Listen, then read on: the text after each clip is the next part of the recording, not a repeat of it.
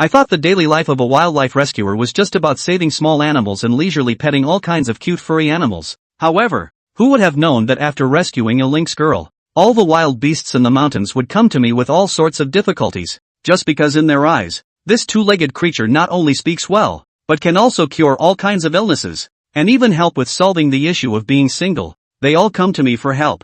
From then on, I am not only a highly skilled veterinarian, but also a matchmaker in the animal world of the wildlife protection area. Even my colleagues at the rescue station call me a druid who is proficient in 108 animal languages. At the beginning, during a wilderness patrol, I found a lynx in desperate need of help in the bushes on the slope of a mountain stream. After calling for assistance from the rescue center, a few of us managed to bring this dying lynx to the rescue station. What I didn't expect was that while preparing for surgery on this lynx, I unexpectedly gained a system, which not only gave me a boost in animal affinity but also maxed out my animal healing skills. With the full-level healing technique, I performed a debridement surgery on the cheetah, spending 2 hours cleaning the wound, removing all the necrotic flesh, suturing the wound, checking its internal organs, collecting some biological information, and then sending this beautiful big cat to the observation room. Half an hour later, the cheetah gradually began to regain consciousness, struggling to stand up. I quickly put on gloves, stroked its nape and chin.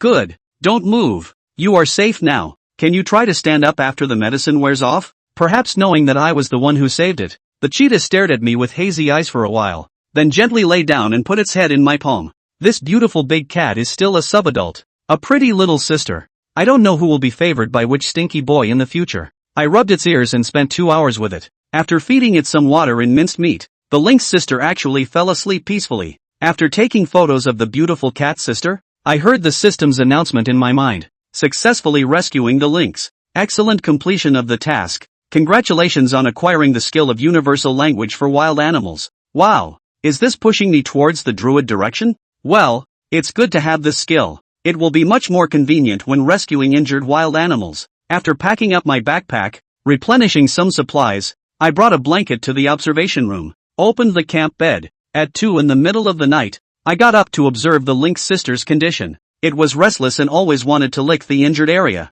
I added a special Elizabethan collar to prevent it from licking the wound. After confirming that it couldn't reach the wound, I closed the observation log and lay down to continue sleeping. At 5:30 in the morning, I took some meat from the refrigerator, ready to make a nutritious meal for the injured little one. After preparing the nutritious meal, I went to the lynx sister's ward. At this time, the big cat was lying down, stretched, washed its face, and started meowing. The lynx sister stood up, but its steps were still a bit weak. Here it is, specially made for you. Try it and see if you like it. With the bonus of a common language, I understood what the lynx girl was saying as soon as I entered the door. It was asking itself when it could leave this place. It's too small here. It doesn't like it. You have to stay here for 2 days. Eat well, take care of yourself, and try to recover early so you can go home early. The lynx girl hummed a few times, lowered its head to finish the breakfast with medicine added, then turned around and gave me a cold back. After breakfast, Ainley and I were ready to patrol towards the northeast slope.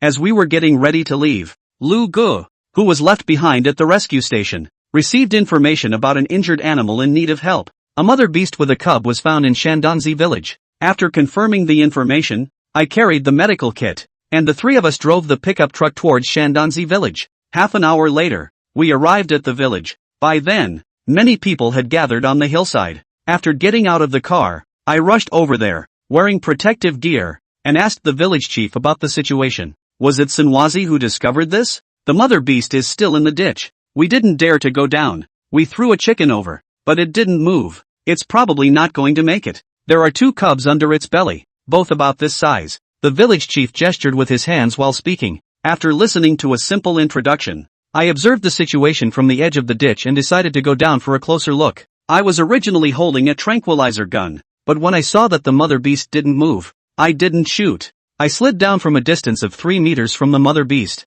At that time, everyone held their breath, afraid that any noise would startle the mother beast. I smoothly slid to the bottom of the ditch, squatted down, observed for a full minute, and confirmed that the mother beast had lost consciousness. From the shape of the head and facial features, I identified the injured animal as a leopard. Then, while analyzing the current situation in my mind, I cautiously approached. I first reached out and touched the leopard's head, but it didn't move at all. Then, Chenning quickly inspected its body and found that it was a female leopard that had just given birth probably less than 2 months ago, and there were deep wounds on its abdomen, with its intestines exposed. The obvious lacerations indicated that it should have fought with other fierce beasts. 2 cubs were plucked from under the bloody belly of the female. It was really only the size of a palm, already starving, and couldn't hear either of them with their mouths open and screaming desperately. Chenning quickly wrapped the 2 little ones in a towel, and neatly tied a safety rope down to a meter behind the female leopard and picked up the 2 little ones, while the 2 of them were handing over the little leopard.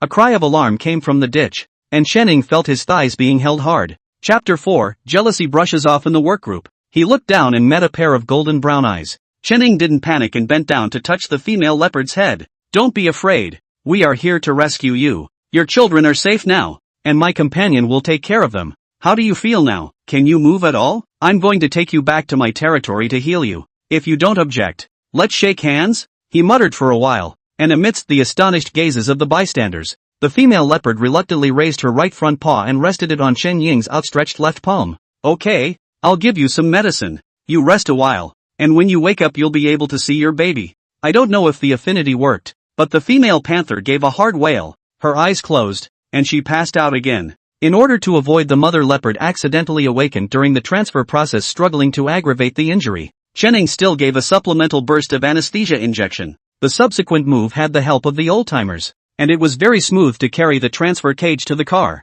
Holding 2 cubs in her arms, Chenning sat cross-legged in the bucket of her car to accompany the mother leopard back to the rescue station. I stumbled when I got out of the car and my legs went numb. Brother Lu, please do me a favor. There are feeding boxes over at the center, and these 2 young leopards don't know how they're doing, so they might need to be sent down for a checkup. The female leopard was so badly injured that it was impossible for her to continue breastfeeding for the next 2 days and she had to be hand-fed. Lu is also an old man, looked at the state of the leopard cubs, and when the mother leopard was settled, he carried the 2 cubs down the mountain without saying a word. Chenning opened the video and connected to the center director, reporting on the situation of the female leopard and the rescue plan he was going to make. Xiao Chen, hard work, your side more effort. What is missing? Let him help down to get. In the next few days there are interns and volunteers to come over. The center is considering giving you 2 assistants to reduce your workload. Thank you, leader, nothing else is needed. It's just that the female leopard has only been giving birth for a month or so when her condition stabilizes in a few days,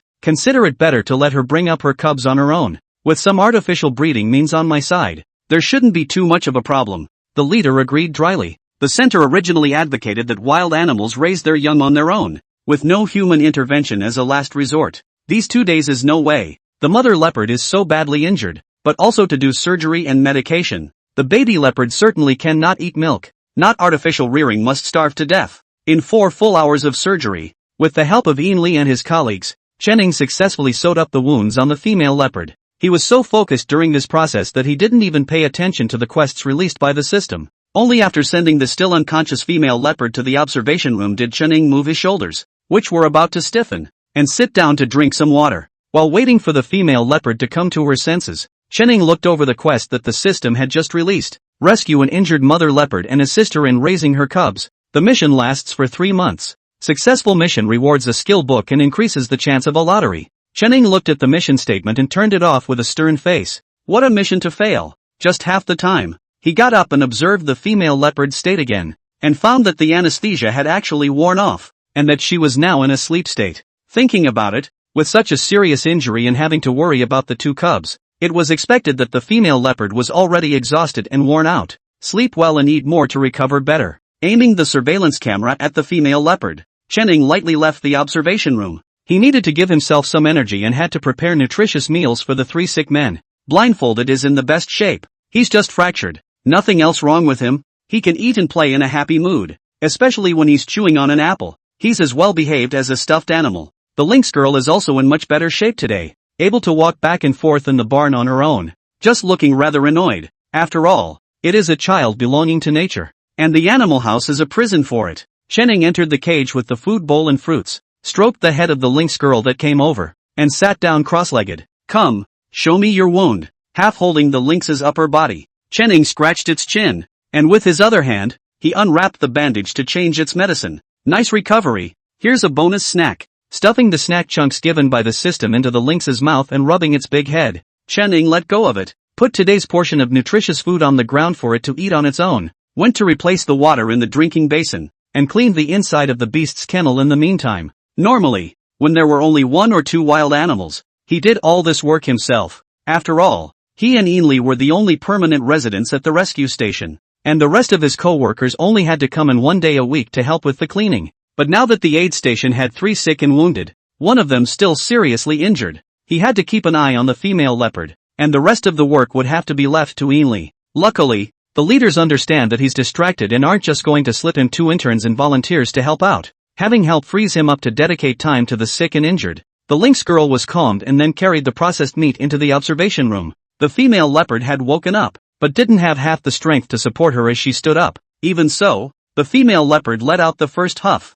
and her eyes looked coldly toward the door. Awake? Chenning put down the basin containing the meat and stretched his hand out in front of the female leopard for it to sniff his scent. Come, I'll give you another checkup, and then it's time for dinner. After confirming that the female leopard had relaxed, Chenning looked at the wound he had just bandaged. Not bad. The female leopard may be really not much strength. Even if it struggled, it did not crack the thread. If it were to split, it would have to be sewn up again, which would hurt it even more. Stuffing the pills into the meat before feeding it to the female leopard, watching it eat it one by one, Chenning was much relieved. It's good to have the strength to eat, so you have a much better chance of surviving. The female leopard's injuries were so severe that she had obviously been torn apart by some other beast, but leopards were top predators in their own right, and he couldn't figure out what beast would be able to do so much damage to the female leopard. After the female leopard finished eating and fed it some water, Chenning pulled a stool and sat in front of the hospital bed. The female leopard's injuries are too severe for her to move now, and she has to be restrained with a harness to limit her movement. Chenning wiped the female leopard's mouth while chatting with it. Tell me about you. You've got 2 kids with you. What's the point of fighting with another beast? Seeing the situation is not right, you will not run? You are not able to go up the tree. Take the 2 children up the tree to hide. Luckily, you fell into the ditch this time and saved your life by mistake. But don't do that next time.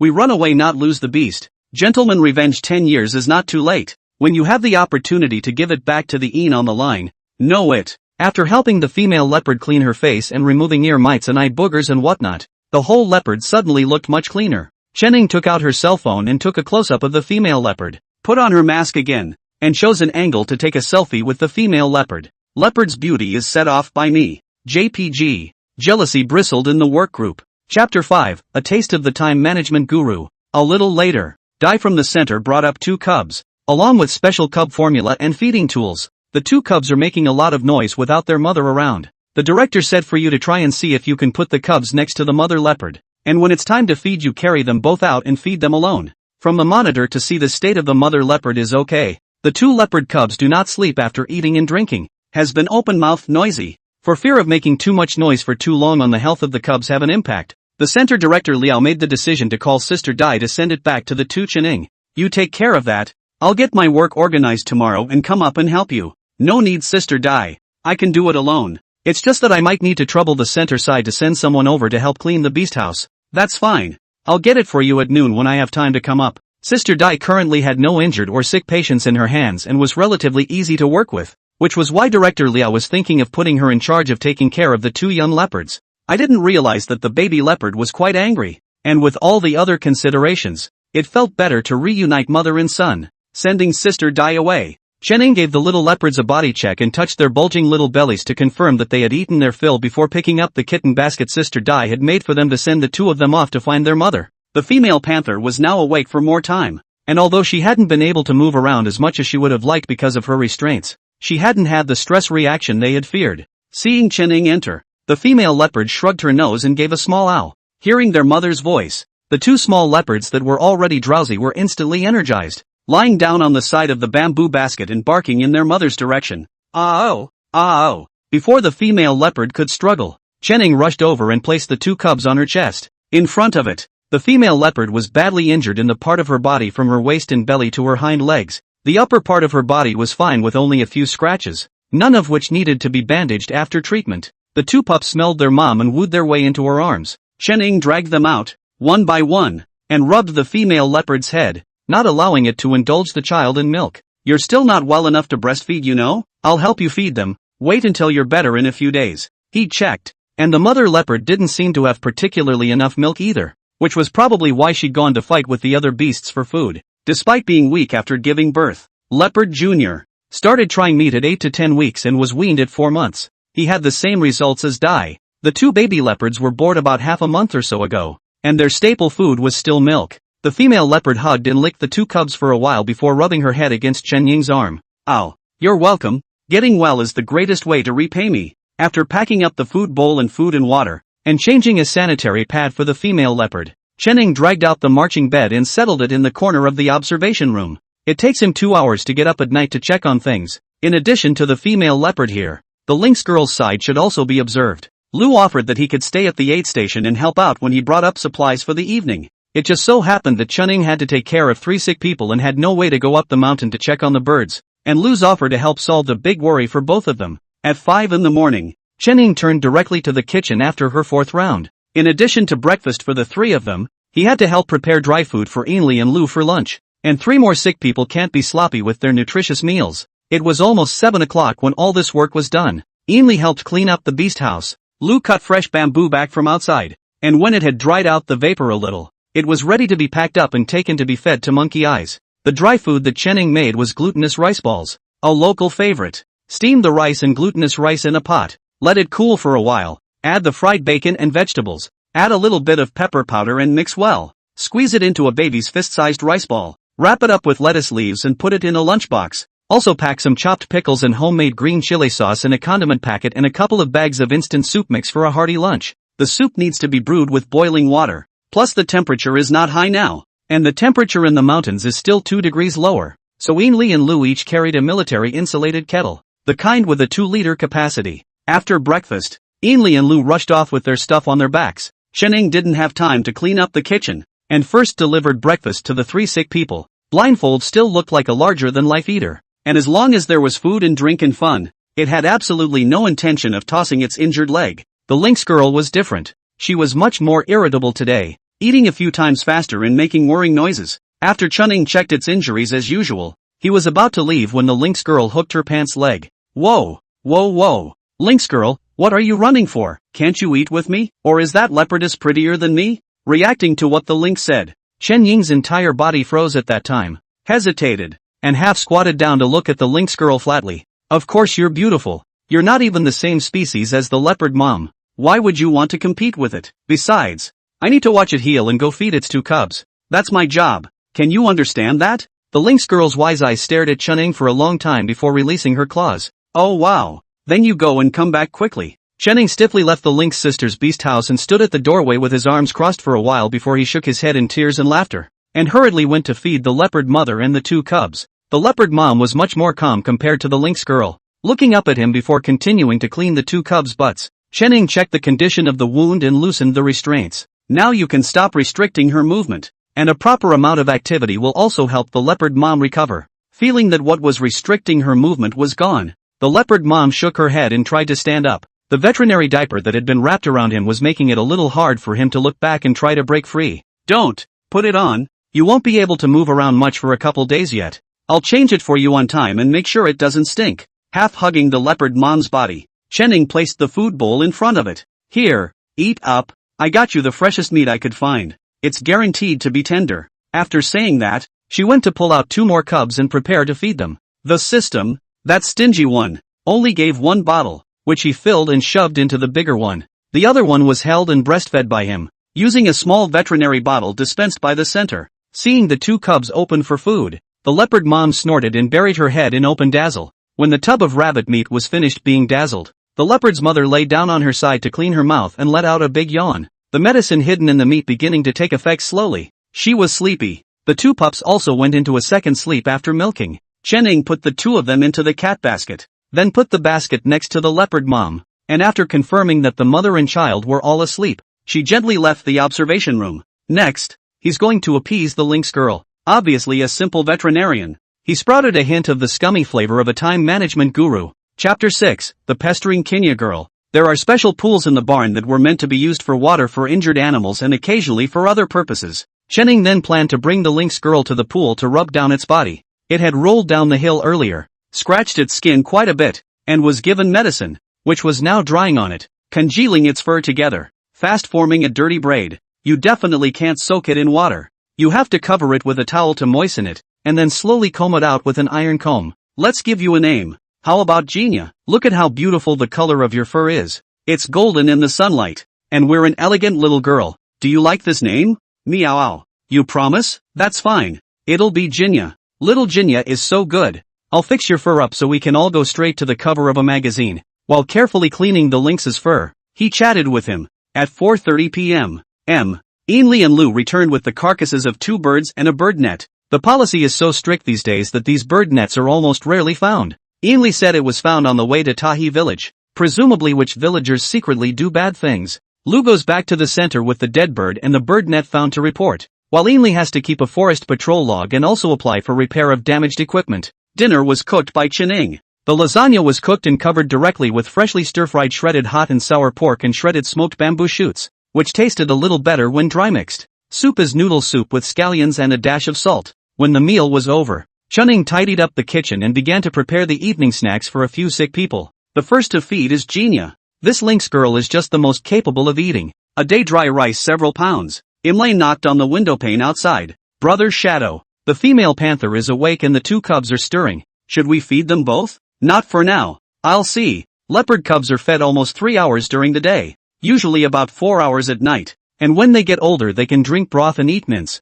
So they don't need to be supplemented at night. When Genia finished eating and took a towel to wipe its face, Chen-Ing stood up and prepared to go to the leopard house. Kenya bit down on his pants leg with one mouth, whimpering, not wanting him to go. Chen-Ing, full of helplessness, squatted down to reason with it, but Genia tossed her head and just wouldn't listen, dragging one foot to the door with difficulty. Seeing that Genia was still playing tricks, Chen-Ing couldn't do anything with it, and after some thought, he asked Ainley to go and close the iron door on the first floor, and he planned to take Genia for a walk outside of the female leopard's ward. Of course, this was likely to irritate the female leopard, so Chen-Ing didn't want to let Genia enter the observation room, and at most, lying down at the entrance would be enough. The ingredient room was next to the observation room, and Chen-Ing took 2 jerky and a tub of seasoned meat strips out of it. The thicker jerky was tucked away for Kenya to cuddle and nibble on, and the strips of meat and the other jerky were for the female panther. While Genia was holding the meat strip, Chen-Ing agilely dodged into the observation room.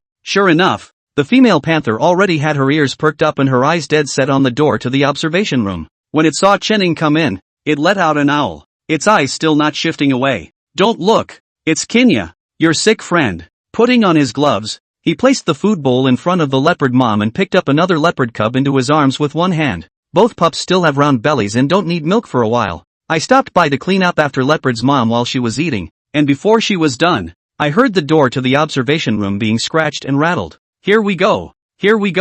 Kenya, be good. You're a girl. Chen-Ing quickly changed leopard mom's veterinary diaper and rechanged the water in the water dispenser before she busily ran to open the door. The leopard mom was calmly watching him get busy, her pair of golden brown leopard eyes following Chen-Ying's figure. As he cautiously opened the door, Panther's mom shrugged her nose at the unpleasant smell of big cats. Snort! The leopard mom snorted nasally, dropping her eyes to look at the 2 rowdy cubs for a moment, taking the skin on the back of both of their necks and gathering the cubs into her arms to cradle them, making sure that the babies were safe before closing her eyes and going back to sleep. It wasn't that Kenya necessarily wanted to go into the observation room. It was just that being the same feline, it was natural to compete for favor. Seeing that Chen-Ing did come out soon, Genia's voice was much more whiny, and she kept rubbing her head against his feet. Who could say no to a big cat that could pamper itself? Not Chen-Ing anyway. Seeing that Genia didn't want to go back to the beast house, he simply brought it to the iron doorway and sat down, looking at the stars with it. The large iron gate on the first floor faces the forest,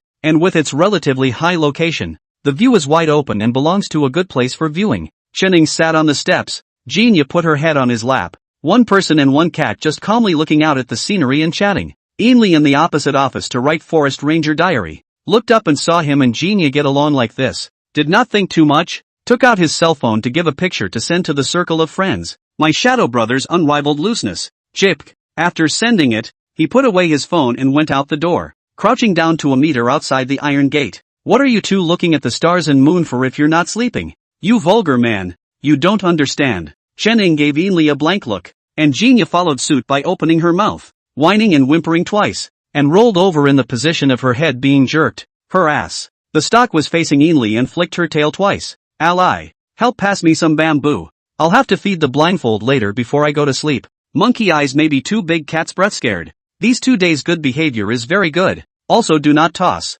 Give food to eat, no food to sleep. I do not know when the fracture healed it can grow fat into what kind of. Ainley sat outside and Chen-Ing held Jinya inside. The two of them cooperated to prepare the night snack for Monkey Eyes, and cut up some of its favorite chopped fruits mixed with plant powder and kneaded them into rounds to give it a refreshing meal. While making rounds for the blindfolded eyes, Jinya curiously stretched her head over to sniff and almost couldn't hold back a big sneeze. Luckily Chen-Ing was quick and lifted the feed tub up high in advance. Jinya shook her head, walked to one side and laid down on her side, reached out her paw tips to hook Chen-Ying's pant leg, yawned, and closed her eyes to sleep. Yunri's eyes got hot and he came over to look at it, wanting to take the opportunity to touch Jinya's tail, but Jinya, who had clearly closed her eyes, flicked her tail and dodged when Yunri was about to touch her. Ainley tapped the bars of the iron door in a funereal manner and got up to gather up the debris on the floor. Kinya quietly opened one eye, the corner of her mouth as pressed as AK's. Chen-Ing looked amused, made a strong rua to Jinya's head, patted its body,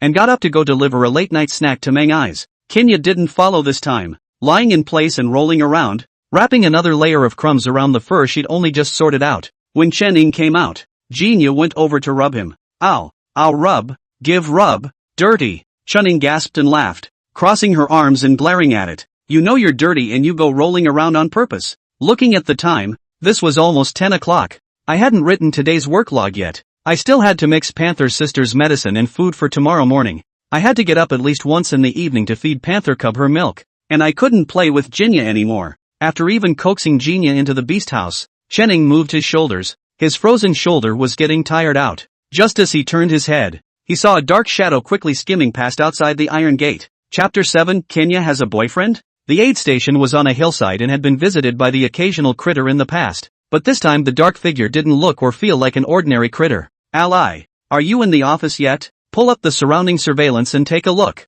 I just noticed something go past the doorway. The walls of the aid station are barred, and the barred gates are closed by 10 p.m. or so. The gaps in the fence look to allow small animals like bunnies to enter, and one of the biggest animals that ever visited was a fox. Ainley opened the stairway's surveillance to look at it, and sure enough, 2 minutes ago, there was a black shadow flashing at the bottom of the right side of the surveillance screen, and after slowing it down to look at it, he found that it was a lynx with a word of brownish-black fur color. Sending a screenshot of the image to Chen-Ing, Ainley rubbed his chin and let go of his brain. Is it Jinya's little boyfriend who's here? What are you babbling about? Jinya is still a minor little sister. Could it be its identical sibling? It's also unlikely. Lynxes at Jinya's age are already living independently. Even if they are siblings, why didn't it show up before when Jinya was injured? Pack up the tools in the ingredient room, put the rest of the food in the fridge, and prepare warm water ahead of time for the two little leopards so that they can always mix the formula. Chen-Ing appeared to be busy with the work at hand,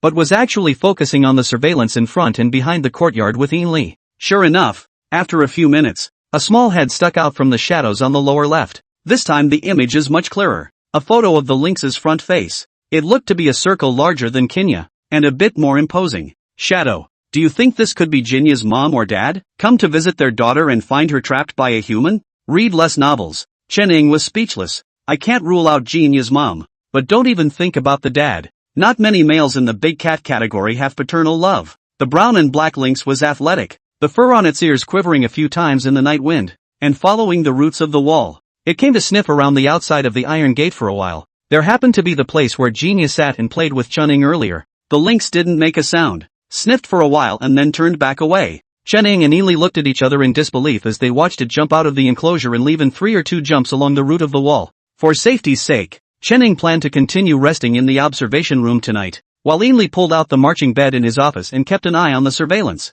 At 3:30 in the night, Chen-Ing got up to feed the little leopard and took a look at the gate surveillance video. What the hell is this? A lump of blackness lay paralyzed in the iron doorway. Chen-Ing woke up Ainley, and the two of them vigilantly went to the gate to see that there were actually 3 hares and a small wild boar. This blood is piled up in a heap. I'm afraid it's not going to attract the beasts. Ainley was a bit bolder and told Chen-Ing to be on guard as he opened the small door to go out fully armed and dragged the dead animal in 3 tries. The fatal wounds on the small animal made Chen-Ing certain that it was the big cat class that had done it. While Chen-Ing analyzes the cause of death, Ainley pulls up the surveillance replay. It was the brown and black lynx that did it earlier. What's it up to? Watching the big lynx on the screen busily going back and forth several times, dropping such a pile of prey and then becoming invisible again. Chen-Ing and Ainley looked at each other in disbelief. If this isn't even love. I believe in love again. The brothers didn't hold back their laughter for a while. Ainley helped with the aftermath, while Chen went to feed the baby leopard a bottle. For breakfast the next day, Kinya was given a hare and half a pull of small wild pork.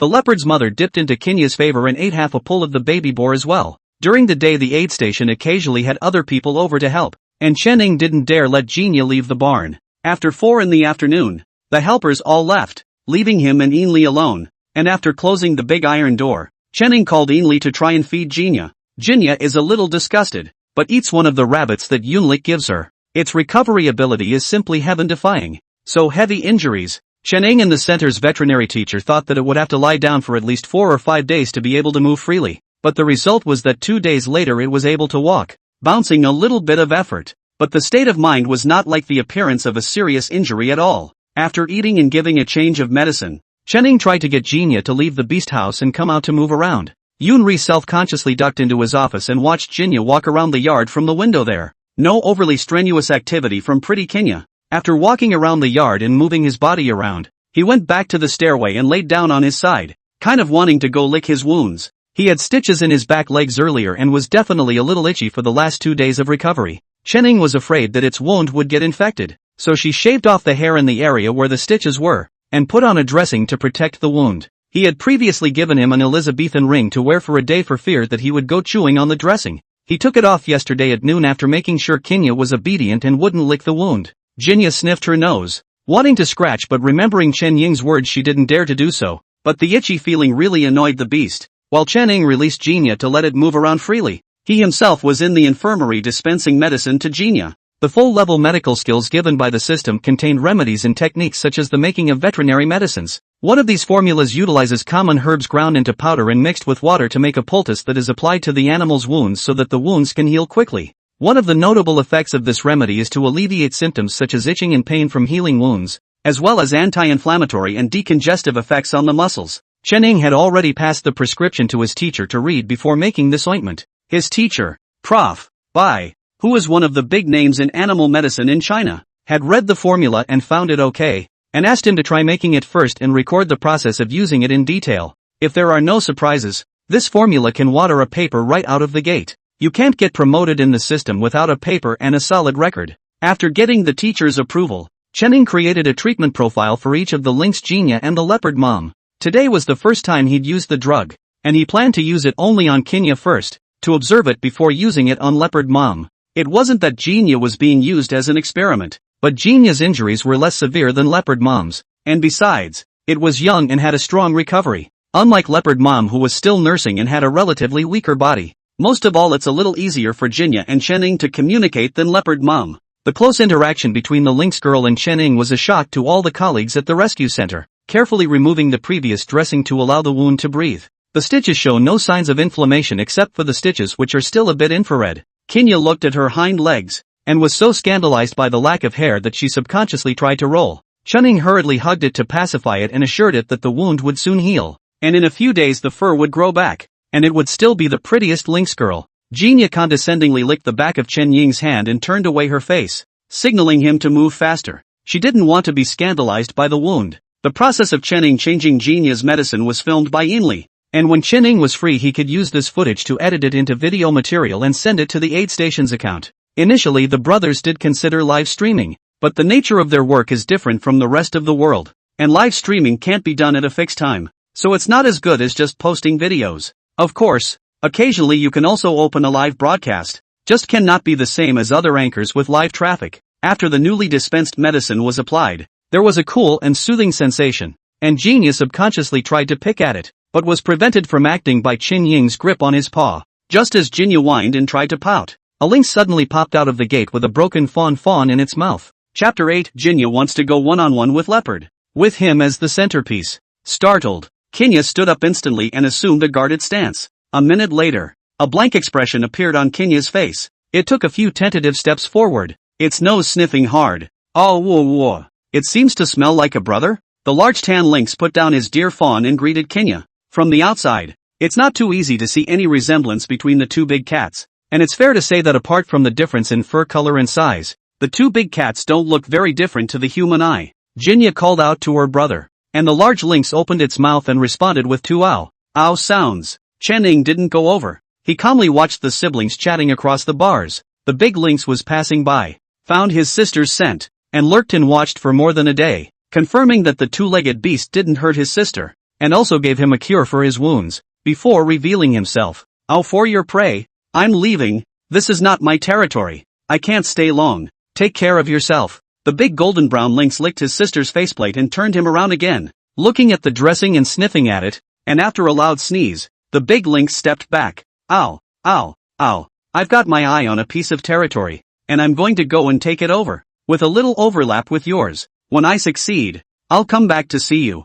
After saying that, the big lynx glanced at Chunning as if to memorize his appearance, after which it quickly leapt into the jungle and disappeared. Chunning went over to help Jinya drag the fawn in for processing. After dragging it in, Chunning realized that this small deer fawn hunted by the big lynx was actually a forest musk cub. This, Country 2-8 Country 1, what should he do? After calling the leader to report the situation, Chunning helped bring the fawn cub to the lynx's barn. It was a comfort food given to him by his brother, and it was inconvenient to share it with the other beasts. Kenya was also happy to have the fawn all to herself, holding it down with one paw and making whimpering noises as she ate it. Chunning sent a picture of Jinya's brother to the work group, and the guys got excited. This is a great topic for research. Wild animals take kinship lightly, and it was the first time they'd seen two big cats from the same species visit each other after they'd left their mothers. Ainley used the drone to track the big lynx for a while, confirming the direction the other party had left and then retrieved the drone. "It's heading west. There are infrared cameras over there so we can all keep an extra eye on the big lynx." In addition to the task of forest patrol and protection, the forest station also has the work of rescuing wildlife, where several research teams are permanently stationed, not afraid of not having anyone to follow and observe the daily routine of the big lynx. A week had passed, and Kenya's wounds had basically recovered.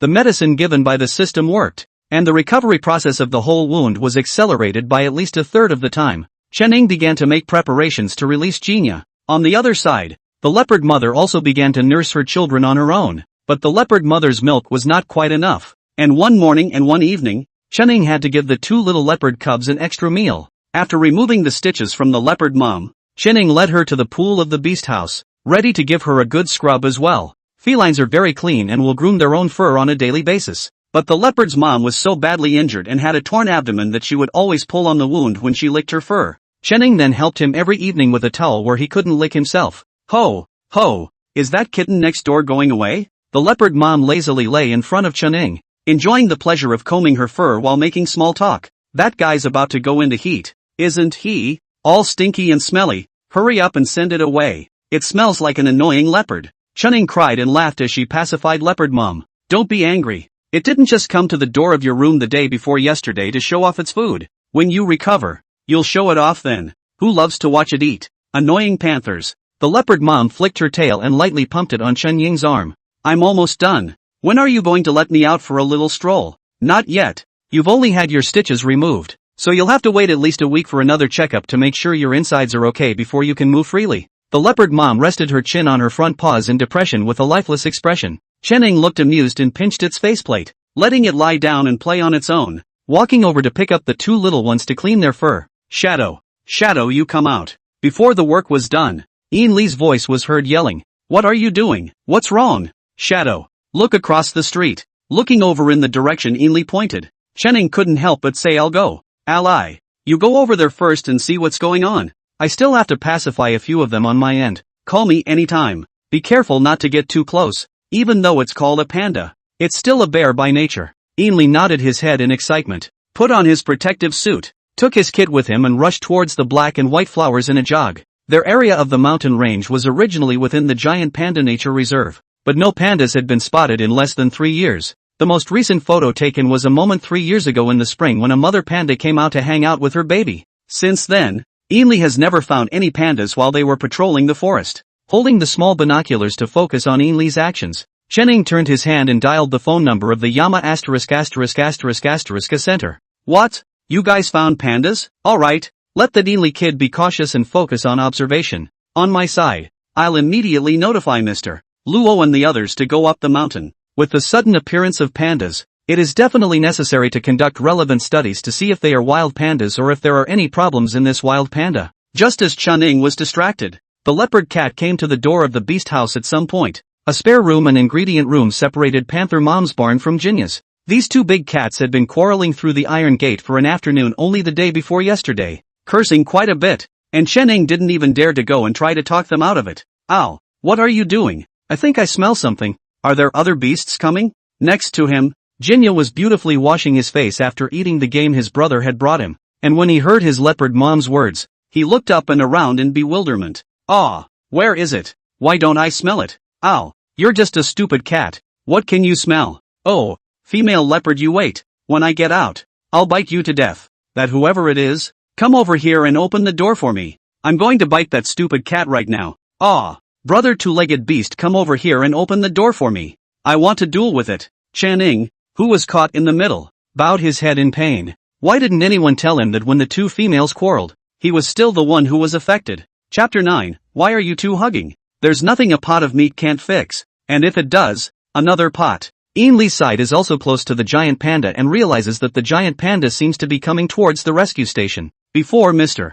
Luo and his team could get to the rescue station, the human pandas were already sitting comfortably in the yard fishing for blindfolded bamboo to feast on. The leopard mother's body was not yet able to support it to move around freely, but after the giant panda came into the yard, it began to growl low and frequently. Ainli thought that this was a prelude to the meeting of fierce beasts that were about to battle it out, but Chen, who understood the leopard mom's words, had an extremely complicated face. Ow, what's the stuffy dunce doing here? Does it know I'm hurt? Ow, open the door. I want to pose with it for a while. Leopard mom. No, leopard sister. You recognize it? Of course I know him. This fellow has thick meat and thick skin, and last time he fell from the top of my nest, he nearly scared me to death. At that time I happened to have just put on a cub, and had no strength to hunt, and after it smashed down, it rolled all the way down, and scared a silly rabbit to death. Cheaply. Chen didn't hold back and snorted a laugh, and when she saw that leopard sister's eyes didn't look good, she hurriedly suppressed the corners of her mouth and made a serious listening expression.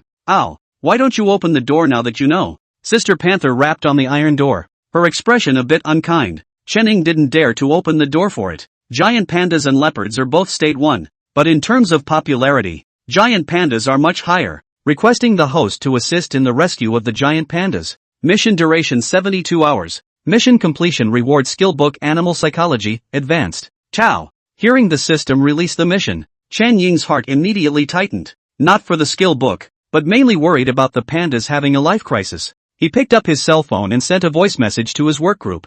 Mr. Luo, Director Bai, the giant panda is now in the yard of the rescue station. I suspect that it might be sick, and the rescue station is understocked with medicines here. So Director Bai, please also prepare the giant panda for rescue first. After that, he took a few more pictures with his cell phone and a video of the food. Knowing that it had problems, Chen put on his protective suit and tried to walk outside. Stuffy tuner, Sister Leopard asked me to come and check on you. Don't move, haha. Giant pandas are after all bears. The appearance of naive and charming, initiated by the anger of a small child. Boing boing, are you the two-legged beast that saved Sister Panther? I have a stomach ache. Why don't you give me a look? Ainli's heart was in his throat when he only saw the giant panda throw away the bamboo and twist his fat body towards Chen. Chen took a deep breath, forcibly resisting the urge to distance himself from it, the cold hairs on the back of his neck all standing up. Luckily, the giant panda walked up to him and sat down against the wall. His two hind legs nonchalantly splayed out, and his front paws patted his duong tummy flesh,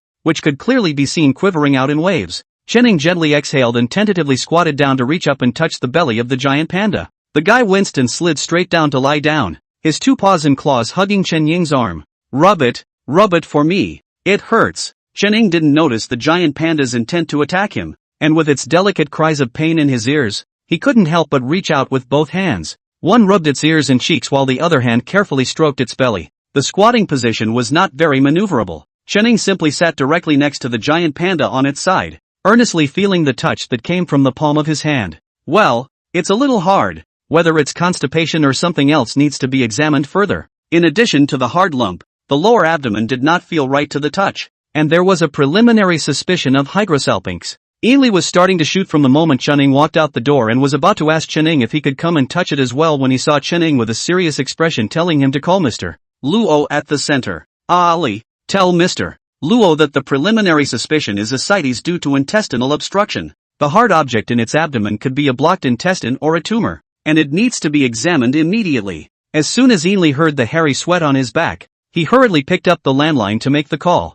The other hand also simultaneously sent Chen Ying's judgment to the work group. Mr. Luo, who was on his way to the rescue station, received the call and slapped the seat to urge the driver to speed up again, while also picking up the phone to arrange for a rescue vehicle to come and transfer the panda. After all, the center's equipment is rather old, and CT machines suitable for pandas are definitely not available, and assistance will have to be requested from the nearest human hospital. After Chen Ying examined the giant panda's abdomen, he checked the rest of the body in passing, and basically found no problems, except for an old wound at the backbone. The hair around the scar was very sparse, and a glance could tell that the wound was definitely not short at that time. In fact, Chen Ying is very confident in his own judgment, but the matter of pandas as a national treasure, even if he has 100% certainty, he does not dare to operate on it easily. But he was able to recommend himself for the post-surgery conditioning, and it was a plus that the big baby was coming at him anyway. Boing boing, two-legged beast, why don't you heal me yet? Baby, don't worry.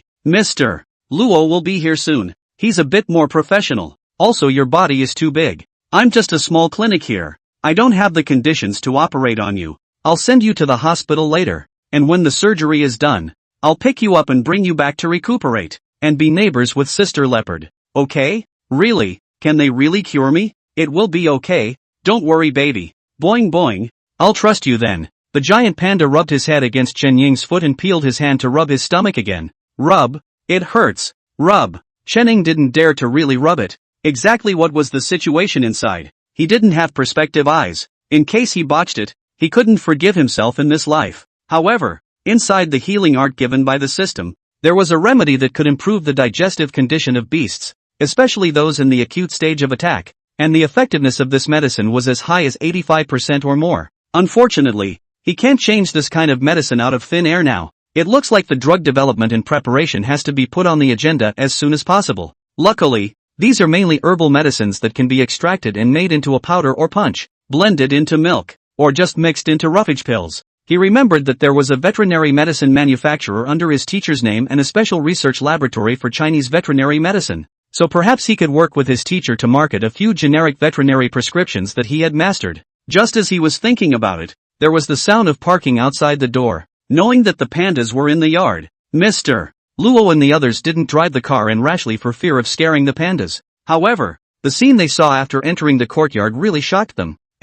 God, Brother Shadow, you are powerful. You are not afraid of its anger? Seeing Chen Ying dare to cuddle with adult pandas wearing only a protective suit, including Mr. Luo, they were envious to the point of tears, but at the same time, they were also scared to the point of sweating. Chapter 10, Kenya tilts her head and sells her cute. Don't you guys come together. Mr. Luo, come, I'll introduce you. Chen Ying held down the stuffy pear with one hand and rubbed its head with the other, pushing it up vigorously. Mr. Luo, he will examine you, and it will take him to help you with your stomach pain. Chen Ying explained to the pandas very seriously, and again asked Mr. Luo to try to get closer to Stuffy Tuner. The giant panda subconsciously showed his teeth towards Teacher Luo, who immediately stopped his footsteps, allowing Stuffy Tuner to familiarize himself with his scent. Come, smell. Chen Ying grabbed the back of Stuffy Tuner's neck skin and signaled it to slowly approach Teacher Luo. After circling around him, Stuffy Tuner finally accepted Teacher Luo's presence, but still desperately rubbed against Chen Ying. I have to stay here to take care of Sister Panther. It has cubs, doesn't it? Behave yourself. Go and finish your checkup. By then Mr. Luo will still send you back, and I'll help you get well again. And you'll go home again when you're well. Okay. The smell of the wild panda wasn't exactly pleasant, but Chen Ying didn't half dislike it at all as he kissed its forehead. At the sound of the stuffy peers calling, Chen Ying signaled Ms. Luo to join her and guided it into the transit cage on its own. I have the results of the preliminary tests written down here, and I would recommend getting a CT as soon as you send it down to determine if it's an obstruction or a tumor in its stomach. Teacher Luo nodded his head and patted Chen Ying on the shoulder. All in good time. Chilling is impossible to chill. There's no time for that, whether it's a tumor or an obstruction. The panda's stuffy duns already have ascites, so they must be treated immediately, and the less time they are delayed, the better. Not even 10 minutes after arriving at the aid station, the group turned the car around and headed back down the mountain. On the way to meet the other car that came to support them, halfway diverted and drove directly to the nearest giant panda research center. It's not that I doubt Chen Ying's judgment, but after receiving the call from the rescue center over there, they have already formed a medical team at the first time. and also contacted the radiology department of the local people's hospital to make an appointment for a machine to do a checkup on Stuffy Tunnel's son. By all accounts, the conditions at the research center are better and more appropriate than those at the drop-in center. After sending teacher Luo and the others away, Chening went back and opened the door to the beast house,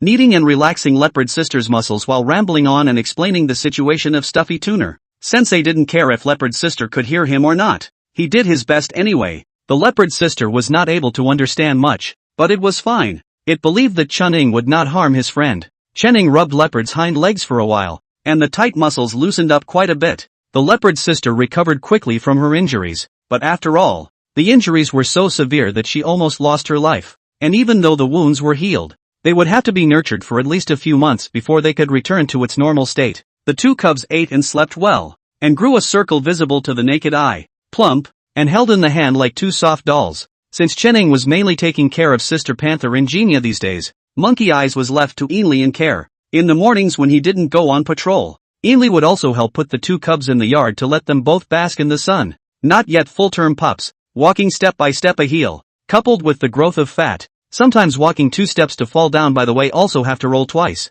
Ainley loves the two cubs, and his phone is full of pictures and videos of them. When Ainley went out to patrol the mountains and forests, Sister Dai would come up every day at noon to help clean the beast's house and cut bamboo to prepare food for Monkey Eye. She didn't rush out to tease the two cubs, she would just space out and snap at the two of them and the beautiful Leopard Sister. Genia didn't like to come into contact with people other than Chening and Ainley too much, and every time Sister Dai came, he hid on the horizontal wood specially made for him in the beast house and stared at the doorway with a tiger's eye. That's good. Wild animals just have to be as wary of humans as they should be so they don't get killed so easily. The state has cracked down hard on poachers over the years, but profit moves people, and there are still many people who are desperate enough to poach precious wildlife. One of the main focuses of Ainley's and their work is to stop the rampage of poachers. In half a month Kenya will be able to return to the mountains. You submitted the work log, right? Did the leader explain anything else? Whether to release it in situ or how to get it? Release in place. Chening scratched the little cubs' chins, watching the two of them put their heads on their fingers as if they were pampered, and their two paws and claws kept picking at their fingers. Kenya originally belonged in these mountains. It wasn't injured in a fight with its own kind, and besides, its brother, who is a sibling, is still in the area and should be able to provide it with more security. I've only read about it in books before, saying that sibling wildlife brothers and sisters or mothers and daughters overlap parts of their territories, and this is the first time I've seen an example. Ainley stood up and grinned. I don't know why, but I always feel that Genia will have difficulty finding a boyfriend in the future, and will have to go through her great-uncle's approval. Chening froze and shook his head with a smile. If Kenya's brother chooses this neighborhood as his territory, Kenya will probably have to take the initiative if she wants to find a boyfriend. There's also a possibility that Genia's boyfriend's territory and Genia's brother's territory overlap part of Genia's territory, one south and one north, so that there's no delay in Genia's reproduction of her offspring, and Genia's proper care is taken. But wild animals are not humans, after all, and such kinship care may exist, but not always. Looking at the time, it was almost time for Kenya's turn to let off steam. Ainley brought the two little ones into the room to feed the two of them broth, while Channing released Genia, intending to lead the big cat to take a walk around the nearby forest. Genia slowly walked out of the beast house by sticking to Chen Ying's leg, stretched out in the courtyard, and trotted around in a circle for a few steps. The tearing sensation in the muscles of the hind legs has been much weaker. The wound is recovering well. The stitches are no longer red and swollen when the stitches are removed, and a thin layer of hair has grown around the shaved area. He stretched out his hind legs, twisted his head and licked the injured area carefully, biting gently. Chening didn't stop it from touching the wound. This level of licking will have no effect until the muscles in the injured part of Kenya's body regain full tone, which is when it returns to the mountains. The forest near the aid station is safe, with occasional small animals, like rabbits, bamboo rats, squirrels and whatnot. Genia had been spreading out in the forest for quite a while, and had actually returned with a fat hair in his mouth. Ow, here you go. Genia's watery eyes looked earnestly at Chening, placing the bitten rabbit in front of his feet, while sitting next to him in a good-natured crouch, signaling that he could eat. Chening cried and laughed as he picked up the rabbit and looked at it, stroking Genia's head. Thanks Kenya for feeding me, but I can't eat raw. How about frying a rabbit for dinner? Kenya didn't listen too well and cocked her head, glancing at the corner of the aid station's house peeking out from the forest, and seemed to understand what was going on. It hopped around and turned to burrow into the forest, disappearing before Chening could make a sound. Chapter 11. Kenya, who is obsessed with feeding humans. No worries that Kenya will never come back. The lynx girl was smart enough to know that she wasn't fully healed and would probably get killed if she went out. Animals also have animal instincts, and the pressure to survive will cause them to choose the path that is best for them. A sloping area opposite the aid station has been planted with bamboo forests since a few years ago. These bamboos are planted as a reserve food, and the area has expanded slightly over the years, with many more small animals moving in that feed on bamboo. The most abundant is the bamboo rat. The presence of bamboo rats has attracted many more animals to reside in this mountain forest. A few days ago when Ainley patrolled the mountain, he found signs of snakes in large numbers. Chen had to sprinkle some snake repellent powder near the bamboo forest today in addition to bringing Jinya out for a sneak. This medicinal powder was formulated by him in the past 2 days by collecting herbs, non-toxic and harmless, without any side effects. It is a medicinal powder made for the nature of snakes. When Ainley went to the bottom of the mountain to buy something, he asked the village ant to make 2 incense bags for him, filled with this medicinal powder. And so far it seems to work pretty well, but it could be that he was lucky and didn't run into any snakes. Chen was just coming back today to verify the effects of the powder, and if he could, this powder he intended to donate to the center and the village for free. Teachers from the center also go up to the mountains to check equipment and rescue injured animals. Being able to minimize encounters with snakes and bugs is reducing the likelihood of injury. As for the village, Chen Ying's grandmother and Ainley's grandfather were originally from the village, which is a little bit of giving back to the elders and fathers in their hometown. While spreading the medicinal powder, Chen Ying also checked the surroundings in passing. In the bamboo forest he found several nests of bamboo rats. Isn't this density a bit high? If there are too many creatures at the bottom of the food chain, I'm afraid they will attract more creatures from the upper levels, which is not good for the aid stations. Recording his findings, Chen Ying was about to head back when he heard rustling sounds coming from the bamboo forest, and a dozen seconds later, Jinya ran towards him with a fatter hair in her mouth. Putting down the rabbit, Kinya haughtily sat down in a crouch, one pair of eyes glittering with a fine bright light. The corners of her mouth slightly hooked up as she looked at him excitedly. Chen Ying was stunned for a second, pouring out praise without mincing words. Jinya is great. This is 2 hairs. Okay, burn one and roast one today. Save you a big. I'll save you a leg. Ow, ow. You eat, and if you don't get enough I'll catch you another. What kind of little angel on earth is this? Little sweetie pie. Chen Ying hugged Jinya's head and took a hard rare bite.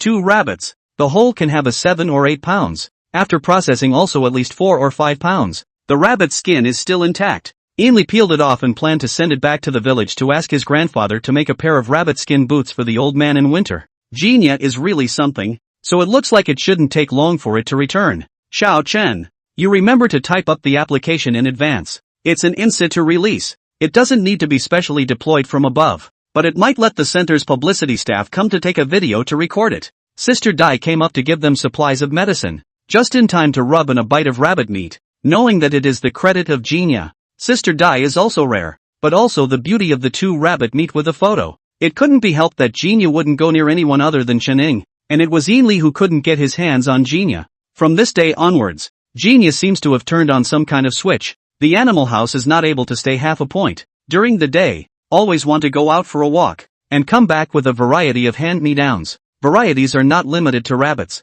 pheasants, bamboo rats, and other small animals. You have to sleep in the same room as Chen Ying at night. Knew it was bad, but what could be done? Kinya's claws are awesome and he can scratch and howl all night long if he's not allowed in the house. Angry leopard sister holding 2 children followed howling. As for the blindfold, this little Kalemi could do nothing but shiver and faint under the lechery of the 2 big cat ladies. It hurts to see Ainley. 3 days, blindfolded eyes lost at least 2 taels of weight. On the 5th day, Chen Ying checked Jinya's injuries one last time and confirmed that the recovery was good and that the return could be put on the schedule. During this period, he had been using the Chinese veterinary medicine prescription provided by the system to give Jinya intensive treatment, and there was no inflammation or other adverse. There were no inflammation or other adverse reactions, and the recovery speed was at least half a month faster than past records. He keeps a good log of his daily work and also contacts his mentor weekly to exchange information about the results of Chinese veterinary medicine in individual treatment. With the teacher's stand, Chen Ying's treatment of Jinya and Leopard Mom with the powdered Chinese herbs was not obstructed,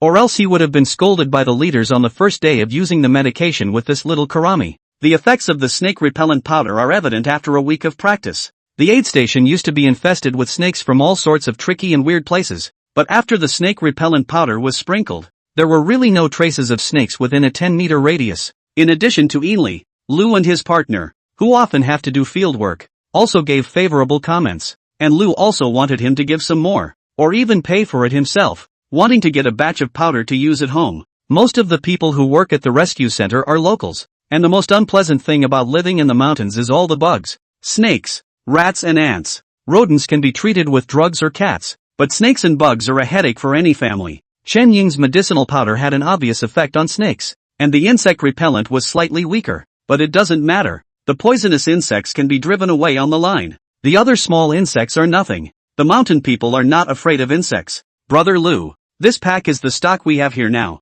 It can be used for about 3 months. I gave the prescription to the center. I guess I'll have the finished product to distribute to everyone in a few more days. I sold this prescription to the center and took the money, so there's no way I can give it to you. Turn around and ask Director Bai to see if you can buy it from the center at the staff price. It shouldn't be too expensive. It's all common medicine. Lu also knows the importance of light. Can have a place to buy on the line, cannot always let people provide free, then he has to become what people. Lu's partner is a foreigner. University graduation assigned to them here. The demand for this powder is not high. Promised that if the center under the share, the more that part are given to Lu. When Lu and his partner left, Ainli found Chen Ying. That partner of Lu's might want to transfer. It's normal. This place is said to be scenic, but life is hard and work is tiring. It's only the rich who want the scenery, and those who don't have the money to live in the scenery have a hard time in their hearts. We all have our own lives, so stay out of other people's lives. Ainli also casually said that he looked for Chen Ying to chat,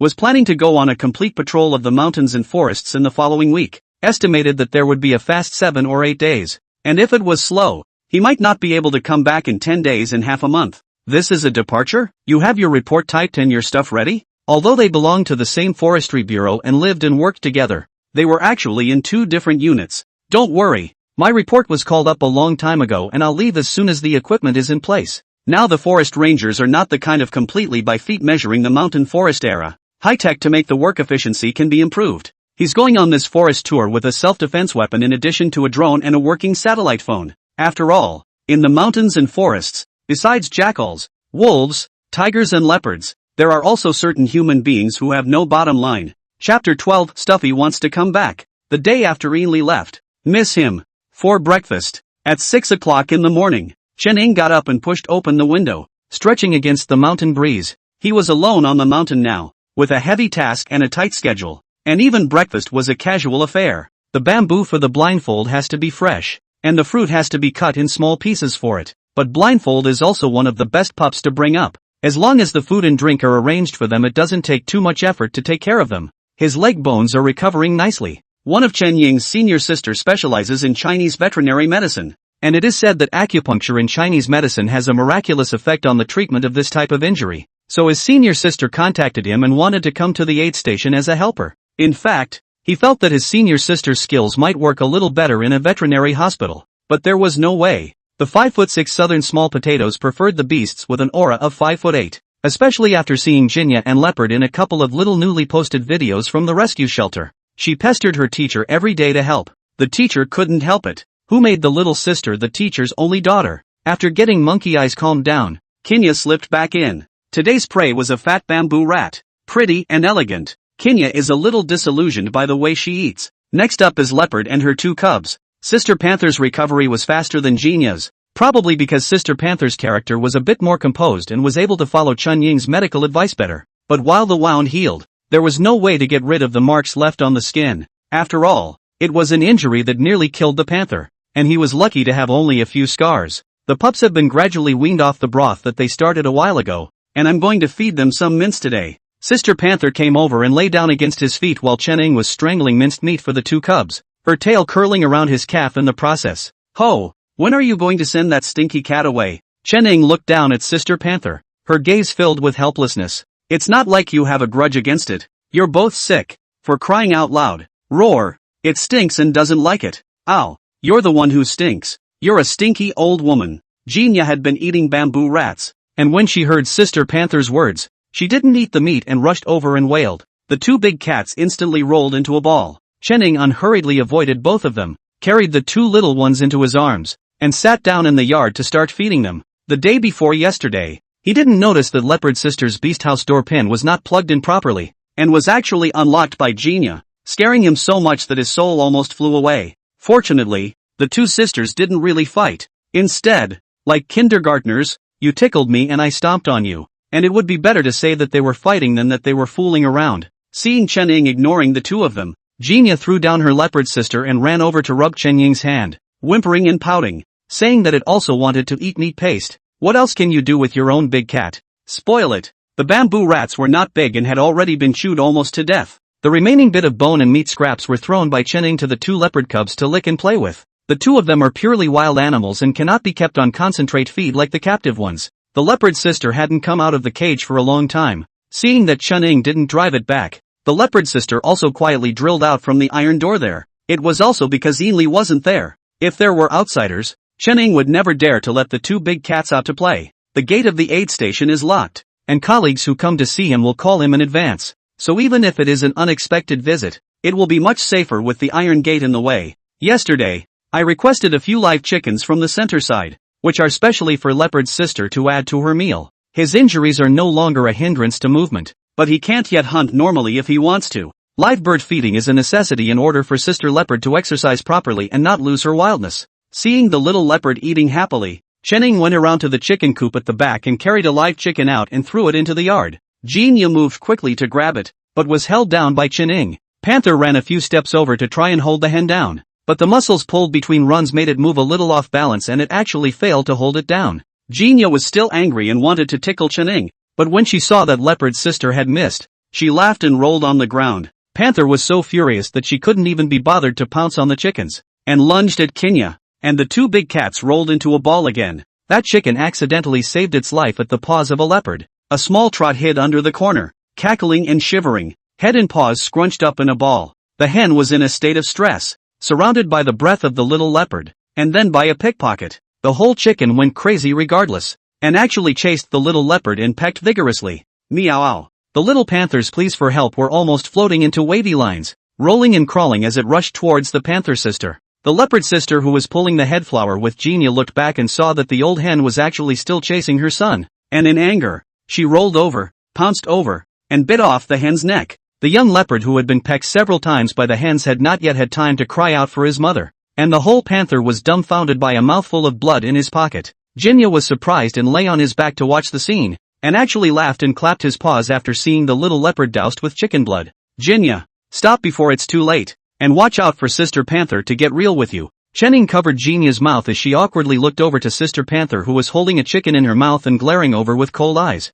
While this was going on, the phone rang. Chief, I'm at the aid station. Is the surgery done? Chen Ying stood up excitedly. Previously, the giant panda board dunner was sent for examination and found to have a tumor in its abdominal cavity. After a series of preparations, the tumor was finally successfully removed. Benign. Well, that's good. That must have been a quick recovery. What? Sent to the mountains to recover? Chen Ying frowned. It's not that he didn't want to take care of the pandas, but they were national treasures and had undergone surgery to remove tumors from their abdominal cavities. Shouldn't they be housed in a conservation center and carefully cared for? Xiao Chen, do you think we don't want to leave the giant panda in the care of the conservation center? It's that it's overreacting, and only your voice can effectively calm it. Now there are just two choices. One is that you are seconded to the center to specifically take care of it until it heals. The second is to send it to you, and then send you manpower over to help. Chen Ying rolled his eyes. Some time ago he said he would send him an assistant. But what happened?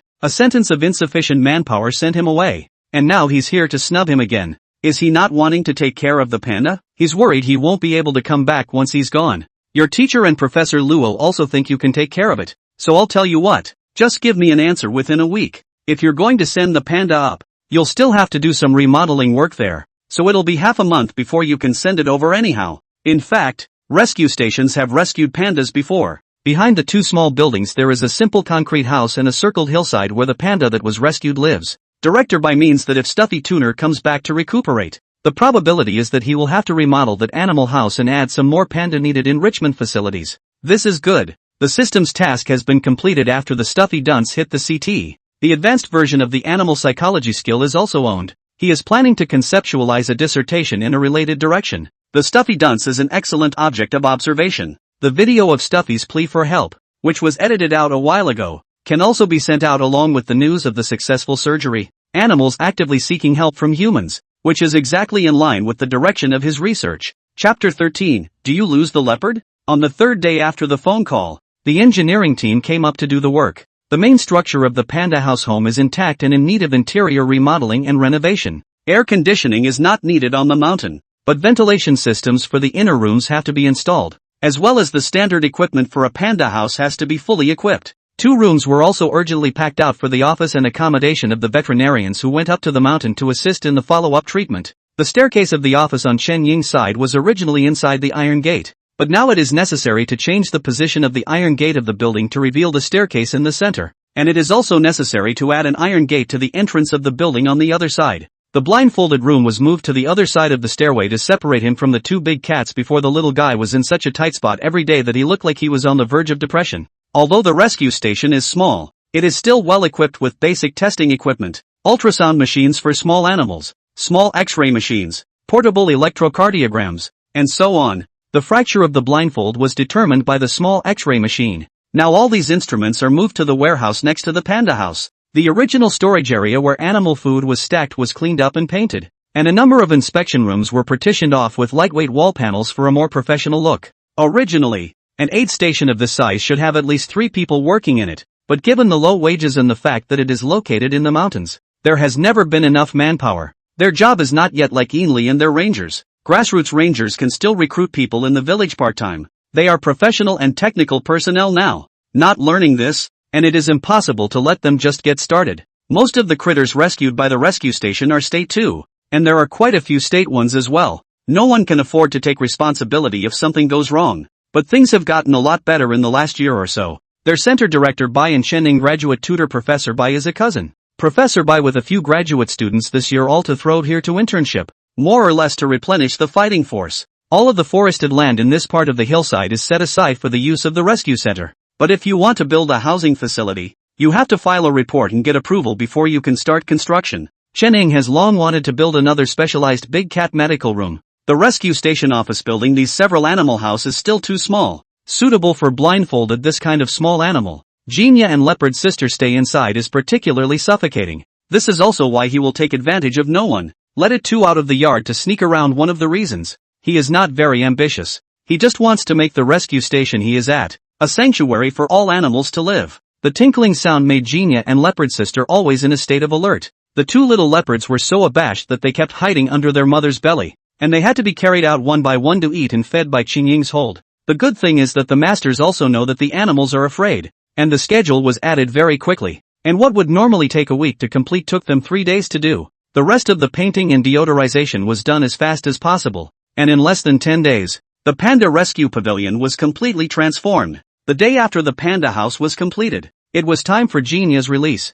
In addition to Chening, there was director Bai and researcher Lan at the release site, as well as Lu who came up to help and Dai who was in charge of the video archive. Kinya's injuries had been fully recovered, and with the fact that it hadn't hurt its internal organs in the first place, the recovery time was shorter than expected. Kinya's fitness is excellent. She was able to hunt and eat on her own in the late stages of her recovery, and I've made a note of the amount of food and exercise she's gotten this week, which is fully compliant with the criteria for release. Chening handed Ms. Lan, the researcher, her work journal, and another observation diary dedicated to Jinya. The amount of food and water consumed each day, defecation and feces were recorded. These are to be filed, in case Jinya accidentally needs rescuing again in the future, and the file can be used to compare its physical condition and determine its survival status in the wild. The monitoring of this area has been slow. The center is considering a collar for Kinya. What do you think? Director Beck wants Chening to fulfill this task after watching the interaction between Jinya and Chening. The full name of this collar is Satellite Location Collar and it plays a very important role in wildlife conservation.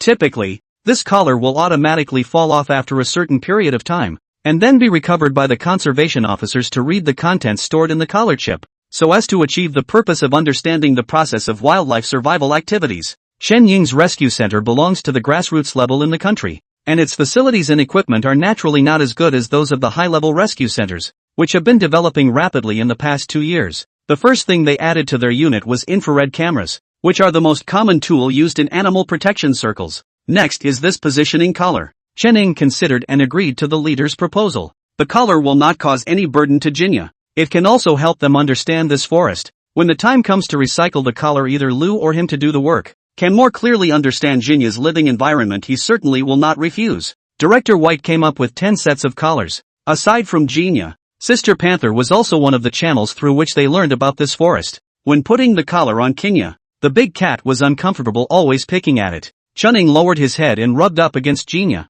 Don't scratch it. It won't affect your life. It will come off on its own after a while. I'm just worried that you might be in danger. That's not true. Jinya said it fell down the hill while fighting with a fierce beast to avoid it. And the leopard sister was also attacked by a fierce beast. In order to protect the newborn child was injured and fell into the ditch. What exactly this beast was, Kinya and Panther said indistinctly, was bigger and fiercer than both of them anyway. Chenning couldn't possibly tell the leader that there were fierce beasts in the mountains. It was Jinya and Leopard Sister who told him. He could only use the analysis of Jinya and Leopard Sister's injuries to speculate that there might be larger fierce beasts in the vicinity. Lynxes and leopards are, in a way, already at the top of the biological chain, and above them can only be large beasts like lions and tigers. However, a lion's living environment would not be in a mountain forest, so Chunning speculated that there might be tigers in the mountains. For reasons that are well known, the native tiger species, the South China tiger, is suspected to be extinct in the wild. However, Chunning and his classmates analyzed that there may still be wild South China tigers in the primitive forest, and the protected area where he is located belongs to the area where wild South China tigers may remain from the analysis of geographic location and latitude. The lynx, Jinya, was given a collar and actually wanted to try to spot the South China tiger in this way. Jinya didn't understand the human mind. It simply believed that Chunning wouldn't harm it. Wearing a collar was nothing. As long as Chunning didn't refuse, it could come and feed him every day. You can't raise your own two-legged beasts by yourself. Not when there's a stinky cat next door, obviously with cubs and still coveting his two-legged beasts. Lose the leopard, not the leopard. Chapter 14, The Release of a Loneliness. After Jinya had her fill, she put on her collar and was led by Chunning through the bamboo forest to the edge of the jungle. Go ahead, Kinya. You're free now. Go back to your world. Be the sassiest beauty cat, make the strongest boyfriends, and have the fittest cubs. Finally scratching Jinya's neck and patting its firm buttocks, and signaled that Jinya could leave. Kinya sat down blankly and inclined her head at him. Ow, what are you doing? Why don't you go? I'll take you to my nest to play. Hurry up and get back before dark. Hearing Jinya's words, Chunning couldn't help but cry and laugh. Crouch down and lock eyes with it.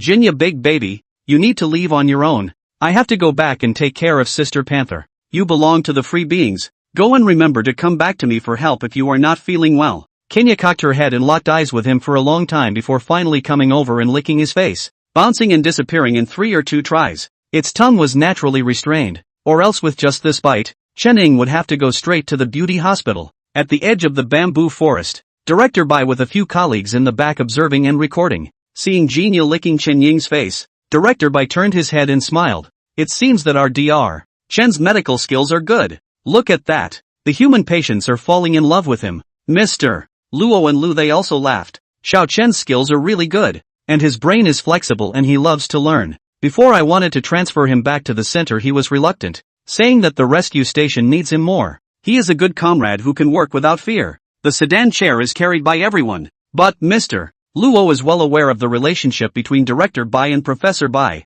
and Chenning is Professor Bai's disciple. Perhaps in the next 2 years, he will follow Professor Bai to continue his doctoral studies. It's just a couple of kind words. It's not like he has to pay anything. Just as he finished speaking, Chenning walked over. Director Bai, Mr. Luo, why don't we go back and sit for a while? Teacher Luo will help me check how well Sister Panther's injuries have recovered. Okay? Mr. Luo originally specialized in pandas, but he didn't completely ignore other things. Chenning thought that Stuffy Tuner was going to come to the rescue station for post-feeding, and Mr. Luo would surely come over frequently to guide his work, so having a good relationship with him would be a great help to his plan. The group returned to the rescue station and took a tour of the remodeled panda house. Mr. Luo was an authority on this aspect, pulling Chenning to dictate quite a few things. Basically, there's no problem. Just wait until the pandas are returned and make adjustments based on feeding. On the other end, Dai pulls the publicity officer for a blindfold shot. Let me tell you, the last time Xiao Chen took the video of the blindfold and put it on the work number, it was a fire for a while. The netizens have never seen a red panda with its hairy pants off, and Monkey Eye likes to stand up and ask for fruit to eat. The hairless leg is like a crutch. It's fun. Sister Dai cut half an apple and brought it to Mongkok to eat. Blindfold had just woken up from a nap when he smelled the sweet scent of fruit and dragged his heavy, injured leg over, picking at the railing to try to eat Gogo. Dai put the chopped fruit pieces into the food bowl and tucked it under the railing, blindfolded as she clutched the food bowl with her whole body almost tucked into it. They both looked at Monkey Eyes with anti-smiles on their faces, when suddenly they heard a wailing growl, and the milky yelp of a baby leopard. Sister Dai didn't dare to get close to the leopard family of 3, so she hurriedly called Chening and asked him to hurry over to check out the situation. Chening came trotting over, opened the door and entered the beast house, and went in to see that the leopard sister was angrily slapping its cub. What's wrong? What's wrong? Don't be mad at Sister Panther. It's your own. Hurriedly pulled out the beaten oldest from under the leopard's paws, and in passing took the oldest 2 into his arms as well. Looking at the leopard sister who was walking around in anger in the animal house, the entire leopard was wrapped in anger. Chening hurriedly stuffed the 2 small leopards into the cat's nest and balled them up, and carefully walked over to hold the leopard sister's neck to smooth and soothe its fur. Don't be angry. Don't be angry. No one can replace you if you get angry. I'll help you beat them up if they don't listen. So take care of your body. Ho, ho, ho. These 2 little cubs can't be had. They're such big leopards. They still don't know how to find their own place to pee. Look, peeing on my head. Chening almost didn't strain himself. Fortunately, the cubs do not eat much meat. Urine did not have any very heavy odor. Coupled with the beast house small, even if he cleaned 2 or 3 times a day, it is inevitable that there is still some smell. So just now he really did not find the leopard sister's head on the wet mass of a small leopard's urine. Ah shucks. He just rubbed the leopard sister's head a little bit. Doesn't that mean he is also a mouth of urine? Hurriedly, he fetched water to wipe Panther sister's head, and in the meantime, he rinsed his own mouth hard and washed his face. After checking the integrity of the aid station's facilities and equipment, Director Bai and his team were ready to head down the mountain. Seeing Chening washing Sister Panther's face, Director Bai's gaze flickered. Is this how little Chen usually engages with leopard? Sister Dai has been here so much that she's used to seeing it. That's not true. That boy Ainley said that Xiao Chen is like a druid. There's no animal that doesn't like him. He gets along with the rescued wild animals much easier than the others. Director Bai nodded his head and didn't say any more, greeting Chening and leaving with his men. After sending her colleagues away, Chening also breathed a sigh of relief. Usually, he and Ainley were the most present, and they were used to being quiet. So suddenly there were a few more people, and they always felt uncomfortable. It's a problem to be overcome, and in a few days Stuffy will be back, along with his treatment team who will be following him. Although there is only one person in residence, and everyone else comes in the morning and goes back in the afternoon, but as the Sentinel veterinarian, there is no way he won't be able to say hello to the rest of the group. It's a worry. After cleaning up Leopard, and stopping by to take a shower and change his own clothes, and then putting Leopard free in the yard, he began to make lunch for the 2 cubs. Today's main task was to release Kinya, and preparations for the release were being made in the morning. The leopard cubs had a much simpler breakfast than usual, so I guess they're all hungry at this point. Sure enough, when he put the meat paste on the floor, the 2 little leopards dove into the plate with a heel and ate all over the whole big burrow. After getting some random food for lunch and sending Leopard's family into the barn, he pulled out his marching bed in the adjacent observation room to prepare for a nap. The beautiful dream had just come on, and before his hand could even touch it, he was awakened by the sound of an alarm. He was busy running out to see Jinya with something in her mouth, her whole body hanging on the iron door with a kind of naive vestigial feeling. What are you doing back here? Chening ran over and opened the door, realizing that Jinya hadn't come down and was moving with the door. Upon further inspection, he almost laughed out loud. This naive girl had a hair in her mouth, the fur hanging to the end of the wire used to reinforce the protective netting on the iron gate. Unable to tug, and unable to leave her prey behind, Kinya was left hanging on the door by her own tawdry maneuvers, coaxing Jinya to let go of his mouth. He waited for it to land on the ground before Chening took off the wire-tied hair and handed it to Jinya. The latter licked his lips and didn't ask for it,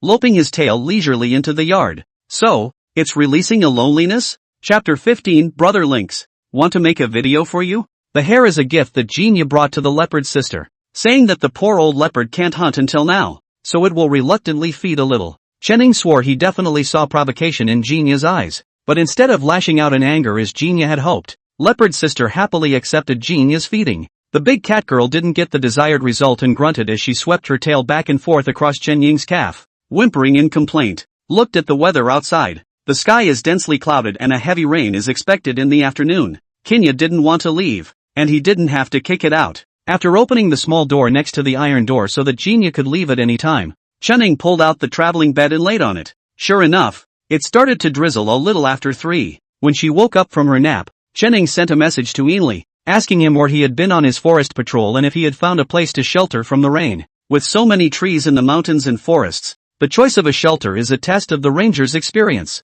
Fortunately, I found a half-destroyed hunter's cabin on my side. presumably from 20 years ago. It's fine for sheltering from the rain, probably not so good for spending the night. Ainley sent him a video. In the dark, dense forest, a moss-covered wooden house had a half-broken roof and ruined walls. Ainley was in a corner on the other side of the wall where the roof was intact, but about 30 centimeters above his head. The wood had rotted and broken a third of the way through, revealing an opening from which rainwater kept drifting into the house. When I'm free in a while, I'd like to go back to the village and ask Uncle Amu and the others to help me rebuild this place. Aren't they all encouraging the village to sign up for forest patrols now? And this place can be used as a rest house when it's done.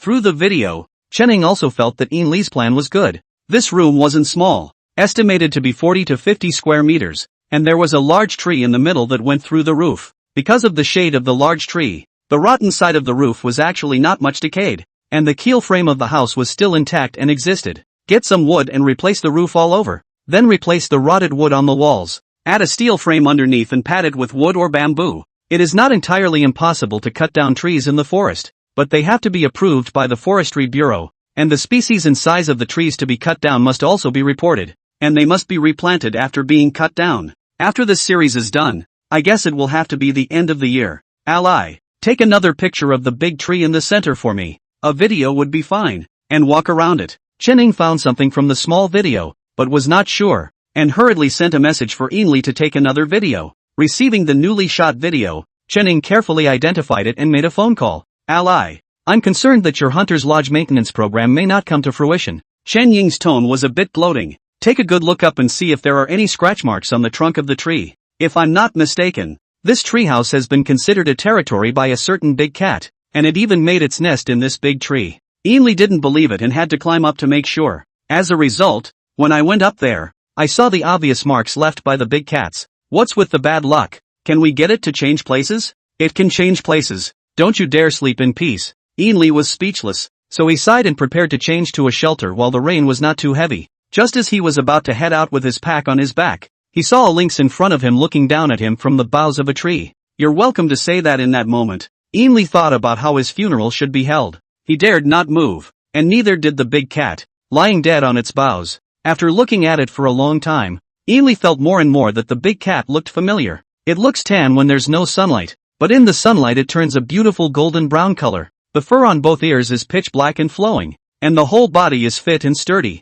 So it's not just Kenya's brother. With a twinkle in his eye, Ainley pulled out a small bag from his pocket. It was filled with a strand of Kenya's hair. This is Ainley's talisman. It was the custom of their village to carry with them the hair or nailed teeth of a fierce beast, which would prevent many dangers from befalling them in the mountains. Yunri just hopes that Gina's brother will sniff out Gina and leave the poor guy alone. In fact, rangers often run into wild animals in the mountains, most of which avoid humans when they smell them from a distance because people are not on their menu. But when you unintentionally break into a fierce beast's lair like Ainley did, the danger is great. Ainley is also equipped with weapons for self-defense, such as a tranquilizer gun or something. If Kenya's brother tried to attack him, he would have no choice but to shoot. The tranquilizer guns they were equipped with were short-acting drugs that would probably wake them up in a few minutes, and even some of the tougher beasts would only be dazed for a little while. None of them would go to sleep completely. Chen waited with the phone for a while without hearing Ainley's voice, and subconsciously judged that he might be in danger. Luckily, Ainley is wearing headphones, and after hearing Chen Ying's urgent inquiry over there, he whispers that he may have met Genia's brother and is now at a standstill. Upon hearing this, Chen hurriedly called Genia and asked Ainley to turn on the cell phone external playback again. Genia was still at a loss when he was called over. Chen rubbed its ears and told it to call out to a small square to its brother. Genia couldn't call out in half a day and subconsciously tried to lick that small square. No, Kenya, help, call your brother.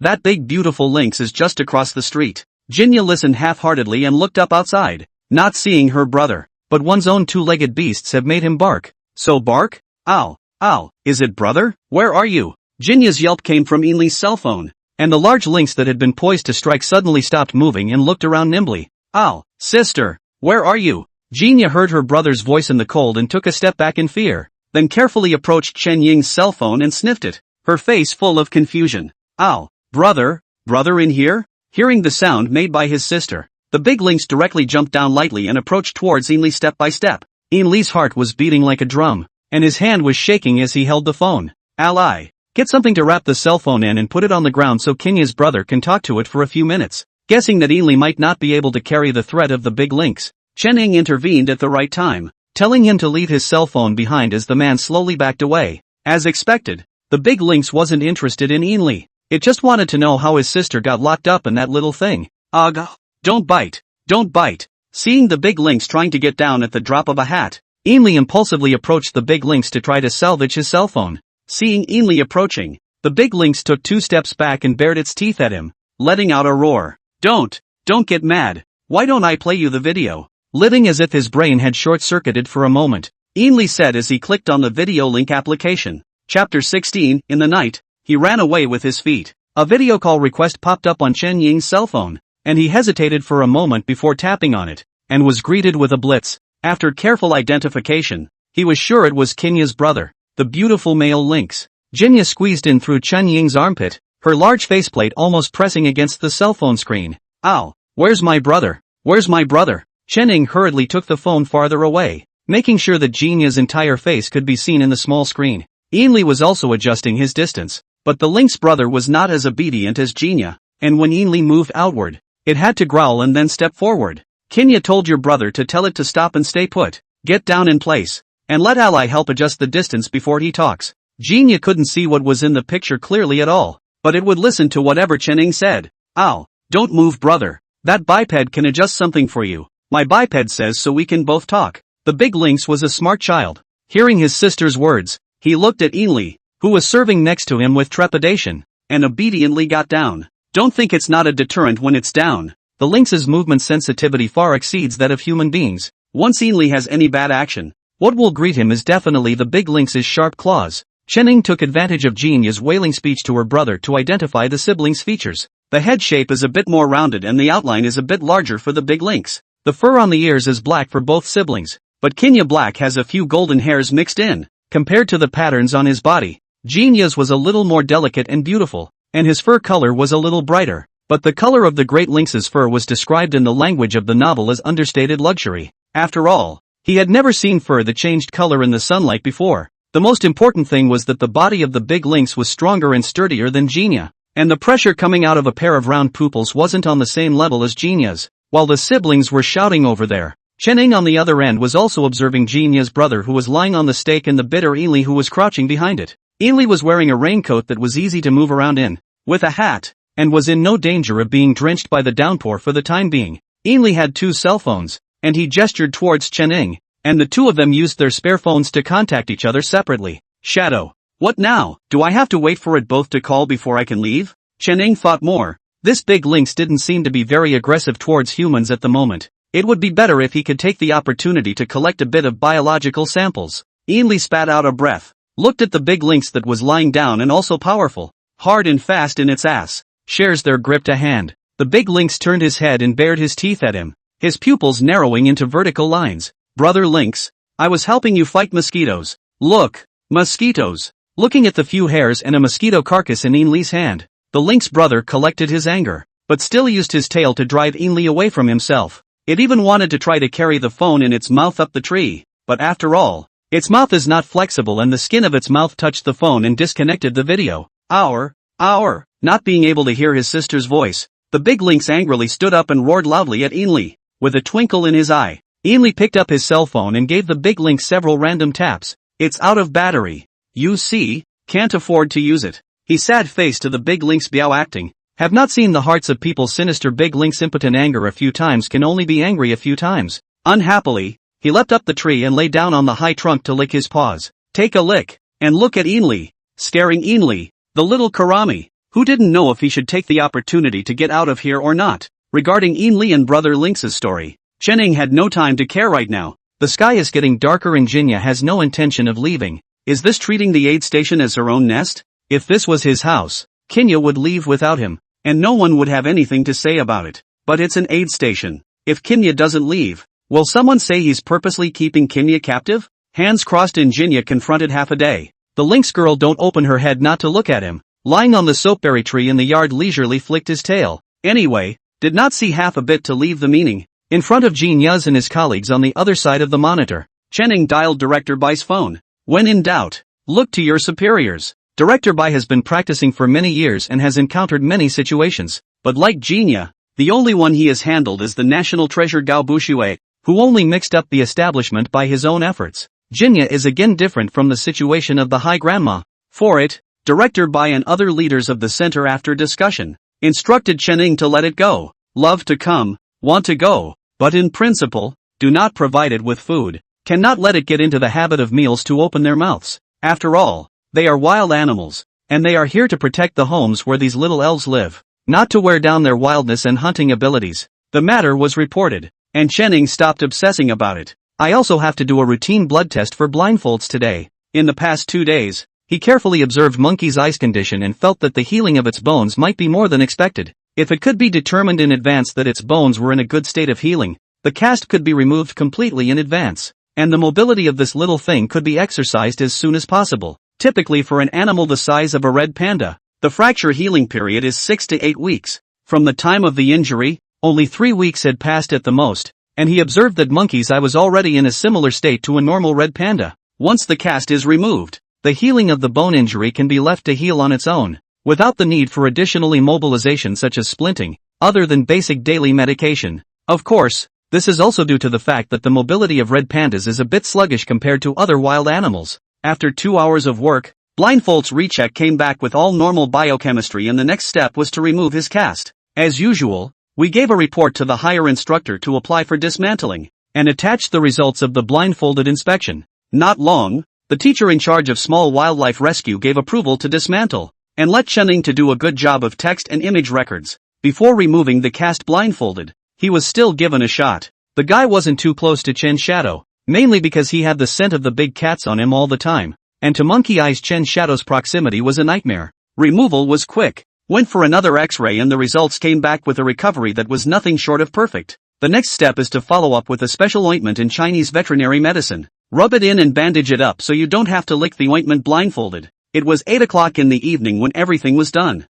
Busy running to feed Sister Panther and the 2 cubs, Chening didn't even notice when Genia left. With the small door locked tightly and the large iron door closed and plugged, Chening took care of the beast's food and drink before freeing himself up to cook himself a packet of instant noodles for dinner. The mountains are quiet at night, and the chirping of insects and birds is the best lullaby. After eating, cleaning the beast house, and changing the drinking water for Monkey Eyes and Leopard Sister, Chening yawned and prepared to go to bed. I also had to get up in the middle of the night to observe the beast's defecation. Plus I had to prepare a midnight snack for the 2 leopard cubs, animal milk powder mixed with meat paste. The system's rewarded cub formula was about to run out, and he was worried before he could find a chance to pull the wool over the system's eyes. Chapter 17, Helplessness. It's a cruel race of creatures. The alarm clock was set for 3 in the morning, but at 10 minutes past 2, the system's alarm woke up the soundly sleeping Chening. Host, please go to the back of the mountain coordinates XX point as soon as possible to rescue the difficult forest musk. Mission accomplished. Rewarded with a large gift bag.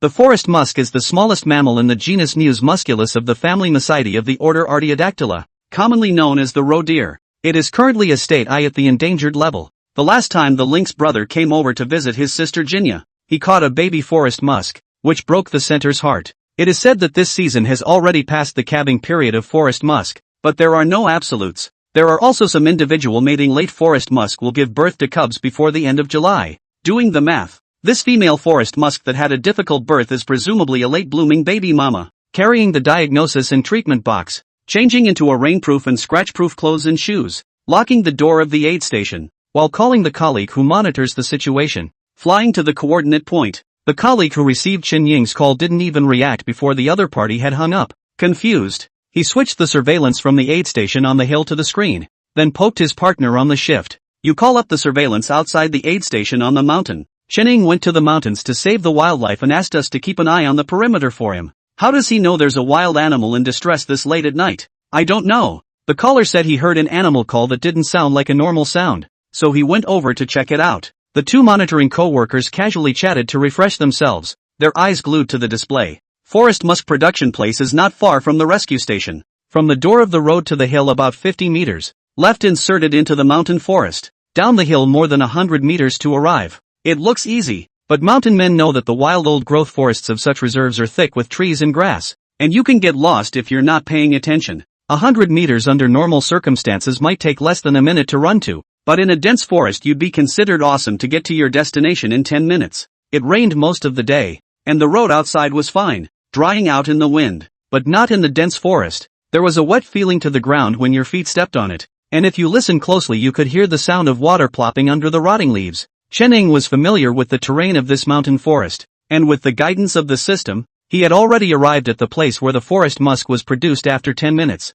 You can't see the surroundings clearly at night, but with the impression that this should not be the daily activity range of the forest musk. Not bothering to analyze how Mama Lin Musk could have given birth here, Chen only hoped that her arrival would not cause Mama Lin Musk to have a stress reaction. He sprayed his body with a spray he'd concocted to eliminate the odor, mostly because he was afraid the scent of the two big cats that stained his body would frighten the mother forest musk who was having a hard time giving birth. Perhaps it was the animal affinity bonus that had an effect. After the difficult-to-birth forest musk screamed twice, it didn't struggle away, but instead looked up at Chen, sniffed its nose, and instead moved a bit closer to him. Yes, don't be afraid. I'm here to help you. There were no outsiders here, so Chen directly used the universal animal language, hoping not to scare this new mom. Difficult to deliver Lin Musk stretched his head, rubbed Chen Ying's hand, and opened his mouth to bite his clothes. Very aggrieved. Turned on the emergency lights, illuminated this small area, put on gloves disinfection. Chen began to observe the mother of the forest musk delivery.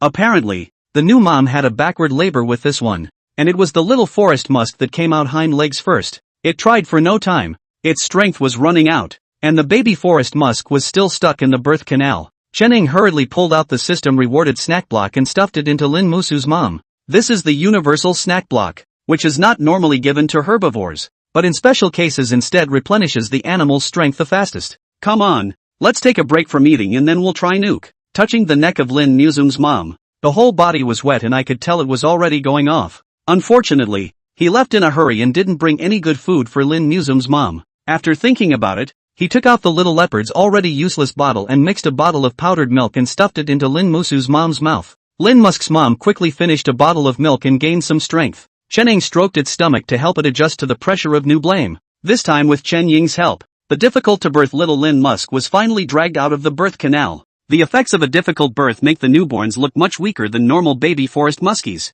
Mama Lin Musk didn't mind that the boy had made himself suffer, and worked hard to lick the slime off of him. Normal forest musk cubs 10 to 15 minutes have been able to stand and eat milk, but this little guy is almost 20 minutes, but still cannot stand up by their own strength. Mama Lin Musk is back with another round of nuzzling. Apparently she has more than one child in this litter. Chen thought twice, but in the end he was ready to artificially feed the young forest musk that had a hard time giving birth. Milk powder and water are readily available. Little Lin Musk lay in Chen Ying's arms and finally drank the first milk of Musk's life. His bottle of milk is finished and the mother forest musk has given birth to two slightly smaller babies. Those two babies developed normally, one in 12 minutes and one in 16, and both managed to stand up and come up to mom and suck desperately. After feeding the difficult-to-birth little forest musk, put it on the ground, and after another while, this little guy only stood up tremblingly, the appearance of 2 steps to fall, so that the mother of the forest musk subconsciously avoided its proximity. Chen had a bit of a hard time in his heart. Such is the law of survival in the animal world. The firstborn baby forest musk would have been one of the strongest, but unfortunately it was born in the wrong birth position and suffocated for too long, leaving it unable to stand under its own power at birth. In the wild, such a pup is the one destined to be abandoned. Luckily, it has met the honorable man of this life and has hope to live. Lin Musk mother licked her 2 children, and then came close to Chen and licked his hand, after which me screamed twice, and slowly walked into the dense forest with her 2 newborn children. The little Lin Musk held by Chen stumbled and tried to follow up, but unfortunately it could not keep up with the movements of its mother and siblings when it took 2 steps, and when it steadied itself, the 3 Lin Musk mothers and sons had already disappeared. Kobayashi musked a few Mimi yelps, full of bewilderment and helplessness. Chen took off the t-shirt he was wearing inside and wrapped Kobayashi Musk up before wrapping it inside his own jacket. The whole rescue process took more than 2 hours. And by the time he got back to the rescue station it was almost 5 o'clock. While calling the center to report the situation, I took out the incubator, which had not been put to use for a long time, electrified it and placed it in my bedroom. This brooder is specially adapted for small even-toed ungulate fawns such as deer and musk. The forest musk was already considered small in the even-hoofed order, and its cubs look even smaller. The little guy fell asleep aggressively wrapped in Chen Ying's clothes, occasionally twitching his thin front hooves. The call was made just before 5 o'clock. And the 2 female teachers in charge of the wildlife cub rescue arrived at 6:10. The little guy had been lying blankly in the nursery box and reacted when he was being carried to the car. He started to struggle and panic. Chapter 18, Is this the legendary Druid Transfer Center? Mimi, the animal nanny in the nursery area, is a round-faced little girl who joined the center right out of college and has been working there for 2 years longer than Chening. She skillfully reached out and stroked the little forest musk's head, nonchalantly surrendering Chen Ying's clothes for the little forest musk to pat underneath. You were the first to touch it, and your clothes are stained with the scent it has smelled since it was born, which will do wonders to calm it down. I won't give you back your clothes, so I'll buy you a few to compensate later. Sis, if you definitely can't have it, but if you can get on good terms with Sister Meanie, who is known as the center's big milkmaid, it's a splash of riches on the horizon. The rescue center, including next door to the panda base and protection center, people know there is a counterintuitive nurse, but all cubs, no matter which breed of cubs you, to her hands, not a disobedient. Let milk to eat milk, let pee. Kobayashi Museum was no exception, and after being jerked off by Meanie using advanced back jerking techniques, the little guy was no longer repulsed by Nini's nanny's touch. Nini hadn't hidden her know-how either, but there was just no one else who could get all the cubs' favor as well as she could. Talent, not effort, can make up for it. Nurse Maymay brought the cubs down the mountain, and Chening breathed a huge sigh of relief. His side of the family really wasn't suited to raising abandoned little cubs, just Leopard Sister's family of 3. Sooner or later, the little cubs will be scared out of their minds. Didn't you see the blindfold wilting? Speaking of which, when Director Bai and the others came to inspect the work before, they said that they could utilize that sloping piece of land next to the panda pavilion as well. A small mammal like a blindfold can then be placed into a semi-feral environment after it has recovered nearly enough to allow it to gradually return to its former life. It was almost noon when Lu came up with 3 young men, one of whom was a sister, Channing. These 3 are the center's additional manpower for the aid station. Xiaosen and Duan Mulin are both veterinarians. Your schoolmates. This is fellow WCS volunteer Zhao Manman, who will be here for about 3 months. Let's just say that, normally, an aid station on a mountain like this wouldn't consider letting a lesbian come up. It's not a matter of discrimination, but mainly because the aid station is located on a mountain, where transportation is inconvenient, and during certain seasons when food is scarce, large beasts will also come to the door in the middle of the night. Taking this into consideration, the center's leadership usually arranges for female comrades to work at the base below the mountain, and only occasionally will they be allowed to come up for short-term support when there is a shortage of manpower. The center's 5 golden flowers are now well known in the animal protection industry, but no one dares to question their professional ability. When Chening interned, the teacher she worked with was a female teacher. If it were not for the accident that happened later, the teacher's leg was injured and no longer suitable for climbing mountains and wading in the water. It is estimated that it would not have been Chen Ying's turn to sit in this aid station. After assigning the rooms, and without the need for Chen Ying's detailed instructions, the 3 helpers quickly got to work. Zaisen and Duan Mulin's focus is on the panda house side. One of them, Xiaosen, is specialized in taking care of pandas and is commonly known as the panda nurse. Enwood's specialty is veterinary imaging, and the warehouse's converted medical area is basically his area of work. It wasn't the first time that these 2 young men and Chening had met. They had been to the aid station during their internship and were very familiar with the situation here. Greetings were exchanged, bags were dropped off, and they headed straight for the work area. Mandy Zhao is not a veterinary student. She studied photography in college and is currently an animal protection photographer at WCS. Tight tank top with outdoor sunscreen, quick dry pants in the same color, and hair in a solo braid. It just looks so youthful. Mr. Chen, please take care of me for the next 3 months. I've been dispatched by the organization to come here to do an issue of animal protection publicity for our protected area.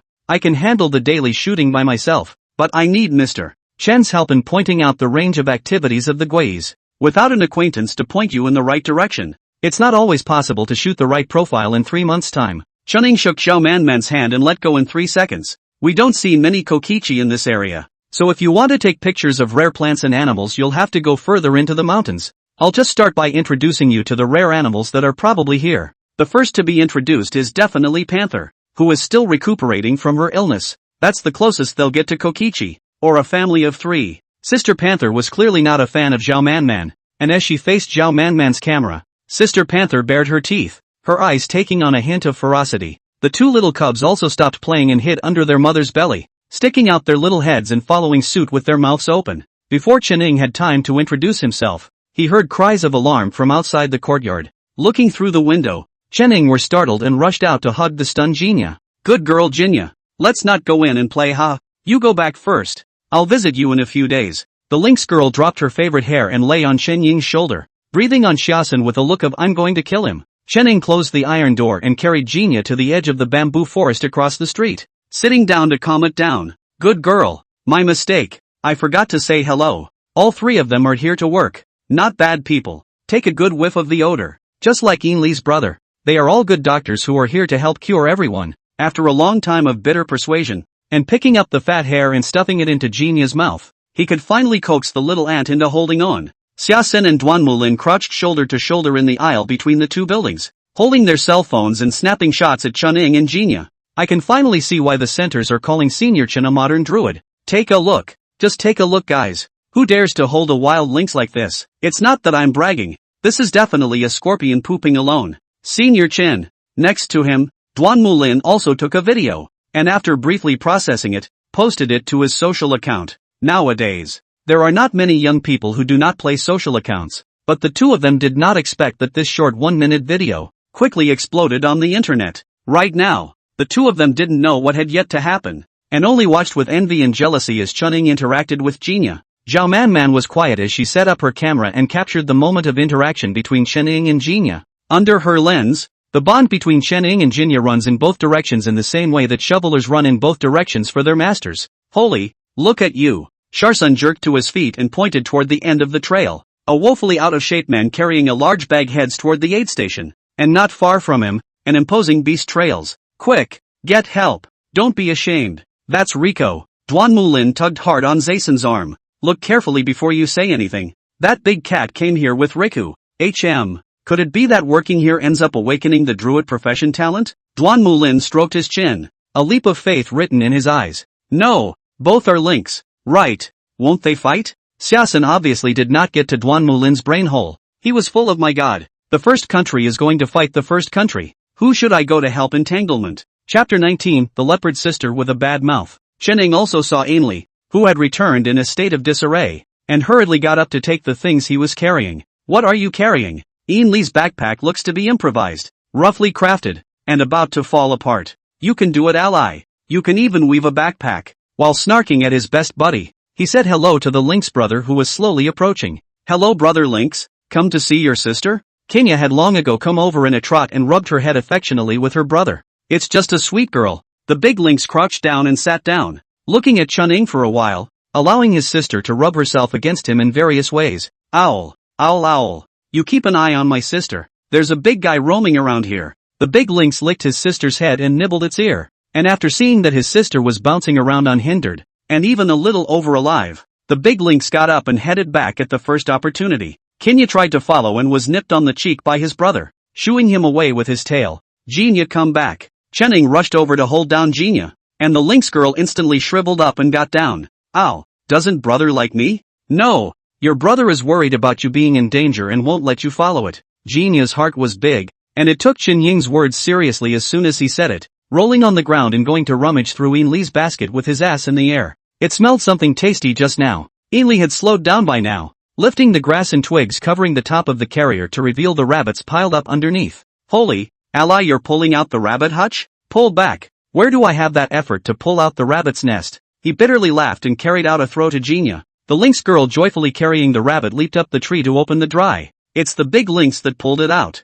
Skillful movements, full marks for design. I just helped give a hand. The more important task is to contribute. Help it bring the rabbit back to its sister. Touching brother and sister. It's not a good idea to just stay out here and introduce the new kid to Yun Li. Even though they were from two organizations, their workplaces were together and they had to get to know each other. The rabbits were taken back and skinned and stuffed in the freezer. And in the meantime, one of the bunnies was picked to shave the meat and chop up the bones, and shredded into bowls to add to the meals of the two young leopards. In all, it shaved a fistful of meat. Enough for both of them to tear around all day. The other parts were taken to Panther to add to the meal. Jinya saw the two of them enter the courtyard and wanted to follow, but Chuning didn't agree. Even if it's just him and Yun Li, there are other people around now, and Jinya can't be made to think that all humans are harmless. That idea will do it harm. After coaxing and scaring and tossing and turning for a long time, Jinya leapt into the dense forest in a huff. Shadow, isn't Jinya too kin? Joe Merman frowned at the comment.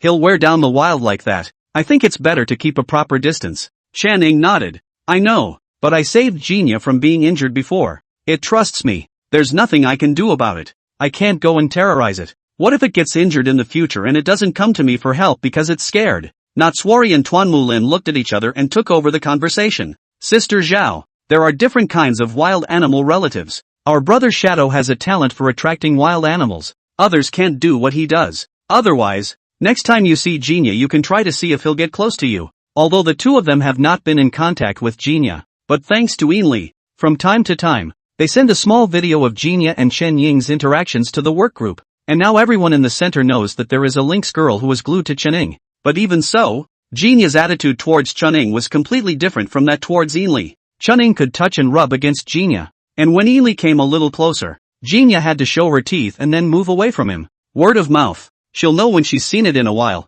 The first floor veterinarian's room was still usually locked, and besides Chening, only Xiaosen and Duan Mulin had keys to open the door. Zhao Manman initially wanted to make more videos of Sister Leopard to fill up the material library, but Chening turned her down. With two young leopards around, Chening didn't want too many humans to be involved in the growth of the young leopards. Zhao Manman also understood this and could only give up with regret. When it comes to familiarity with the mountains, naturally Ainley comes first. Chening spends more time busy at the aid station, and just wanders around the surrounding area from time to time. Zhao Manman wants to shoot more wildlife footage, so she has to trouble Ainley to accompany her up the mountain. Ainley, who receives this assignment, is less than thrilled. He's just a simpleton, pressed up against the excitement of being able to get up close and personal with a beautiful woman. I've only just returned. Why do I have to go up the mountain with her again? Nestled in the ingredient room, Ainley muttered to Chening in a low voice. According to me, we should have sent a male comrade. One can go up the mountain without delaying our work.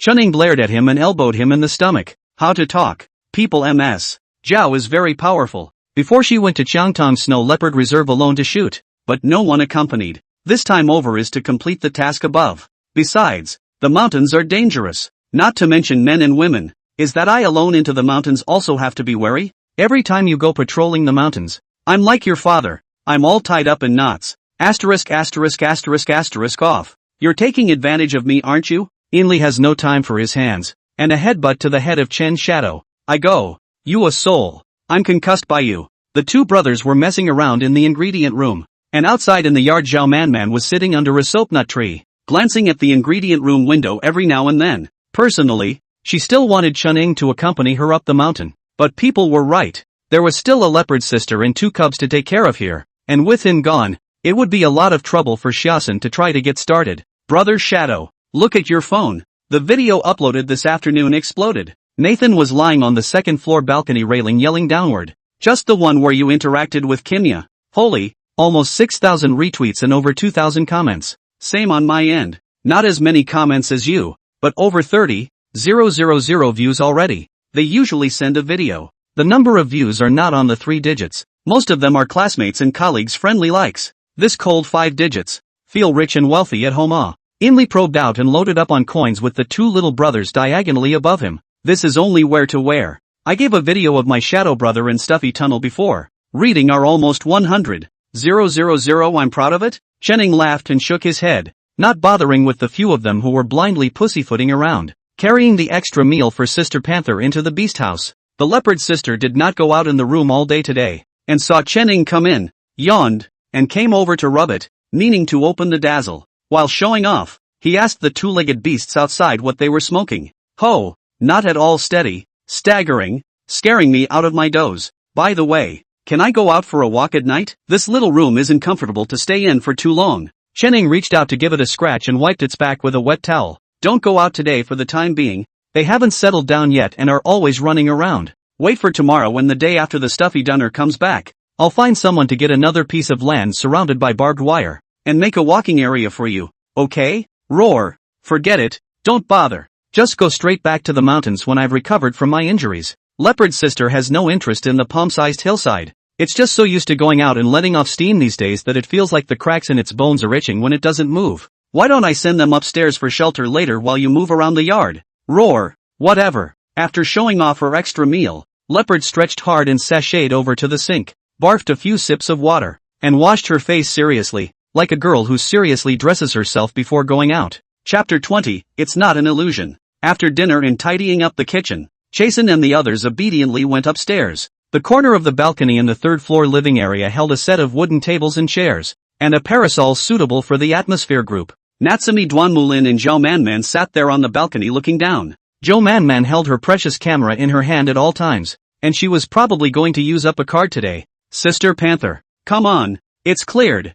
Feel free to move around here, or if you want to check out the back of the park, that's fine. Sister Panther brought the two cubs to the courtyard and skipped around, a little curious about the panda pavilion that Chun-Ing had mentioned. He hadn't seen how a two-legged beast raised an iron eater yet, bumping his head against Chen Ying's big legs, leaving the cubs in Yin Li's care. One person and one big cat skulked off to visit the garden. I'm so sore. Why does Rico get to get his hands on the pups? Sour fart. Duan Mulin spat at Xiaosan while reading the paper with his tablet. It was just the two of them, Li and Shadow, on the mountain before. What if they don't cooperate? It's a matter of principle to reduce the contact between wild animals and people while taking care of them as much as possible. Don't think about it. When you rescue the cutie in the wild later, that's your exclusive cutie. Zhao Manman glanced at Duan Mulin, and then glanced at Xiaosan, who was lying on the railing, and didn't say anything. The camera shows that Chun-Ing and Sister Panther have slipped outside the glass enclosure of the panda house. The panther stood up in her human form and peered over the fence to survey the activity area of the pavilion.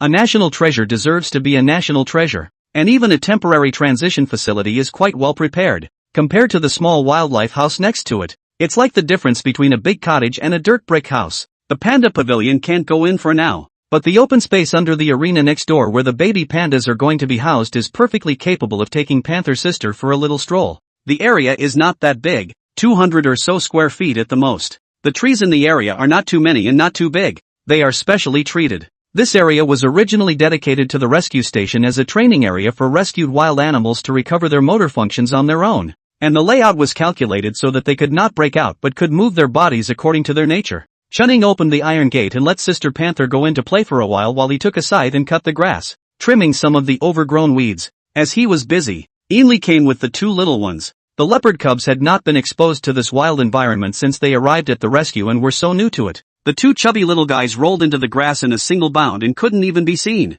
Yin Li went to the tool room and got a hoe to help fix the puddle. It hadn't been used for a long time. The ground was puddled, and the standing water in some places was nothing to the adult beasts, but it hid danger for the cubs. Just make it whatever you want, if the place is to be utilized. The former wooden stake fence will have to be removed and a wire or glass wall built. The drainage system of the pavilion area also needs to be redone. Yin Li looked up and swept the office building and asked Chun-Ing in a low voice, "Why do I feel as if that Zhou Man is coming for you? What nonsense. I don't even know her. Besides, she was brought up by Director Bai, so how can it be fake?" "No, I'm not saying her identity is fake. I just think there's something wrong. She seems to be more interested in you spending time with wild animals, and has been filming your interactions with the leopard sister all day." Chen Ying's hand that was mowing the grass paused and didn't look up. "Anyway, she'll only stay for 3 months at most. I don't plan to be alone with her, so I'll work hard for you during this time." Director Bai said in the group that in another 3 to 5 days, the younger students of our agricultural university's veterinary medicine and animal protection and plant protection majors will be coming for internships,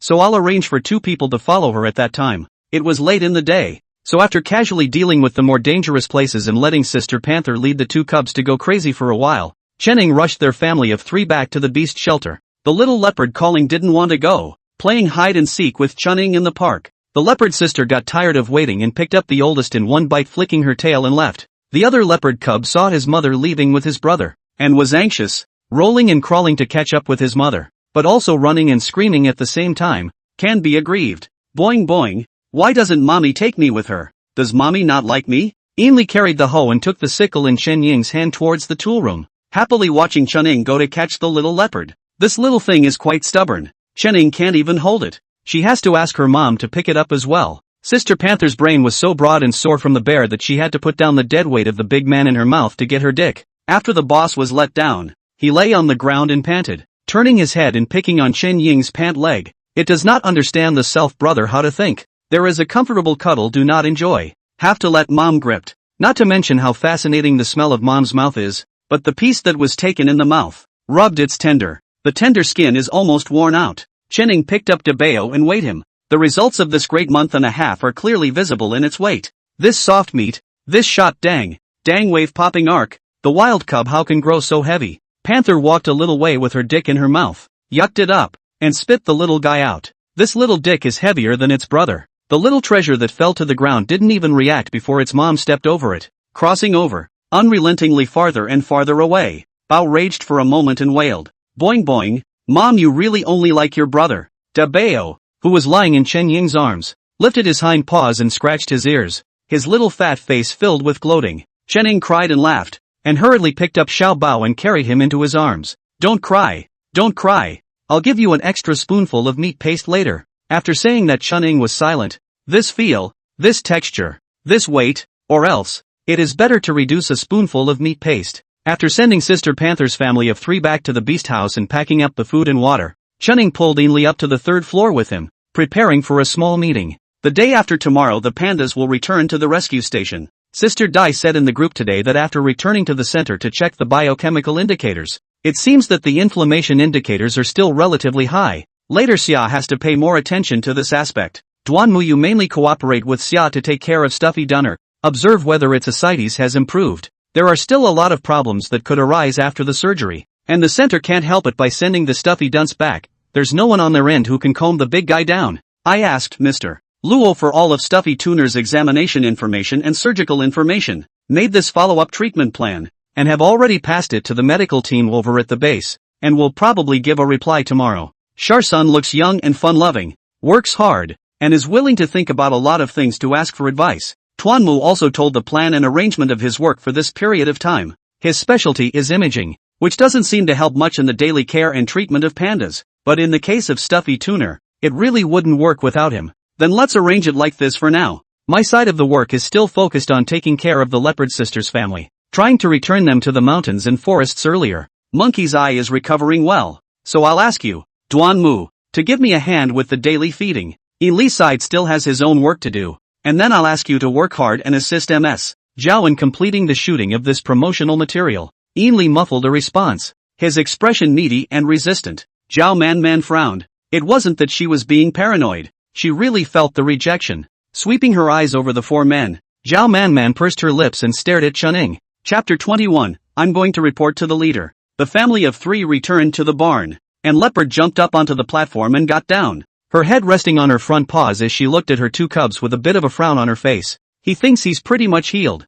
and when he went out for a walk today and jumped up into a tree, there was a slight pulling sensation there in his groin, but it didn't hurt, so I guess he'll be able to move the stiffened part of his injury around in a few more days. She wasn't worried about whether or not she could survive in the jungle. She was more worried about whether or not the cubs could learn to hunt on their own when they entered the jungle later on, after they got used to being fed by humans. It doesn't look like it can be lazy. That little hill up there tonight would be great. Take the kids and practice over there first. Leopard Sister was also a first-time mom, completely forgetting how old her cubs were, and technically they weren't even fully weaned yet, and it was a little too early for hunting and all that. Thinking about it, Panther snored a little. When Chen Ying came to see them before she went to bed, she saw that the Leopard Sister was sleeping on her back on the platform, and in the corner of the room, the 2 cubs were balled up together and also asleep. It seems that today's short hour or so walk was much more active for the pups and they were all too tired to look for their mommy. As Chen Ying entered the beast house, Sister Panther's ears twitched. It was keeping its due vigilance even in its sleep, only being lazy and not wanting to move because it smelled a familiar scent. After all, every day with children's days are so tired. Oh, rare baby does not look for it, not to take the opportunity to sleep a relaxing sleep, touching the tummies of the 2 young leopards. They were still round, and the night snack was not necessary for the time being, but I guess I would have to come over and feed them once in the middle of the night. Lesson learned for the future. Be mindful of refill times and don't let them get into the habit of getting up in the middle of the night and asking for food. Once in the wild, it's hard for Leopard to be alone with her children, and if she can't even sleep well at night, it will be harder to hunt during the day. Recording this point of attention on his cell phone, Chen Ying quietly left the beast house. There was still a big gift package unopened at the system. He wasn't prepared to open it now. There was an idea. He had to find a chance to try it to know if it would work. 2 days passed in a flash. Early that morning, Chen Ying and the others were busy. Stuffy is coming up for transit today, along with a 5-person treatment team. The 5 of them would take turns scheduling night shifts to lighten the load on Chasen. Those on night duty rested in a small house between the medical and duty areas. No separate beds had to be arranged here in the office building. In addition to Stuffy Tuner coming back, Ainli and the 2 trainee forest rangers they arranged for at the forest station are also coming over to report today. Suddenly the aid station felt crowded. Stuffed Tuner is 10:30 in the morning to Bula. A large number of people flocked over. Even the local leaders responsible for this piece of leadership have come. Although tumors in pandas are rare, once diagnosed, the difficulty of treatment and prognosis are the 2 most critical factors hindering their survival. This time it was okay. The biopsy after the Stuffy Kid's surgery showed that the tumor was benign, and the prognosis was superb. After the expert review of the base and the protection center, it is impossible for Stuffy Tuner to completely return to the mountains and forests even if he recovers his health. So now the opinion from the expert group side of the base is to merge this rescue station of yours into the rewilding area for unified management. Administrative matters Chen Ing didn't want to worry about, and it wasn't his turn to do so. He just needed to know that the odds were that Stuffy would stay living in this area. It's just a matter of paying more attention, feeding him more, and giving him 2 more checkups when he's not doing anything. The leaders were sent off and calm was restored to the mountain. Staying on duty today were 2 members of the medical team, a man and a woman. The 2 of them were worried that shifting places would cause a stress reaction in the Stuffy dunce, and in case of a ruckus, it's always easier to have an extra person. After finishing her own work, Chen Ing went to chat with bored Dooner while holding the fresh bamboo. The big guy remembers him, and as soon as he meets him, he drops the bamboo he's chewing on and reaches out of his cage for a hug. Glancing back in the direction of the surveillance room, Chen Ing opened the iron door and dodged inside. Hey, how does Mr. Chun? The female doctor jolted to her feet and frowned as she pointed at the monitor screen. Sharsun was here, too, and he moved closer to the screen without saying a word. As an employee of the rescue center, he was aware of the fact that Stuffy Tuner had taken the initiative to seek help from Chun Ing, but now that the surgery was done, it was hard to say whether Stuffy Tuner would still be as close to Mr. Chen as before. The 3 hearts in front of the screen were in their throats, and in the screen, Chen Ing hugged Stuffy Tuner as soon as he could and rubbed against it with all kinds of kisses. Good boy, let me see your wound. Does it still hurt? Picking at Stuffy Tuner's belly and seeing the obvious scars, Chen Ing was heartbroken. Big baby, you've suffered a lot this time.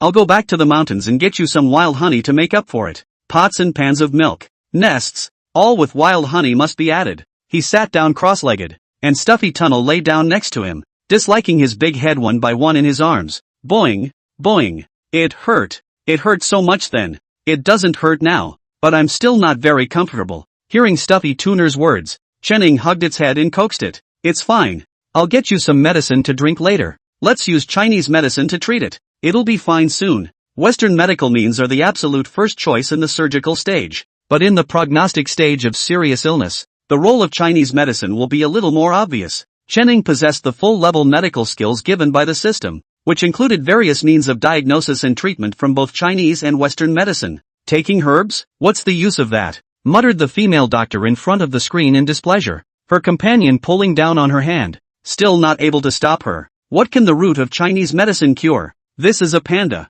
We can't let him fool around. I'm going to ask the leader for instructions. Sharsun craned his head to look at her, his face expressionless. The stool slipped, and he returned to his desk, taking out his notebook and beginning to record the results of the various tests of the stuffed dunce that he had gotten during the day. There was an electronic version in the computer, but he was more accustomed to recording it again, so that he could review it properly when he had time, in order to achieve the goal that when he encountered the same type of situation in the future, he could make the most appropriate response in the first place. Of course, by the cover of the desk partition, he also sent a message to the little group of 4 of them in passing. Duan Mulin, no. Where did she get that much discrimination? The state has recognized Chinese veterinarians, and she's better than the experts? Ainley, leave her alone. Shadow knows what to do best. After glancing at his partner's answer, Sharsun didn't stare at his phone anymore, and wrote down his notes with seriousness. On the other side, those 2 from the healing team didn't say anything either, and the atmosphere was slightly tense.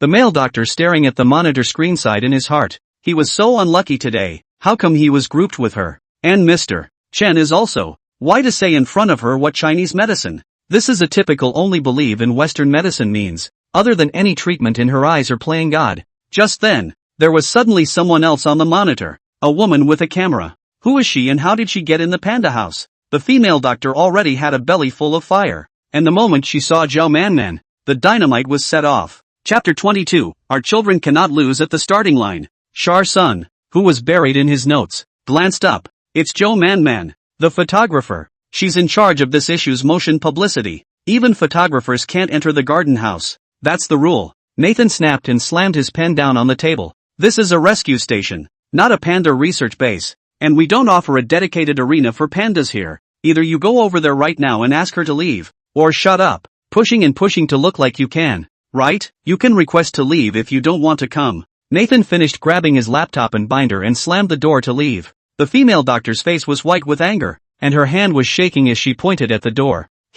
What does he mean by this? A veterinarian from an aid station. Inverting the Big Dipper? Okay, you. The male doctor frowned and got up to glare at her. They can work in the rescue station. Their skills are no worse than yours. Even the leadership trusts them and is willing to leave the pandas in their charge. Why are you making a scene here? The female doctor's face shivered and she glared back viciously. The giant panda should never have been sent back in the first place. With all the major surgeries he's had, with the tumors and the ascites, he should have stayed at the base or the center to receive the most careful care. The male doctor didn't want to talk to her much. Still, when others do not know her mind it, she just want to put the stuffy peer child to stay in the research center. And then she find people to help out to say items. Set up a panda tumor research group with her as the main. Once the results, she fame and fortune status will have. Unfortunately, the leaders didn't agree with her proposal and sent the pandas back to the rescue station. She followed her to find fault with the rescue station and then try to take the pandas away. It's not true to say that she doesn't care at all about national treasures, but selfishness certainly doesn't account for much. Xia Sen brought the stuff to Duan Mulin's office. The latter was also organizing the information and analyzing the results of Stuffy Tuner's examination. What's wrong? Huffing and puffing. Who messed with you? Who else could there be? That chant. Xia Sen found a seat and learned the words of the female doctor to Duan Mulin. What do you think of this person? No emotional intelligence at all. I'm afraid he doesn't have a background to mix with the team. What do you care? Duan Mulin was not as righteously indignant as Xia Sen. Just give Shadow a greeting later. Don't worry. Such a large aid station can be given to Shadow to be in charge of. And how do you know that Shadow doesn't have a background? Natsumi seemed to be convinced, muttered a few words without getting angry again, and continued to organize the information. Chunning accompanied Stuffy Tuner to play for a while and gave him a palpation check to make sure he was recovering well before leaving the panda house. Zhao Manman didn't actually violate the law. She didn't go into the inner sanctum. She only took some photos and videos at the entrance. Seeing Chunning come out, Zhao Manman put away her camera and followed him out behind her.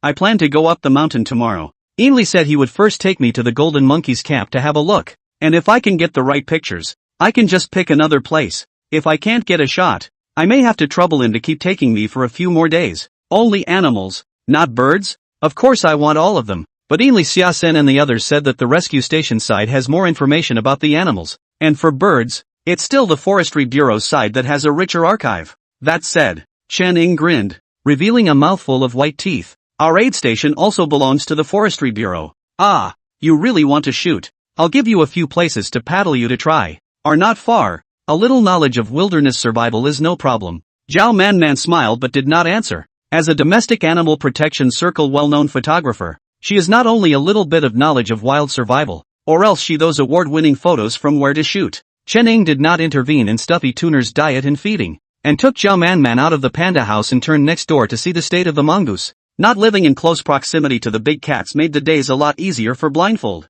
He was curled up in a ball with his injured hind legs stretched out straight, and the whole bear was asleep in his den, replacing some fresh bamboo branches for it. Chen Ing quietly exited the beast house. Zhao Manman under the lights has a delicate figure. Standing against the wall shows her long legs. Her eyes are fixed on the camera screen. Her eyes are soft and the corners of her mouth are smiling. Want to see it? A picture of you with a giant panda. Chen Ing glanced at it. The image was small. It was a scene of Stuffy Tuner's head resting in his arms, staring at him. I've been taking pictures of wildlife for years, and it's rare to see such a warm and affectionate scene between a bear family and a human. Except for primates. It's probably because I was born to attract them. Chen Ing didn't dare to say that the system granted him a full level of animal affinity bonus, and could only casually attribute this to metaphysics. Zhao Manman wasn't one to get to the bottom of things, and she had come to find Chen Ing to actually ask him a question. Is there something I did wrong? It feels like you're deliberately avoiding me. Brother Chen, how could it be? Chen Ing laughed awkwardly and raised his hand to scratch his head. I'm just usually used to being brown, and I'm a bit not too used to being in contact with girls. But you have female co-workers at the aid station too, right? How can that be the same? Chen Ing blurted out, instantly realizing that he had said the wrong thing, awkwardly looking for a remedy. That's not everyone is very familiar with it. The same as a brother. Zhou Manman snorted a laugh and let him off the hook. It says 3 months, but in reality I won't be here for that long. I'll leave for a while after this shoot. I'm going to Qiangtong no man's land to shoot snow leopards, and then I'll come back for a month and a half after that. Mainly because I want to take a photo that I can compete in. Inexplicably giving Chen Ing an explanation of his work arrangements. Zhao Manman didn't say anything more to him. I'm going to head back. I have to go into the mountains first thing in the morning, so wish me well. Ha, oh, Good luck on your trip. Chen watched her turn into the office building, stood in place for a moment, shook his head and turned into the adjacent medical area. Shadow, did you check your cell phone? As soon as Chen entered, Xiaosin came over and muttered, saying what that female doctor had said again. Chen frowned slightly, not worrying too much. He certainly doesn't administer medication privately. All of Stuffy's medication intake and excretion are recorded and uploaded daily. Besides, if she has a teacher, doesn't she have one herself? The female doctor still had a trace of sanity present in the end, and didn't come directly to Chen Ying's trouble. The next day the medical team came up for a meeting, and I don't know what they said, but after the meeting was adjourned, the head of the medical team came over to Chen Ying. Little Chen, you're getting food for the leopard family? The leader of the group was slightly older, in his 40s, with a slight tendency to baldness, glasses and a simple smile. Sit down for a moment. Team leader Li, I'll be done here in a moment. He planned to give the young leopards an extra meal today, shredding the meat slightly thicker to make it easier to exercise the two young leopards' tearing and chewing abilities. Both of them are bigger and stronger than young leopards of their age, probably because they eat more nutrients and their teeth grow faster and better than young leopards of their age. The food given to Panther's sister was much rougher, a live chicken that she could just grab and eat herself. Little Leopard's nutritious meal was placed in the animal house, and Leopard sister's live chickens would be thrown directly to the wild release area there later, so that it would be convenient for Leopard sister to teach the two children hunting skills. Even though the pups are still young, it's time to watch and learn and worry about getting them up. His cubs, they can't lose at the starting line. Chapter 23, A Little Bad Luck. After feeding the little leopard, Chen packed up her things and took Team Leader Li to the courtyard to sit down and chat. Does Team Leader Li have any plans? No, just wanted to talk to you about matters regarding late-stage medication for pandas. Team Leader Li smiled and waved his hand. I hear you want to try herbs on it? There is this intention. I've already sent the prescription to my teacher, Professor Bai, for review, but the use of medicine is not something I alone can make a decision on. And if I really want to use traditional Chinese medicine or certain techniques of Chinese medicine to treat Stuffy Dunner, I'm sure I'll still have to have my teacher come over personally to sit in and guide me. That's what he did last night when he went back to his dorm room. Xiaosin and the others had told him about the female doctor's contempt for Chinese veterinarians. Chen Ying was not angry on the surface, but his heart was very uncomfortable. Arguing with someone to their face, or with a lesbian, he couldn't do it, and the effectiveness of the treatment is not won by whoever is louder. It has to depend on the actual progress of the follow-up. Utilizing traditional Chinese medicine means to give follow-up treatment to Stuffy Tuner. This was the conclusion he had drawn from the full-level medical skills given by the system, and there was certainly no mistake. Team Leader Li didn't question him, only asked questions from many angles, and in the end didn't say anything, encouraging Chen Ying before leaving. He had just entered the panda pavilion area when Xiaosin ran over to ask Chen Ying what Team Leader Li had said. Nothing, just asked some questions about Chinese veterinary medicine. You'd better go over there and keep watch. Learn more. People's expert groups aren't that good at stealing lessons. Chen Ying really didn't take the medical team's questioning to heart. It was crowded here today, and Leopard wasn't interested in coming out and skulking around. So after he served the family of 3, he planned to go up the mountain and take a look around. I haven't seen Jinya go this way in the past 2 days, and I wonder if she's run off to find her brother. Chen Ying planned to take a walk towards the place where he rescued Jinya today. That side is supposed to be part of Kenya's territory, in which a number of small mammals and birds also live. Kenya loves rabbits, so I guess there's no chance of a wild rabbit flooding in, but it can't be allowed to wreak havoc all over the place and leave other animals that feed on rabbits food-starved. From this side of the mountain slope to rescue Jinja, you need to cross a small water stream, the width of 5 or 6 meters. To and from the hole rely on a zipline, the old-fashioned mountain forest zipline many people have never seen. Today idle, Chen Ying intends to add some content to the official number. Just shoot the slinky. The entire length of the zipline is roughly 20 meters, reinforced to hold a maximum of 200 kilograms. In fact, many mountainous areas no longer rely on ziplines to and from mountain rivers, and the ziplines they keep here are also mainly to facilitate the rangers' return to the aid station. Hanging my cell phone around my neck, I turned on the shooting mode and turned on the drone to shoot again.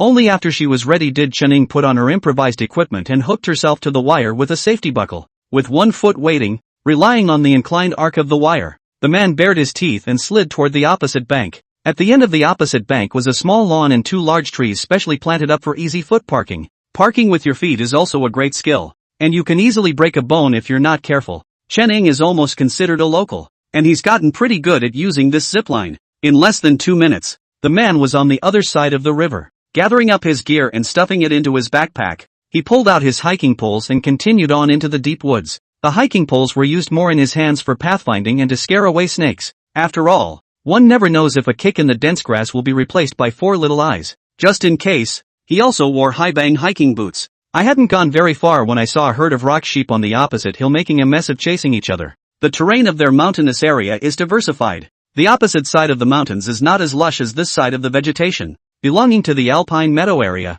while this side and the opposite side is only separated by a large ravine, but it is densely covered with jungle. After maneuvering the drone to shoot at the group of rock sheep for a while, Chen continued deeper into the dense forest. A small squirrel with brownish-red fur circled anxiously under a pine tree. Hearing the commotion of someone coming, the squirrel swished up the tree and timidly hid to look down. Chen had wanted to avoid it when he suddenly heard a faint cry. He hurriedly took 2 small steps to the tree, and before he could look around, he was hit on the head with a pine cone by a squirrel. Stay back, bad boy. Go away. The little squirrel stretched and flinched in the tree with a little sobbing voice, abashed and anxious. Don't be afraid. I'm not going to hurt you. I heard what sounded like a squirrel getting hurt. Is this the place? He didn't dare to let go of his stride, but could only approach the pine tree little by little. Sure enough, the closer we got, the more clearly we could hear the sound. Using a hiking pole, I plucked away leaves and branches, and a small squirrel with a crushed leg was revealed. Still a baby squirrel, the size of a banana with its head and tail. Seeing that his child had been discovered, the squirrel was furious, and leapt straight down to try to bite the 2-legged beast to death. Chen was quick on his feet and took advantage of the moment the red squirrel jumped up to pick up the skin on the back of its neck. Stop it. Save your cubs first. He hadn't even tried to figure out how the little brat had gotten crushed under the trunk. If you can't figure it out, you can't think about it. Saving the rat is important. Probably through skin-to-skin contact, the red squirrel suddenly got Chen Ying's friendliness, and after being put down, it didn't attack again, but obediently squatted next to it and waited for the baby to be rescued. Moved the slightly heavy trunk to reveal a baby squirrel pinned underneath. The little guy was terrified, and the entire rat was shivering in Chen Ying's hand. The baby's body was carefully examined, and it was fine, with no broken bones, except for scuffs and pressure wounds. Seeing as how the baby squirrel is afraid to move, there is a possibility of a bone fracture injury. Chen put down his backpack, took out his medical kit,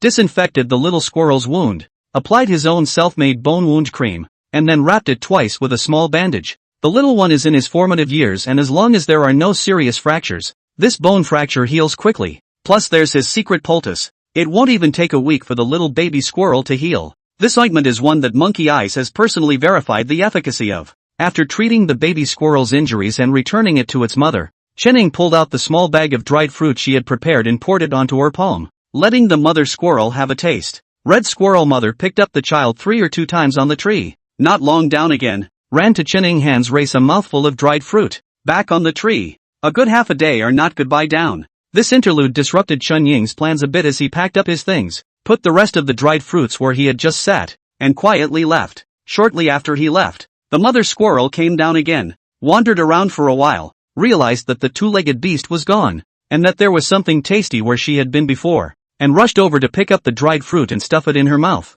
stood upright and looked around for a while, and went up the tree again. After leaving the mother squirrel and its unlucky little baby, Chen found traces left by the beast nearby. To chase or not to chase? He hesitated slightly. Chapter 24, Sleepless Nights. Judging from the traces, this should be a tiger. I just don't know what species it is. Theoretically, there used to be an area where South China tigers live, but it's been how many years since there's been a sighting of a South China tiger? Many people feel that if the South China tiger can still be found, it will inevitably be in this protected area where he is. But that's how bad luck is. Many people swear that they have witnessed wild South China tigers, but having carefully searched the sites of sightings reported by the public, nothing substantial has been done, including their center. They have received calls from the public and rushed there without even seeing a tiger hair. The photos of South China tiger activities taken by enthusiastic people are also blurry, and so far there is not a single clearly visible frontal photo. He also heard the people of Xiuzhai village say that they had seen big cats infested in the back of the mountain.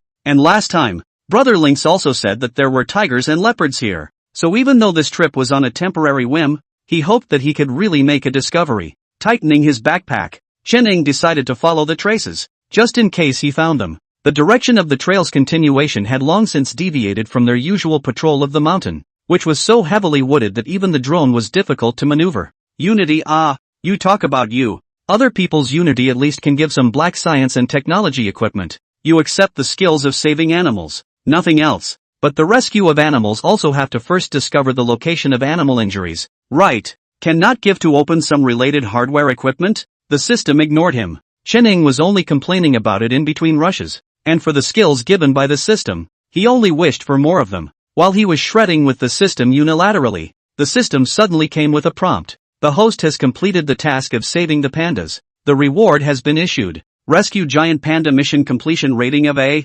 Rewarded with 1 lottery draw. The high and cold system broadcasted and then didn't take a ride. Chen stopped to drink water and checked the reward draw page in the meantime. The classic mode carousel, with question marks all over it, and the number of draws next to it with a bright one in big blue letters. Chen curiously poked the start, and the turntable swiftly began to rotate, slowing down after 10 seconds and finally stopping at a blue area. The white question mark in the blue area faded and was replaced by the words HD Infinite Energy Drone Set. The water in Chen Ying's mouth almost sprayed out. I didn't realize that Brother Unity was actually a cold-faced Unity. He just casually complained about it, and this was served to him? Good for him. He'll be back next time. The set of drones and accompanying controllers were taken out and turned on at the first opportunity. It's true that the system is a masterpiece. This drone hangs on to the ones their unit is equipped with in terms of control and flight and the clarity of the camera it comes with. With Brother Unity behind her, Chen felt that if she didn't discover something today, she wouldn't be able to live up to Brother Unity's favoritism. Don't say it. Don't say it. With the help of the drone, he really found something after scanning his surroundings. Approaching the newly discovered, still warm Shang, Chen took out his specimen bag to take a sample. In addition to the suspected tiger poop show, traces of sharpened claws were found on the trunk of a nearby tree. The claw marks were different from those left by leopards and lynxes, but he hadn't seen the tiger claw marks with his own eyes, so he still had to photograph them and send them to his teacher to judge. In addition to those two, he found a few hairs with follicles on a nearby bush. At a cursory glance, it does look a lot like the tiger hairs described in the book, and if you want to be sure, you'll have to go back for an appraisal. It was also possible to determine whether the big cat was or was not an undocumented South China tiger, based on the biological information carried on the hair follicles. I didn't get to see the tiger itself this time out, but it was nice to make these discoveries. Once it's determined that the place is infested with wild South China tigers, he won't be the only one coming next time. Undeterred, he maneuvered the drone to search the surrounding area again and still found nothing. It's as if the tiger had just disappeared. Chen sighed, and although he was helpless, he planned to walk back. It was really inconvenient for him to continue exploring into the mountains with these specimens, and it was better to go back early to determine the results. The return trip was also devoted to a look at the mother squirrel, but unfortunately I didn't see her. Probably in her hole doing safety training for her pups. It was dark when we got back to the aid station. Xiaosun helped feed Sister Panther and the 2 cubs, and turned his head to see Chen walking towards the lab with her bag on her back. Shadow, find anything good? Suspected South China tiger feces and hair. I'll go ahead and identify it and get back to you with the details. The two spoke without avoiding people, and soon the rumor that Chen had found a South China tiger leaving traces spread throughout the rescue center and the giant panda conservation and breeding center, where the medical team is located. The night shift has changed tonight. It's 2 youngsters. After hearing this news, the 2 of them were too embarrassed to go to Chen, so they went to the next medical area to look for Duan Mulin, wanting to ask for more detailed information from him. Duan Mulin looked at the 2 of them helplessly. I haven't even met Brother Shadow yet. How could I possibly know more? Besides, Brother Shadow only said it's suspected. He's still working overtime to identify it. If you want to know, you guys can ask him yourselves tomorrow morning during dinner. He had just finished speaking when he saw Chen trot over to him. Endwood, here's a fecal sample. Please take an extra shift and help with the lab work. Although it is not certain if it is South China tiger feces, the data can tell a lot, answer a lot of questions, and analyze individuals for health risks. Even if it's not the South China tiger, they need to have the appropriate information. As for genetic identification, thanks to the blessing of the National Treasure Stuffy Tunnel, they really do have an instrument at the aid station. A used one that cost an old lot of money to fit. It's used, but there are quite a few basic features, and determining the creature type is still doable. The hair samples, except for the bit he used, were deposited in the sample box, ready to be sent to the center down the hill for secondary confirmation with the help of the teacher who will deliver the supplies tomorrow.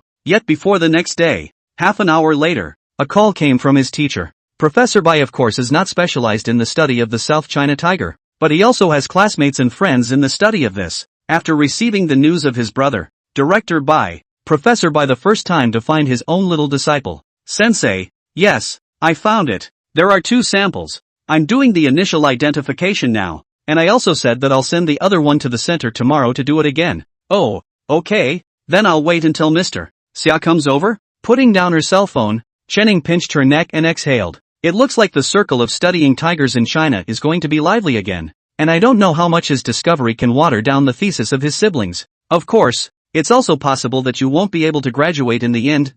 This night, the news that Chenning had collected biological samples of the wild South China tiger had kept so many circles of people awake at night. Chapter 25, Kenya's Late Night Warning. Shazhen took the initiative to take over his next job and told him to go appease the leopard sister's mother and son. Chenning didn't even have time to change his clothes and entered the beast house with his nightly food bowl. The leopard sister was originally lazily lying on the platform, and after Chenning entered the room, it suddenly stood up, took a deep breath, jumped off the platform and came over to Chen Ying's side, circling around him twice. Roar! Where have you been? This smells like tiger. Chenning, who had moved the tiger's poop and spent a short time in the place where the tiger peed and sharpened its claws today, was silent for a brief moment. Does it really smell that good? Howl, don't you have any points yourself? Panther wandered around and didn't realize he was injured, and the matter was instantly put behind him.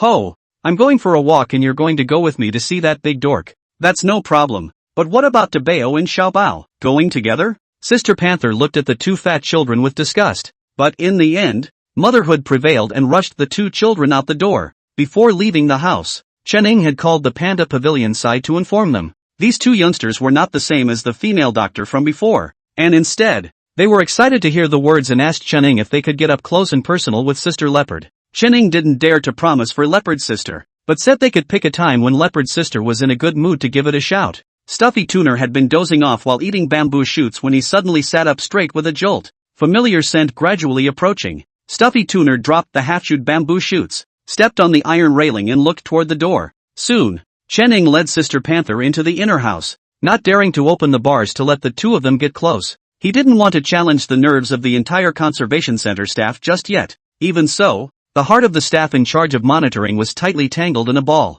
Ho! Big dummy, are you okay? Boing boing, you're the one who's stupid enough to get gutted with a cub.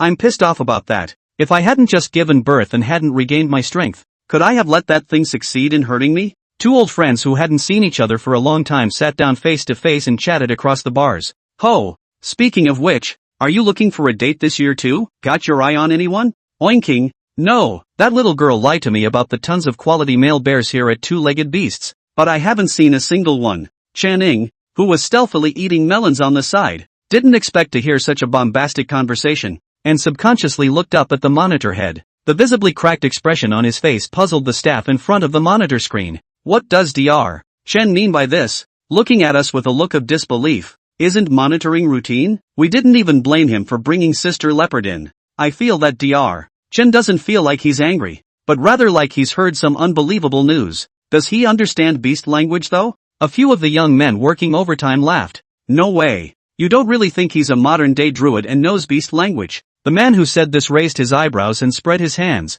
Who knows? Just in case he gets it. The words were there, but he didn't actually believe them, so the truth just slipped through their fingers. Chenning withdrew his gaze from the surveillance probe and stroked his chin. The number of pandas in their reserve is not small, but the distribution is unknown, and there is also the possibility that Stuffy can't see the bears around him. The combination of wild pandas and base captive pandas is not impossible, but how to promote it? Have to think of a way to try. In fact, there are already examples of successful wild introductions in the country, and healthy male cubs have been produced. But Stuffy is a female bear, and can she really look at captive male bears when she can't even look at the hunky bears in the wild? But it doesn't hurt to try, right? In case it works. What if Stifler is a face bear? After the 2 of them chatted for a while, Panther felt almost ready to go to bed if she could get out and move around. And with a very perfunctory greeting, she got up and flicked her tail to leave. You guys come clean up Stuffy Dunes, I'll go first. Gesturing towards the camera side, Chenning trotted to follow Sister Panther.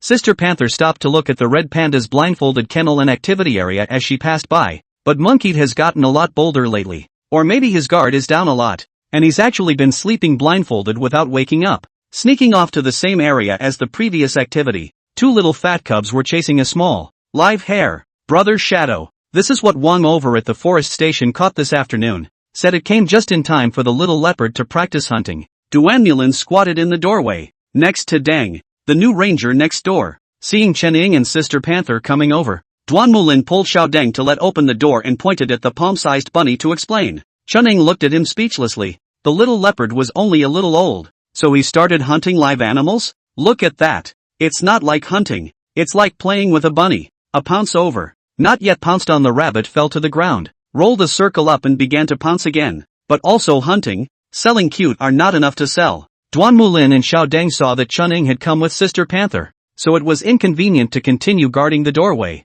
and after greeting them, the two of them ran towards the dormitory. I'm sending this video to my friends tonight. Xiao Deng is very young, is a small village people, high school graduates to stay at home to take care of elderly grandmother. Just some time ago to get into the forest ranger preparation. He was only 19 years old, still a lively kid, and worshipped Chen Ying and Yinli to no end. Brother Tuan Mu, teach me how to edit. Duan Mulin was very patient to point out that he used the cell phone app to edit the video and publish, but also taught him that he could shoot some videos in his spare time at work and post them on the internet. And later, after accumulating more fans, he could also help his family to sell mountain products and so on. Xiuzhai village is located in the more remote and deep mountains of Qimu Township. The economy is difficult to develop. If you can use the network to bring goods, it is good for Xiao Deng in Xiuzhai village. Chen Ying wouldn't interfere with what they did in their free time at work, as long as they didn't break the rules. He wasn't much interested in posting videos himself, and since Tuan Mu and the others had arrived, he'd even given Tuan Mu and Natsumi direct access to do the content updates for the aid station's work account.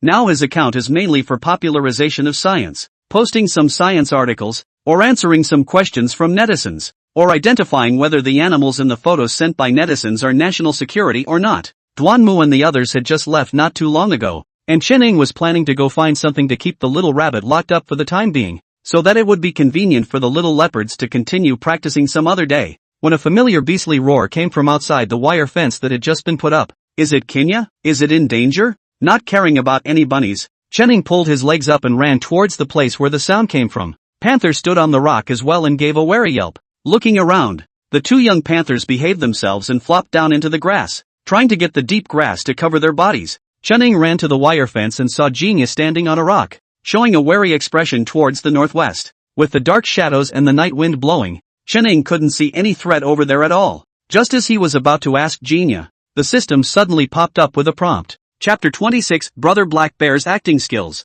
Emergency Rescue. Emergency Rescue. Please rescue the baby golden monkey that was taken away from its mother by a black bear within 2 hours. Successful mission rewards big gift pack *1. A black bear? Little golden monkeys? Chen Ying froze for a moment, as he was completely unable to connect these two creatures together for a moment. Although the black bear is a carnivore, it doesn't have creatures like monkeys in its repertoire, and as far as he knew, there were no black bears in the area where the golden monkeys were active. The rescue center photographed the Asiatic black bear 2 years ago, on the back of a mother bear with 2 cubs. There was and is only that one time. This black bear, if it wasn't a cub from back in the day, then it likely came from somewhere else. Roaming? That's no good. Chen Ying patted Sister Panther's back and called for Xiaosan to come over and help guard the door while rushing into the office to take out the drone and start maneuvering it. The danger factor in the mountains and forests at night is several times higher than in the daytime, and he doesn't have the light as a feather kung fu in novels, so he can only pull out his high-tech equipment. Several other lads all gathered around, except for the youngster who was guarding the surveillance and couldn't leave. Nathan, come do me a favor and operate this to search that way. Slowly and slightly shorter. Kenya's already gone over there. I need to determine exactly what kind of animal is making that threat over there. While Xiaosan took over the drone maneuvering, Chen Ying went to lift and carry the 2 cubs, and greeted Sister Panther as she went back to her room to rest first. Sister Panther knew that her body hadn't recovered yet, so she didn't make any noise and obediently followed Chen Ying back to the beast house. By the time he had settled down with his leopard sister and cubs, and then came over, Zason let out a gasp with Duanmu and a few of them right on cue.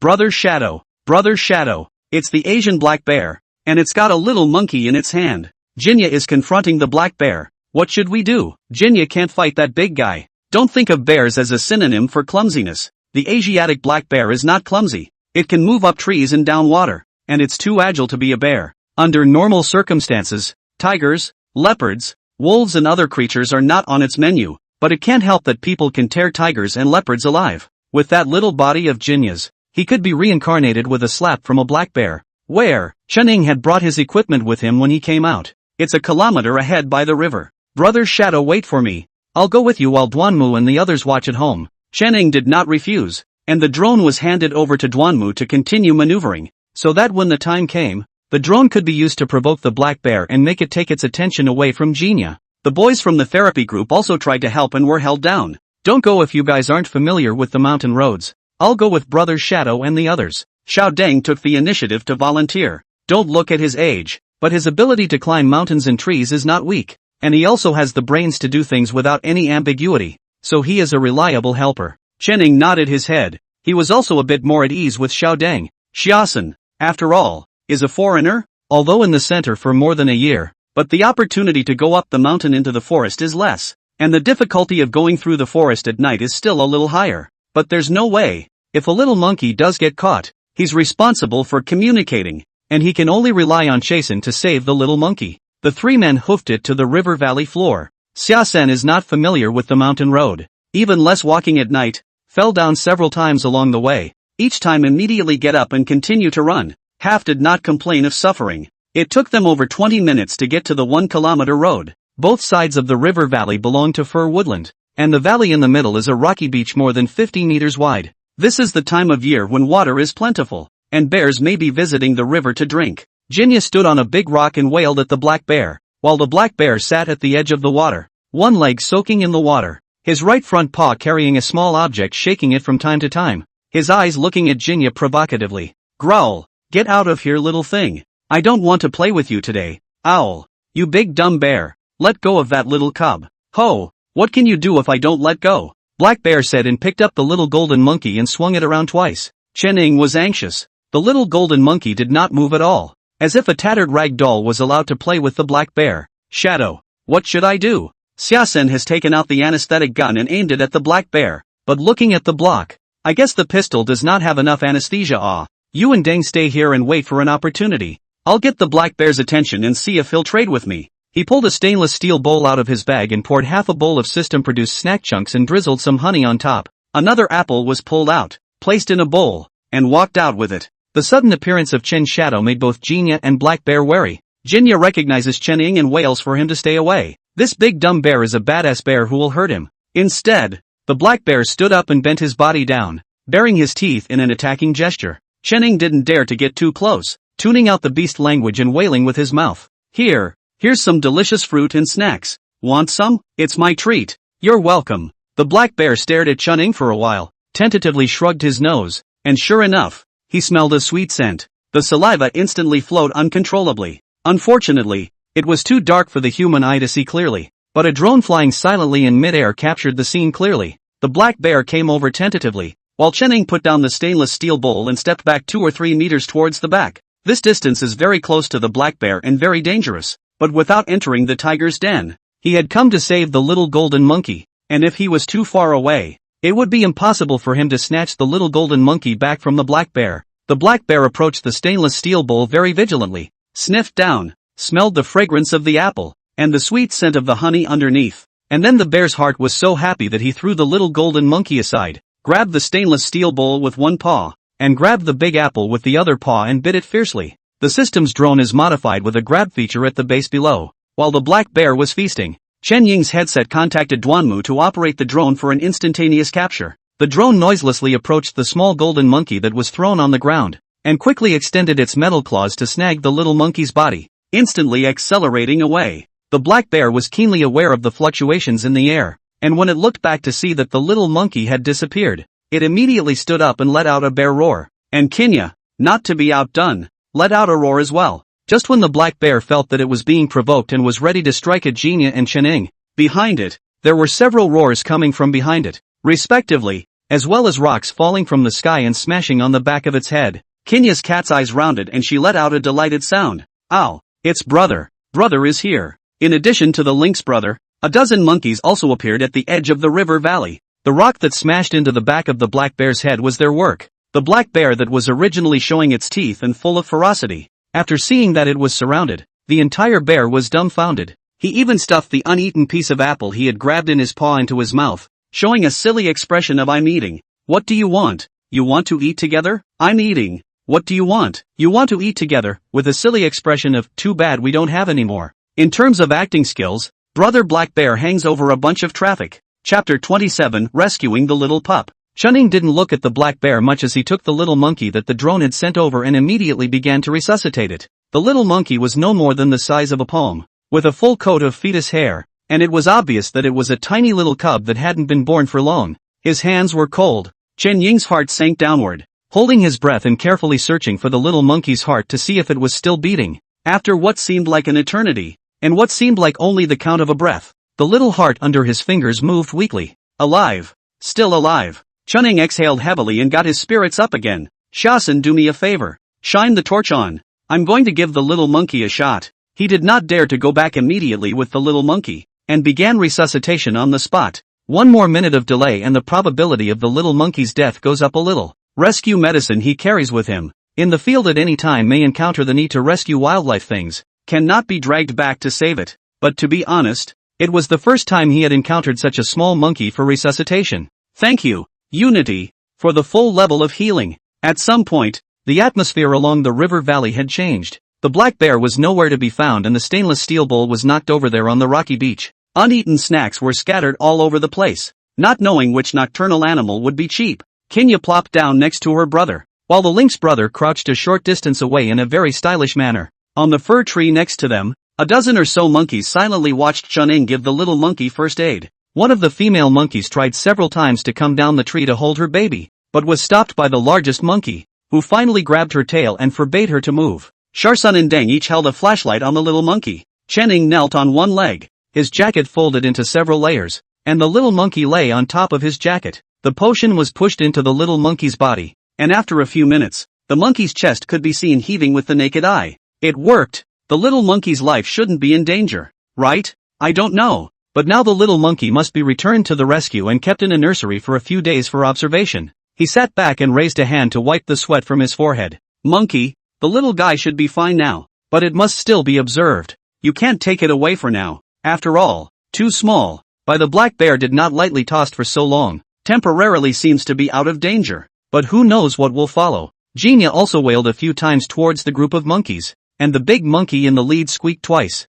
jumped down from the tree, and slowly approached Chenning, a meter or so apart. It stopped, its pretty faceplate glinting a fine golden light in the torchlight. After staring at Chenning for about 2 minutes, it let out a yelp towards the back, and the female monkey abruptly leapt down, stretching out her claws to touch her child. No take away. Natsumi moved a bit anxiously, and the female monkey gave a sharp chirp, trying to scoop up the baby monkey and leave. Chenning was quick to grab the monkey's mother's hand and stop it. The monkey's mother scratched at Chenning with her other hand in a hurry, only to be slapped squarely in the face by the big monkey. The big monkey stood up directly and gave a output at the monkey mother, who curled up into a ball with cowering, so aggrieved that her tears flowed down her face. Chenning rushed forward to urge a fight. He pulled out the few remaining chunks of snacks and stuffed them into the big monkey so he could distribute them to the other monkeys. Again, he approached the female monkey who was wiping her tears, and held out his hand towards her. If you don't feel comfortable with the baby, you can come back with me. I'm not going to hurt it.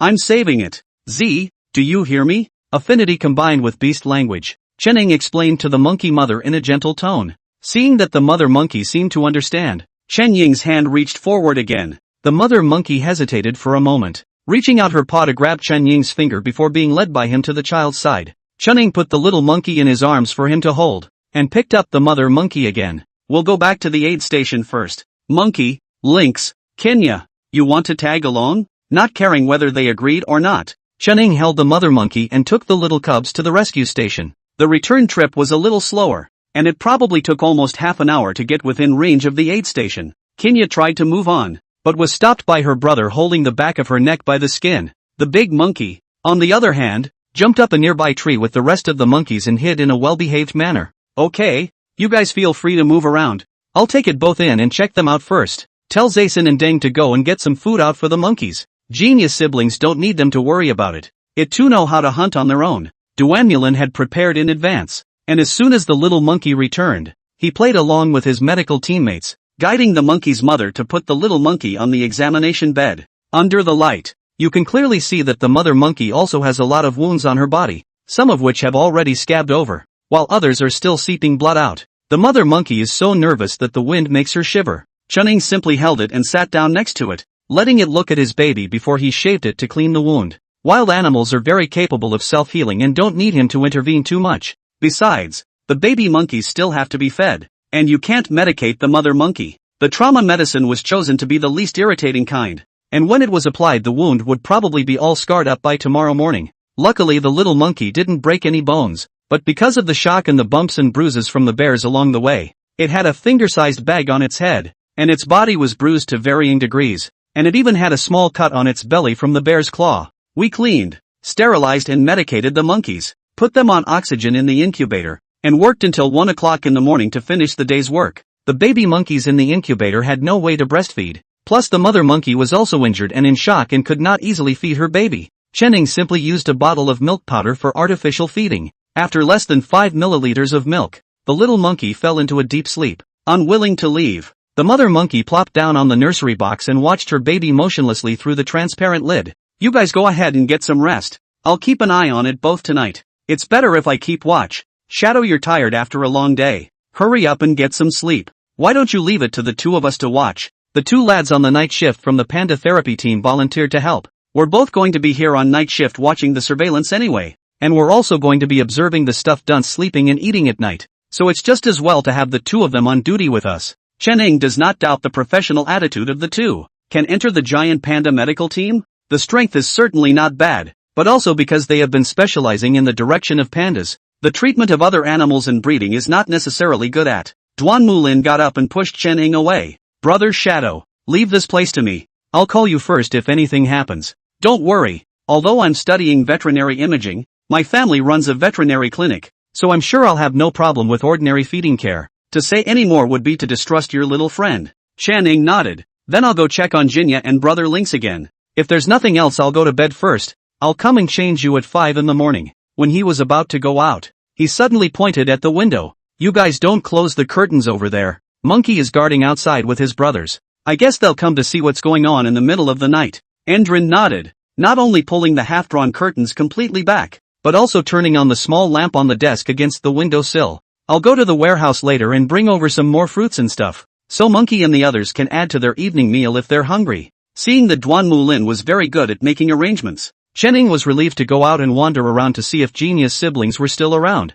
and in the meantime, he claimed the big gift bag that he hadn't had the time to collect just now. Brother Unity, can you explain what's going on? Chenning stared wide-eyed at the extra little thing in her hand, and her entire body stiffened. Chapter 28, this guy must have taken out the honey. He thought that this time the prize pack would open up a useful prop or skill or something, not to mention more snack blocks. But what is it? A nest of eggs? The elaborate bird's nest compiled of grass roots and twigs was only 2 palm-sized, with 4 regular-sized eggs in the center. Not being an ornithologist, he couldn't tell which bird's egg it was from its shape-color pattern, but given the system's usual style, this nest of eggs was definitely not simple. He doesn't have an incubator here, so if he wants to hatch, he'll probably have to send it to a center, or buy an incubator online. This can be done tomorrow, so I'll just keep it warm with a light tonight. At 4:30 a.m. Chenning woke up, didn't stay in the warm bed, quickly washed up, first went to throw food to the leopard sisters' family, and then went outside to cut bamboo to feed Monkey Eyes and Stuffy Dooner.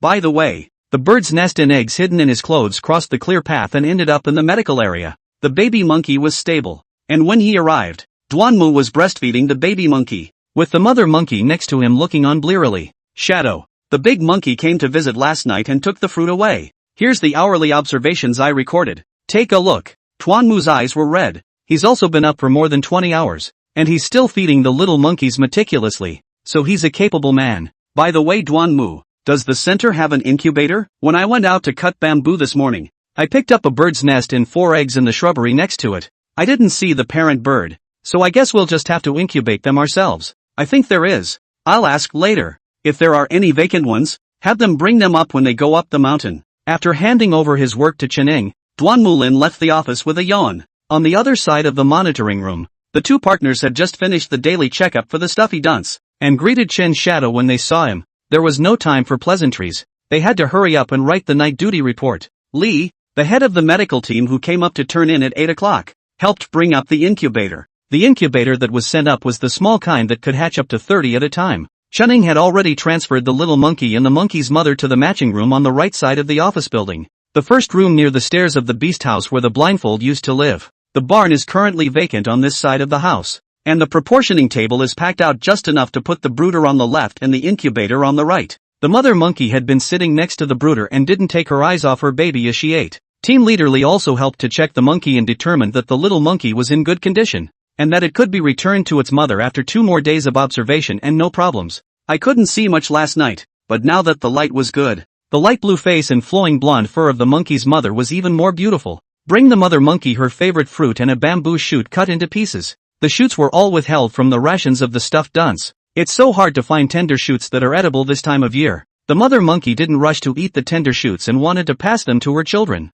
Don't. It's too young to eat it. You can eat it yourself. It's obvious at first glance that the monkey mom is a firstborn, and cares especially about her child and her heart, probably because of her own negligence or other reasons. Let the little monkey child suffered a big disaster. The mother monkey is very self-blaming, and has been enveloped by Emo's breath. Chening comfortingly stroked its head, and after confirming that the brooder and egg incubator were closed, she opened the door and went out to busy herself with making lunch for the little leopard and sister panther. Not long after he left, the big monkey drilled into the room with a group of monkeys. The Sichuan snub-nosed monkey is not quite like other monkeys in that they basically move around in trees and rarely come down to the ground. This time, the initiative to enter the human territory is solely for the baby monkey and the mother monkey. Zason came back from the panda house side, saw the door to the stairway open, probed, and took a few steps backward in shock. The monkeys in the room were also frightened, and one by one they squealed and rushed out, hiding in the trees in a couple of tries. Sharson's face went white as he held his chest down against the wall,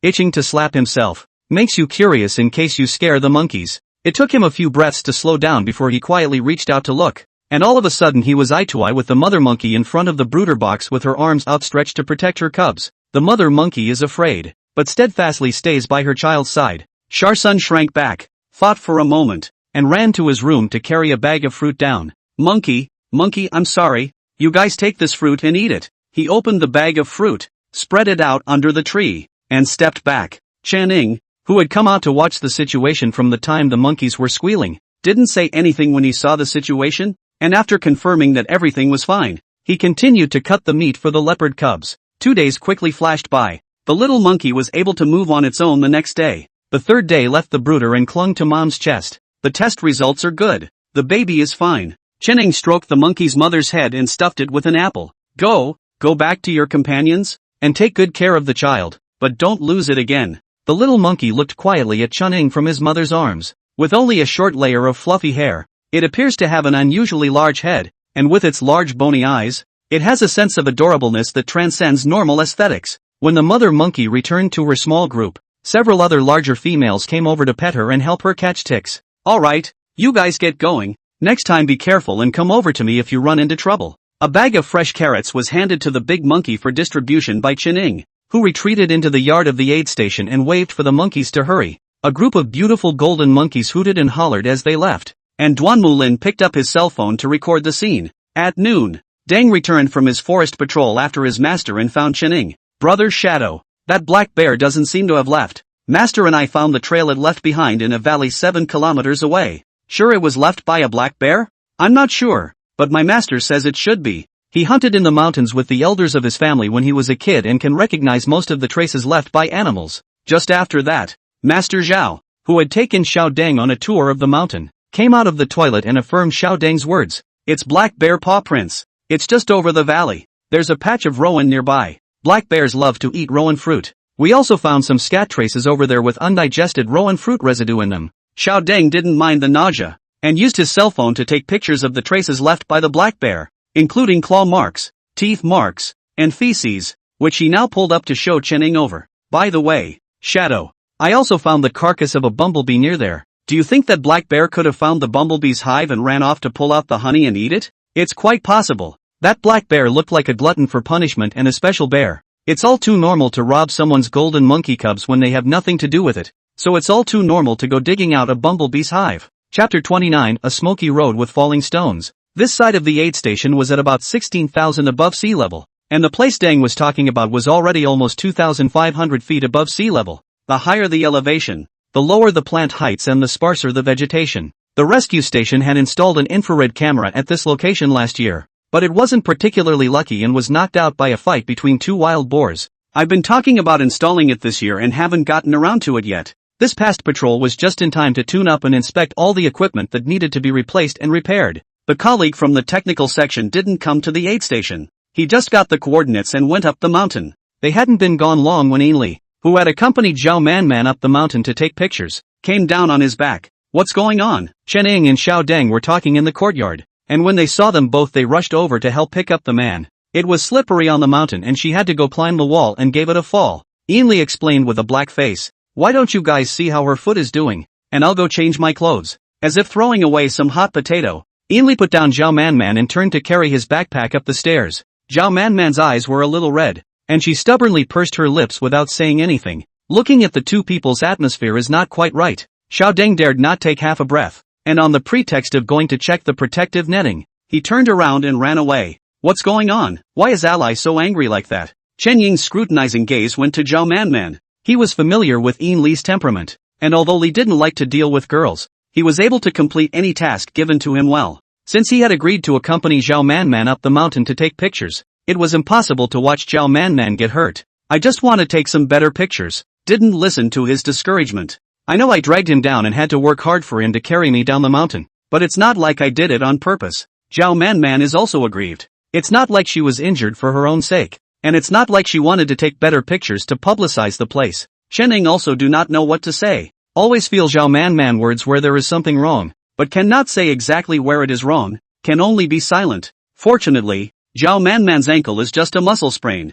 Tie 2 stitches and use some medicine for a day on the line. Ainley came down after taking a shower and changing his clothes without even looking at Zhao Man. Deng said he saw a black bear over in Rowan Valley. Shall I go and have a look? No, you don't have to go. You've only just gotten off the mountain. Get a couple days rest. I'm going to take Sister Panther out for a walk, so you can stay at the station and help feed the baby panthers. Panther's injury is almost healed and the next step is acclimatization and recovery training. Rowan Valley round trip is about 15 kilometers. Put on others may find it difficult to walk, but Chen Ying has long been accustomed to the mountain road. More than 10 kilometers of the distance easily dealt with. Plus, that area next to the Rowan Valley was Leopard Sister's territory, and since she hadn't gone back for such a long time, she didn't even know if it had been overrun. Hearing Chen Ying say that she was going to take it out for a walk, Sister Panther shook her fur excitedly and turned her head and rubbed Chen Ying's thigh hard several times with a smile at the corner of her mouth. Zhao Man's face was a bit ugly as she watched Chen Ying lead Sister Leopard towards the mountains. She was such a living,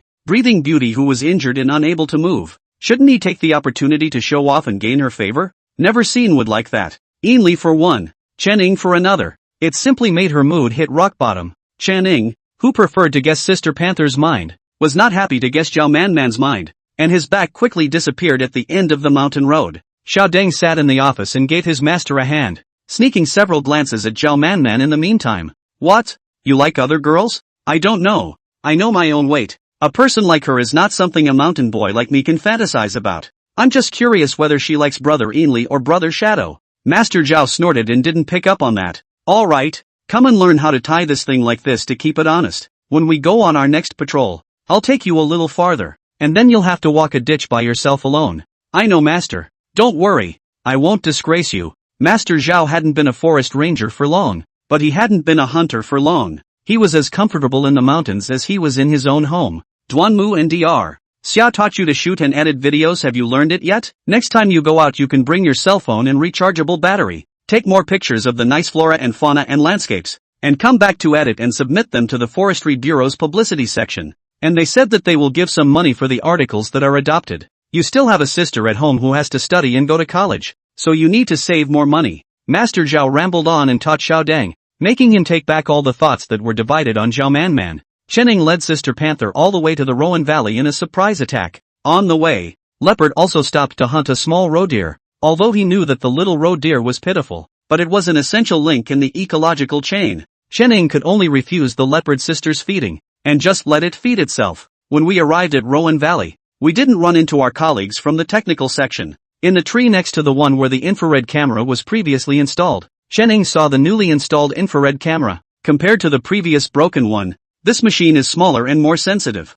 Smaller heads are less likely to be the focus of wildlife curiosity and less likely to be damaged. After observing where the infrared camera was pointed, next to the river valley water source, the terrain was slightly flatter, a drinking spot chosen by many animals. Without paying too much attention to the camera, Chen Ying's main purpose for coming out this time was to walk Sister Panther, and in the meantime, learn about the black bear's operational goals. If he could find a bumblebee's hive, he wouldn't mind getting some tasty honey for boredom dunes to go back and sweeten his mouth. Sister Panther was a bit unable to hold back her desire to patrol her territory when she reached this side of the Rowan Valley, and after sticking around with Chunning for a bit, Sister Panther nimbly leapt into the forest and disappeared. Chenning knew that Sister Panther wouldn't leave her children behind, and this time when she went to patrol her territory, 80% of them also wanted to make sure that their territory was still safe or not. In a while it would be returning to the mountains with the child, and it would be best to remove any threats to the child ahead of time.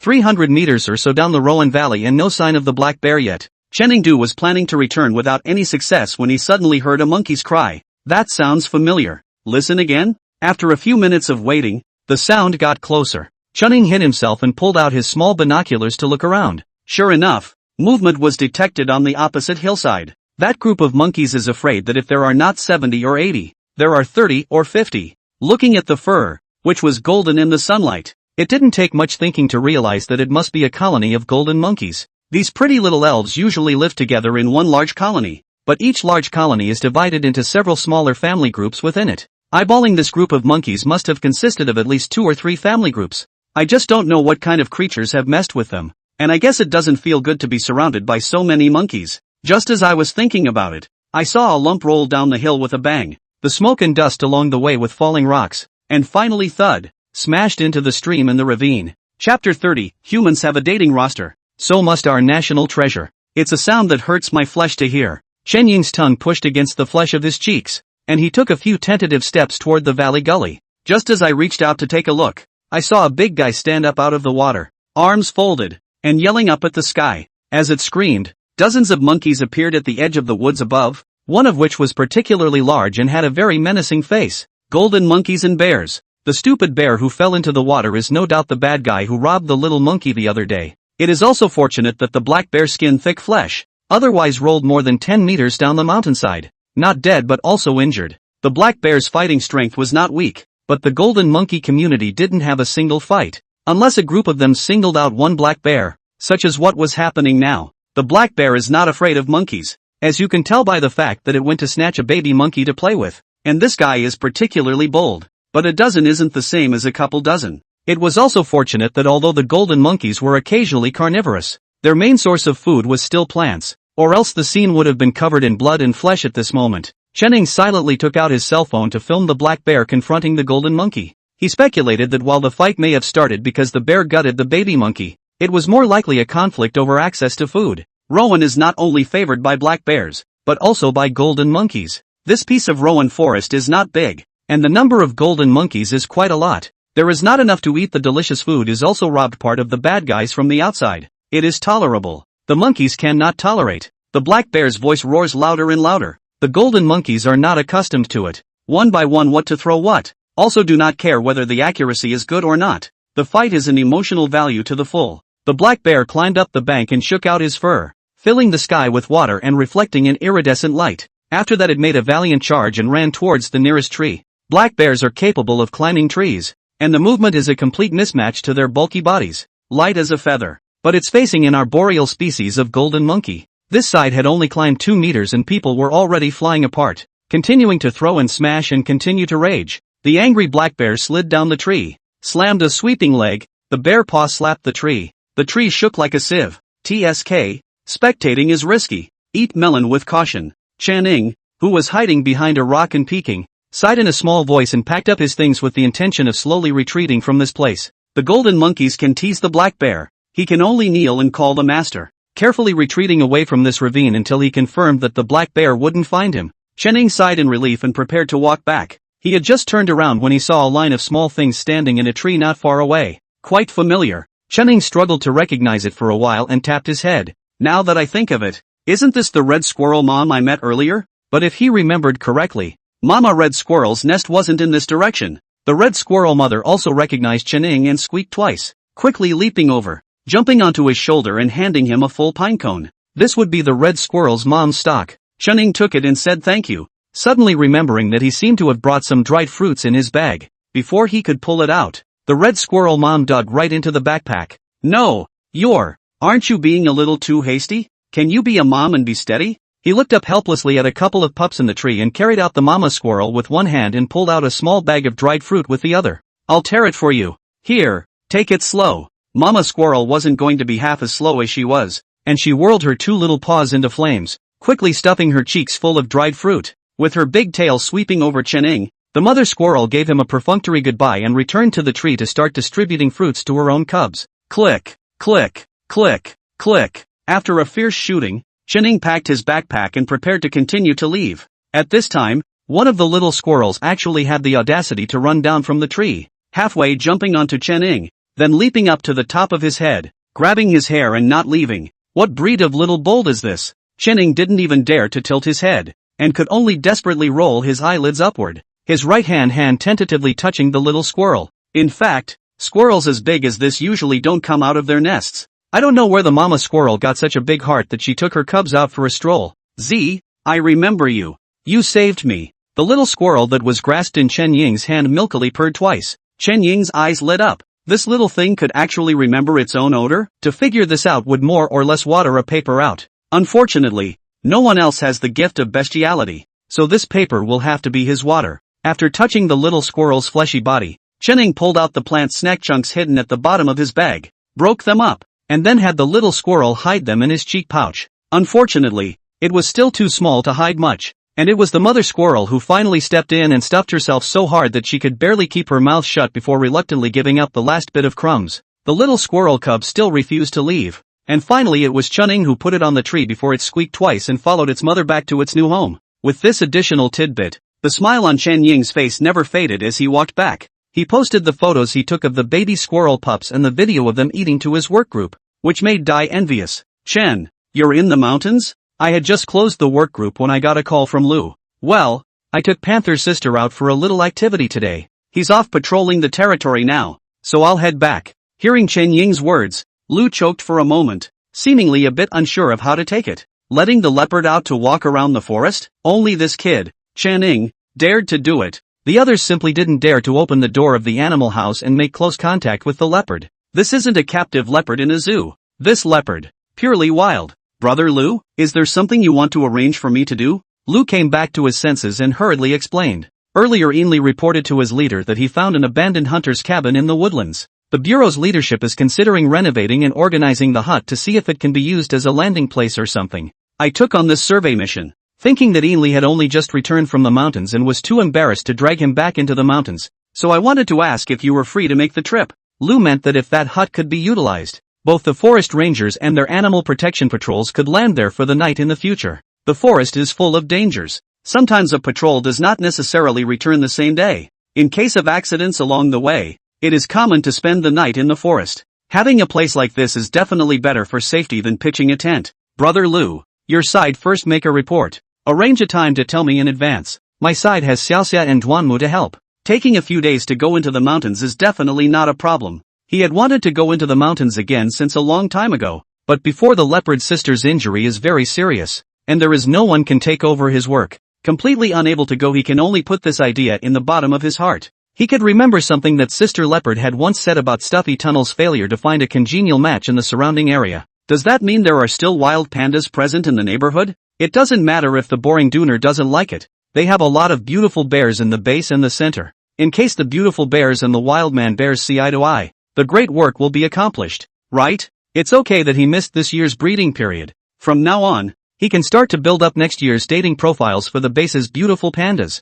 Putting away the phone, joyful Chen-ing hummed. Just rounded a tree. Black and white color matching fur from his eyes. A stagger. Chen-ing almost bit his tongue. Chapter 31. What a big ball of mochi. Gnocchi with a wiggly ass trying to climb up the ladder. Shock was followed by surprise, followed by disbelief. Look at this size of gnocchi. Obviously not to the time to leave its mother to live alone. How did it come here by a bear? Chen-ing decisively pulled out a drone and let it fly, hoping to find the mother bear. The bear was terrified and climbed high, hugging the trunk of the tree and looking down at him pitifully. But in fact, pandas don't have good eyesight. They rely mainly on their sense of hearing and smell. But even more powerful, it still cannot change the identity of the bear. In this cruel jungle, it is still at the bottom of the food chain. There was no sign of the mother bear within 3 kilometers. Chen Ying's heart sank as he continued to expand his search. Within 5 kilometers, still no sign of them. As the mountain wind blew, the bear shivered, not knowing if he was scared or hungry. "Come down here,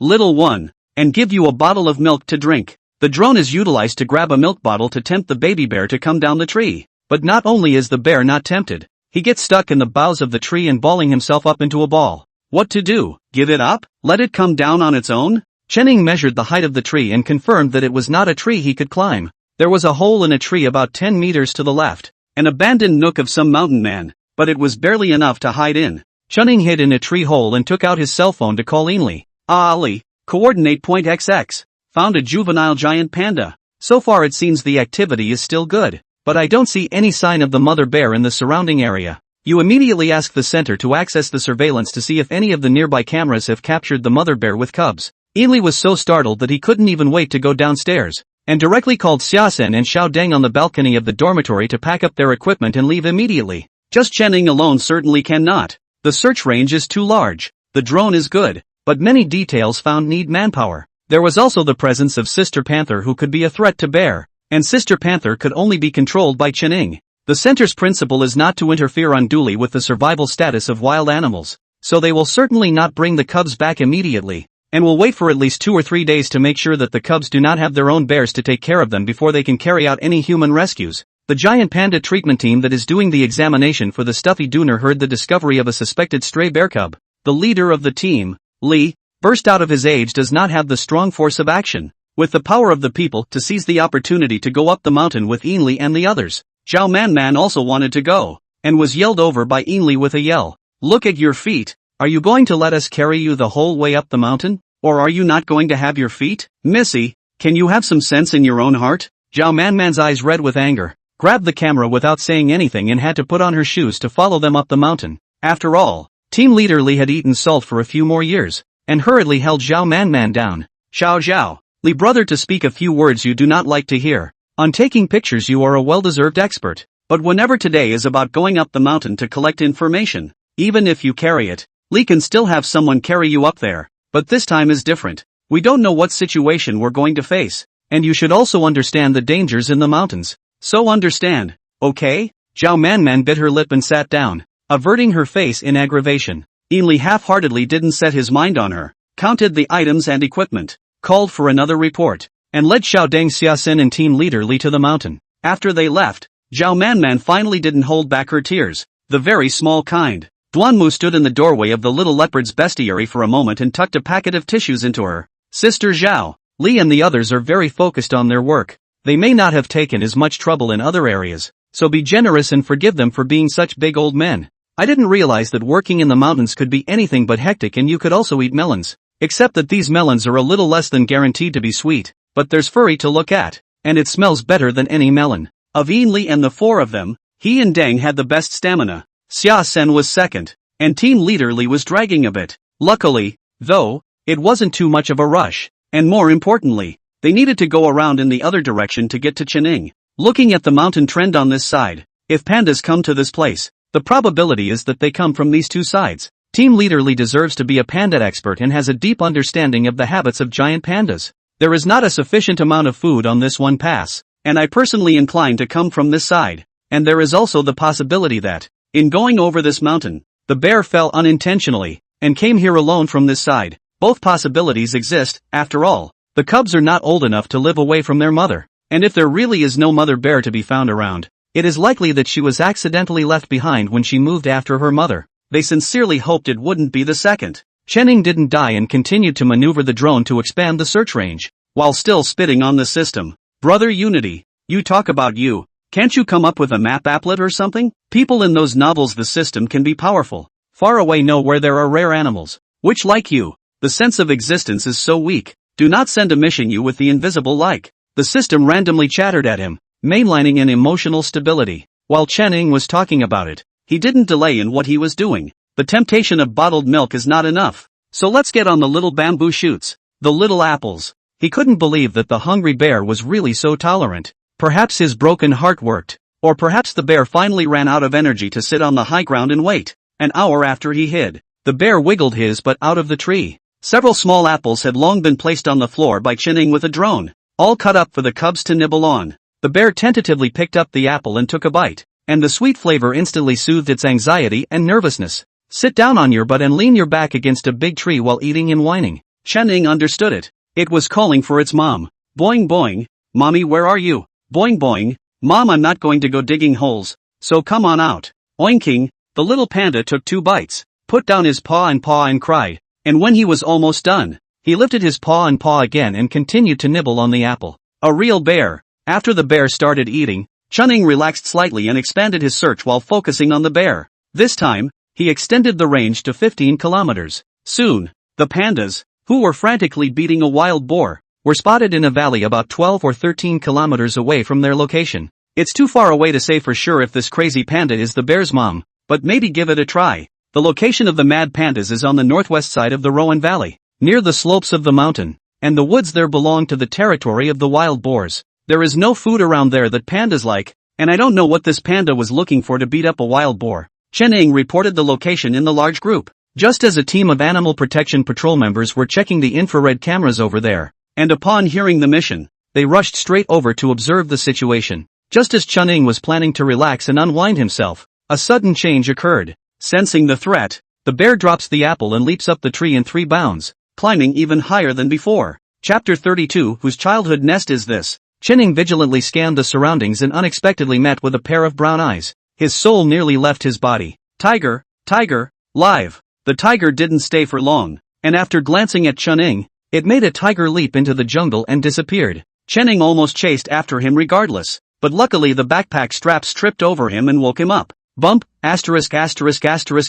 dish. Didn't get the shot. Pounding the ground hard. Chen-ing was so angry that she wanted to wail. This was the first time he had ever seen a tiger in the wild with his own eyes, and although he was too stunned to analyze what kind of tiger it was, deep down he was biased in favor of the South China tiger. Seeing the evidence that can prove that there is still a South China tiger left in the wild drifting past his eyes, Chen-ing fierce man in tears. After a few minutes of frustration, he pulled himself together, intending to continue watching the bear, but he knew that when he looked up, he saw the bear 2 meters away, and the bear was doing a crooked kill on him. Can you not be so startled? He's not getting any younger. He can't stand the fluctuations of blood pressure going up and down. Eyes drifted down towards the top, not seeing the bear hanging from the branch, and determining that this was the little guy who was quick to move and good at running away. Chen-ing pulled out the bottle of milk that had been warmed in his arms and placed it in front of the bear. The man retreated back into the hole in the tree, trying to keep his breath off the bear. The most common choice that wild moms make for children who are tainted with clutter is to abandon them.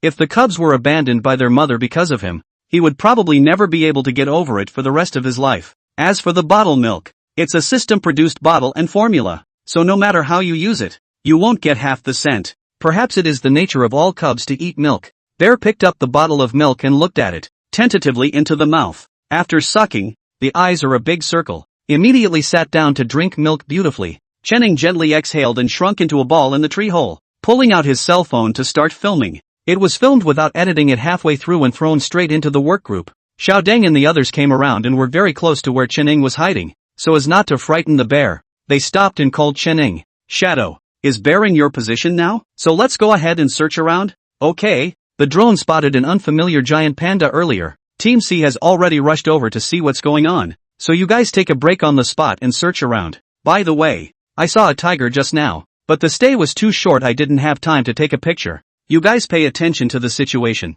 Don't bump into it. Hearing Chen-ing say this, Ainli and Xiaodeng immediately came into the spirit. There's no mountain kid who doesn't like big cats, and Tiger is the top big cat. Team leader Li was more worried about Bear's condition and wanted to try to circle around to Chen-ing, but was pulled back by Xiaosan. Teacher Li, Shadow said that he's hiding in a tree hole, and the cubs are right outside the hole, so you're likely to disturb the cubs if you go over there now. Why don't I walk further that way with you and find a suitable observation position? Team leader Li knew he was being a bit pushy and tried to take a few deep breaths to calm down. Right. Let's take a couple more steps to see what's going on. Ian, dang, the search is on you. Ian Li nodded and smiled, giving Shazhen a look to keep an eye on Team Leader Li. Don't look at Team Leader Li's expertise skill points. In the mountains, he might not be as good as Xiao Deng. Suitable hiding spots were not found, but a clump of half-dead bushes was found. Sharsun and Team Leader Li put their field coveralls back on to make sure no little bugs would burrow down their clothes and into their flesh, and followed by lying on their backs and quietly observing the bear cubs who were enjoying themselves drinking bottles of milk through the small binoculars.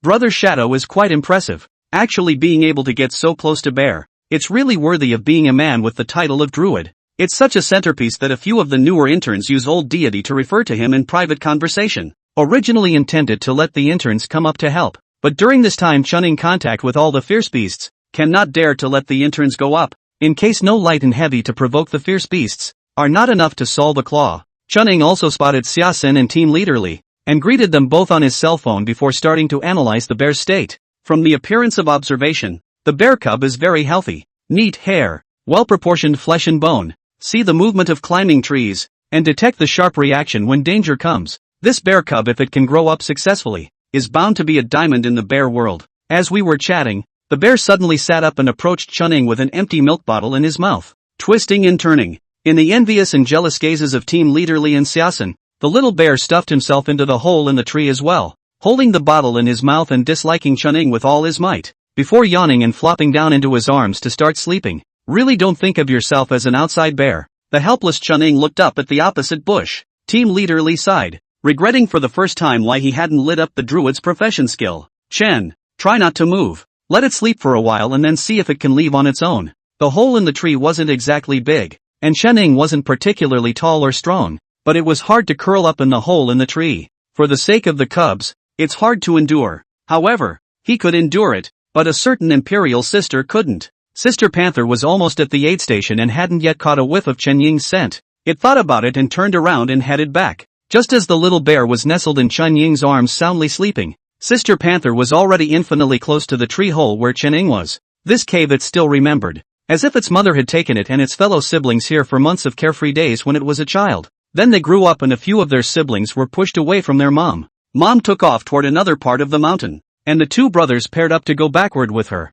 This place is reserved for it and the sister. 3 months later, the sister left without saying goodbye, and the territory fell into its hands. Perhaps because this was her childhood home, Panther had never brought her children here before, and she had chosen a den that was distant from this hole in the tree, on the opposite corner of her territory. Standing in the woods, Panther was in a trance for a moment, not understanding why she was suddenly reminded of her childhood. Chen Ying was welcome to enter the tree cave, but why did that cub stay in its nest? Doesn't it have a mother or a nest? Affected by the memory, Panther rushed over and without saying a word picked up the back of the bear's neck skin and was about to throw it out. In this instant, the instant that team leader Li and Xiaosen were covered in cold sweat, the quick-eyed Chen Ying held Sister Panther's head. Sis, calm down. Let me explain. Stiffly pulling out the scared and confused bear from Leopard Sister's mouth and stuffing it inside her white field protective clothing, Chen Ying's face pressed up against Leopard Sister's furious faceplate. Sister Panther, what's wrong with you? Why are you angry? Is it because I didn't get to you in time? As he spoke, he stroked Panther's taut back. The rapid running and the final impact was also a burden on Sister Panther's heavily injured body, and it hardened itself against the trembling of its limbs as it roared at Chen Ying. Chapter 33, Shaking the Cat World. Mother and son? Sister and brother. Ho, this is my nest. Mine. Chen Ying was silent for a moment and hastily pacified. Yes, this is your territory. Your nest. I'm sorry, we're just borrowing it temporarily. I'll take it out of here. Leopard's sister had a large portion of her sanity back after her outburst. Its beautiful eyes stared at Chen Ying for a while, and it laid down on its side in a bit of a disheveled state. This is my nest. Mom gave birth to our siblings here. Then they both left and this was left to me. Leopard's sister doesn't allow herself to cry. It's okay to briefly wallow in the past. The royal hottie has to move on. I plan to come back here when I'm old, and this will be the place where I die. Typically, it is very difficult for a wild animal to die of old age without human intervention to retain its entire body. The picky beasts may not be interested in aging animals, but the carcasses of old, dead beasts are a part of what keeps them alive for those less powerful, scavenging-oriented creatures. Perhaps this is the terrestrial version of a whale falls and everything grows. Before Chen Ying had time to speak, the little machi that was locked in the clothes finally arched its head out of the neckline and let out a milk bear's roar towards the leopard sister. Woof, woof. What Chen Ying wanted to say was so interrupted by it that he instantly forgot what he was going to do. Listening to the woofing, he didn't hold back his laughter. Sister Panther, when you went to patrol the territory just now, did you find the little one's mom? Nope, there's no scent of Stuffy Dune's kind in the territory. Just the very, very faint scent of this little guy. There's an adult panda in the boar forest over in Rowan Valley, but it's not clear if it's the little one's mom. That one. Ha, the big one that likes to fight and loves to fight boars? It's not the little one's mom. It's a male. Chen Ying was silent for a split second. looking down at the little guy who was still showing his teeth in an effort to threaten Sister Panther. So it looks like the little guy really did get lost with his mom,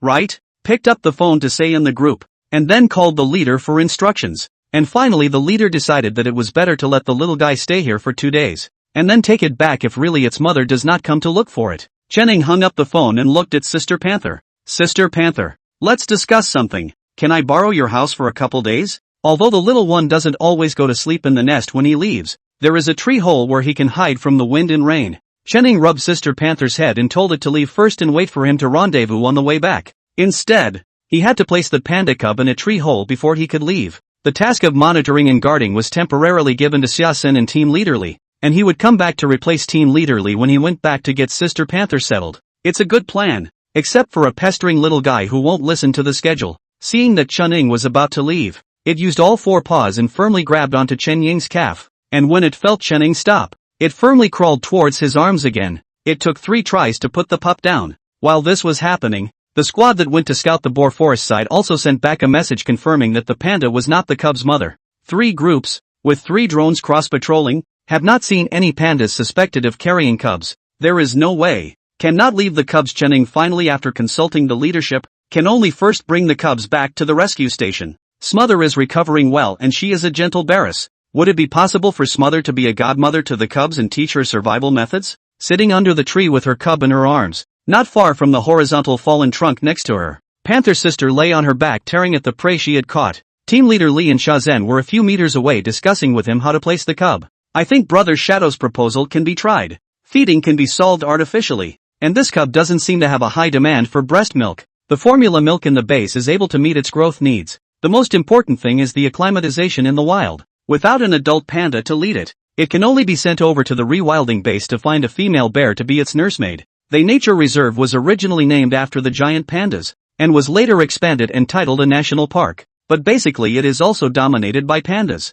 The entire nature reserve is divided into several blocks, with several rewilding bases set up, the closest one being just 50 kilometers away. Chen-Ying of course wished to leave the cubs to Stuffy Tuner to bring up. For one thing, they weren't really that different from the feral area anymore, and for another, they could return things to their rightful owners in case the mother of the cubs came looking for them. No more than that, it will add a life force to the pandas of this mountain forest. Now that the decision has been made, there is no more hesitation. Chen-Ying and the others packed up their things and took the cubs down the mountain. Ainli and Xiao Deng, on the other hand, continued to scout the surrounding area to make sure they hadn't missed any signs of the cub mom. Sharsun could have loved to hold the cubs. It was the other guy who didn't give him a good look. Not to mention him, even if Team Leaderly wants to reach out and touch it, the cub will have to let out a milk bear's woof. Back at the rescue station, the medical team had prepared everything the cubs needed. And of course, the first order of business has to be a full body, detailed examination of the pups. Team Leaderly did not participate in the inspection work.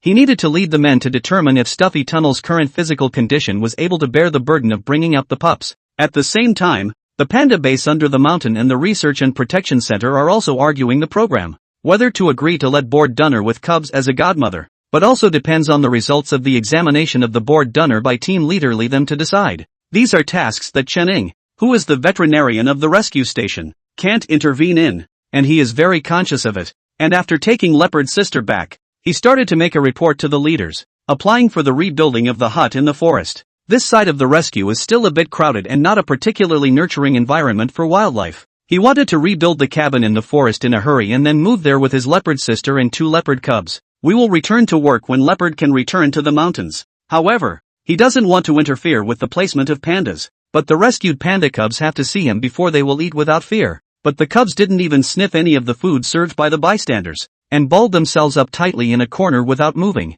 Only when Chen-Ying went over would it rush over and hug Chen-Ying's feet calling and crying, aggrieved like a 100-pound fat child. There was no way around it. Chen-Ying could only temporarily pacify Leopard's sister, take the cub to eat and exercise, and try to guide it to come into contact with the Stuffy Dunce a wall away. Stuffy Tuner's personality was already quite good, and after talking to Chen-Ying, he was quite curious about the little cubs. Chen-Ying also held the cub and made tentative contact with it a few times, such as touching his nose through the railing and letting Stuffy Tuner clean the cub's body and such. It's also fortunate that the cubs don't need to pester their mother for milk right now. Otherwise there's nothing Stuffy Tuner, the beautiful bear, can do. After 3 days of tentative contact, Chen-Ying tried to put the cub in the small room next door. He squatted in the corner and opened the partition between the two rooms, so that the stuffy dun and the cub could get along without obstacles. One overwhelmed, one happy to be a mom. With everyone's breath held in attention, stuffed Dunes approached the sprawled cub, stuck out his tongue and licked it before picking it up by the back of the neck,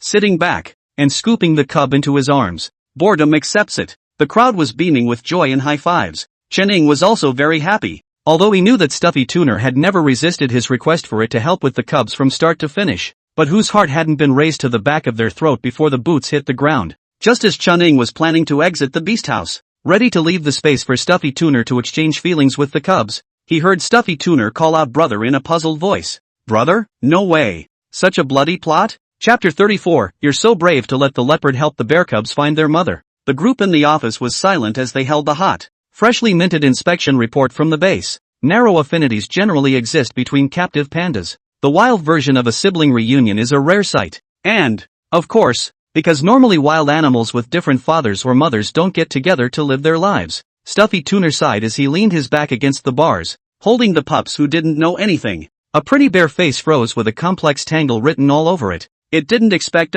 just to repay the two-legged beast for saving its life. It got itself a brother back. Looking at his stinky brother, who was just under a year old, milking and exuding clear stupidity in his gaze, Stuffy Tuner sputtered heavily, leaned back, and fished out a bamboo shoot to let off some steam and chew. Xiaosun fished a lot of fresh bamboo shoots for Stuffy Tuner and heartily scratched it through the railing. Stuffy Dunner hard work, eat more delicious. Like to eat what flavor of bamboo I go to cut for you. Although Stuffy Tuner had a look of disliking his smelly brother, even though he lay down to eat the bamboo, he was still very careful to protect his smelly brother for fear that it would fall to the ground and hurt. Chen-Ing also got the electronic version of the appraisal report and sat across from Sister Leopard with a bitter smile. This is great. And I was talking about letting Stuffy Dunes get an early taste of being a mom, but it turned out to be a sibling. The leopard sister laughed and ha-ha-ha'd and rolled around on the platform, scaring the two cubs so much that they first cowered next to each other. Then realizing that their mother was just plain mad, the bigger one's bile rose steeply and began to lunge at his mother's tail.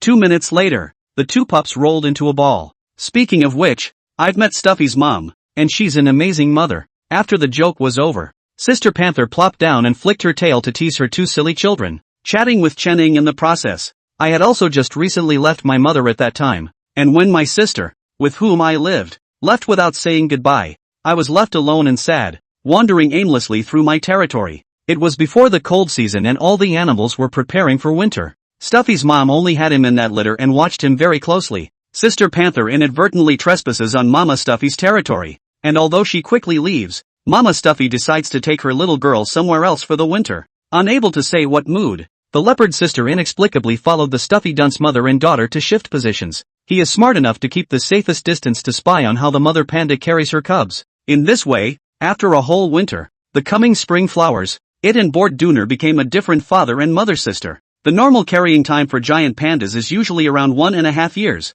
and the more maternal ones can even raise their babies until they are 2 years old. Sometime after Stuffy was 1.5 years old, his mom went out and never came back. Panther sighed and replaced her paw on her chin. It was also fortunate that it was with the companionship of Sister Leopard that Stuffy Tuner was able to make it through the dark time of separation from his mother. Chen-Ing sighed after him and was about to speak when he suddenly sat up straight, startling Sister Panther. What are you doing? Scaring the leopard? No. Sister Panther, you've followed Stuffy Tunnel and his mother around quite a bit, so do you have any idea where might be the place he chose to raise his cubs? Sister Panther froze and looked at Chen-Ing incredulously. You're asking me to help that stupid kid find his mom? I am thinking you said Bored Dunner's mother is very protective of the child. That may not be its intention to abandon the cubs. Maybe this time Bored Dunner's mother cannot find the child anxious crazy? Although Smothered Dunner is very gentle, in the end it has never given birth to a child, letting it as a sister take on the responsibility of a mother. I think it's a bit inappropriate. What do you think? Panther licked her paw,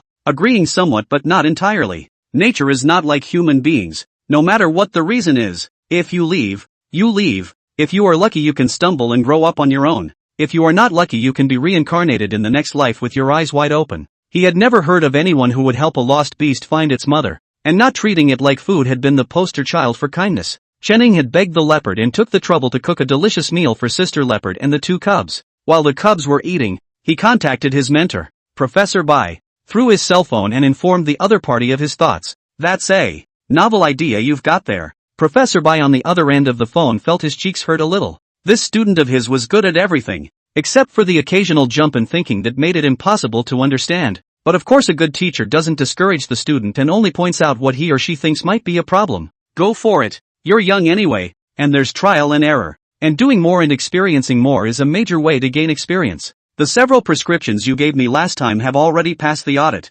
Among them, the ointment for surgical use and the prescription drug for treating gastrointestinal discomforts have already been approved to enter the clinical trial stage. And there is no problem to go public if it subsequently passes the clinical trial. Regarding the issue of profit distribution, I've sent a few proposals to your mailbox. Take the time to take a look and give me a reply. Chen was delighted in his heart and quickly agreed. Don't look at the pet medicine seems to be inexpensive, but can't help but these years more people love to have pets. His prescriptions are low cost and effective, and the income he can bring in a year by taking the low margin, high marketing route is also very substantial. The bottom line is that he has the funding for another few new prescriptions that require lab data to have a chance to come out, fixing a major event that had been weighing on his mind for a long time. Chen felt refreshed. Standing up and stretching, he suddenly heard the sound of a shutter clicking from behind him. Looking back, Zhou Manman smiled at him with her camera. Why hasn't this woman left yet? To say how annoying Zhou Manman is. It's not so much, it's just that there is an aura between people,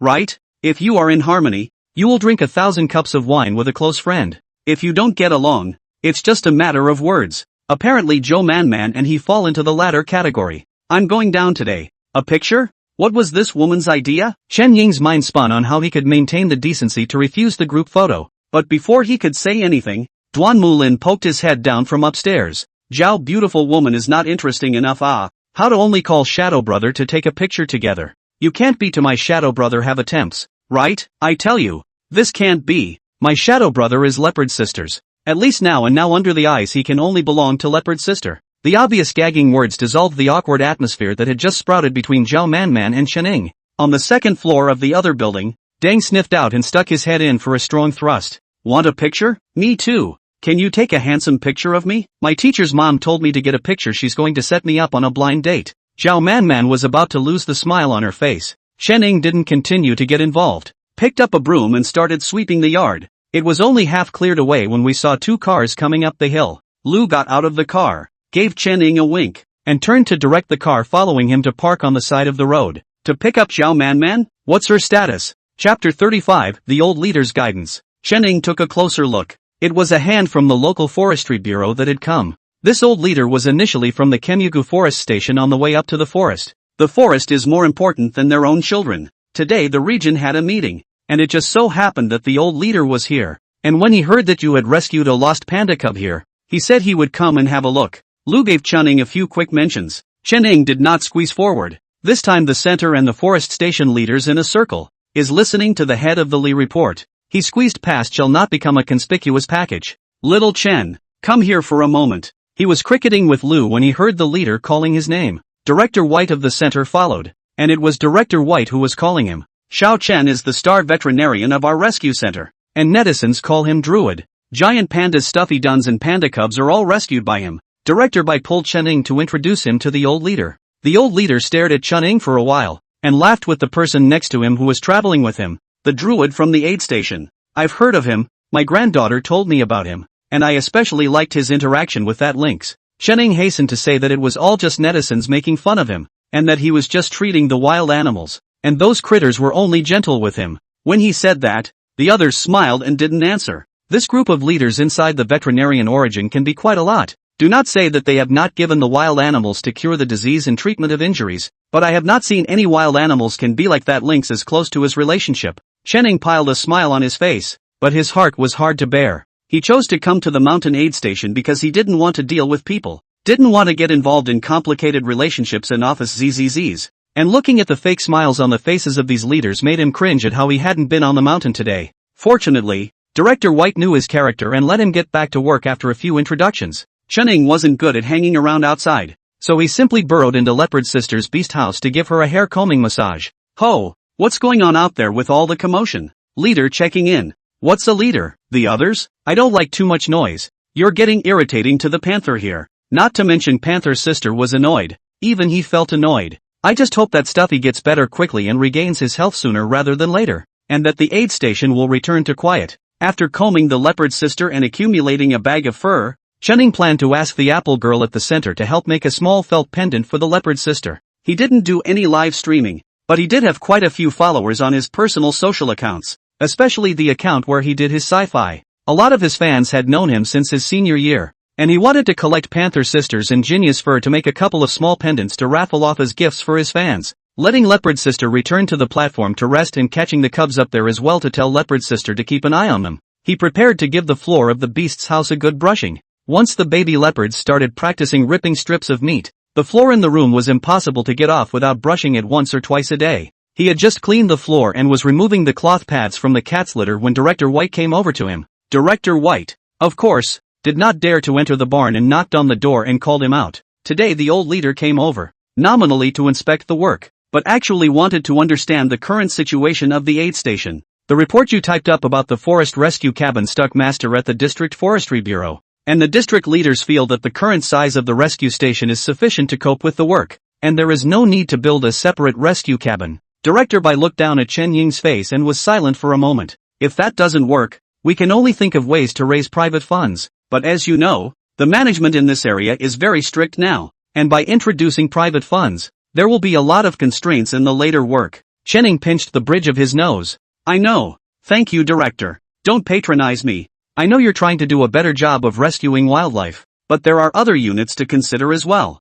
Director Bai said a few words to him and left, and Chen Ying leaned against the wall and fumed for a while before returning indoors to continue cleaning. Roar. What's wrong? What did that human say to you? It feels like you're having a hard time. No, Panther. It's not hard. It's just a little disappointing. Chen Ying pulled out the mat from the nest and patted it clean, then stuffed it back into the cat's nest, then placed the nest in another corner away from the pool. I had originally thought I could rebuild that cabin in the woods, which is much better suited for animals like you to recuperate, and a lot of the animals don't get hurt or sick enough to need to go into human territory. But the leaders said it wasn't necessary, and that the money spent on repairing the cabin would be better spent on buying more food for the wildlife. Panther doesn't quite understand what money is, but buying food? They can hunt on their own, and even if what humans feed them is great, they catch their own prey that smells better, so why buy it? Sister Panther couldn't figure out the humans, but it was eager to comfort Chen Ying. Why don't I let you have the hole in the tree? Chen Ying grinned,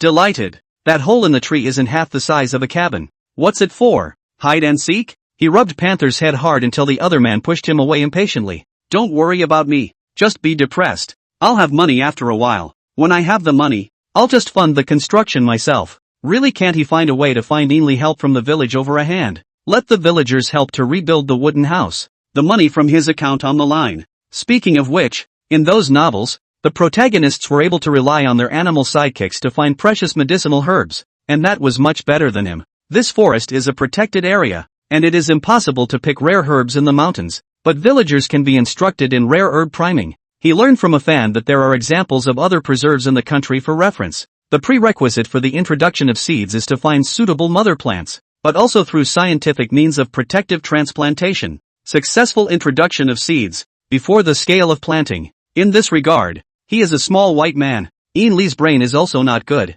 In order to successfully implement the plan, it is necessary to hire foreign help. While chatting with the leopard sister while doing things, time flies, to mealtime, the leaders to go down the mountain. The staff of the aid station, except for the duty post, all came out to show their faces. When he was almost at the gate, the old leader suddenly stopped and turned around to greet Chen Ying. Chen, come here for a moment. Chen Ying looked blankly at the equally blank Director Bai, hurriedly took off her work gloves and jogged over. Little Chen, I've read the report you guys typed up. The Bureau has its own difficulties. Leader, Director White has already relayed this to me. I obey the Bureau's decision. Ha ha, you kid. The old leader patted his shoulder, and his voice turned low.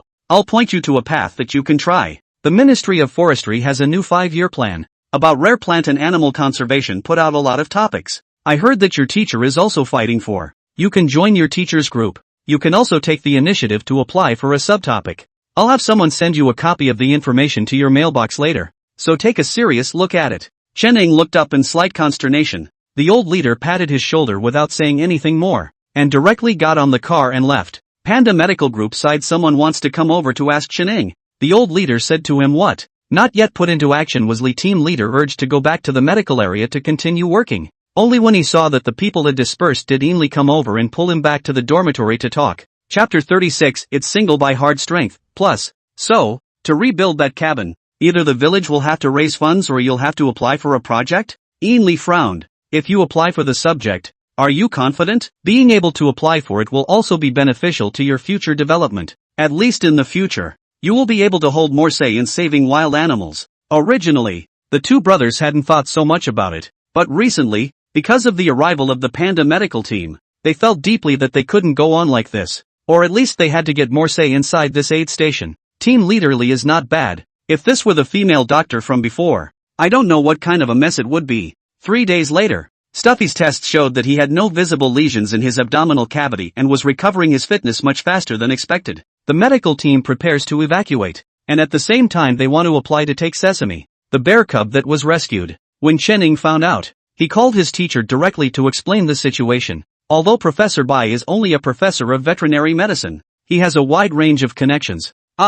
His fellow disciples are already in high positions, just in time to manage the research base and protection center. After learning that the panda who had been operated on earlier and the rescued cub were siblings, and that Chenning said he already had an approximate idea of the location of the mother bear who had lost her cub, the leaders decisively countered the request from the base's side. Originally it is, we protect pandas is not to protect their wild population can continue. Have to bring back the wild bears in captivity. What is wrong? Deng was young, straight-talking, and very upset with the researcher who offered to take the cubs. The man also said that their place was sketchy and couldn't take good care of the cubs, and that the base was the place for it to go in order to keep them healthy. Are you kidding me? This big reserve is still not as big as that small part of the base? They have a baby daddy to take care of them and a real sister to take them through their studies. Isn't that better than being locked up at the base? That person seems to be on good terms with the female doctor from before. And you also said that there are a lot of people applying for projects lately, so maybe that's what they're playing at. Ainley patted Chun Ying's shoulder.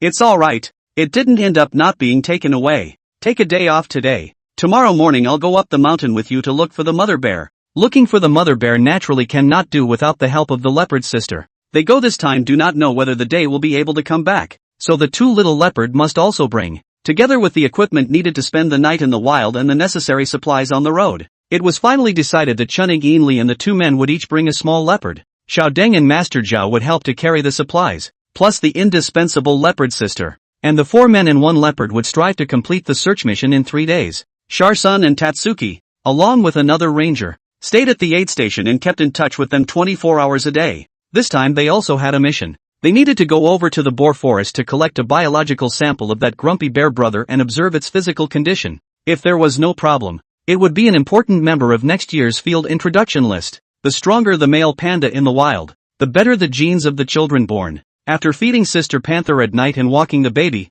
Chenning stopped by to chat with Stuffy Tuner for a while. Boing, you mean that guy? Stuffy rolled his eyes at the mention. That guy is a handful of years old. He has absolutely no idea of finding a girl, and his biggest hobby every day is eating and fighting. I went to it and wanted to have a baby with it, but that stupid guy actually said that I wasn't physically strong enough and beat me up. If I hadn't run fast, my life would have been left to it. Good lord, this is a tough guy who is single by strength too. Chunning thought of that image and felt heartbroken and wanted to laugh. Looking at the Stuffy Dunner's angry face, she hastily stuffed it with half an apple to pacify it. But that said, if the stupid cubs are the ones who walked off with their mom, there's a real chance they're over at the boar forest. Stifler sat up straight and thought for a moment as he picked his way through the bars. I remember there was a very small, deep canyon over there that had no water for a while, and you could go down that canyon through to the other side. I went through it once and came back halfway through when I didn't want to go. Stifler lifted his left leg and scratched his chin. Stupid cubs are so stupid. It's possible that it got washed down by the water when it followed Mom across the river. The water doesn't preserve scent, and Mom can't find it, and it can't find its way back on its own. In that case, this canyon could really be the place where Sesame got separated from her mom. Boing boing, why does the stupid cub have such a nice name and I don't? Chenning choked and dumped the pot on Sister Panther. Then it wasn't Sister Leopard who said your name was Stuffy Tuner. I thought that was your name. Panther heard his crickets and grinned threateningly at him. The stuffed dunce was not happy either, and lay down on his back and began to roll around the room. Sesame had been sleeping when he was awakened by the commotion, and when he saw his sister rolling around, he began to learn as well. Okay, how about this? I take a picture of you and Sesame, put it on the internet, and let the netizens name you? I really don't know how to do that. Otherwise I would have given you a nice name a long time ago. With his head on the floor, Stifler looked at Chun-Ing from under his armpits for a while before he grunted and spread himself out. When little Sesame saw that his sister was not rolling, he instead began trying to climb her belly. Said to do it, Chun-Ing took a photo of Sesame climbing Belly Mountain, as well as the beautiful photos taken before to the Stuffy Dooner, and simply made a 9-panel grid and sent it on his own science and technology account. Fans ask for help.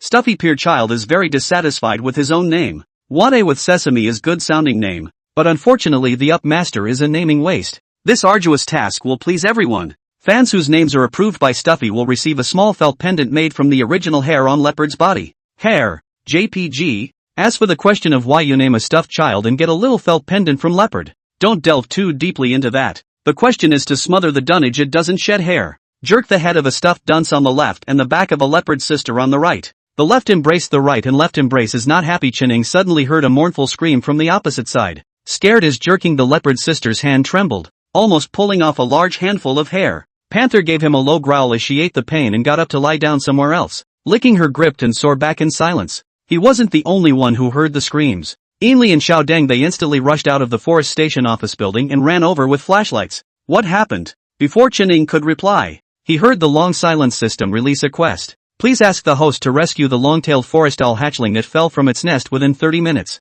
Successful mission rewards a large gift bag. At that moment, the sharp shrieks reappeared, and Chun-Ing and Ainley spoke out at the same time. It's the hoot of a long-tailed forest owl. Long-tailed forest owls. Something may have happened. After saying that, the two of them tacitly rolled straight out of the protective fence and ran towards the place where the screams came from. Chapter 37. Look how hungry the child is. Honestly, they hadn't really realized that long-tailed forest owls had nested near the aid station. With the exception of a few common species of birds, most choose to nest in environments away from humans. Long-tailed forest owls usually live in coniferous forests, or mixed coniferous and broadleaved forests, and this part of the rescue station is in the secondary forest comb zone, not the first choice for long-tailed forest owls to raise their young. Ainley moved even faster, rushing a dozen meters before suddenly braking and pulling Chun-Ing, who was following him, without the need to speak. The tacit understanding between the two made Chun-Ing instantly understand that there must be something else unexpected happening. With the sparse light in the forest, Chun-Ing saw two familiar figures on the branches in front of him,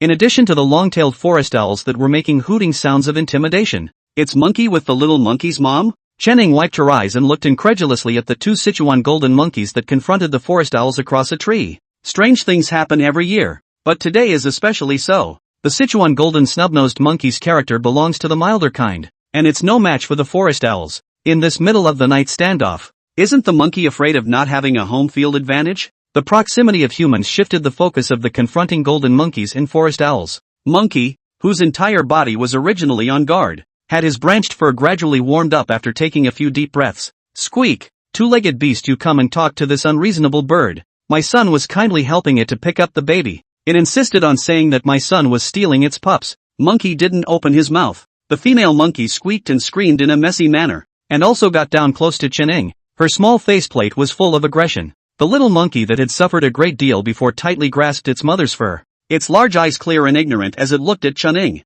Chun-Ing half squatted down and found that the female monkey was holding a baby bird in her hand, which had only grown a few hairs and was fleshy and ugly. Long-tailed forest owls are late adults, spending 30 to 40 days in the nest after hatching before they can fly. I wonder how the little fledgling fell and was then found by the little monkey. But apparently, the mother forest owl felt that the monkey had hollowed out her home, and angrily launched herself at the little monkey before being driven aside by the arriving monkeys. Chun-Ing knew that she couldn't go on like this, or else the forest owl mother would probably choose to abandon the nest. He carefully took the hatchling from the mother monkey and gave it a quick check. It was fine, no injuries, but the mountains are cold, and if they don't return to the nest in time, the youngsters may lose heat and die. After calming the mother monkey for a while and getting Ainley to help guide the monkey and the mother monkey to the side, Chun-Ing decided to venture up the tree to put the hatchling back into the nest. Originally, Ainley said he would go. In terms of climbing trees, Chun-Ing is far behind him, but there's no way that Ainley isn't the chosen protagonist, and after passing through his hands,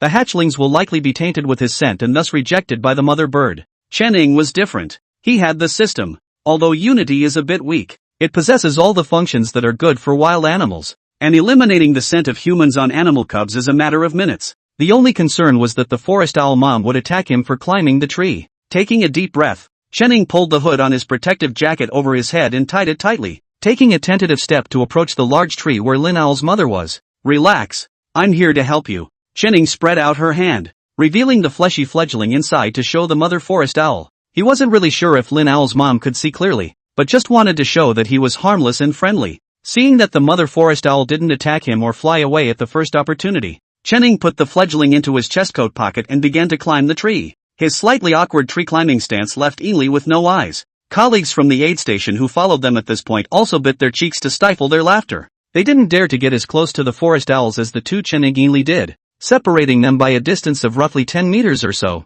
hiding behind a tree and peeping. In any case, Chenning ended up struggling to use a bunny hop to finally climb to the tree hole where the forest owl's nest was located. After resting for a short while, breathing well and not shaking my hands, I pulled out the chicks and put them in the nest. Normally, long-tailed forest owls lay between 2 and 6 eggs in a clutch. This young forest owl mother hatched 5 chicks, all chubby and exceptionally active, so it's no wonder they accidentally rolled out of the nest. When Chenning went to release the chicks, the 4 remaining ones in the nest desperately touched his fingers, clamoring for food. It's a little late in the season for long-tailed forest owls to be hatching, but with the warm weather this year, there's still plenty of food around during the season when the chicks leave the nest. Chenning quickly surveyed the tree hole. The conditions weren't too good. When the fledglings grew up a bit, he was afraid that he wouldn't be able to squeeze them in at all. The movement down the tree was much faster, during which the forest owl mom made no move to attack. Feeling as if this forest owl's temperament was quite docile, Chen Ying's mind moved. The incubator has been running for a week now,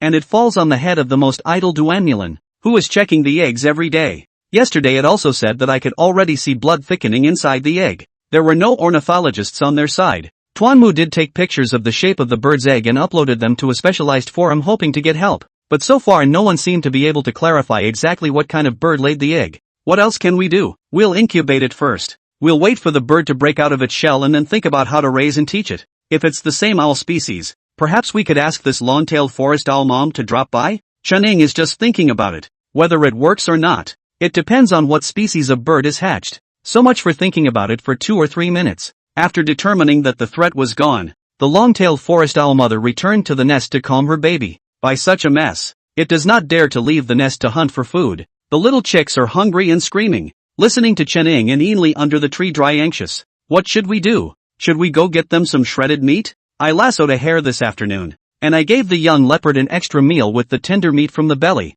and there's a rabbit leg left over. So why don't I go and cut some up and bring it over to the female forest owl, and see if she wants to tear it up for the chicks? Say it and do it. Chenning quickly picked a box of shredded meat, put on his helmet and protective clothing, and once again climbed the tree with difficulty. This time, the mother forest owl nestled in a tree hole and came up close and personal with him. Chenning carefully placed the meat on the edge of the tree hole and couldn't help but reach out his fingers to gently touch the head of Lin Owl's mother. Lin Owl's mother cocked her head and surveyed Chenning for a moment, nonchalantly reaching out to peck up the shredded meat and swallow it. Smelling the meat, the chicks squawked even more. The forest owl mom took a few bites and began tearing and shredding the meat to feed her children. Seeing that the mother of the forest owl did not reject his feeding, Chenning was relieved and quietly felt out his cell phone, set it to night mode, turned off the flash, and took a picture of the mother of the forest owl feeding her chicks in the moonlight. The outline of the fledgling was barely visible in the black light, but the large beaks were still clearly visible in the darkness. Look how hungry the kid is. Chapter 38, The Three-Legged Rivalry.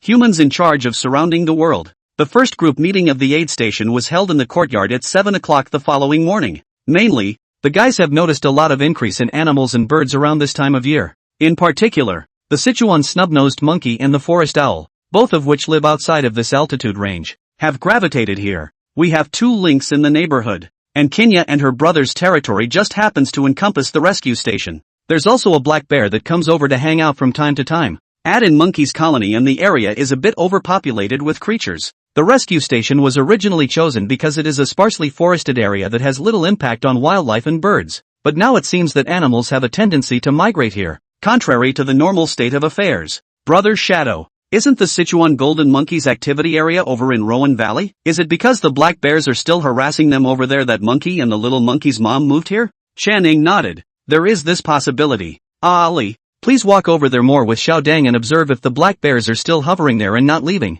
Also pay attention to the bumblebee hives over in Rowan Valley, and don't let the bears clean out the hives. If we can't, don't we have some spare funds at the station? So we'll find a village uncle to make an artificial hive and move the bumblebees over there to see if it'll work. As we were talking, Lu drove up with Sister Dai to deliver the supplies. Xiao Chen, This is the quota for the two giant pandas. And there is some meat for sister leopard and little leopard. There's also a matter to inform you. There will be an expert coming over for an inspection in a while, and it is expected that a panda sister may be chosen to come over next year for breeding. Sister Dai patted Chun Ying's shoulder. If she had a point, you kid behave better. I heard from the director that the aid station here might be upgraded into a care center, and in the future, in addition to the wildlife, the observatory for the plants and birds will also be under your charge here. Chen Ying didn't show any excitement, but instead frowned. He was sick of dealing with people, and if he did get promoted, the day-to-day stuff would have to annoy the hell out of him. Sister Dai looked at him and smiled for a while without saying much,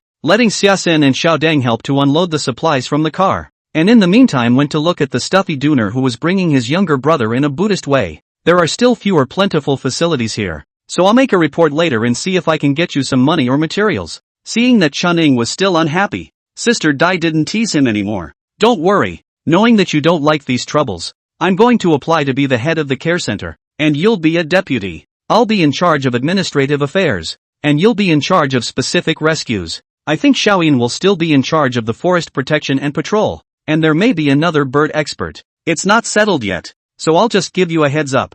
I'll give you advance notice when the situation is finalized later. Only when she heard Sister Dai say this did Chen Ying's face look better. Sister Dai, you and Brother Lu are busy here. We're going up the mountain to look for the bear cub's mom today. I guess we might not be able to get down for a day. Call me if anything happens. The leopard sister into the mountains to find female pandas is the application in advance. The center side also specially equipped with equipment. Sister Dai they came up early in the morning to send the supplies inside the field must be supplied. There are also some commonly used remedies for rescuing wildlife, as well as the essential tranquilizer gun. At 10 a.m., the group left on time. Entering the mountain from the northwest, he went to the Rowan Valley, then took a detour to the Boar Woods, and finally explored the ravine west of the Boar Woods along the way that Stuffy Tunnel had said he would. If you can't find the mother bear on this side, then you'll have to go back the way you came, climbing up the cliffs from the east side of the Rowan Valley, over the ridge and down again, taking a detour into the mountains north of the Boar Woods. But getting in there is basically the extent of another protected area, and they still need to contact friendlies ahead of time for supplies and support. The leopard sister would only accompany them to the side of the ravine, and if they needed to climb the mountain, it would be impossible for her to take the risk with her cubs, and that's when she would need to be released to the leopard sister ahead of time. So this time when he went into the mountains, Chen Ying also brought 2 collars as well, to see how things went before deciding whether or not to give them to Sister Leopard to wear. 4 hours later, they had finished checking around Rowan Valley. The Sichuan snub-nosed monkey family is still entrenched here, and it seems that the number of monkeys has increased. From this side of the valley, using binoculars, the number of monkeys on the opposite side of the mountain forest has definitely exceeded 100. There was no sign of the black bear, and I wonder if it had to give up its favorite rowan fruit for fear of the golden monkey population outnumbering it. On the way down the mountain stream in the Rowan Valley towards the wild boar forest, Xiao Deng's sharp eye spotted the traces left by the black bear. This big guy is headed for the boar? Can a blind bear challenge a herd of wild boars? There are essentially no records of Asiatic black bears hunting wild boar in this country. There are also findings that suggest some sort of symbiotic relationship between Asiatic black bears and wild boar, presumably because the bear climbs trees to pick wild fruit, and its considerable weight and the commotion created by going up a tree can cause wild fruit to fall from the tree, making it easier for the boar to pick up the pieces. However, this black bear in their forest area is very rebellious, actually left the customary high mountain area, into the middle and low altitude area to play, but also all day long to recruit monkeys to tease the tiger. Pure bear child ahead. Isn't there a giant panda over there in the boar forest? Do you think the black bear will meet it narrowly? Chen Ying glared at Xiao Deng and smoothly patted him on the head. Nice try. Next time don't think about it. Sister Panther was lying on her back on a tree watching her children play in the forest, and not far away, Chen Ying and the few of them took out their lunches and prepared to casually deal with them. It's actually still risky to have Panther accompany them to Mama Bear. Leopard Sister's territory was not in this direction, and it was likely that she would encounter other beasts of prey in conflict. In order to minimize this possibility,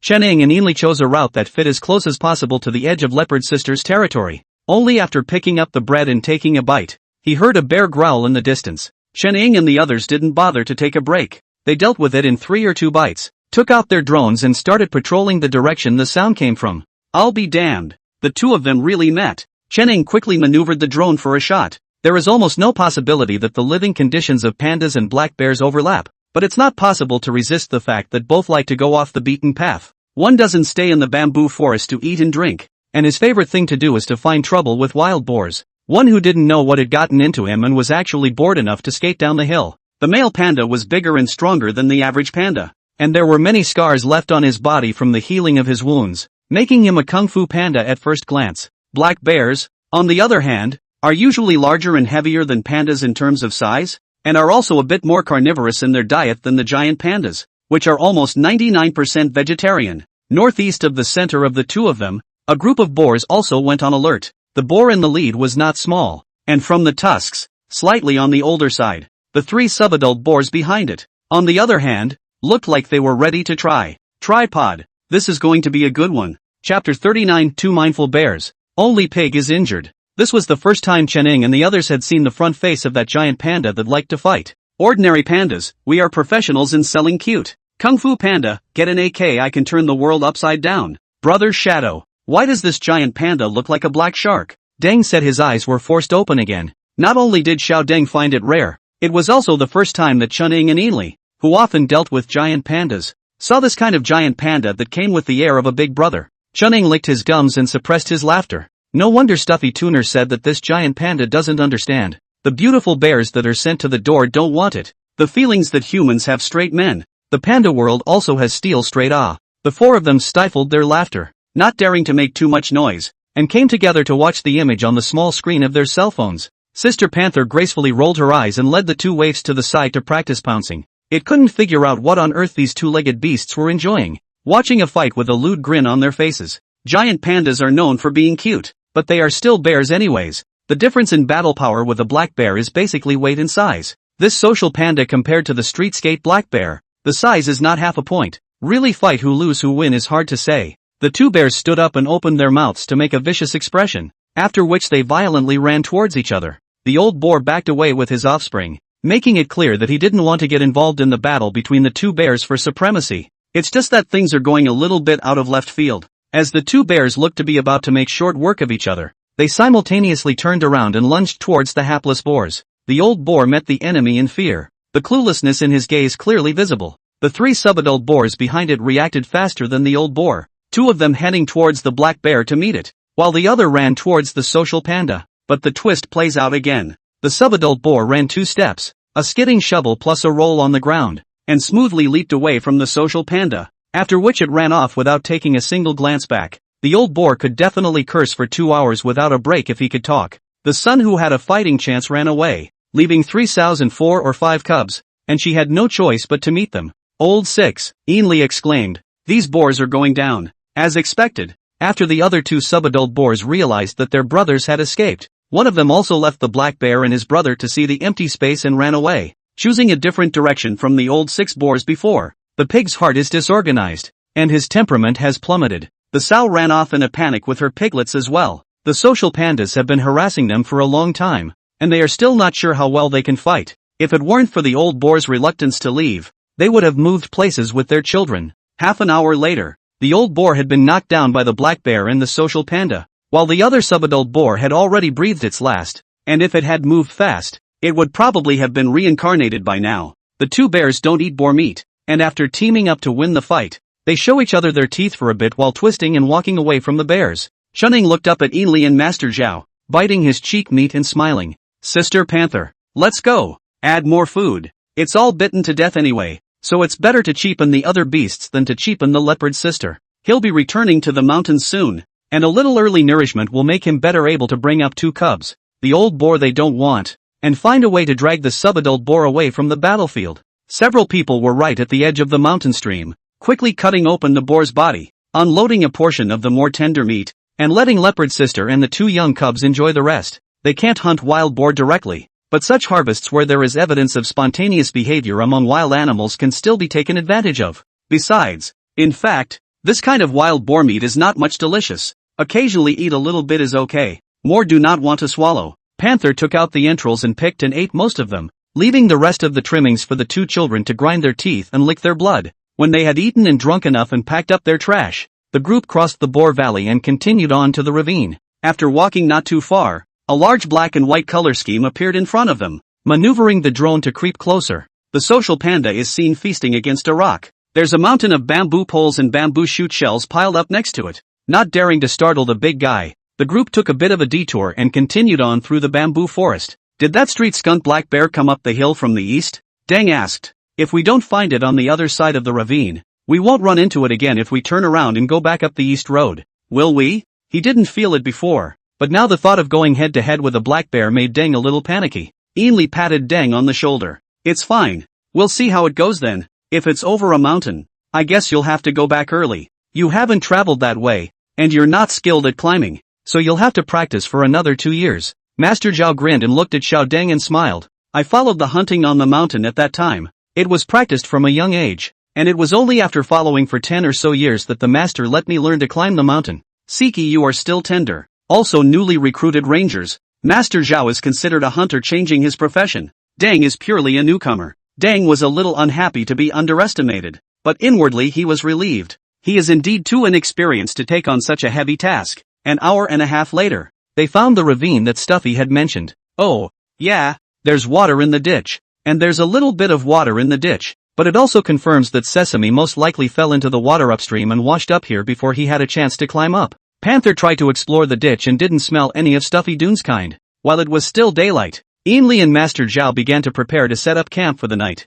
while Chen Ying maneuvered the drone up the ravine to scout the area. Stability is just great when it comes from the system. The wind in the ravine is strong, but the impact on the drone is very small. The shadowy bottom of the ditch is not enough light. The drone can also automatically make up the light. The screen shows the picture is still clearly visible. After flying almost 3 or 4 kilometers, Chen Ying retrieved the drone and prepared to check in a different direction tomorrow during the day. It was the first time the 2 little leopard cubs had spent the night in the wild since their mom was injured, and as soon as it got dark, the 2 of them wimped out and shoved themselves with their heads and butts under their leopard sister's belly. Little leopard is also 50 or 60 days old now and simply can't hide completely under his mom's belly like he did when he was a baby. With the 2 little ones arching so much, leopard sister was almost racked by the 2 of them, so angry that leopard sister let out an owl and nonchalantly bit Bao's ear and yanked it out. From the moment he entered the deep mountains, Chen Ying had asked Ainley not to get his hands on the cubs until it was absolutely necessary. They have to adapt to life away from humans. With Sister Panther living alone with the 2 of them,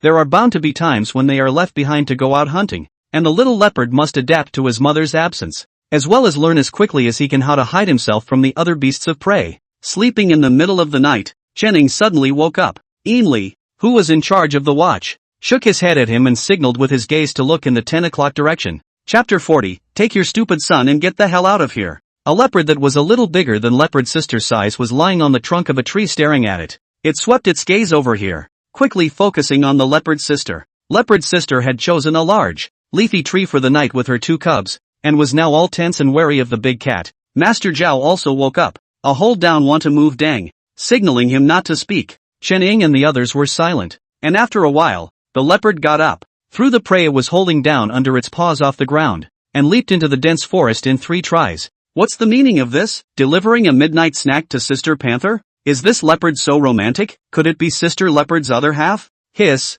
It seems like that's a possibility. Chen Ying waited for a few more minutes and went over to find Sister Panther to gossip about. Sister Panther, is this your cub's real father? Yes. What do you want? Panther gave him a wary look. I can feed my own children, but if it's willing to take on the responsibilities of a father, why not let it help? Chen Ying began to encourage Sister Leopard. Let's not talk about the other leopards, but it seems to me that it still has lingering feelings for you, and it doesn't seem to be repulsed by the cubs, so if it's possible, it would be a lot easier for you to raise a child with it. Sister Panther licked the fur of the 2 cubs unimpressed and rejected Chen Ying's suggestion. Shrugging his shoulders, Chen Ying touched over again to drag the prey thrown down by the large leopard under the tree where the leopard sister was. It's a small muntjac, not yet a teenager, with tender meat, that favorite bite of large carnivores. The leopard sister is not polite. Anyway, the other party dropped it means that it does not want it, and besides, the cubs are also its cubs. The old lady to eat 2 mouths of ready-made, so what? After tossing and turning for a while, Ainley and Master Zhao switched shifts and everyone went back to sleep. By 5:30 a.m., up and packing for the trip, the leopard sister was nowhere to be seen, presumably off hunting. The 2 young leopards hid themselves in the tree, not daring to move a muscle, looking blearily at Chen Ying, hoping that he would come to their rescue. But Chen Ying was obviously not going to meddle in leopard sister's plans to raise her baby. Sooner or later they would have to separate, and the 2 young leopards would have to learn to defend themselves. Just as Chen Ying rinsed his mouth, he was surprised to find the large leopard from last night walking over with a small wild boar in its mouth. It did not hastily approach the tree that hid the little leopard, but rather, in a guardian position, it chose a place where it could attack and retreat, tearing into its prey while staring at Chun-Ying and the others with a deadly stare. Chun-Ying took 2 tentative steps that way, and the large leopard stopped chewing, a pair of yellow-green eye pupils instantly locking onto him. Raising his hands, Chun-Ying stopped, and seeing that the large leopard did not make any other movements, he tentatively rubbed forward again. So, are you here to see Sister Panther? It looked like the animal affinity had worked, and Chun-Ying followed the leopard sister's example and barked again, letting the large leopard know that she meant no harm. Stopping at a safe distance, Chun-Ying unilaterally chattered to the big leopard. My leopard sister is working hard. It brings up its own babies. It also has to hunt and deal with the attacks of other fierce beasts. I don't know where you ran off to when it was giving birth to its cubs. It hadn't been long after it had given birth when it was attacked by the other fierce beasts, and was so badly injured that it almost died. Chun-Ying was still paying attention to the other party's expressions and movements as he chattered with the large leopard. Having learned animal psychology, this is the first time it's been applied to a mastodon. The large leopard stopped eating with a rather serious expression, and you could even tell it was frowning.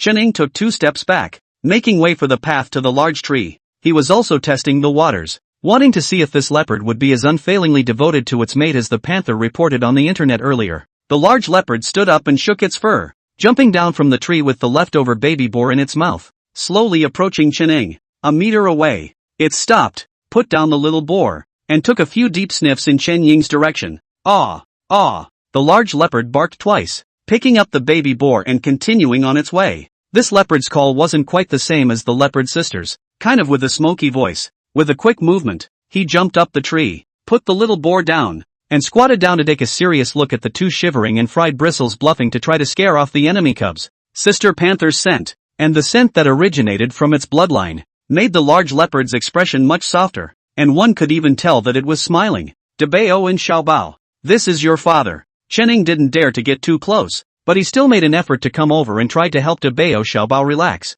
It's not good to be scared of such a small cub, and the leopard sister can chase after him and bite him later. Dabao is a simpleton. When he heard Chun-Ying's voice, he jumped down without saying a word, and ended up being too mellow, and was caught by the big leopard with a mouthful of skin on the back of his neck. Bao cowered and stepped back, balling up his little body so much that he couldn't melt into the trunk of the tree. The big leopard put Dabao down, holding him down with his front paws, and went back to pick up Xiaobao and put him in a piece with Dabao. It sniffed down at the 2 cubs for a while, licked them a few times in satisfaction, and began to tear at the flesh of the young boar to feed the children. The vast majority of feline males are so guys, and while this large leopard's behavior is anomalous, it's not without precedent. Just as the large leopard was stuffing the 2 clueless cubs with meat, Sister Panther returned. It first froze, and then its aura instantly blazed. Chun-Ying bravely went up to hug it. Sister Panther, don't be angry. It's not bad for it to help you with the baby. Let it hunt, and you'll be responsible for May.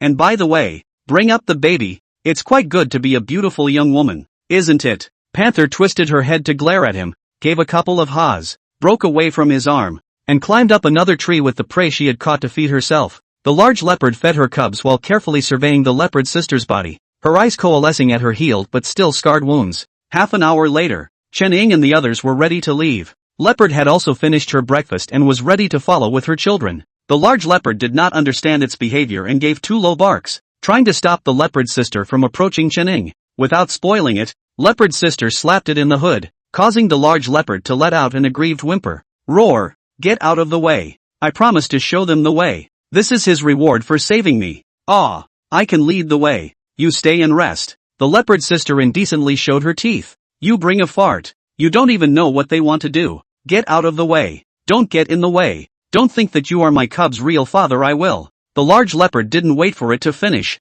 and directly came over and licked the corner of its mouth with a tongue, making the leopard sister all but impossible. Other people couldn't understand what the 2 big cats were talking about, but Chun-Ying could understand it, and it was really hard for him to suppress his smile and not annoy the big leopard. The 2 baby leopards were sandwiched between mom and dad, trying to look up at the strange big leopard licking his mom's face. Is mommy's mouth good? I want to eat it too. Eater Dabo asked with his mouth stupidly open, drooling at the blood from the food around his mom's mouth. Sister Panther looked down at her eldest son, the corners of her mouth twitching, turning her head and seeing that Chun-Ying could no longer suppress the upturned corners of her mouth at all. She wailed in annoyance at the oversized leopard. Take your stupid son and get thee out of here. Chapter 41, Genia who has no self-awareness at all. Sister Panther stayed behind. This mountain forest was the great leopard's territory, and now it can be his as well. Two kids need to be taught well, and the stern leopard mom is officially on the line. The large leopard has no name, so let's call him Brother Panther for now. Brother Panther was a tall, cold and handsome guy, and unlike Sister Panther who appeared to be close to the humans because she had been rescued, the one that begrudgingly led the way for Chen-Ing and the others kept as much distance as possible from the humans along the way, belonging to the kind of people that could not be seen if they didn't pay attention a little bit. After returning to the wild boar forest, Deng went back to the rescue station with his colleagues from the equipment section who were responsible for installing and checking the infrared camera. Leaving Chen-Ing, the three of them were going to follow the mountain stream to the north after gathering information in the wild boar forest, bypassing the cliffs and going over the ridge from the east before descending into the deep ravine on the west side of the ridge. After listening to their brief description of the route they were going to take, the chief of the equipment section urgently contacted the sister unit and decided to send a person with them to install a few infrared cameras in the western part of the foothills. According to Chen Ying's speculation, the foothills of the mountain is likely to be a corridor for the migration and breeding of giant pandas, which is very valuable to observe. Their luck was true. They had only gone up the mountain when they found the green balls and traces of bamboo foraging left by the pandas. The marks are fresh, a day old at most. Panther is not happy that there are other beasts in the same territory as himself, and on the way, the fierce light in the pupils of his eyes shone brightly, like a gunpowder cannonball. A little bit of it will explode. Chen-Ing hopes that this giant panda is the mother bear they are looking for. Bad food. Ainli suddenly tapped his head and asked Chen-Ing in a low voice, "Can this male leopard smell the odor? Don't mistake it for a bear. It should be fine. Didn't I give it a sesame seed sniffing toy and a bit of fur yesterday?" Pro forma replacement is of course prepared, but the leopard brother is not too willing to communicate with Chen-Ing, and always think of hurrying to complete the task back to the wife and children hotbed. Chen-Ing they move slowly. Leopard brother will also show their teeth to threaten them. Chen-Ing also had a headache, and was kind of regretting letting brother Bao follow him here. It would have been better for them to find it on their own. Just as he was analyzing the photo shoot, Panther got tired of waiting and ran off to hunt for food, and not long after, there was a commotion in the mountains. The four quickly gathered alertly as the drone made a mid-air turn toward the fight. Holy, is this Brother Panther ing Brother Lynx? The Lynx brothers' territory is probably in this direction as well, but prefers the colder areas a bit more, and occasionally goes down the mountain because of Jinya. I don't know why he came up to the foothills today. At this moment it and Panther were occupying a tree trunk on one side and staring at each other. We have to be glad that Leopard has eaten and drunk enough, otherwise even if the Lynx brother is fierce, compared with the Leopard is not enough. It had been a long time since he had seen Jinya. Chen-Ing thought that it had gone back to live in the territory below the snowy peaks with the Lynx brother, but at this moment, when he saw that the Lynx brother hadn't seen Jinya, Chen-Ing was a little worried in his heart. However, before he could even voice his concern, he was crushed to the ground by an attack that came barreling in from behind him. Ow! Ha ha ha, I got you. The brittle and sweet-sounding Lynx girl also bounced on Chen-Ing for a few moments before lowering her head tenderly and gently touching his cheek with her nose. The colleague in the equipment section next to him was so scared that his face turned white and he almost sat down on the ground with weak legs. Master Zhao was also startled, and the anesthetic gun was in his hand. "Kenya, are you going to scare me to death before you're satisfied?" Chen-Ing rolled over on the ground with difficulty and reached out to hold Jinya and rubbed him hard several times before sitting up. "How did you know I was coming? By the way, your brother is up against a leopard. That's Sister Leopard State. You need to tell your brother not to fight." "Ow, don't worry. The two of them have known each other for a long time. They won't fight, and even if they do, it won't be you or me." Jinya had a look of disinterest. "Where is that female leopard? Is it still in the small room? I also said I'd bring some prey back for its child." "No need. Sister Panther has returned to the territory and is probably educating her children at this moment." Standing up and looking again at the footage coming back from the drone, Brother Lynx was nowhere to be seen, and Brother Panther was relaxing in a tree, napping. 2 minutes later, Brother Lynx appeared a meter away with a bird in his mouth. Chen Ying's heart tightened, and he stared dead at the bird for a while before relaxing. Fortunately, it's also a stay too, but not an endangered bird. They can't interfere with the ecological chain, but when they really see endangered birds being eaten, the blood in their hearts can't be stopped. Jinya didn't go to grab his brother's prey, and it pestered Chen-Ing daintily to ask what they were doing here. "We're looking for pandas. What about you guys? This isn't your two territories, is it? What are you doing here?" "My brother said he smelled a female and we both came over to check it out." Chen-Ing looked at Jinya with a complex and unspeakable expression. Did this girl hurt her brain too? His brother is obviously here to poke around the female lynx to prepare for next year's breeding. What's he doing here? To test his future sister-in-law? This would have to be replaced in human society. the source of typical family discord. Jinya didn't have the complicated hard eyes of a human, and petulantly plopped down beside Chening to continue chattering. My brother said its breath was weak and was a little worried it wouldn't survive. And it's not our lynx's living area. It's too hot here, but the female scent has been lingering here. So my brother wanted to find it and see if it needed help. Two tigers can't live on the same mountain, unless they're a male and a female. The same applies to switching to lynx. If it is another male lynx, the lynx brother would have pressed the other party hard to beat. It is also a girl, so that the lynx brother gave birth to the idea of pity. But it's hard to say, in case the lynx brother is a tough guy on the outside and a tough guy on the inside, right? Ainley maneuvered the drone to fly around and spotted a giant panda hiding among the bamboo forests in the west of the foothills. Jinya was also familiar with Ainley, but not as close to Chening. Hearing him speak, Kinya curiously padded over to take a look. This girl, she's on the verge of mixing herself into a foreign favorite. It goes to paw at Ainley's hand, wondering what he's looking at. Ainley sat down obediently, letting Jinya take a look at the footage coming back from the drone. Kinya looked curiously at the dot of light in the small screen and reached out her paw to try to grab it. But don't, little ancestor. This thing can't even be fixed if you scratch it. Ow, show me. Jinya's petulant voice could be heard as a pout in Ainley's ears. But Ainley is a steel straight, not only in human male-female relationships, but also to delicate as Jinya. He simply likes big cats without spoiling them. On the other side, Chening, who had taken the time to chat with Brother Lynx and pry for news, had a somewhat serious expression. Brother Zhao, Brother Lin, there should be another lynx around here, so pay more attention. Lin is a veteran employee of the equipment section. For the common lynx still understand, also know that this is not their usual area of activity. Chen Ying's words to retain suspicion but did not say anything. Things have to be done piece by piece. The pandas that have been spotted need to go to the confirmation to determine if Sesame is the mother, before they can go to the female lynx whose breath is weak. With the help of the familiar Jinya, after quietly approaching the giant panda that was napping while eating bamboo, Jinya confirmed for sure that this giant panda had a slightly similar scent to Sesame. Chening greeted the crowd and retreated to a safe distance, while he prepared to go over and touch the giant panda alone to see if he could make this mother panda recall her silly lost son. To Chen Ying's surprise, before he could find a safe spot where he could communicate with the mother panda, the vigilant mother cat had already sensed his arrival, rolled over and stood up to look in his direction, and made a sniffing motion. Chapter 42, It's Dying. Little one, why do you smell like my child? Chening froze for a moment and pointed his finger backwards at his nose. You, talking about me? He's a little guy? I'm not afraid to say that he's much older than this panda. You're so tiny. Aren't you a little guy or a big guy? The giant panda walked slowly over to him and sat down on his butt when he was still a few steps away. I know you guys are the two-legged beasts at the bottom of the mountain. The giant panda scratched his chin. I was going to go over to you guys, but I forgot when I walked here. The bamboo here is delicious. On this attribute of eating, not the mother of Sesame, he stood upside down and diluted. Taking a deep breath, Chening spoke in a small voice. What are you looking for us to do for you? My baby, down the ditch. The panda's mom said with full of concern. The look in action is not at all like losing a child. It didn't die. I know. The giant panda seemed to understand what Chening was thinking and hooked up the corners of his mouth. The little bird told me.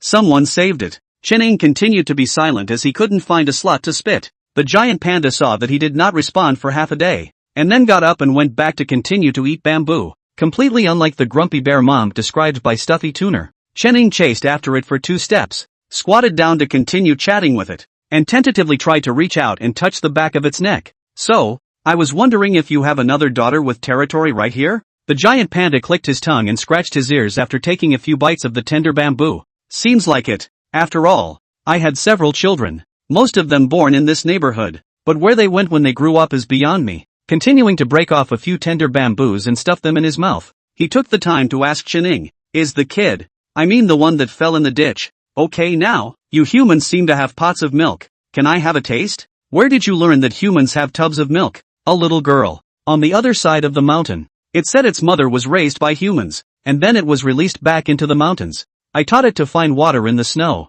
and in exchange it told me quite a bit about humans. Chening squatted down and pulled out powdered milk and water bottles from his backpack, mixing pots of milk while communicating with the pandas. The water was boiled in the morning and kept warm in the marching kettle, which is just right for powdered milk. The giant panda chewed bamboo leaves in his mouth, his eyes staring at the bag of milk powder in Chen Ying's hand. But it says it's had very little human contact, mostly from what its mom told it. Also, it says you humans like to zap us with hard things and then give goodies when you do. The giant panda gnawed on the bamboo while looking at Chunning, and even extended a paw over. I'll let you zap it. Can you give me something good to eat? Chunning are stupid. The field is able to collect blood, but how to send to the laboratory test is the biggest problem. However, Chunning felt that this giant panda didn't seem to be repulsed by humans and was quite curious, so if it was possible, he might be able to let it wander around the rescue station and collect some biological specimens or something.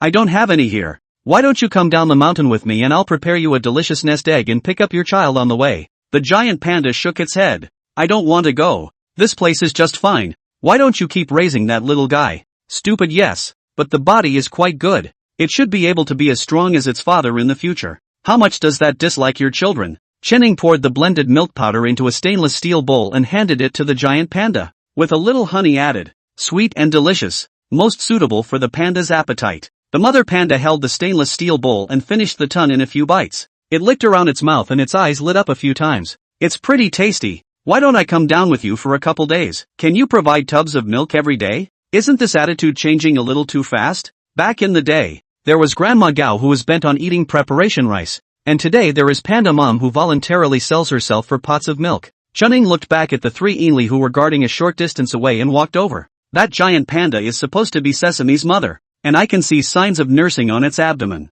It seems to be interested in potted milk, so you guys think we can trick it down the mountain. Why did you cheat your way down the mountain? That's not good, isn't it? Trying to stay out of the way of wildlife? Master Lin was a bit resistant, in principle, but it could be sent down to collect a biological sample. Then return the bear to it and give it a locator to where to release it back into the mountains, which would also make it easier to collect information. Chunning couldn't say that this giant panda wanted to go down and cheat on food and drink on its own. Besides, he didn't say he was going to leave the giant panda at the rescue station. And when it was determined that Sesame was his cub, the mother and son would still have to depend on each other for most of the year, or at least wait until Sesame learned the skills to survive on his own before he could actually leave his mom. Enli glanced at him and then looked at his two colleagues to help Chunning. I think it's okay. The above would have wanted us to pay more attention to unfamiliar panda tracks while patrolling the forest. This giant panda seems to go back and forth between the two reserves every time she brings her cubs, and the ecological corridor in between is probably being traveled by more than just the mother panda.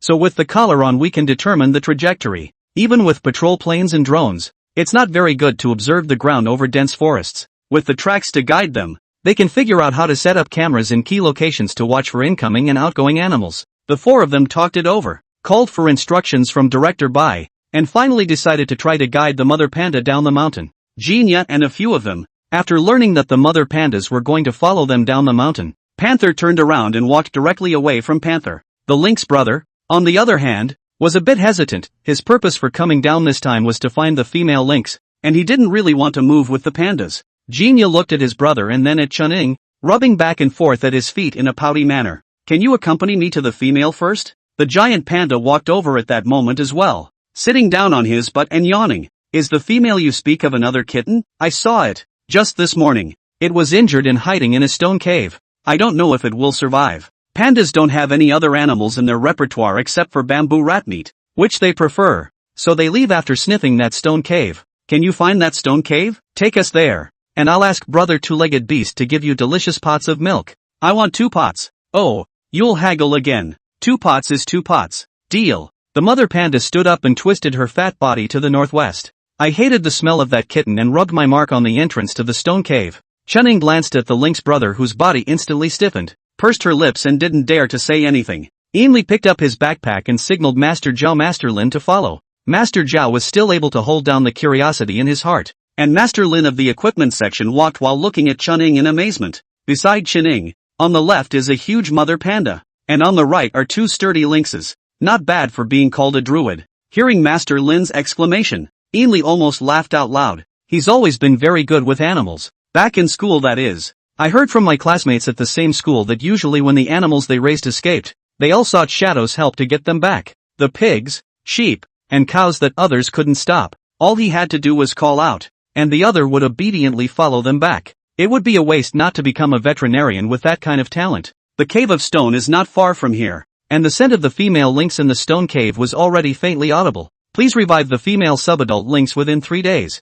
Successful mission reward skill *1. Lucky draw times *1. Hearing the system's prompt, Chunning rushed to the entrance of the stone cave ahead of the others. taking out his flashlight and carefully shining it inside. In the corner, a small mass of withered fur was scrunched so tightly into a ball that the rise and fall of its body could barely be seen. Couldn't find a sickly young lynx. Found a picture of an underage lynx and passed it off. Chapter 43. Why don't you hunt? Is it because you have no wife? The entrance to the stone cave smelled like pandas, and Brother Lynx wandered around the entrance a few times in a bit of a hurry. Seeing Chening retreating, it couldn't care less about its natural budding annoyance and burrowed past Chening. The stone cave, which was a bit empty for a small lynx, immediately felt as old and broken as the lynx brother when he got inside. Looking at the little lynx alone is actually not too small, but compared to the strong and sturdy lynx brother, there was a feeling of a father with a daughter. Genia curiously followed behind and also wanted to dive in and take a look, but was dragged away by Qin Ying's butt. Just so small a stone cave.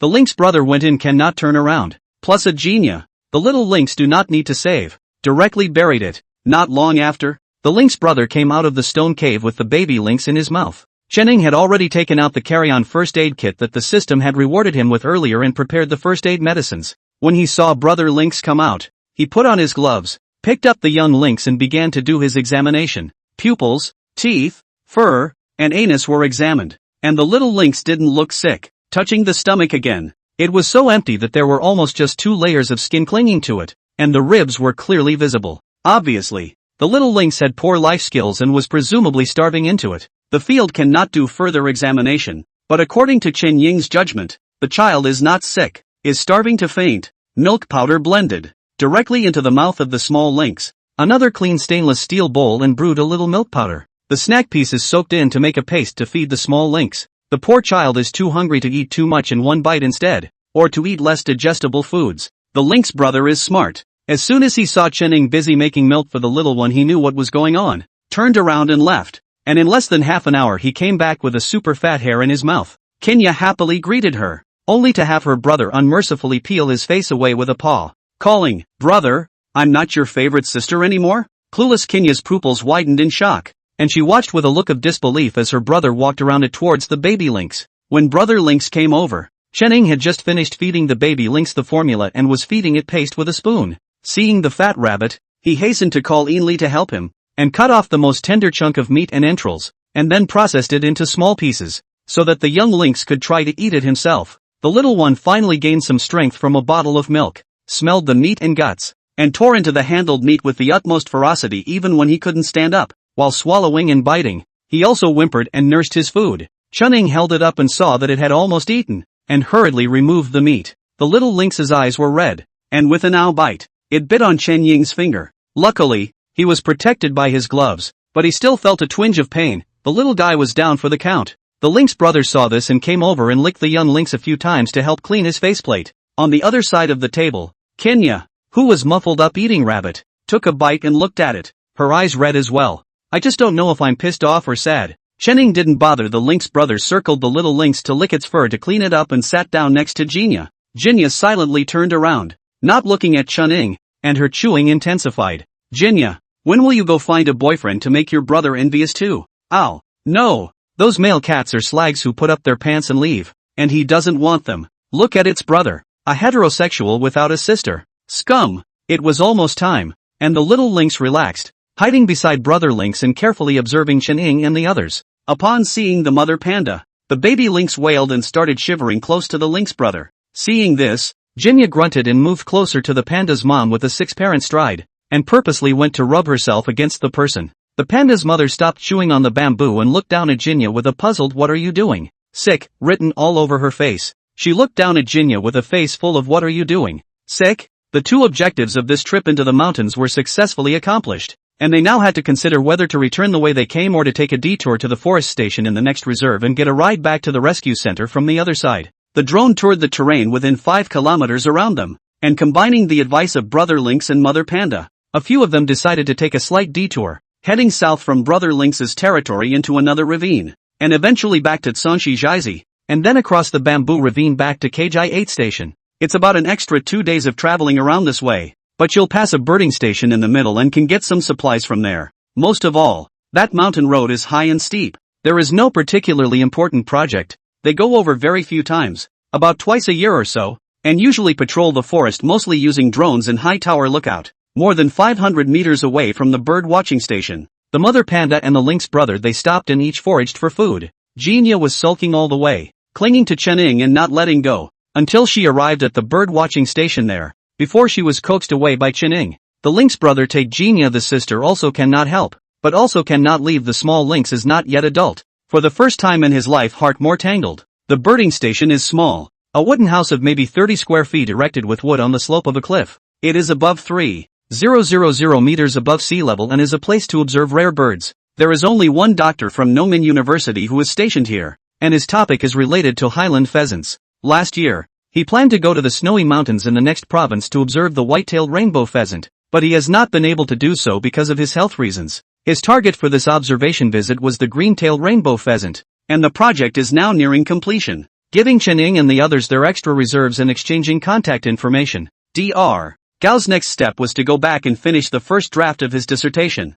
and then see how it went before deciding whether or not to continue tracking it. Out of respect for this researcher who was willing to be alone, Ainley contributes the beef jerky he keeps under his backpack. A few of them ate a meal of instant noodles cooked in beef jerky and dried a glass of mountain spring water in their room at the birding station, and went their separate ways in the late afternoon. It's going downhill from the bird-watching station side. The hills were steep, and in several places I practically sat and slid down, skinning my butt. After just stumbling down the hill to an elevation of about 1,000 meters, the crowd was too tired to want to continue. The lynx brother was happy with the area and took the underage lynx girl hunting. Kinya lost her crouch for a moment and went in the other direction. Shadow, do I think Jinya is jealous? It's been 3 days before Ainley tastes something, and it's true that he deserves the label of steel straight. They'd only just sat down before they had a chance to get things ready for the night when Mama Panda came over, sat down on her butt, and went to pick at Chen Ying's backpack. Alright, can you put it away? The potted milk is for the little lynx to replenish its body.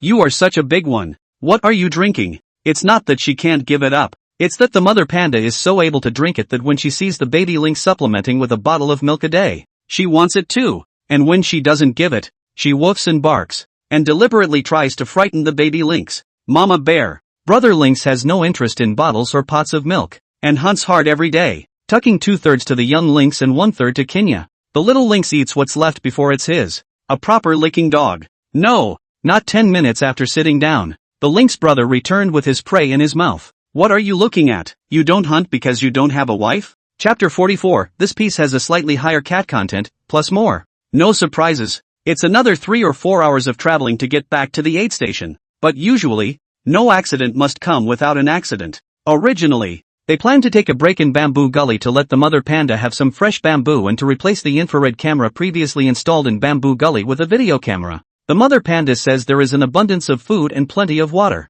and it will probably become a new wild breeding center. On this road from Sangxi Jiazi to Zhulingo, they did also find 2 or 3 green masses left by different pandas. The mother panda judged from the scent that these were all males, 2 adults and 3 subadults. Wait until next year to get in on the spousal battle. Compared to male giant pandas, the female breeding interval will be a little longer, especially the female giant pandas with cubs. 2 or 3 years to participate in once is considered a high frequency, but just as they reached the mouth of Bamboo Forest Gully, the mother panda and the lynx brother made a warning sound at the same time. The lynx brother in particular leapt into the forest with great speed, and after 10 seconds or so, a tiger's whistle was heard. Chening stood up violently and exchanged glances with Master Zhao. There's a tiger? We haven't seen a tiger on this mountain for years. Chening was a bit excited. Last time I only met tiger. This time I must say hello tiger. The idea is wonderful, but unfortunately the luck is always that much worse. By the time they got there, tiger was gone, leaving behind a dying golden cat cub. The cat content of this forest is a little scary. Golden cats can look for mates all year round, usually courting in the fall and winter and giving birth to cubs in the spring. But this little golden kitten bitten by tiger looked like it had only been weaned for a short time. The system wasn't even giving out quests anymore, presumably because it felt that this golden cat couldn't be saved. Chening rushed over to take a look. The little golden cat's neck was almost bitten through. Its limbs were weak, and its eyes had begun to lax. Reaching out with his fingers he felt the little one's heartbeat, so faint that it had almost stopped breathing. Rescuing cubs, Chening was a professional. Almost without thinking, he pulled out the first aid kit rewarded by the system and quickly medicated the little golden cat. The trauma caused by the tiger's teeth was actually okay, and not too much blood was lost. It was mainly the bite of the tiger's mouth that caused severe injuries to the cervical vertebrae of the young golden cat. At this point, Chen Ying's Chinese veterinary bone feeling showed great usefulness. After a while of careful touching, his mind quickly reconstructed a 3D map of the golden cat's skeletal spine. Sweat slid down Chen Ying's forehead and dripped onto the grass by the little golden cat's head. Cervical slip. Caudal slip. Hearing Chen Ying say that, regret appeared in the eyes of the other three. For vertebrates, such injuries almost doom them to a silent death. It's okay at the zoo, but you can also use technological medical treatments to perform surgery in a timely manner. But now in the wild, not to mention high-tech equipment, even the environment for surgery is not available. Ainley moved quickly, drawing a clean white body shirt out and folding it into a rectangular pad on the floor, kneeling down to sit on the head of the little golden cat, following Chen Ying's instructions to hold up the little golden cat's head. Even Mr. Tung did not hope to save the poor little guy. He just hoped that God would have mercy on him. The slipped lumbar vertebrae of the golden cat that was dealt with first clicked twice and the vertebrae were reset successfully. Taking a deep breath, slowing down and wiping the sweat from his forehead, Chen Ying continued to deal with the golden cat's cervical vertebrae. His concentration was unprecedented, and his entire being felt like entering a state of mind stream, shielding all of his senses except for his 3 fingers. Cervical spine reset is already a very difficult thing to do, not to mention cervical spine reset in wildlife, and I don't think anyone has ever practiced it. If the process is negligent, it will cause irreversible damage. But it couldn't have been worse for this golden cat. Switching places with Ainley, he held the little golden cat's head in the palm of his hand, the hand holding the head slightly closed to prevent the golden cat from struggling and aggravating the injury. The bottom half of the palm of the other hand held the spine in place, and the thumb rested against the back of the golden cat's head. Slips are generally reset using the push-positive method. After successful resetting, it also needs to be immobilized for a period of time to prevent it from slipping out again. It's just that there are no tools available in the wild, so they can only inject the little golden cat with a tranquilizer to put it into a coma, and then do something about it when they get back. With this little episode, they didn't dare to stay any longer. Master Zhao and Master Lin from the equipment section stayed behind to check the condition of the cameras in this area, and to look for signs of the tiger in the meantime. Chen Ying and Ainley, on the other hand, took the little golden cat and the mother panda back to the rescue station as soon as possible. In order to prevent the bumps on the road from aggravating the little golden cat's injuries, they walked carefully, and 5 hours later, they finally saw the highway leading to the rescue station. Lu drove his car to wait for them on the side of the road, not bothering with pleasantries, picking up Chen Ying and directly turning around and heading down the mountain. Ainley stays behind and, together with Jinya, guides the mother panda into the confines of the rescue station. In addition to Dai, several people from the Panda Project team, as well as veterinarians from the rescue center, were waiting in the medical area. They also want to see for themselves what a mother panda looks like, who is not even anxious about losing her cub, and even volunteers to go down the mountain for pots of milk. It would be perfect if its biological specimens could be collected to enrich the panda gene pool in the reserve. The lynx brother took the young lynx in the opposite direction of the aid station. It didn't like to be near too many humans,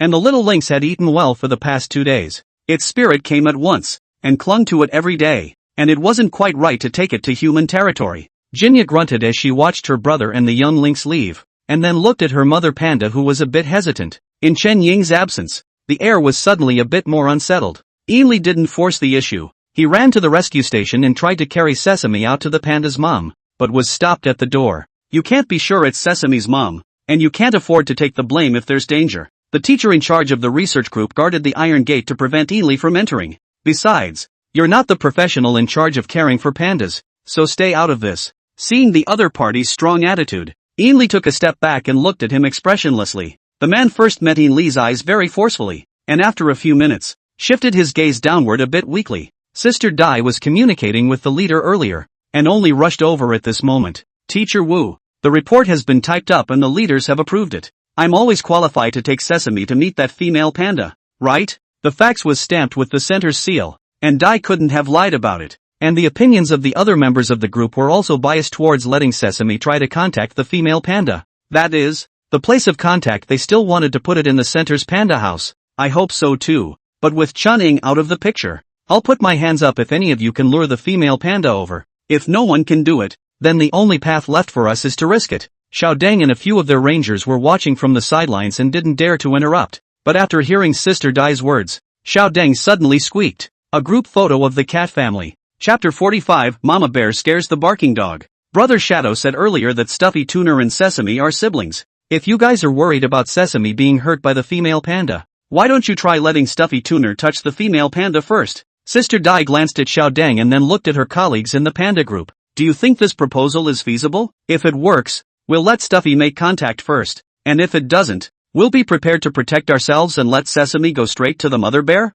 I think it's better for Sesame to go directly. The one who spoke was Nurse May, who had mainly come to see how Sesame was doing. Sesame is a small bear, not very threatening, and while the other is certainly very wary of other adult pandas if they are actually in the cub-carrying stage, it would be much gentler on a small bear like Sesame. Since she wasn't sure if the other person was Sesame's mom, naturally she couldn't be sure if she was Stuffy's mom. Stuffy Tun is an adult panda, and meeting with a female bear is far more likely to result in a fight than a sesame seed. After some discussion, it was decided that Nurse May and Sister Dai would take Sesame to meet the mother panda. Ainley and 2 other male colleagues with a tranquilizer gun on guard. If the situation is not right, decisive shooting. Sesame is a very mild-mannered bear whose favorites are tubs of milk and sweet little apples. Just tease him with an apple and he comes running on his own in a lurch. After all these days of keeping him, his weight is really going up and down every day, and the nannies are having a little trouble holding him. Fishing for cats with small apples is a snap. Nurse May skillfully guided Sesame into the bamboo forest across from the aid station.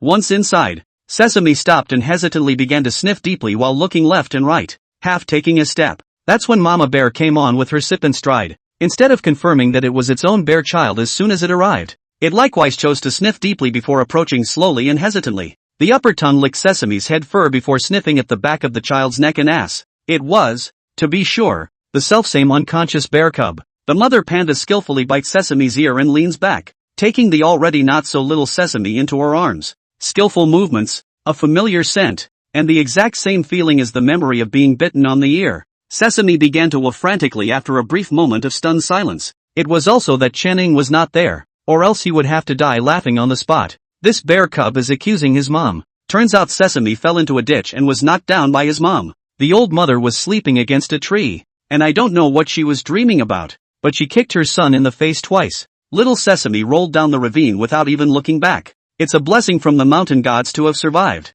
Mama Bear listened to her son's accusations and leaned back, her bare paw stroking him perfunctorily a few times, her eyes gurgling, her eyes finally resting on the apple cupped in Mama May's hand not far away. This Gogo, it has eaten. Sweet. Mama Bear is also slightly upset that the 2-legged beast that understands what the bear is saying hasn't come back yet. What happened to the pot of milk he promised? Kenya, who had been watching from a high perch, suddenly heard the sound of wheels running over the pavement, and he stood up, peering down through a gap in the branches. Chen-Ing is back. He entrusted the little golden cat to a colleague, and after telling the details of the treatment he had given, he hoofed it up the mountain. He's also worried about how well the meeting between Mama Panda and Sesame went. Although he knew that Sesame was Mama Bear's child, the others couldn't be sure, just in case they misunderstood Mama Bear's meaning, and it would be hard to clean up if Mama Bear got angry and lashed out. Fortunately, the procedure for bringing Sesame out earlier was a bit more complicated, giving him plenty of time to make it back. As soon as the car stopped, he jumped out and rushed towards the bamboo forest. Chen-Ying's appearance caused both Mama Xiong and Sister Dai to breathe a sigh of relief at the same time. Boing! Where's that tub of milk you promised? And that goop? I want it. Mama Bear nonchalantly made her request. Rolled over and climbed up, came close to Chen-Ing, sat down at his feet, and also put her paw towards the small apple in Nurse May's hand. Her longing was written on her face without a trace of omission. Nurse May is also a strange bold, comprehending the meaning of the mother bear, directly stuffed the small apples into its paws, and fearing that one is not enough, the wind ran back to carry a bag over. The apples are local candy apples, crisp, sweet and juicy, the kind that burst with juice when you bite into them. Mama Bear's 3 bites of one felt like not enough to stuff her teeth. Seeing that the bag carried in Nurse May's hand contained quite a lot, she directly rubbed over and stiffly snatched the ownership of the bag from Nurse May's hand. Sesame was so anxious to see all the tasty little fruits her mother had that she tried to pull one out of her paw to eat it, but she was stopped by Mama Bear putting up her left paw. Sesame aggressively made a cow moo sound that made Nurse May laugh, while Mama Bear was focused on eating the apple. Nurse May copied the sesame seeds and ran. Mama Bear all but froze, one paw cupping the apple, the other scratching her belly, the bag with the apple circled between her legs, full of confusion. What's wrong with your kind? Is she getting ready to give the pups potty milk? I want to drink it too. Thinking of such a possibility, Mama Bear immediately got up, took a bite out of the rest of the apple, then picked up the bag with the apples in it, and with a trot, chased Nurse May inside the aid station. Chen-Ing didn't even react, and by the time she chased after her, she was just in time to see Nurse May luring Mama Bear into the observation room. Both large and small iron doors closed at the same time. Nurse May set down her sesame seeds in the small room next to her and quickly left through another door. When she was safely out of the way, the partition between the two observation rooms, large and small, was pulled back and the rooms connected. Sesame sat stupidly on the ground, clear stupidity in both eyes. Mama Bear subconsciously showed her teeth and tried to slap the bars that were blocking her. Chunning came in just in time and managed to calm Mama Bear down in her fury. Here, tubs of milk. All the tubs of milk you want to drink. 2 tubs. These 2 pots were originally blended for Sesame and Stuffy, but now they're just right to appease Mama Bear. Mama Bear, who was no longer angry when there was food, sat down behind the barred door and held up the tub of milk for a flurry. Nurse May also came in carrying fresh bamboo and bamboo shoots, tucking them in through the railing, and kept apologizing to Mama Bear. After showing off 2 tubs of milk, Mama Bear stabilized and grabbed another bamboo and clicked her way through it. Are you going to stick me with something hard now that you've given me something good to eat? That would have been fine, but why does it sound a little off? Chunning choked for a rare moment and looked at Sister Dai. Sister Dai, Mama Bear isn't angry now. Are you guys going to collect her blood? Hurry up. She probably won't be spending the night at the rescue. Someone beside him had long since prepared a tool, and after Chunning guided the Mama Bear to stretch out a paw, her movements skillfully and gently completed the sample collection. Can't we leave it here for 2 more days? We'd also like to collect its feces and body fluids, and observe the other items along the way. Before Chunning had time to reply, he heard the roar of Stuffy Tuner from a wall away. Mom, is that you, Mom? You didn't even come to see me when you came to see Sesame. Did you forget about me? Your well-behaved eldest daughter? The expression of the mother bear who was calmly gnawing on the bamboo instantly froze, and after listening sideways, it let out a horrified cry. Why are you here? Chapter 46, Until It Gives Up. We can't give up either. When it comes to her oldest daughter, Mama Bear has a belly full of bitter tears and a nightmare for half of its life. Woof, if I'd known it was here, I wouldn't have come. I wouldn't have come. The little apples weren't even sweet anymore. The tubs of milk weren't appealing, and the first thought that came to mind when I saw bamboo was that I wanted to smack that big fat daughter. Back then, that was the first time it had a baby, and it was really held in the palm of my hand for fear of falling, and in my mouth for fear of melting. What happened? It took 2.5 years to leave the nest, or I had to walk over 3 hills to get rid of it myself while it was dark and windy. All the meat it lost in those 2.5 years grew on the big fat daughter. Eat bamboo shoots, only eat the tip. Break the bamboo to the mother to break in the hand. So big a pile, but also to hold the sleep. Can't think about it, can't think about it. It can't help but be on fire at the thought of the past. Why does it bring up children in a Buddhist way now? It's because it's afraid of bringing up another old man. Next door Stifler is still howling. Mom, why don't you answer me? Do you not want to talk? It's okay. You can listen to me. The members of the panda team couldn't understand what Stuffy Tuner was saying, but they could see that Stuffy Tuner was very eager to get into this side of the room, and kept walking around the doorway, and also kept rolling around in the doorway. Does the stuffed dunny like its mom so much? Why don't we open the iron gate and let them meet through the bars? Chenning looked up at Sister Dai with a complicated mood, wanting to speak. Can he say that he's worried that a meeting between 2 big fat bears will result in a one-sided beating fiasco? My co-workers were excited, and some of them, who were quick, had already turned on the iron gate switch. Stuffy was so excited that he got down on his stomach and looked hard from under the slowly rising iron gate, trying to squeeze himself over the bars as if he were trying to do so. The other side of the panda's eyes gradually welled up with a fierce light. This is also cannot stroke the sleeve. Otherwise I am sure to meet first to a few big than the pocket to let the bored dooner sober down. See what I mean? You're not mommy's little baby anymore. Sesame was goofy but had keen senses, and at the first sign of its mom's historic meeting with its sister, it balled itself up and tucked itself into a corner, just short of putting a stealth boof on itself. Chen-Ing and Ainley also squatted to Sesame's side, and the 2 of them poked and prodded at the melon. Sesame, which side are you on when your mom and your sister fight? Chen-Ing poked Sesame's back with a finger that felt too good, like poking a cotton ball. Boing!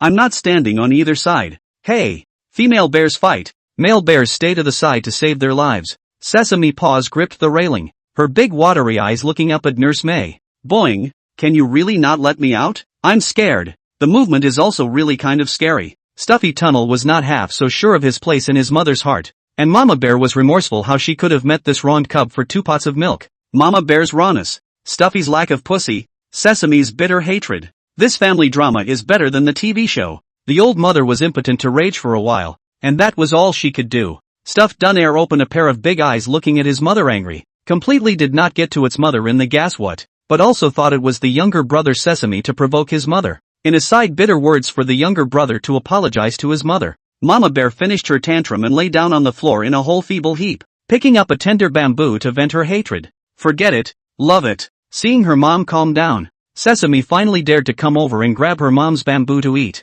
After Mama Bear made such a scene, Sister Dai and the others still didn't dare to let Stuffy Tuner get close to it. Chunning knew what Mama Bear was angry about, but couldn't explain. Besides, on the Stuffy Dunner's naive batch of temperament, in case the bear mom is really angry, can't even give it treatment. After a night at the rescue, the panda left the next day with Sesame's ear in his mouth and a firm hand. Nurse May was happy to stuff both of them, one bear at a time, with a large apple, which she had bought out of her own pocket. She loves sesame seeds, but prefers them to be free to live in the mountains. To everyone's surprise, Mama Bear didn't go too far after leaving the aid station and found a place to stay near that social panda's territory. This one caught the people at the rescue station off guard, especially Chen-Ing, who was worried that the social panda would come after the mother and son, but he was also temporarily distracted on his side. Monkey's eyes injuries have been largely unharmed, but after the fracture in his hind leg healed, it's like the little guy has a mental block and isn't as active as he used to be. The faded wool pants have knitted a bottom that doesn't look as funny, but it's like he knows he doesn't look good, and every time he lays down, or hides, he makes a conscious effort to hide his hairless legs. According to the regulations, it will return to the mountains in another month, and this month is to give it time to acclimatize and recover. If it's finally determined that it can't live in the forest, then the zoo might be the place for it to retire. Then there is Stuffy Dunner, whose condition has been completely resolved, and whose release is scheduled for 2 months from now, probably to be sent over to Pine Forest Gully for release. The released pandas will find their own territory, and they can judge whether they can beat each other by the scent left by the other pandas, so as to occupy the territory. The territory around here at the aid station will have to be left to Mama Bear with her cubs for now. Counting the time, when next winter is over, Sesame will leave her mom to live on her own, and spring and summer, which also happens to be the female panda's rutting season. With any luck, maybe the cat mom will have to bring up her baby again before winter. There's another reason to send a stuffed dunce far away to be released. Ahem, that's what.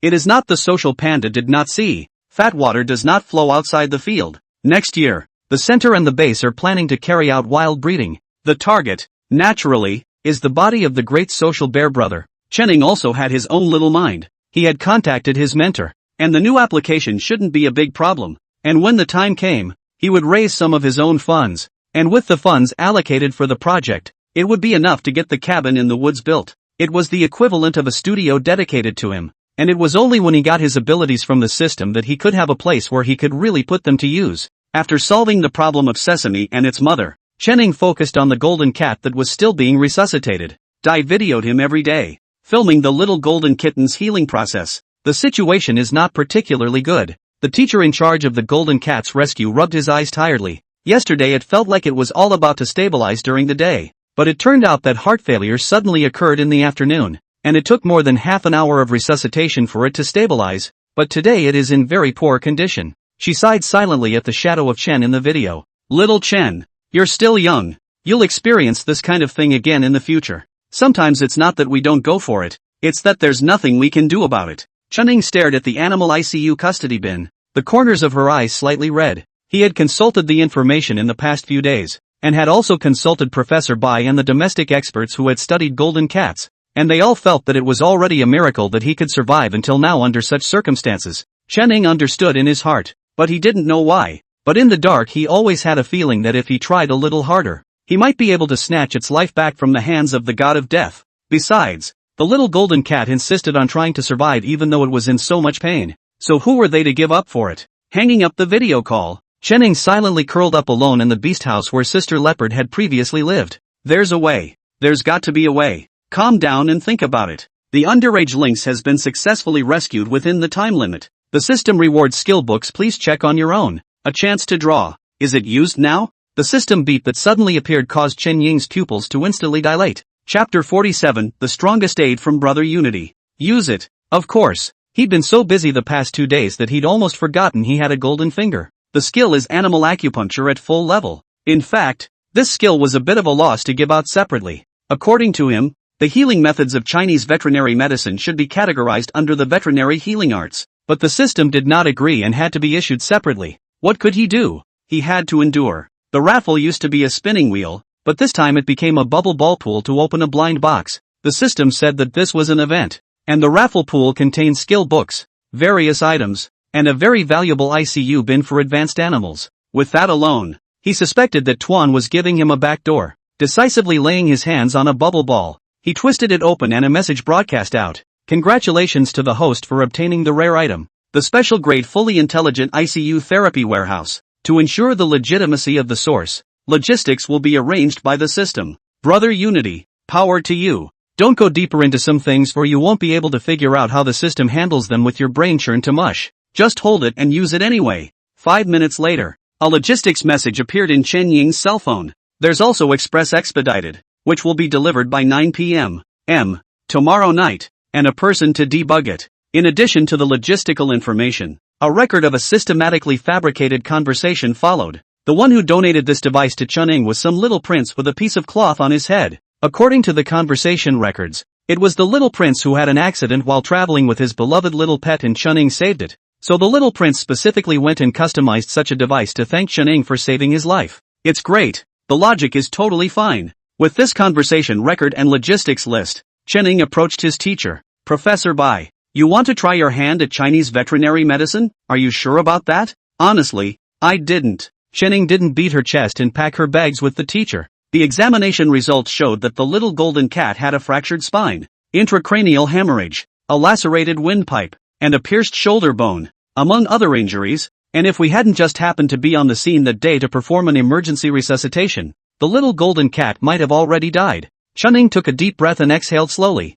saying with a straight face, Teacher, I am actually torn inside. If the resuscitation can be successful and the little golden cat survives, it might not be able to return to the mountains for life. Perhaps other illnesses will also occur, but I couldn't make that decision without saving it. When I would go to check on him, he would try to open his eyes and look at me, as if he knew I had saved him and he still wanted to try to live. Professor Bai quietly listened to Chunning, his expression calm and his eyes with encouragement. If I didn't have the technology, or this machine, maybe I would have chosen to give up. But things are so coincidental that it came when the little golden cat needed it most. Its appearance is like a silver lining left by God for the little golden cat. And if I don't go for this fight, I really can't get past this hurdle in my heart. Prof. White told him to wait and additionally dialed his old friend's video to get his opinion. He was simply a veterinary technician, and his knowledge of the species was certainly not as strong as that of his old friend who specialized in golden cats. The professor pondered for a long time after listening to Chen Ying's description of the golden cat's injuries,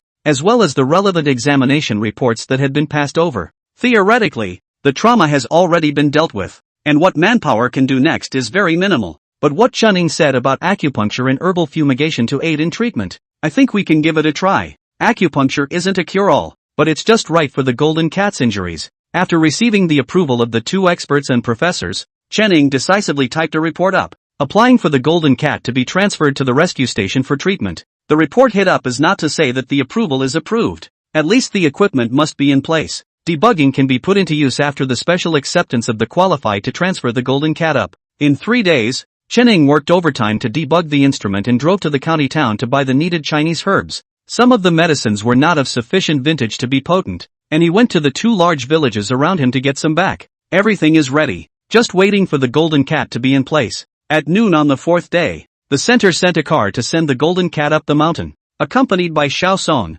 the veterinarian who had been taking care of it for the past few days. Just by looking at Xiao Song's dark circles under her eyes, it was clear that she was absolutely dedicated to taking care of the golden cat. Car to the rescue station yard. Chunning do not care about pleasantries. Directly on the hands of the small Song's arms to pick up a small golden cat thin into a handful of bones. 5 minutes later, the little golden cat was already lying in the debugged ICU treatment bin. It was only then that the place was shifted and a few more items needed to be checked before treatment could begin. Xiao Song wasn't in a hurry to leave. She waited for Chunning to finish his work and found him to say she wanted to stay and help. Originally, Chunning was reluctant, but Xiao Song actually flashed his international veterinary acupuncture certification. I know that Mr. Chen is planning to treat the golden cat with the aspect of Chinese veterinary medicine. In fact, I have proposed it before, but my knowledge base in this aspect of Chinese medicine is still lacking. But this aspect of acupuncture you can test me now. Chunning looked at her and thought for a moment, saying that as long as the center's leadership agreed he would have no problem.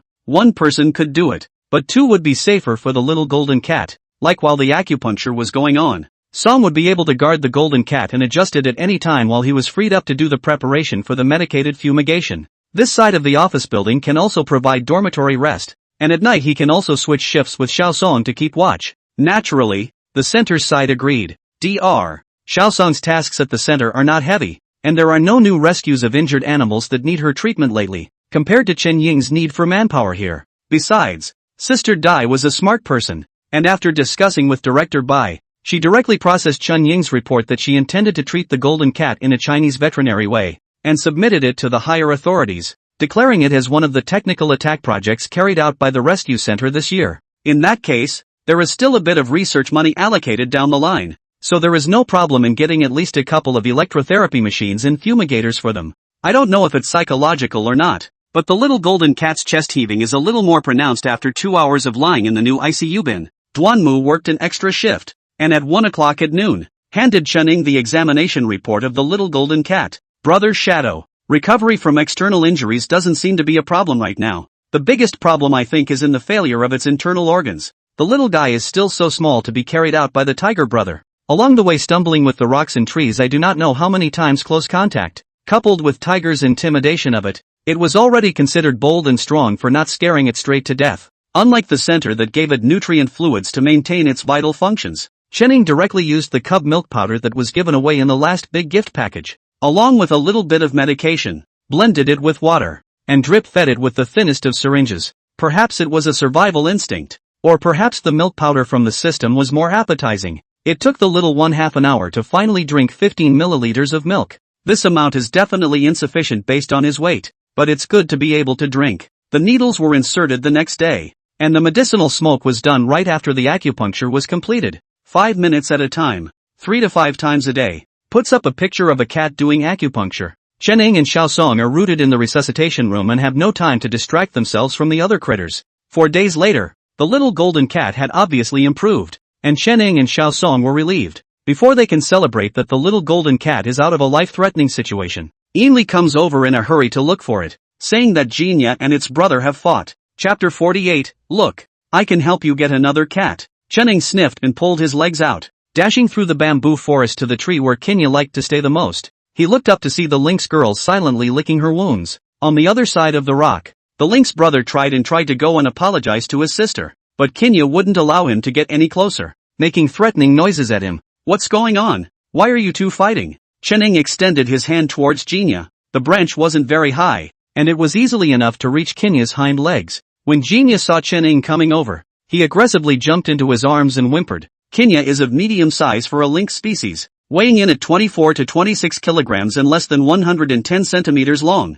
It's a big, clingy kitty. The lynx brother looked much bigger than his sister. There was no specific weighing, but judging by his stature, he should be around 35 kilograms, and his body length was definitely more than 1 meter 4, making him a big and tall man in the pack. As Jinya's older brother, the lynx brother is considered gentle compared to other male lynxes, especially when teaching the young lynx. It is better to say that he is taking care of his young daughter-in-law than practicing to bring up his daughter. Chening hugged Jinya, letting its chin rest on its shoulder, and kept soothing it. His eyes swept across the room, and sure enough, he saw the small lynx with a cowering expression behind the stone. There was a spot of messy fur on the young lynx's head, and I wondered if it had been injured or licked like that. Chening was smart enough not to show concern for the little lynx, only giving brother lynx a look and carrying Jinya away. The lynx brother sat down humanely in a crouch on a rock and exhaled a little heartily, while carrying Jinya towards the rescue station. I passed by the bamboo slope and the sound of a mother panda's voice came from above. Did that kitten get beaten up? I've told you before.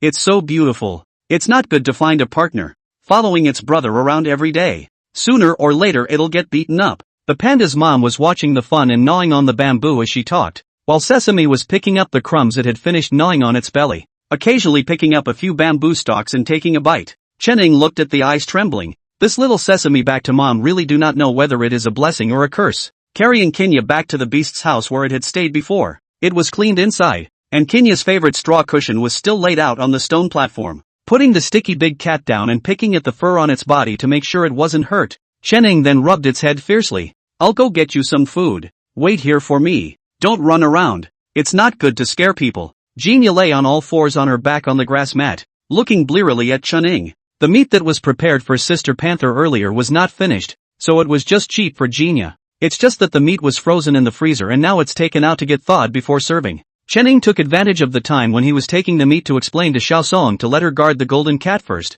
and he would come back to change shifts when Jinya was pacified. Duanmu and Xiaosen today to do a physical examination of the stuffy Duner. The preparatory work before the release is very cumbersome, a variety of reports to be submitted, the information to be filed. The two also pulled a small dang played the hands are busy feet. When he heard Ainley say that Chunning carried Jinya back, Xiaosen didn't even have time to come over to watch the fun, only taking the time to send a voice message in the work group, asking Chunning to take a picture of Jinya crying for him to see. It can't be helped. Jinya knows that Xiaosen is wimpy and likes big cats, and every time he comes over, he'll take a cold shot and scare him, and it's rare to hear that Jinya is being cleaned up, so Xiaosen isn't just fooling around. Chening coaxed Jinya as if she were a little girlfriend, and her patience was especially good. Jinya hugged his arm and wouldn't let him go, so he sat down and stayed with Jinya, grooming and massaging her and feeding her snack chunks. After smoothing its fur almost to the end, Chening carefully asked it how it fought with its brother. Jinya had been happily playing with Chunning, but when she heard this,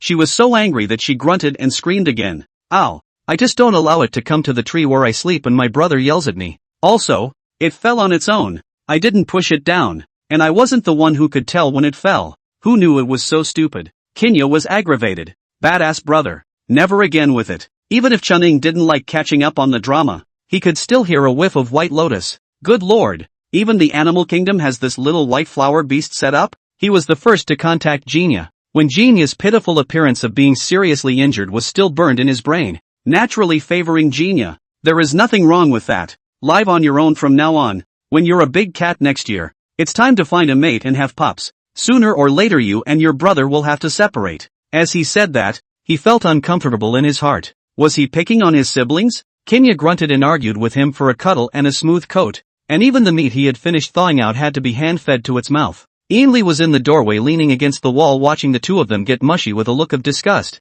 But you wouldn't be single to this day if you gave half of your attitude towards Kinya to your sister. Chunning disliked back without even lifting his head. Spoken like you're not maternally single. I've at least had girls express affection, and you can just get a girl to be a buddy. The two brothers' big brother Mo said that the second brother, slots are the same as much. Irritated, Ainley threw down the basin with the meat and went back to the office. When it was time to fumigate the little golden cat, placating Jinya and letting it stay in the beast house to rest, Chening changed his clothes and entered the rescue room. The little golden kitten's breath was still ragged, but the intensity of her breathing was much better than it had been in the last few days. You go ahead and give it a little neat paste, mixed with nutrient powder. A little clearer. I'll give it 2 stitches there in the tailbone when the fumigation is over, and feed it the paste when it's done. As long as you can eat on your own, you have a chance of getting better. The treatment process of the little golden cat is fully video recorded, and there is a written report, how much and what it ate every day, and its bowel movements are all recorded in detail. The nutritional powder for the little golden cat is still formulated by Prof.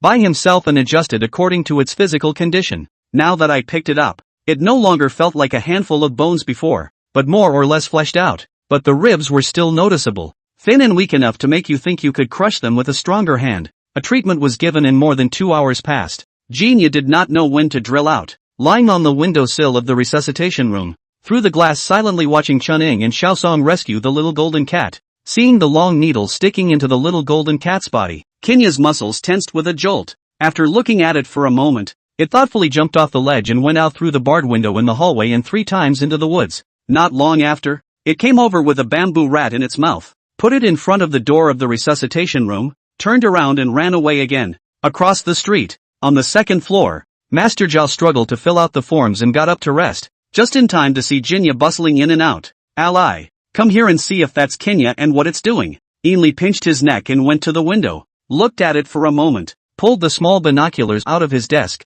and, hey, this Jinya actually caught a lot of bamboo rats and came back. Uncle Zhao, you're busy. I'll go take a look first. Earlier when it was just him and Chening at the aid station, he'd helped out with Jinya's feeding, so when he saw him come over, Jinya grunted impatiently but didn't make an attacking gesture. Jin Xiaoya, what are you doing? You couldn't get enough of the beef you had today, so this is a late-night refill for yourself? Jina didn't quite understand what Yunri was saying, but from his tone, he could determine that the other party was mocking himself. After hitting Yinli's calf with her head to express her dislike, Jinya continued to be busy. He is a beautiful and understanding big cat, not that idle 2-legged beast that only gets in the way. Ha, carrot. Chapter 49. What's going on? Epilepsy is contagious? 1, 2, 3, 7. Chen was startled when he opened the door, crying and laughing as he looked at Jinya, who was squatting with his head cocked in a good behavior. Jinya, you're pulling out a bamboo rat's nest? Large and small neatly arranged bamboo rats together how to have a 5 or 6 pounds.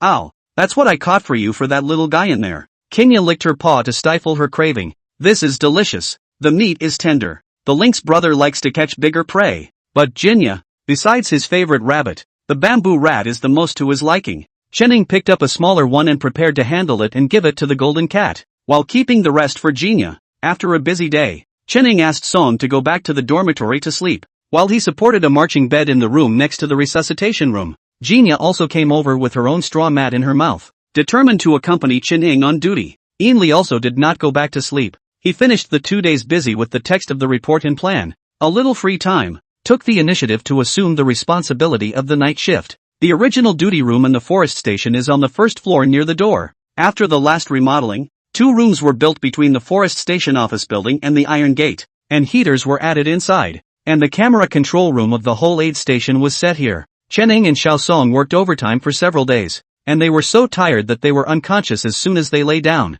Kinya flopped down on the floor next to the bed and closed her eyes to rest. Late at night, a little guy sneaks in through the fence at the rescue shelter. The little lynx kept its head down, sniffing the scent that Kinya had left behind while walking carefully in the shadows. It came out with the lynx brother on its back. Kinya hasn't been back since he fought with brother lynx, who didn't say anything, but he's been staring in the direction of the rescue station since he saw brother lynx freeing up. The young lynx was happy to meet brother lynx and Kinya, but he knew that he was an outsider and that Kinya was brother lynx's sister. It has already learned many skills from the lynx brother during this time, and it should have no problem feeding itself, right? Kinya's ears twitched and she opened her eyes warily to look at the door. After a moment, it stood up and took a few steps toward the door, looked back at the deep sleeping Chin shadow, pivoted the hidden door a crack, and gingerly burrowed out. Ainley was playing with his cell phone while watching the surveillance when he suddenly saw Jinya flashing across the screen and put down his cell phone to pull out the footage from earlier to take a look. Kinya was coming out of the metal door of the medical room.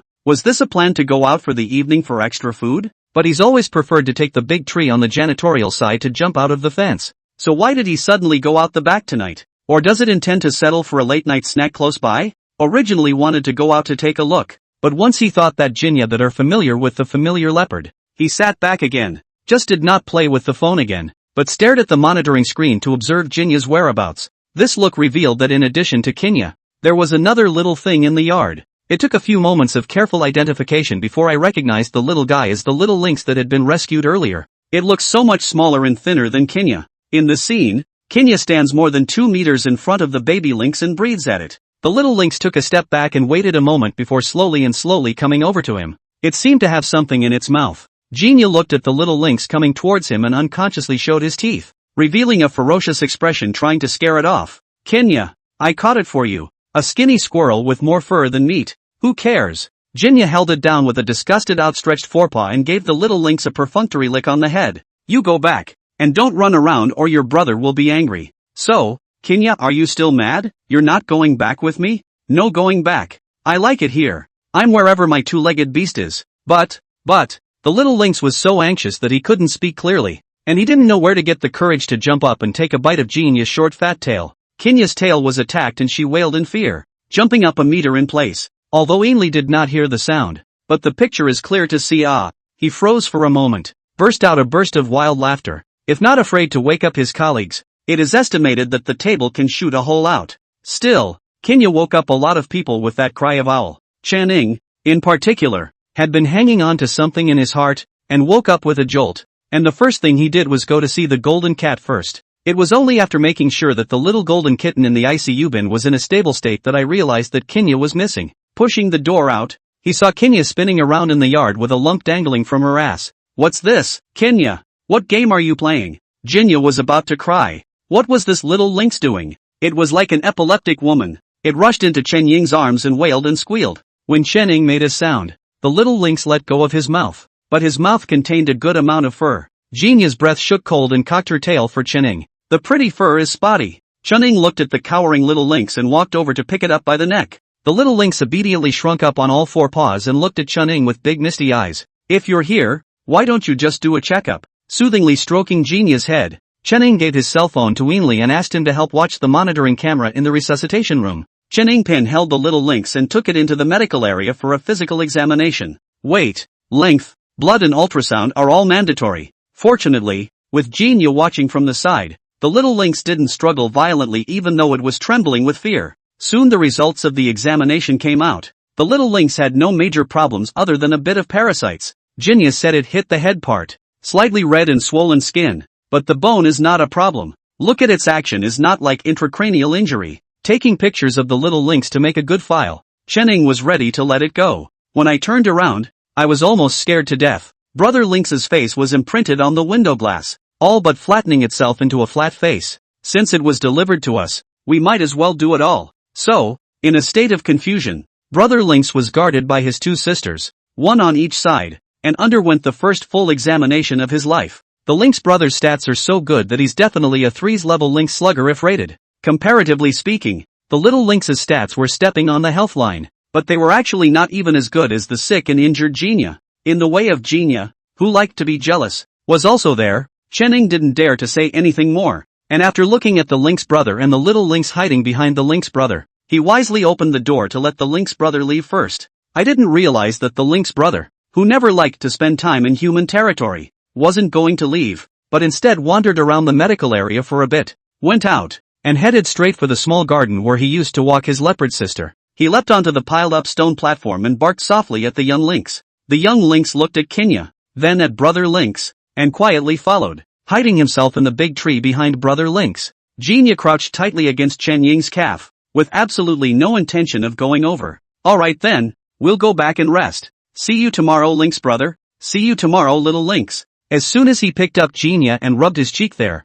Chen Ying said goodbye to Brother Lynx and went back to his temporary dormitory. As soon as she pushed open the iron door, she saw Xiaosong changing her clothes and taking care of the little golden cat in the resuscitation room, while Duanmu watched her from the window. What's wrong? Another crisis in the golden cat? No, Shadow, calm down. It's a good thing. Let Song tell you. Tatsuki laughed and stepped aside from the window, making a face at Kenya in the process. Kenya, are you having a bit of a seizure too? Chapter 50, Stuffy's name can't be gotten rid of. Xiaosong finished his work and turned his head to look out the window at the two men and a cat with a smile on his face. Shadow, the little golden cat just stood up on her own. It was only for 2 seconds, but things are getting better. There's nothing like seeing a return on what you've given. With Genia present, it was inconvenient for him to go in and look at the golden cat. And happy, Chen hugged Genia and stuck into the glass. Kenya, that's little brother Gold Cat. He's strong, just like you were when you were so badly injured and insisted on trying to survive.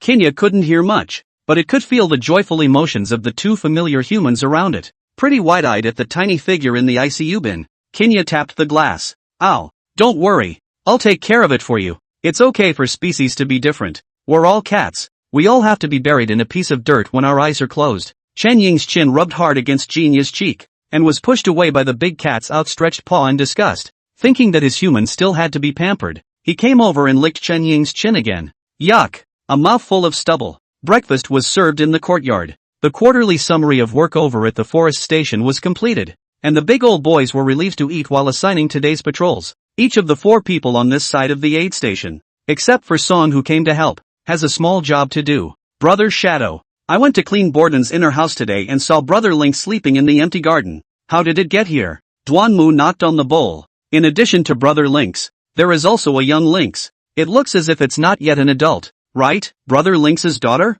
What the hell? That's Brother Lynx's little girlfriend. Ainley grinned, showing his big teeth. We have a total of 8 people in these 2 buildings, except for Uncle Zhao and Uncle Yi who are married and have children. All of them are ing mother fetus singles. The human lynx brother is here to show off. Envy you guys. Don't be ridiculous. Riku, I have a boyfriend, though I'm almost ready to blow it, but it's still not comparable to you guys. Song was smiling too, talking about her broken-up boyfriend with a slight loss in her eyes, but quickly hid it. What's going on? Your boyfriend isn't happy about you working here? Well, he wanted me to quit my job and come home to be a full-time wife, and I wasn't happy about it. I didn't study hard for more than 10 years to become a full-time wife, although one less me is not less, but in case one of the fur kids needs me, right? That's something that a few of them big old men wouldn't dare to take. Xiaosong has a small appetite, finished eating and went to wash the dishes. turned his head into the resuscitation room to take care of the little golden cat. Chen glanced at Duanmu, who had a dark expression,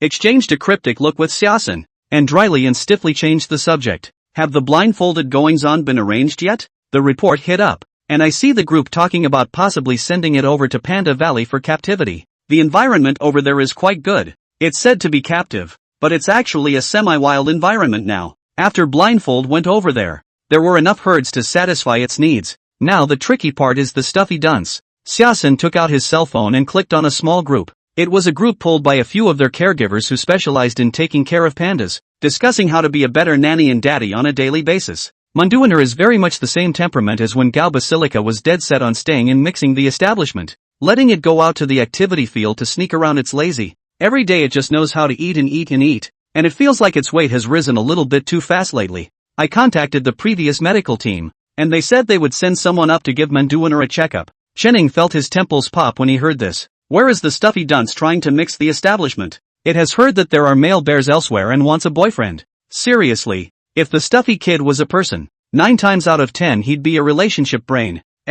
Brother Shadow, didn't you solicit a name for Stuffy Tuner before? And as a result, why are you guys still calling it Stuffy Tuner Stuffy Tuner? Xiaosun glanced at Chunning and buried his head in muffled laughter. Even the moody Duanmu couldn't help but laugh. Ahem, this session of the netizens is not good to bring the highest ranking, or bored dunner. There are also people say stuffy dunner if it's not good to listen to. Call it bean is also okay. Sandy Pig Heart a High Netflix. This is also stuffy dunner cannot see and hear. Or high and low have to woof woof 2 voices to express the anger. Jinya put her head on the back of Chen Ying's feet, not understanding what these people were saying, and just wanting to be sleepy. Shadow, is that how you keep this big cat? How can it be? This is not something that can be raised. Chenning scratched the back of Jinya's neck. He's been in trouble with his brother for the past 2 days, so he'll be going back to the mountains in a few days. However, Jinya's territory is not far from the rescue station, so I guess it can come back anytime. Now that it's summer and food is more plentiful below the mountainside,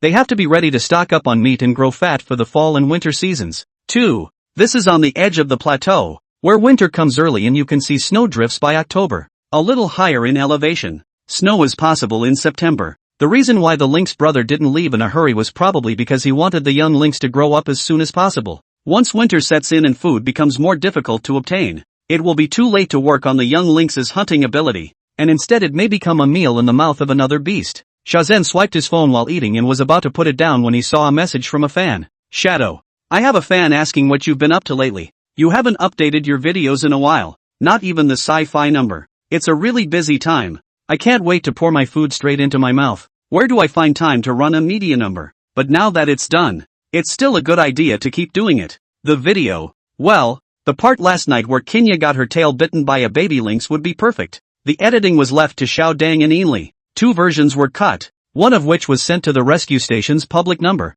The other with a funny voiceover narration was sent to Xiao Dang's own number to attract traffic. Sci-Fi was able to do 2 issues, one on the reunion of the panda mother and child, and one on the golden cat. Seriously, most of the hotspots in the country's knowledge of the feline family focus on the 3 species of lynx, leopard, and rabbit, with less known about golden cats, forest cats, and desert cats. The large cats they have identified in this reserve are the tiger, no species has been identified yet, and the leopard, snow leopard, and the only 2 medium-sized cats are the lynx and the golden cat. The latter 2 happen to both be at the aid station and are perfectly suited for a detailed issue of science. After breakfast, the group divided up to clean up the kitchen and start the day. The golden cat's treatment will continue, and now that there is a clear indication of improvement, the next focus will be on adjusting the acupuncture sites, increasing or decreasing the fumigation medication, and importantly, food intake, which will require a change in the formula on the professor's end. Seeing Chening and the female human busy,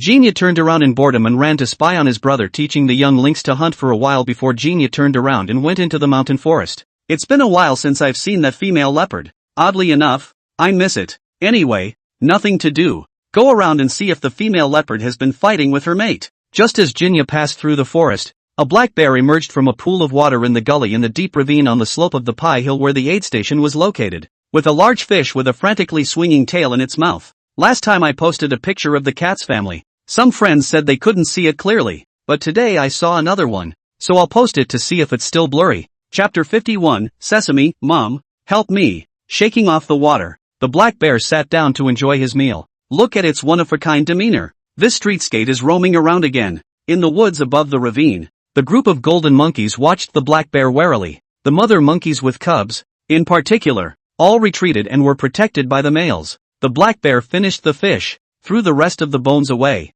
tilted his head back to look at the monkeys waiting in tight formation, wiggled his paws in disgust, and wriggled his big fat buttocks as he crawled toward the aid station. He's not going to a rescue shelter, but he's a street rat, and God knows where he hangs out every day. Meanwhile, Sesame is plotting to run away from home. The old one didn't have the guts to do that, and as far as he was concerned, his mom was the best mom in the world for him. But, after being educated by Sister Stifler, Sesame blacked out. Why can my sister eat only the tips of the bamboo shoots when she was a kid, but only the butt of the bamboo shoots when she was a kid? This morning his mom didn't give him any food again, and he was so hungry he went to pick at the little lunch table on his mom, only to be slapped out of the room 2 times. The bear cub was so confused that he wanted to run away from home at that time, but he was so hungry that he had no physical strength, so he could only go back with his head down and look for his mother to give him something to eat. After eating and drinking, Sesame got up from her nap, and Mom was still dozing off while eating. So wasn't this just the perfect opportunity to get away from home?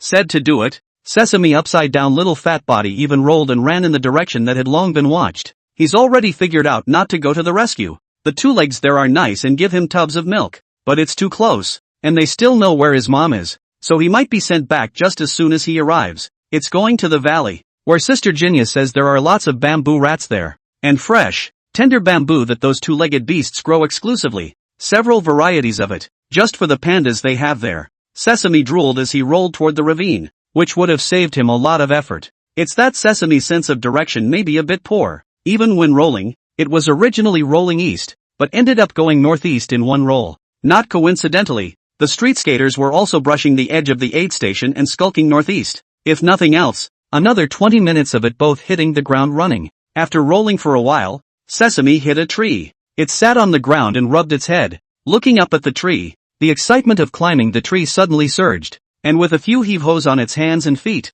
it climbed up to a high place. The mountain wind blew the bear's fur, like a gentle coaxing pat on its body, and sleepiness instantly took over reason. And choosing a good place, Sesame began to sleep. On the other side of the road from it, high up in the branches of a large tree, the social panda was sleeping soundly. I'm afraid it'll break the tree at some point. No wonder some netizens say that pandas are rare all because they make themselves. And don't look at your own size. Is it a weight that a tree can bear? A cold wind swooshed by and the social panda sneezed, opened his eyes and scratched his head, yawned, and after 2 seconds of being torn between going back to sleep and going down to eat, decidedly intended to go back to sleep. Just as it tried to close its eyes, it snapped them open again. Looking out from its side, the bear on the opposite hillside was imprinted in its eyes, and at that moment, under the tree where the bear was, the street slicker black bear with whom it had fought was foolishly trying to climb up. The social panda's eyes were fierce and he showed his teeth. Whirling down the tree, he launched himself toward the opposite hillside. Not too bad.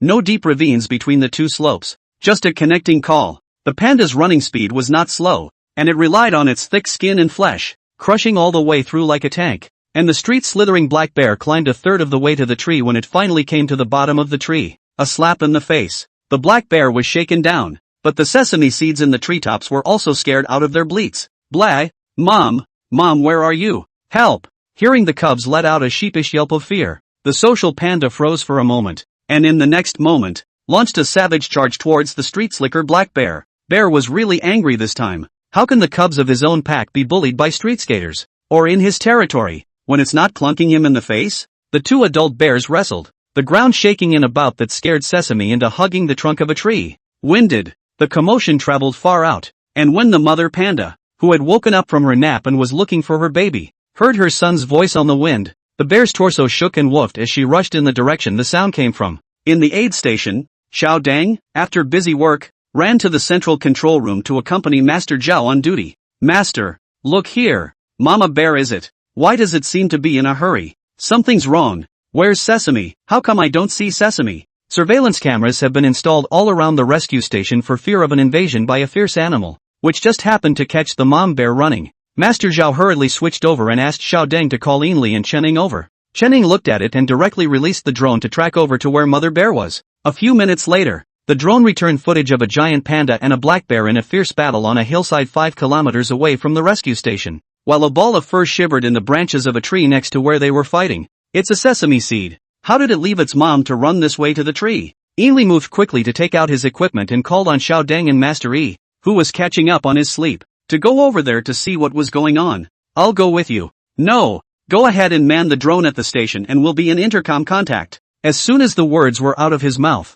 Sharson's call came through. Brother Shadow, is something wrong? The stuffy peer seems to be very annoyed. It keeps tapping on the door, and now it's going outside to the garden, and by the look of it, it seems to be trying to flip out. I didn't realize that from so far away Stuffy Tuner could detect a fight over there. You try to pacify Stuffed Panda first. Sesame doesn't know what happened to a separate bear that ran off to the depression there. And now that male panda and the black bear are fighting, and Sesame is in a tree right next to them. Mama Bear has rushed over there, and Ainli and the others are heading that way too. Shaosan heard a heart tightened. Sesame is a cute bear who understands the situation. If he is hurt, he completely dare not think of what will happen. Just then Kinya returned with a companion, a half-drawn baby gazelle. The gazelle was the result of Sister Panther and Brother Panther's hunt, and they asked Genia to bring it back for Chenning to try. Leopard, who left the rescue, was still thinking about the two-legged beasts that couldn't hunt, a true bond that transcends races. Upon entering the aid station,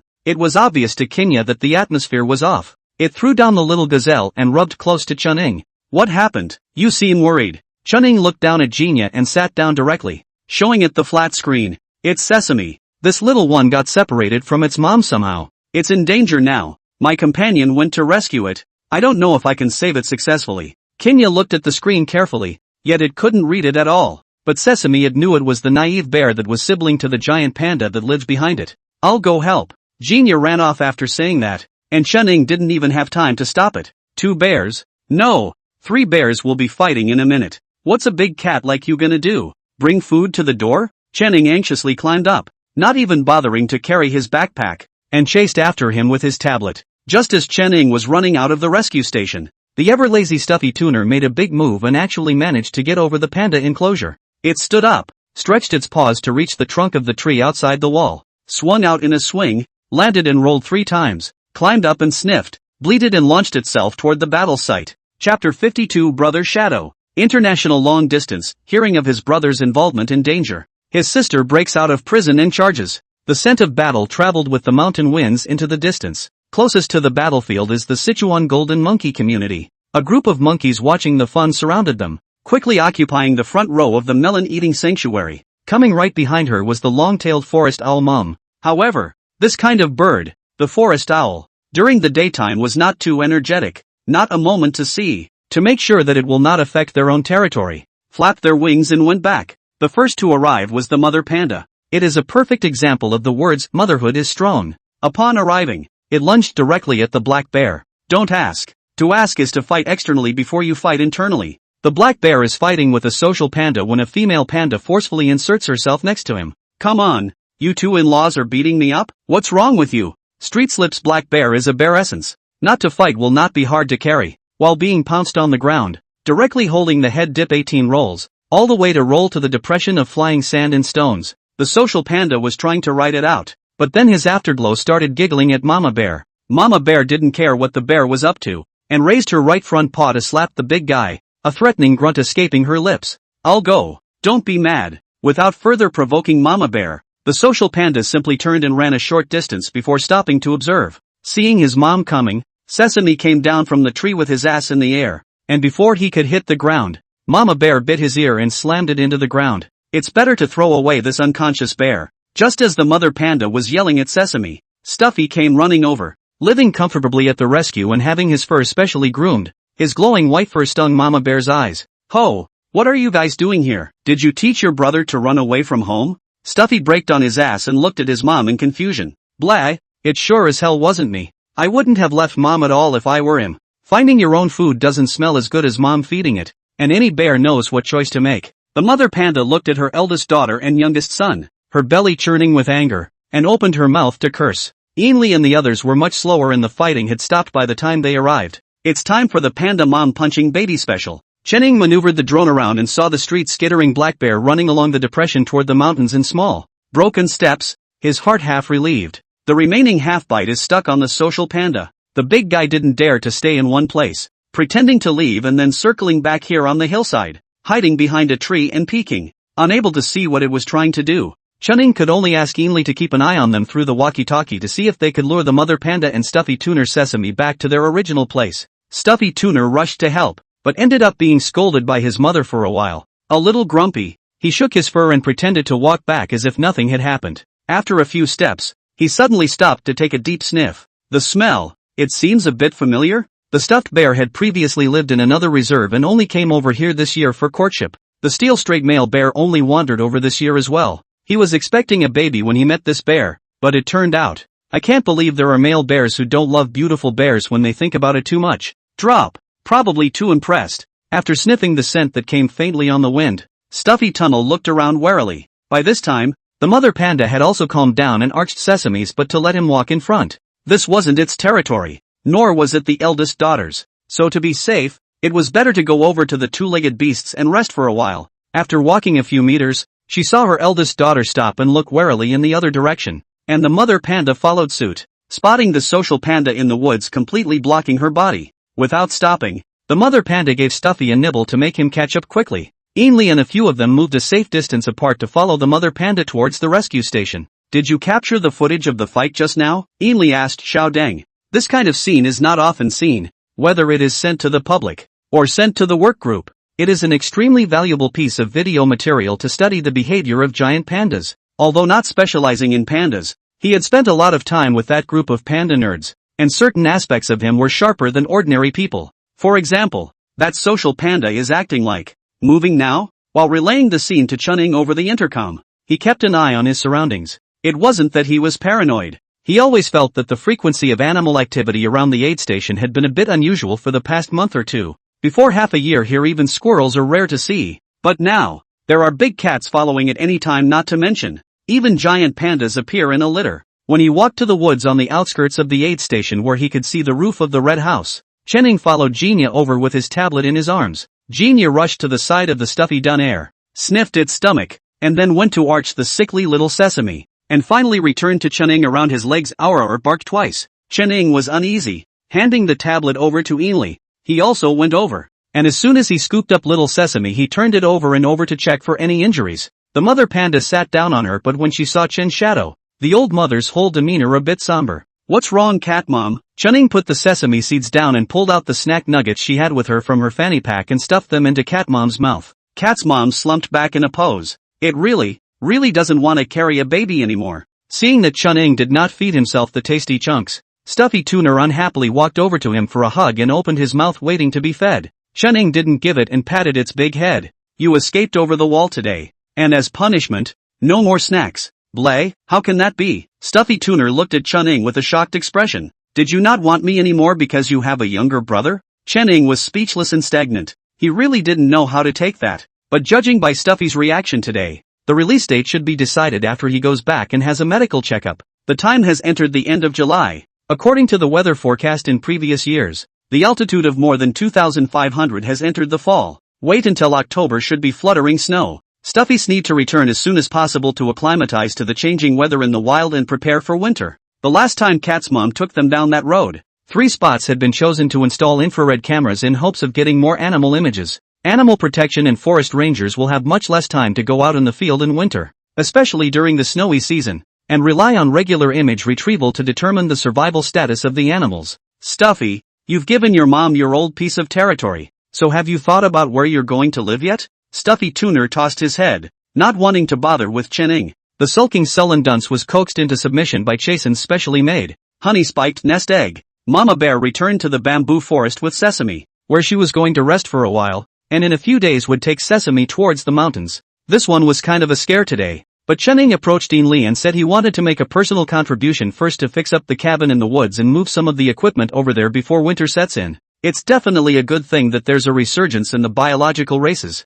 but accordingly, there will be an increase in the number of incidents of animals fighting with each other to grab territory. That's why I still want to build the cabin in the forest and use it as a temporary relief point. Ainley had guessed that he would do this and nodded. I know. I still have some money there. You can take it and use it first, and return it to me when you have the money. Also, I see that Dr. Xiaosong has the idea of staying. Do you want to talk to her? You're going back and forth between the two places, so you should keep someone here. Xiaosen's main focus is pandas. Just you two are veterinary clinicians. Chening thought about it and said that he would first find Xiaosong to talk privately, a girl in the right age. Every day on the mountain with a group of big men together, some of them more thoughtful. Naturally, behind the back of the stirring of the wind and stirring of the lang. Sister Dai had also mentioned to him before that the report for upgrading the care home at the aid station hadn't been approved for the time being, and it was possible that he would have to wait until next year to go. Before they upgraded, their staffing here was already full. Xiaosong didn't stay.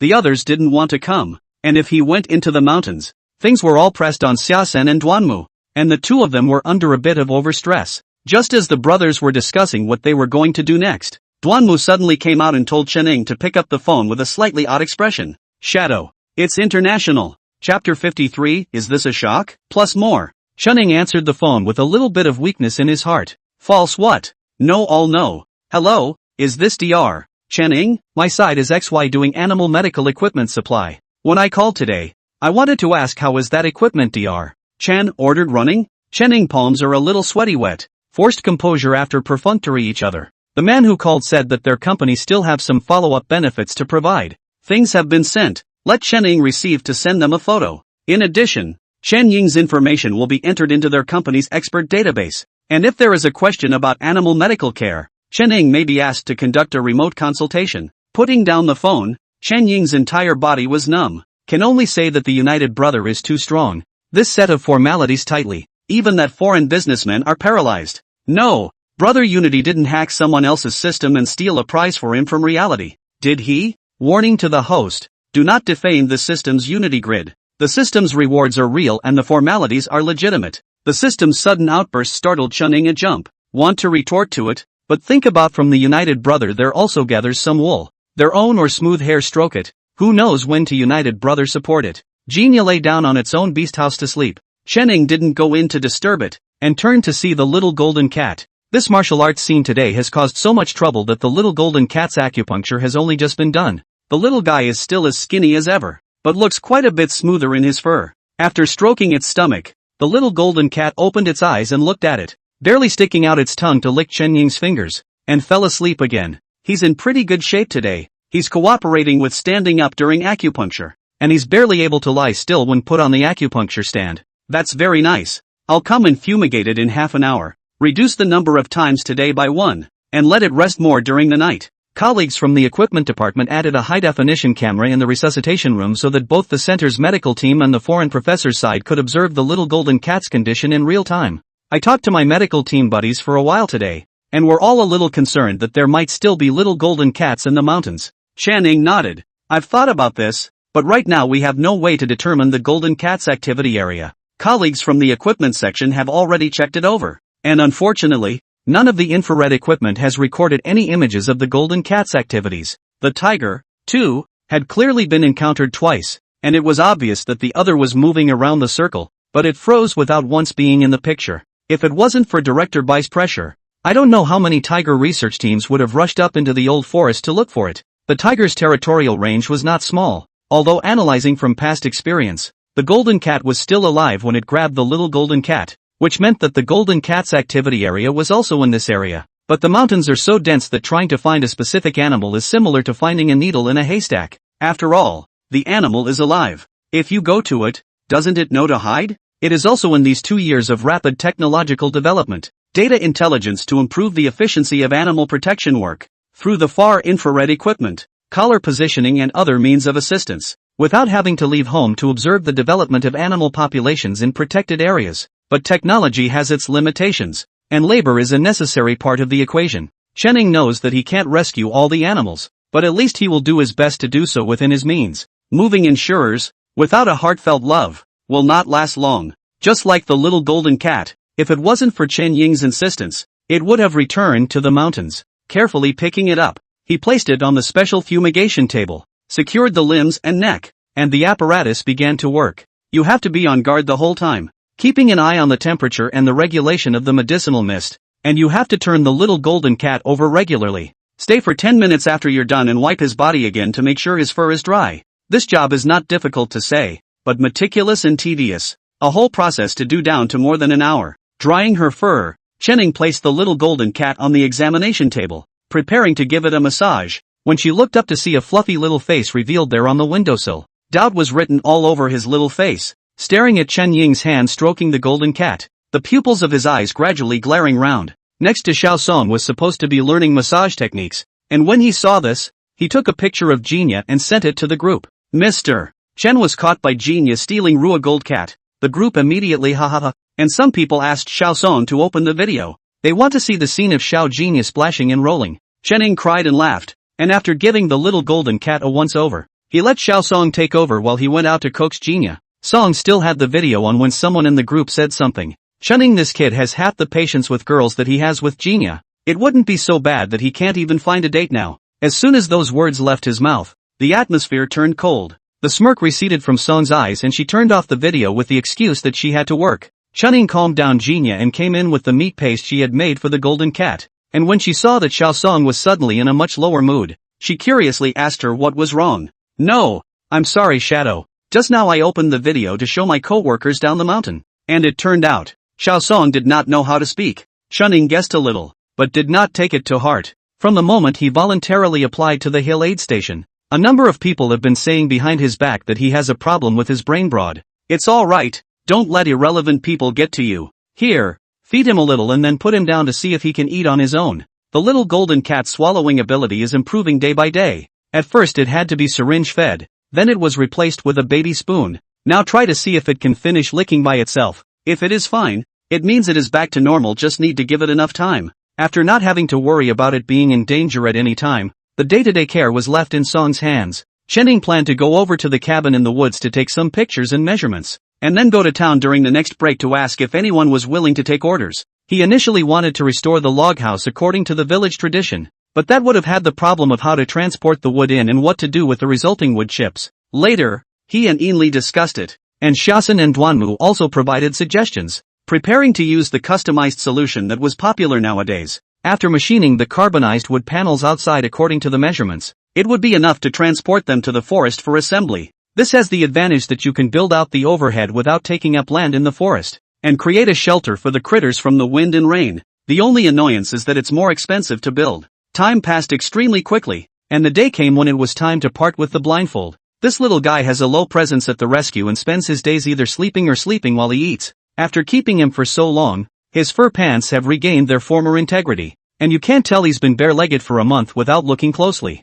Injury brought it more serious stress symptoms. This little guy no longer go to high places to play crazy. The favorite place to stay is the small animal house to build a wooden crossbar. From the ground is not even a meter high. Blindfold will have to be quarantined for a while longer before he can be set free on the Panda Valley side, which is ready to receive it. You don't need Chening to follow you when you send Mongais to Panda Valley. The rescue center will have a special staff to send him there. Just before it was about to leave, Mongais suddenly grilled the railing and barked a few times towards Chening, feeling like it was thanking Chening for treating its injuries. But in fact, what Chening heard were not words of thanks at all. This little panda knows he's going away and is venting his pent-up resentment. Wimpy and mean says it all. The problem was, Jinya wasn't happy about it. Its two-legged beast was actually scolded by a little thing. It was simply inverted to the Big Dipper. Looking at Kinya, who leapt over and showed her teeth at him, Monkey's claws loosened and he fell down stiffly. No way. Scared to death? The faces of the onlookers changed drastically, and they all surged over.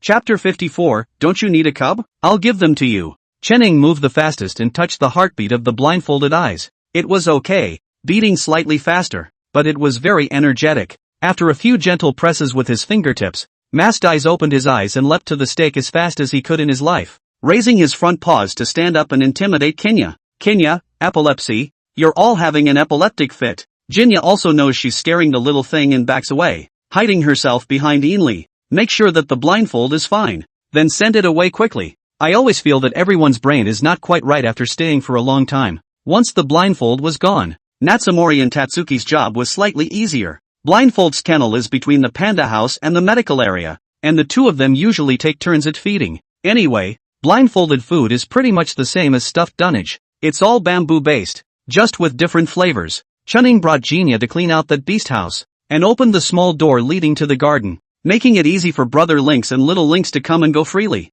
These two have been out more lately, eating and drinking their fill before returning to rest. In July and August, when the rain gradually increases in the mountains, the barn can shelter them from the wind and rain. If they are in the wild, lynx will find a tree or cave as a den, and they are not afraid of the wind and rain.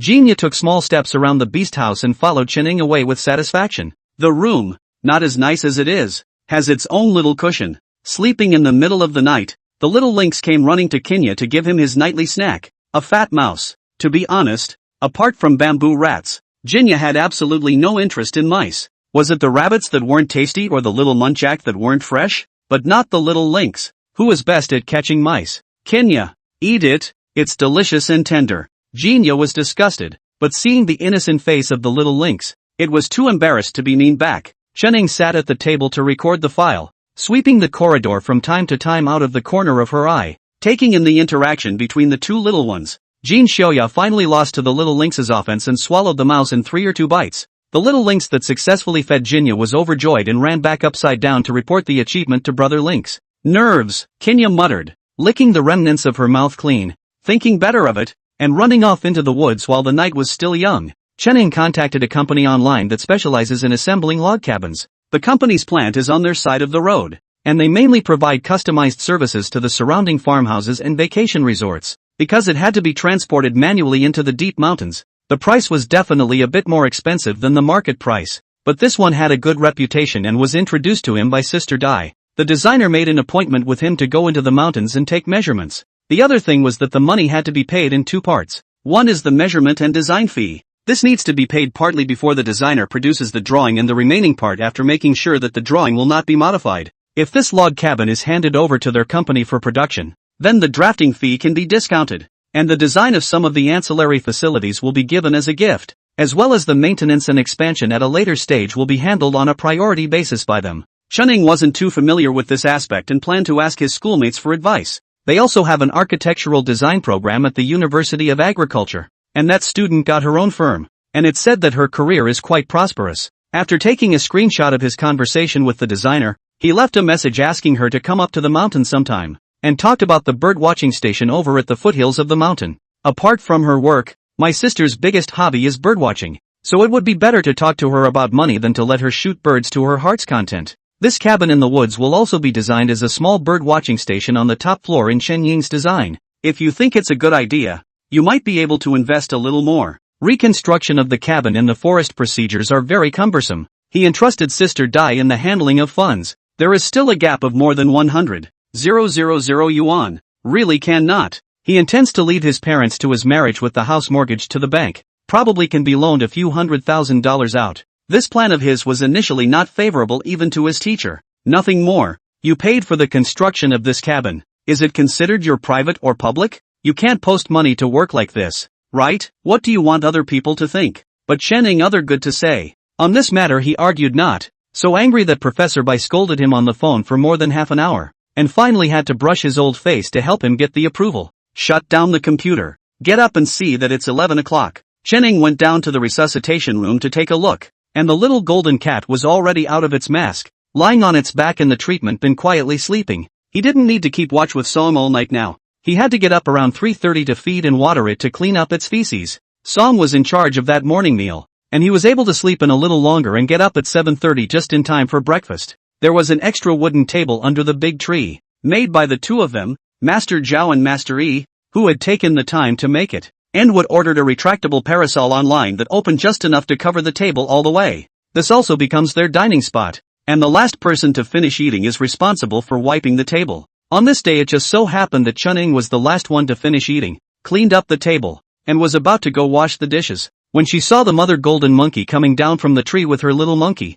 holding a small object in her hand. Chunning received it in bewilderment before realizing that it was actually a large spirit cat cub that had only been born not long ago. The mother monkey anxiously patted Chun Ying's hand and squeaked for a while. Chenning heard it explain that it was found in the ravine. When it saw it, there was no female animal beside it, so it should have been abandoned because it was weak. However, the big spirit cats give birth to around 2 to 4 cubs per litter, and usually they will not easily abandon their cubs, unless something unexpected happens so that the mother has no choice but to leave the nest where she gave birth, and in the case of not being able to take away all the cubs, she can only abandon the weak one. Next to him, Xiaosen had already fetched a soft towel and took the small spirit cat cub and wrapped it up into his arms to warm it up. What should I do? Should I put it in the brooder? Can we keep such a small kitten? Chenning thought about it and turned his head to ask Duanmu. The eggs in the incubator haven't hatched yet? It should be soon. I checked and it's all viable. It's been more than 20 days and it's amazing that the shell hasn't been broken yet. And I don't know what kind of egg is so time-consuming. But you can't crack the eggshells hard if people don't break the shells, so you have to let them stay out until they want to come out. But the problem was that the rest of the place wasn't quite suitable for a brooder. And it was too much for Tuanmu to look after 2 crates all by himself. Why don't we send it down the hill? The rescue center down the hill has a dedicated nursery and licensed animal handlers, which is better than putting them here in any direction. Okay then, I'll go pack out the crate. And Nathan, you mix up a little formula for him and just try feeding him with a syringe. With cubs this young, they can't even provide proper bottles here. While they were busy taking care of the big spirit cat cubs, Ainley went to the center control and accessed the camera recordings of the surrounding area, wanting to see if the big spirit cat had given birth in the vicinity. The mother monkey crouched in the tree with her baby in her arms to watch them work, and when she saw Ainley go into that big room, she thought about it and deftly jumped down from the tree to follow him in. When Ainley saw the monkey's mother come in, he didn't chase her away, and even took a petal of cut apple for her. Another thin little slice was handed to the little monkey hiding in his mother's arms. He had just found the camera number in the direction of Rowan Valley and was about to pull up the recordings when he saw the mother monkey jump over to him, paw outstretched and slapping at the screen. Stop it. You can't film it. As soon as the words left his mouth, he realized that an elf spinning in place had appeared on the screen. Chapter 55, You Go Away. I'm a pup. Rats don't change. Brother Shadow, come over and take a look. Is this the great spirit cat? Chenning had just put the big spirit cat cubs into the nursery box with Xiaosin when she heard Ainley's words and hurriedly ran into the center control room. It only took one glance to recognize that this was the great spirit cat. Look at the anxious way it keeps circling. Is it looking for the baby? Chenning couldn't help but look down at the Sichuan golden monkey mother holding her baby, pursing her lips and not saying anything. Zason, I'm going to take the cubs out for a bit. You and Rico watch from the center control room and call in. The walkie-talkie was inconvenient, so after he dialed directly, he put his headset on and ran to the big spirit cat, clutching the brooder. This time he came out alone, approaching his target and releasing as much of his harmless aura as he could. The big spirit cat warily backed up a little distance, stopped again, stretched its head and sniffed carefully, and looked up at the slowly approaching Chenning, and the box he was holding in his hand. Chenning had already spread out the towel that wrapped the little cub, revealing the little one inside. The big spirit cat kept looking at it without blinking. Chenning also didn't recklessly put down the cub directly. He always had to confirm that this big spirit cat was female and had just finished giving birth. The females had only just finished giving birth, were extremely physically exhausted, and didn't have enough food. Chenning made preparations and brought over the great spirit cat's favorite rat meat. Here, I have to thank Genia by name. This fat rat was caught by him personally as an extra meal, but it was commandeered by Chenning. Place the brooder securely on the ground and close it well except for the ventilation holes to ensure that nothing will crawl in and hurt the pups while he's not looking. He put on his gloves and approached the big spirit cat with his mouse tail, trading food for a chance to jerk it off. The big spirit cat sniffed him and purred again, hoarsely, toward the mouse in his hand. Chenning put down the rat. You eat it, brought it especially for you. The big spirit cat stared at him suspiciously for a while, but still couldn't bear the hunger,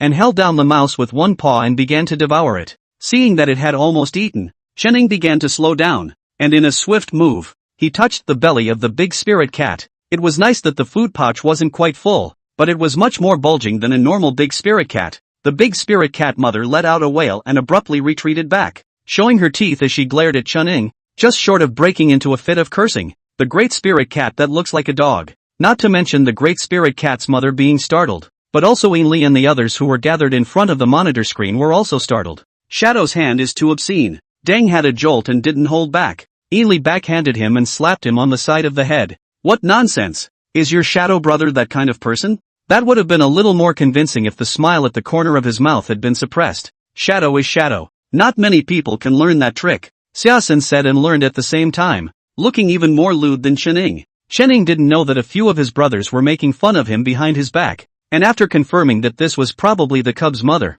he went back to carry the box over and open it. Your child you don't want? The big spirit cat mom carefully glanced around the outside of the brooder before trying to step inside. The little one had drunk 2 milliliters of milk before falling asleep, and now that he smelled his mother's scent, he struggled to lift his little head and started calling for her again. The big spirit cat mother wasn't used to the size of the nursery box, and after turning around twice she couldn't find a suitable angle to lie down and feed her child. In the end it was Chun-Ing who helped drag it out and put the cubs into its arms, which allowed the hungry and panicked cubs to find a spot. However, 5 minutes later, after the cubs were out of the grain bag for the third time, the big spirit cat mom got up and licked the cubs a few times before walking away without looking back. Chun-Ing couldn't even scream.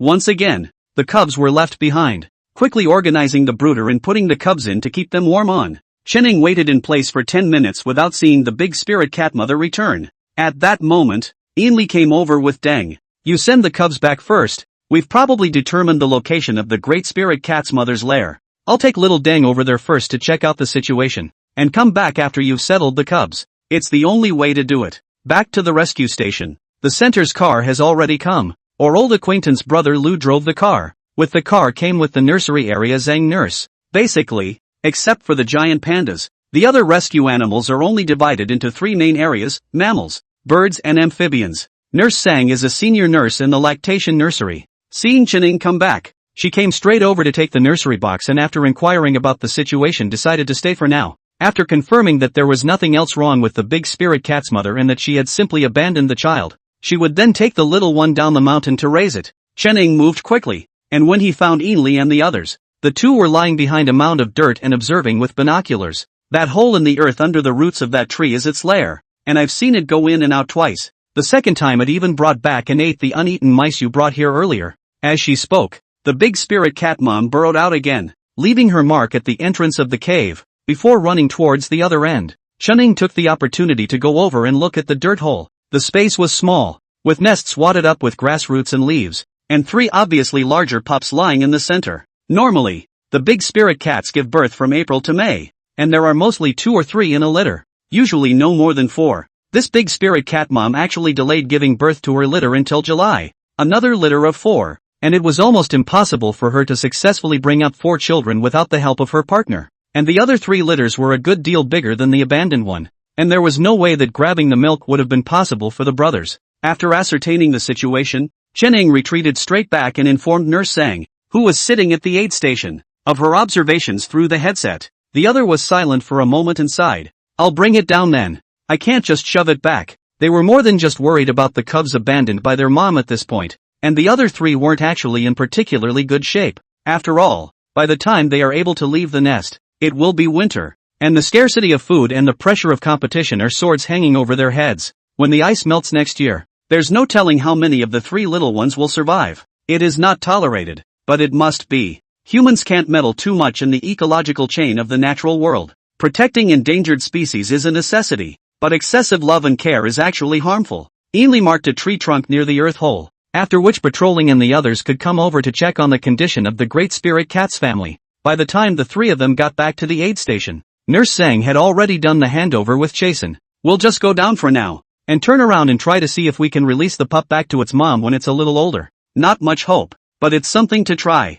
After sending Nurse Zhang and the others away, Chun-Ing turned into the resuscitation room. The little golden cat's condition is getting better day by day. Today, she can basically lie down and lick her own food, although she always gets it on her face. But compared to before, at least there is no problem to live. Genia quietly watched for a while, and with a twinkle in her eye, she ran out of the yard, made a big circle, and with a plump mountain mouse in her mouth followed the scent left behind by Chun-Ing to find her way to the great spirit cat's mother's nest. He was smart enough not to get close, but dropped the mountain rat near the dirt hole, leapt up the tree in 3 bounds, and plopped down to guard the big spirit cat family. The mother spirit cat tensed her body to guard the nest, hiding her 3 cubs under her belly and looking out of the cave warily. After a long time, the lynx's scent hadn't dissipated, so the big spirit cat's mother couldn't help but cautiously poke her head out to observe the situation, and at a glance, she saw the mountain rat thrown at the entrance of the cave. You old den, want to trade a mountain rat for my pup? Chapter 56, If we're having tea,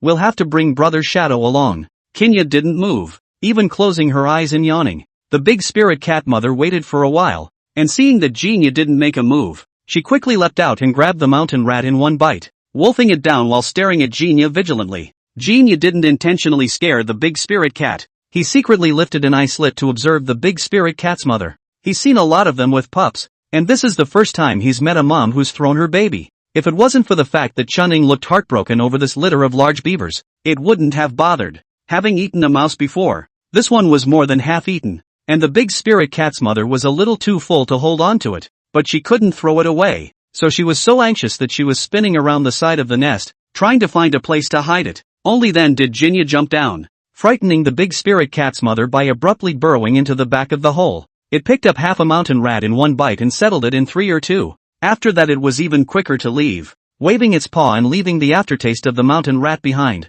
From that day on, Jinya came to feed the big spirit cat mom every other day, and would even guard the spirit cat cubs for her when she went out hunting. The great spirit cat mom developed from initial trepidation to becoming calm and Buddhist. Anyway, you can't fight and you can't escape, so do what you like. That morning, Jinya woke up at the same time as Chen Ying's turn to make breakfast, finished the night shift of Master Yi and Shaosun first over to eat. After eating the two of them to catch up on their sleep, others work according to plan. Chen Ying didn't have much to do today, and planned to go over to the center to bring back the approvals for the reconstruction of the forest observatory, as well as the project funds to rush, and then a side trip down to see the big spirit cat cubs. I went to town on my day off the day before yesterday to meet with the designer, who had a bit of unfinished work on his hands, and made an appointment to meet him up on the mountain next Monday, so that we could go together to take measurements in the field then. Initially he reported hitting the construction of a first aid station in the woods. It was turned in and modified by Director White to incorporate the needs of the bird observatory side of the department to allow for an additional layer of bird observatory on top of the first aid station,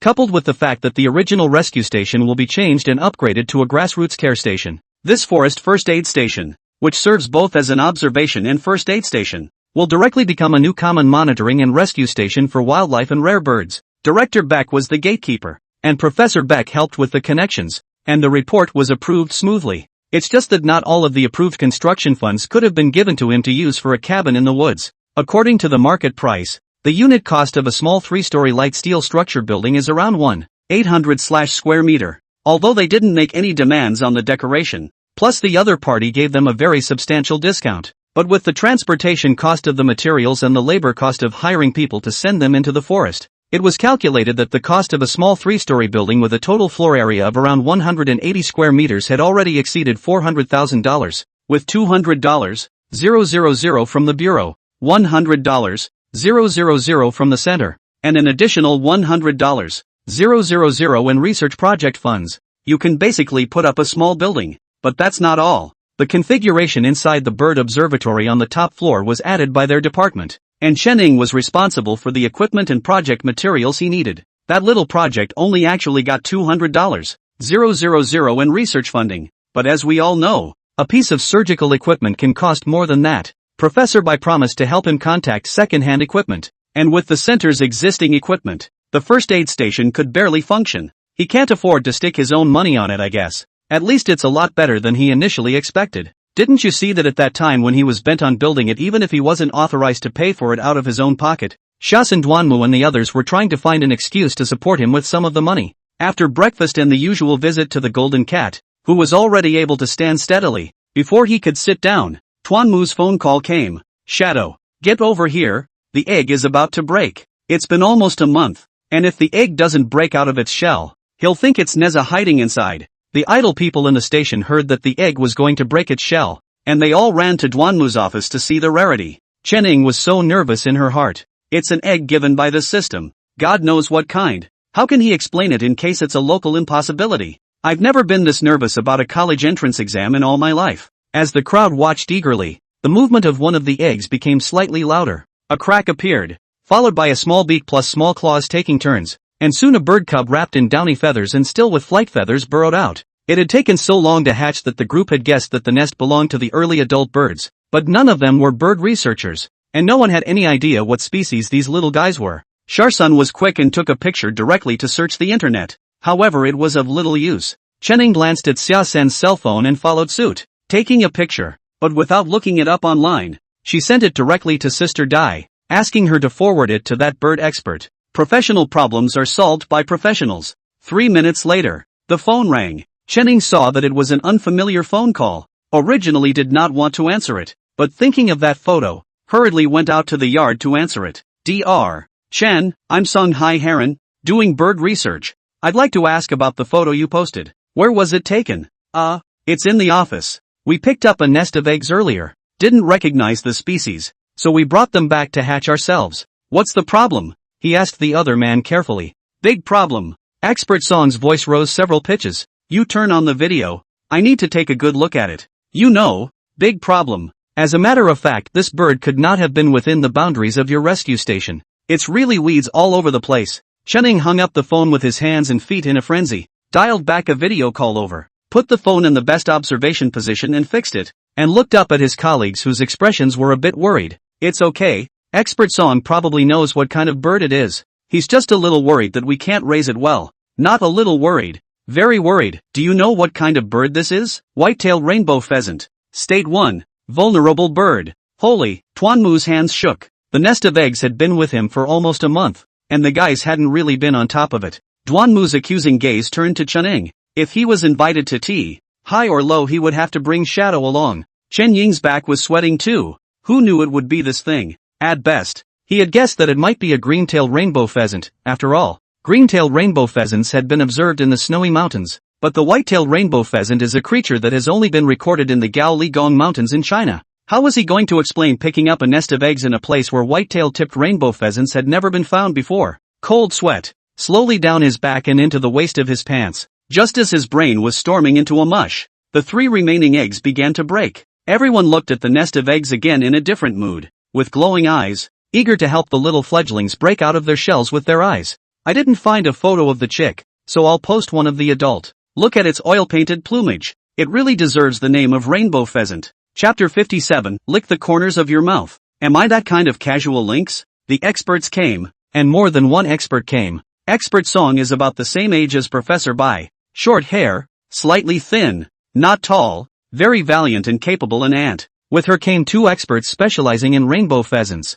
and 3 other graduate students studying with expert Song. No one suspected that the eggs were stolen, after all, until the clutch hatched. No one knew that this reserve actually had white-tailed tipped rainbow pheasants, a high-altitude endemic bird. The 2 experts who came with Professor Song, one was Professor Wang and the other was Dr. Gao. Dr. Gao was the one they had met earlier at the birdwatching station on the hill. Acquaintances are much nicer to talk to, and unlike what Chunning thought, no one asked him about the origin of the white-tailed tipped rainbow pheasant egg. At most they asked where he picked it up at the time. This bird habitually builds its nests on cliffs, and high-elevation cliffs at that. It's a miracle you picked up this nest at mid-elevation. Either the female dropped them in this area for some reason, or poachers lost them here, but the latter is even less likely than the former. The experts came and went in droves, leaving the 3 straight-laced grad students staring at each other with the aid station gang. Chenning was happy and headstrong. Just now, Prof. Song said that with this nest of eggs, she would definitely help Chenning pick up some more research funds, but accordingly, she must take a position at the Forest Observatory. That's actually a good thing. Sister Dai had told him privately that Prof. Song was one of the biggest names in the field of bird research in China, and that many problems would be solved with her presence. But Chunning didn't feel good about it. The reason he insisted on building a station in the forest was actually because he felt his affinity for wildlife was getting outrageous. If you stay here at the aid station for a long time, sooner or later someone will notice something is different. Not that he'd be pulled into slicing and dicing or anything, but being the center of attention could easily cause emotional repression or even outbursts for him. Self-personality that a little bit of fault in his own self do not understand it. What I people, to put it bluntly, is his alternative autism. How nice that the furries wouldn't hook up with him or covet his meager paycheck. And even Jinyu worried that he couldn't feed himself and insisted on bringing him food back every day. They were able to analyze the composition of the ecological chain around them from the food Kenya brought back. Outrageous. No, the heat from the discovery of the suspected South China tiger in front of the rescue station has not yet passed, and the reported photos from the official number of the center and from the site of the Institute of Ornithology have triggered the attention of the country's bird enthusiasts. There were even suspicions that they were faking it en masse, and there was talk from researchers about coming on a field trip to solve the mystery of high-altitude birds nesting at mid-altitude areas. The secret of AOE brain. Unless they can find unity, they can't study it until they die. The 3 graduate students will be staying here for the time being. Their topics are green-tailed rainbow pheasants related, and they will probably be following Dr. Gao's research for a while. Dr. Gao accompanied the 2 experts to the breeding base of the Institute of Ornithology, and after settling the white-tailed tipped rainbow pheasant, he had to rush back to the mountains. Fortunately, the last renovation of the 3rd floor of the room were converted into double rooms. No outsiders when 1 person a room. Not enough to live in 2 people a squeeze. Doesn't the internet say that green-tailed rainbow pheasants court from March through June? What are you guys up in the mountains studying now? And how do they hatch their chicks? The student with glasses. Zhou Hao. pushed the glasses on the bridge of his nose slightly nervously and answered Ian Lee's question honestly. A couple of our subjects are in the area of fledgling habits. By the count, this is the time of year when most chicks hatch, so we'll have to rush up the mountain. Ian Lee glanced at the three of them and frowned a little. I heard from Mr. Gal that green-tailed rainbow pheasants live in snowy mountain meadows and bare rocky areas above 3,000 meters above sea level. Can you guys adapt to that? It shouldn't be a problem. We all purposely went to high altitude to test it before we came here, and it was fine before we dared to apply for this subject. That's true. People with altitude sickness usually don't dare to trade their little lives for a diploma. Alright, you guys take a good rest for the next few days, and I'll accompany you up the mountain when Teacher Gao returns. After chatting for a while, the youngest of the three asked Ian Lee why there was a lynx coming and going freely in the rescue station, which seems to be inconsistent with the principle of rescue. You mean Genia? Ian Lee smiled and explained. It was saved by Brother Shadow when it was seriously injured before, and after that, Genia stuck to him, letting it go and coming back. So we can't say that we won't let it in. We can't say we won't let it in. Anyway, we don't feed it, but we don't overly contact it. Brother Shadow even made a special report up there. And that's what the experts are saying. Keep it wild, but it doesn't necessarily have to be kept away from humans. Ian Lee thoughtfully added. There's an empty animal house over by the panda house in the back, so don't go near there if you're not doing anything. Genia's brother and his little sister-in-law will spend the night there. Those two are much more wild, so don't hurt yourselves by mistake. The three crisps were even more curious when they heard it. In the evening, Genia came back with a small muntjac cub, jumped on the dining platform that Master Zhao built for it in a corner of the yard, and feasted on it. But people hadn't forgotten to leave a portion for Cheneng, as well as half of his favorite tender liver for the golden cat. As he was talking, Cheneng came out holding the little golden cat. The rescue worked great, and today the little golden kitten walked around the treatment table on her own, slowly but at a steady pace, and without any more leaning or falling over. Instead of continuing to live in the ICU barn, he's been given a new litter to sleep in lately. After the last treatment today, Cheneng wanted to let it out to get some air in the sun. Kinya's deck is the perfect place to walk. I just didn't realize that Jinya had come back quite early today and was still up there eating, in which case it wouldn't be appropriate for the golden cat to go over there. Ow, come here, I saved you some meat. Yummy. When Jinya saw Cheneng come out, she whined and even took a paw and patted the platform. This persistent feeding by Jinya made Cheneng nestle to the ground. The little golden cat and Kinya met through the glass window from time to time and became familiar with each other. After being placed on the platform, the little golden cat slowly came over and purred towards Jinya in a fine voice, and even rubbed its head against Jinya's neck. Both the lynx and the golden cat are medium-sized felines, with little difference in size, and both are part of the circle of jungle dominance. Jinya's entire length stiffened the moment the golden cat rubbed her head. After glancing confusedly at Chun-Ing who stood smiling, it tentatively turned back and licked the golden cat's head fur. Aw shucks, it smells funny. There's no way, even if you clean it more carefully every day, the residue on the fur after the golden cat fumigates the medication can't be wiped off, and the only way to get rid of the smell is to wait for it to fully recover and take a bath. Sensing Jinya's kindness, the corners of the little golden cat's mouth hooked up and smoothly licked the corners of Jinya's mouth, sending the lynx girl into a tactical tilt back. Lick the corners of your mouth. Duh-bah. Don't look at me as soft and helpless now, but I'm really a mean cat too. Chapter 58, you promised to introduce me to a boyfriend. Ha ha ha ha ha. Kinya looks so funny like that. Dang was on the second floor with a cell phone making a video. Smiling with his teeth showing, Kinya whimpered in exasperation and stared at Deng as he began to sharpen his claws. Laugh it up. We're not going to help you when Kinya comes after you at night. Master Zhao couldn't see his disciple looking like he was going to die, so he nonchalantly slapped him on the back of the head. The golden cat can't understand Jinya's thoughts. In his opinion, Jinya looks at him outside the window every day.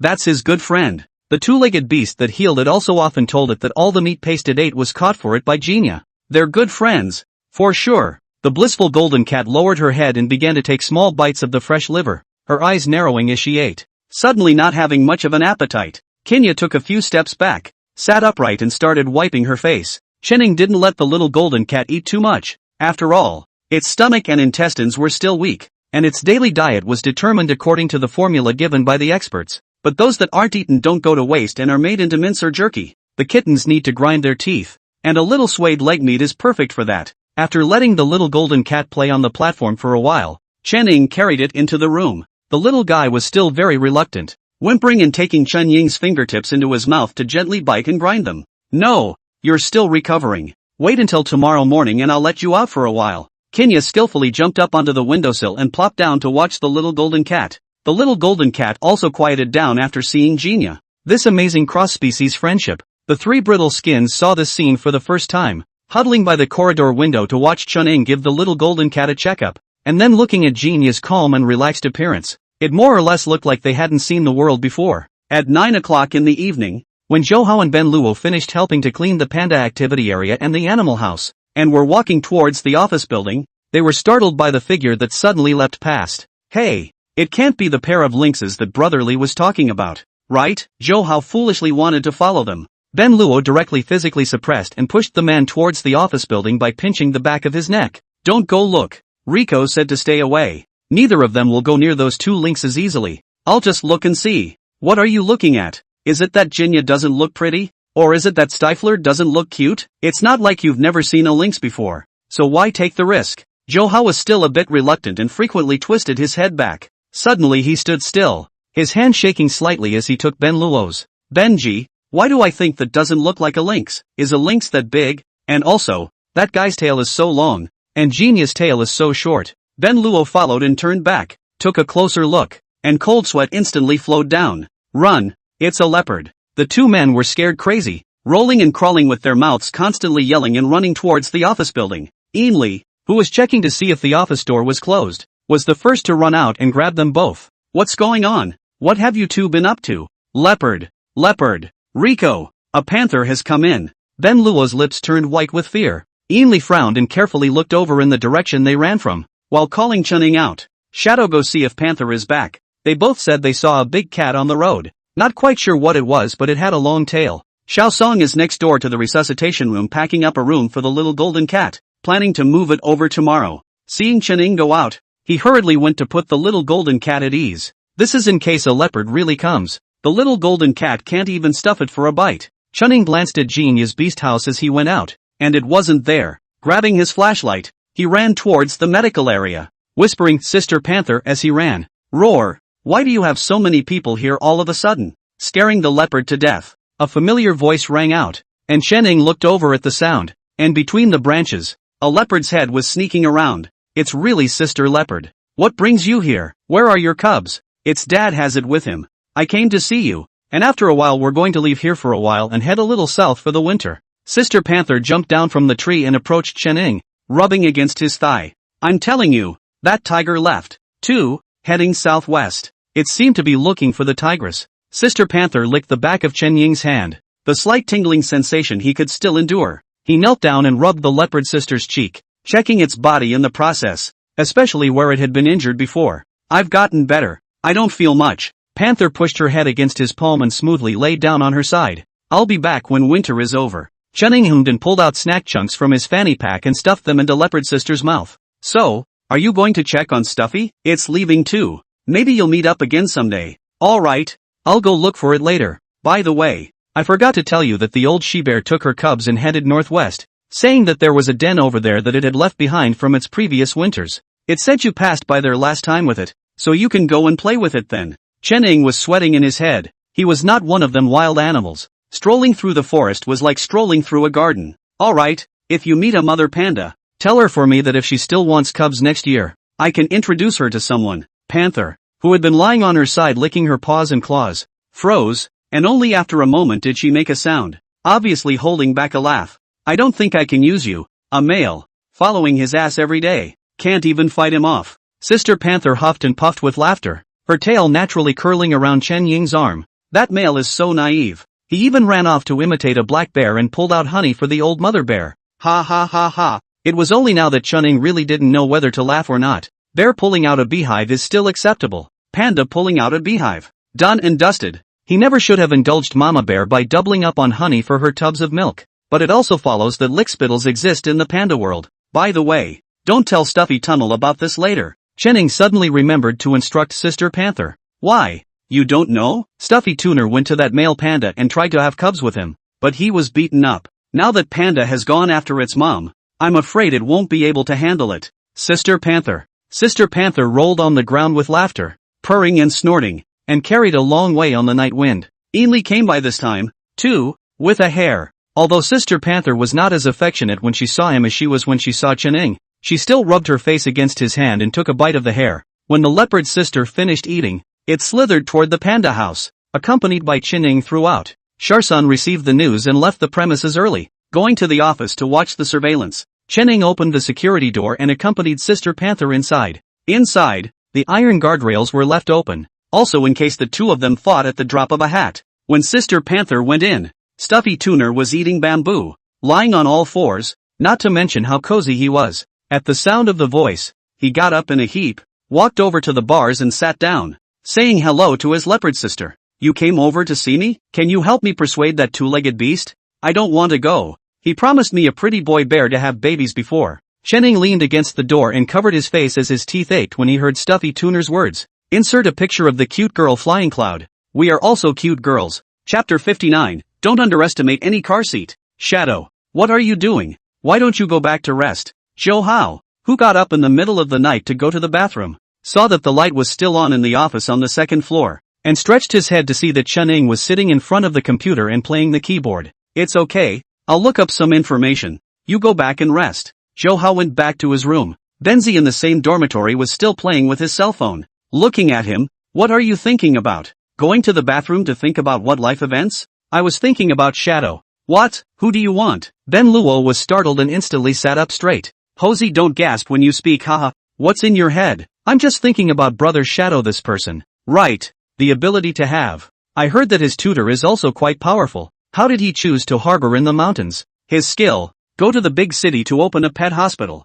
Do 2 or 3 years. Casually as sweet it." Ben Luo let out a sigh of regret and lay down. "People have pursuits then, different from us mere mortals." Zhou Hao glanced at him without another word. After dinner early the next morning, Chunning explained to Xiaosen that he and Xiao Song should keep an eye on the station more, and he had to go down the mountain to the center to do something. "Didn't you have an appointment with someone to go into the mountains? If you go now, will you be able to come back?" "No problem. Mostly I've got to go over to the technical equipment section and get some information back." He didn't have time to explain much, so he got on his scooter and ran down the hill. Xiao Song held the bowl, glanced at Xiaosen, then at Yinli, and weakly asked, "Yesterday, Brother Shadow said to let the little golden cat out to move around, so I'll carry it out later after I feed it the medicine?" Xiaosen didn't dare to make a decision, glancing at Xiao Song, then at Duanmu, and finally at Yinli as well. Yinli inexplicably looked back. "You two decide for yourself. Why are you looking at me? I don't know anything about veterinarians."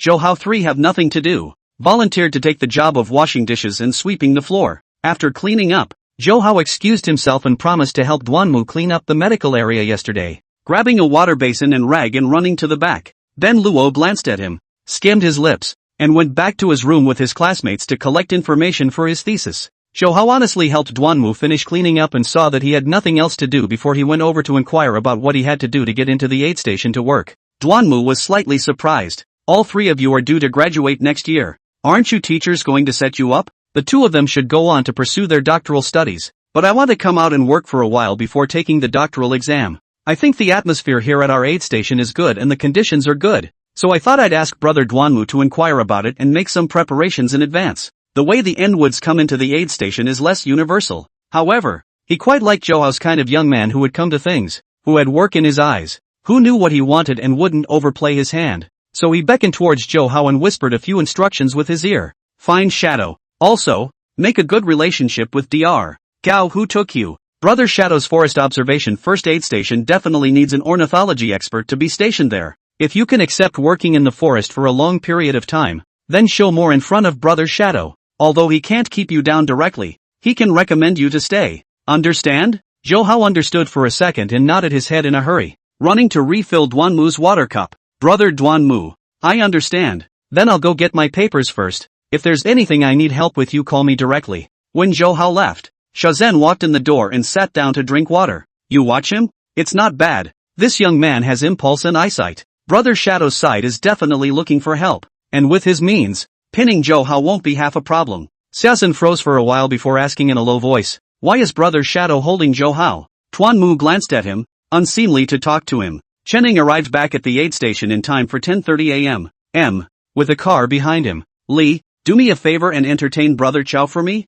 I'll go change my clothes and head up the mountain." It was too late to talk to the others. Chenning carried the bag back to his room to change his equipment. While hauling this, Master Zhao took Deng and also started to change the equipment for entering the mountain. The two of them were going to be patrolling the forest and just happened to be passing by the cabin side of the forest, so it was a good time to accompany them and help open up the road in the process. Weeds grow wild in the mountains, and after a while of not walking, the thorn bushes on the road become roadblocks. Deng checked the long scythe, and the rescue rope had to be brought along. He and Master Zhao were going to take a road today that they hadn't traveled in over half a year, and from there they could go directly to Shanguzai. Xiao Deng. Yesterday someone anonymously reported that there were people laying traps in the mountains again over at Changozhai, so pay more attention on your way. Master Yi poked his head out of the office and barked, and the forest ranger over at Long Gully Walled City said he found signs of someone stealing fish along the ditch, and after catching them a few times, you guys stopped by to see if there was any stealing fish on this side of the lower ditch. With all the summer rains and more fish in the ditches, some people like to come to the mountains for wild fishing.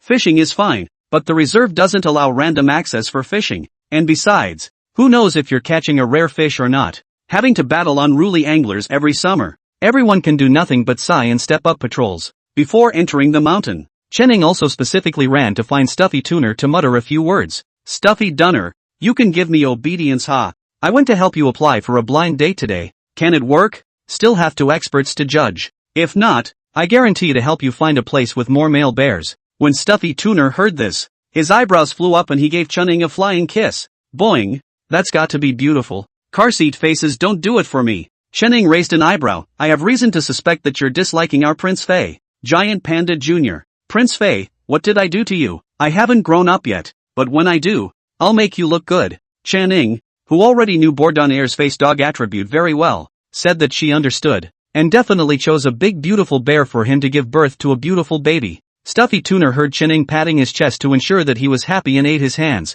soothing the somewhat anxious Stuffy Tuner. Channing brought along Designer Chow and his assistant and followed Master Zhao as they entered the mountains. The mountain road is not particularly good. Chow Designer has been living in the city for a long time. After an hour has been panting, do not care about the style. Find a big rock to sit down straight gasping. Master Zhao, who had a heavy task today, didn't stay and wait for them, and said to Chunning that he would go and help them open the road first, and went straight away. Dr. Chen, you guys are throwing a bit of a price tag on building light steel villas here. Didn't consider just rebuilding with logs? No trees are allowed to be cut down in the conservation area, and the actual inputs are about the same as a light steel cottage when you bring in economical wood from outside. The main thing is that they have 3 floors in this small building, and it is too much of a craft to build with pure logs, and it takes a long time. The price/performance ratio works out to be less than customized. By the time the group had finished taking measurements and exited the mountain, Designer Chow and his assistant were in such a sorry state that they looked as if they had been rolling around in the mountains all day.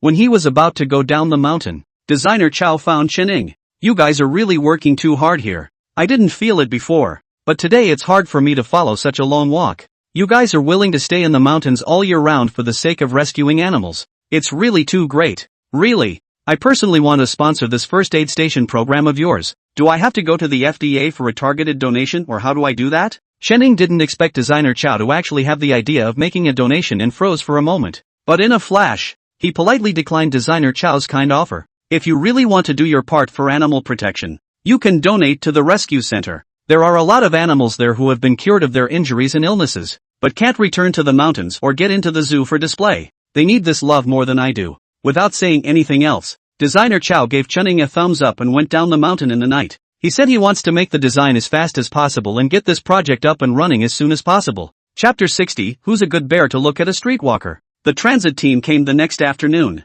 The team was led by Mr.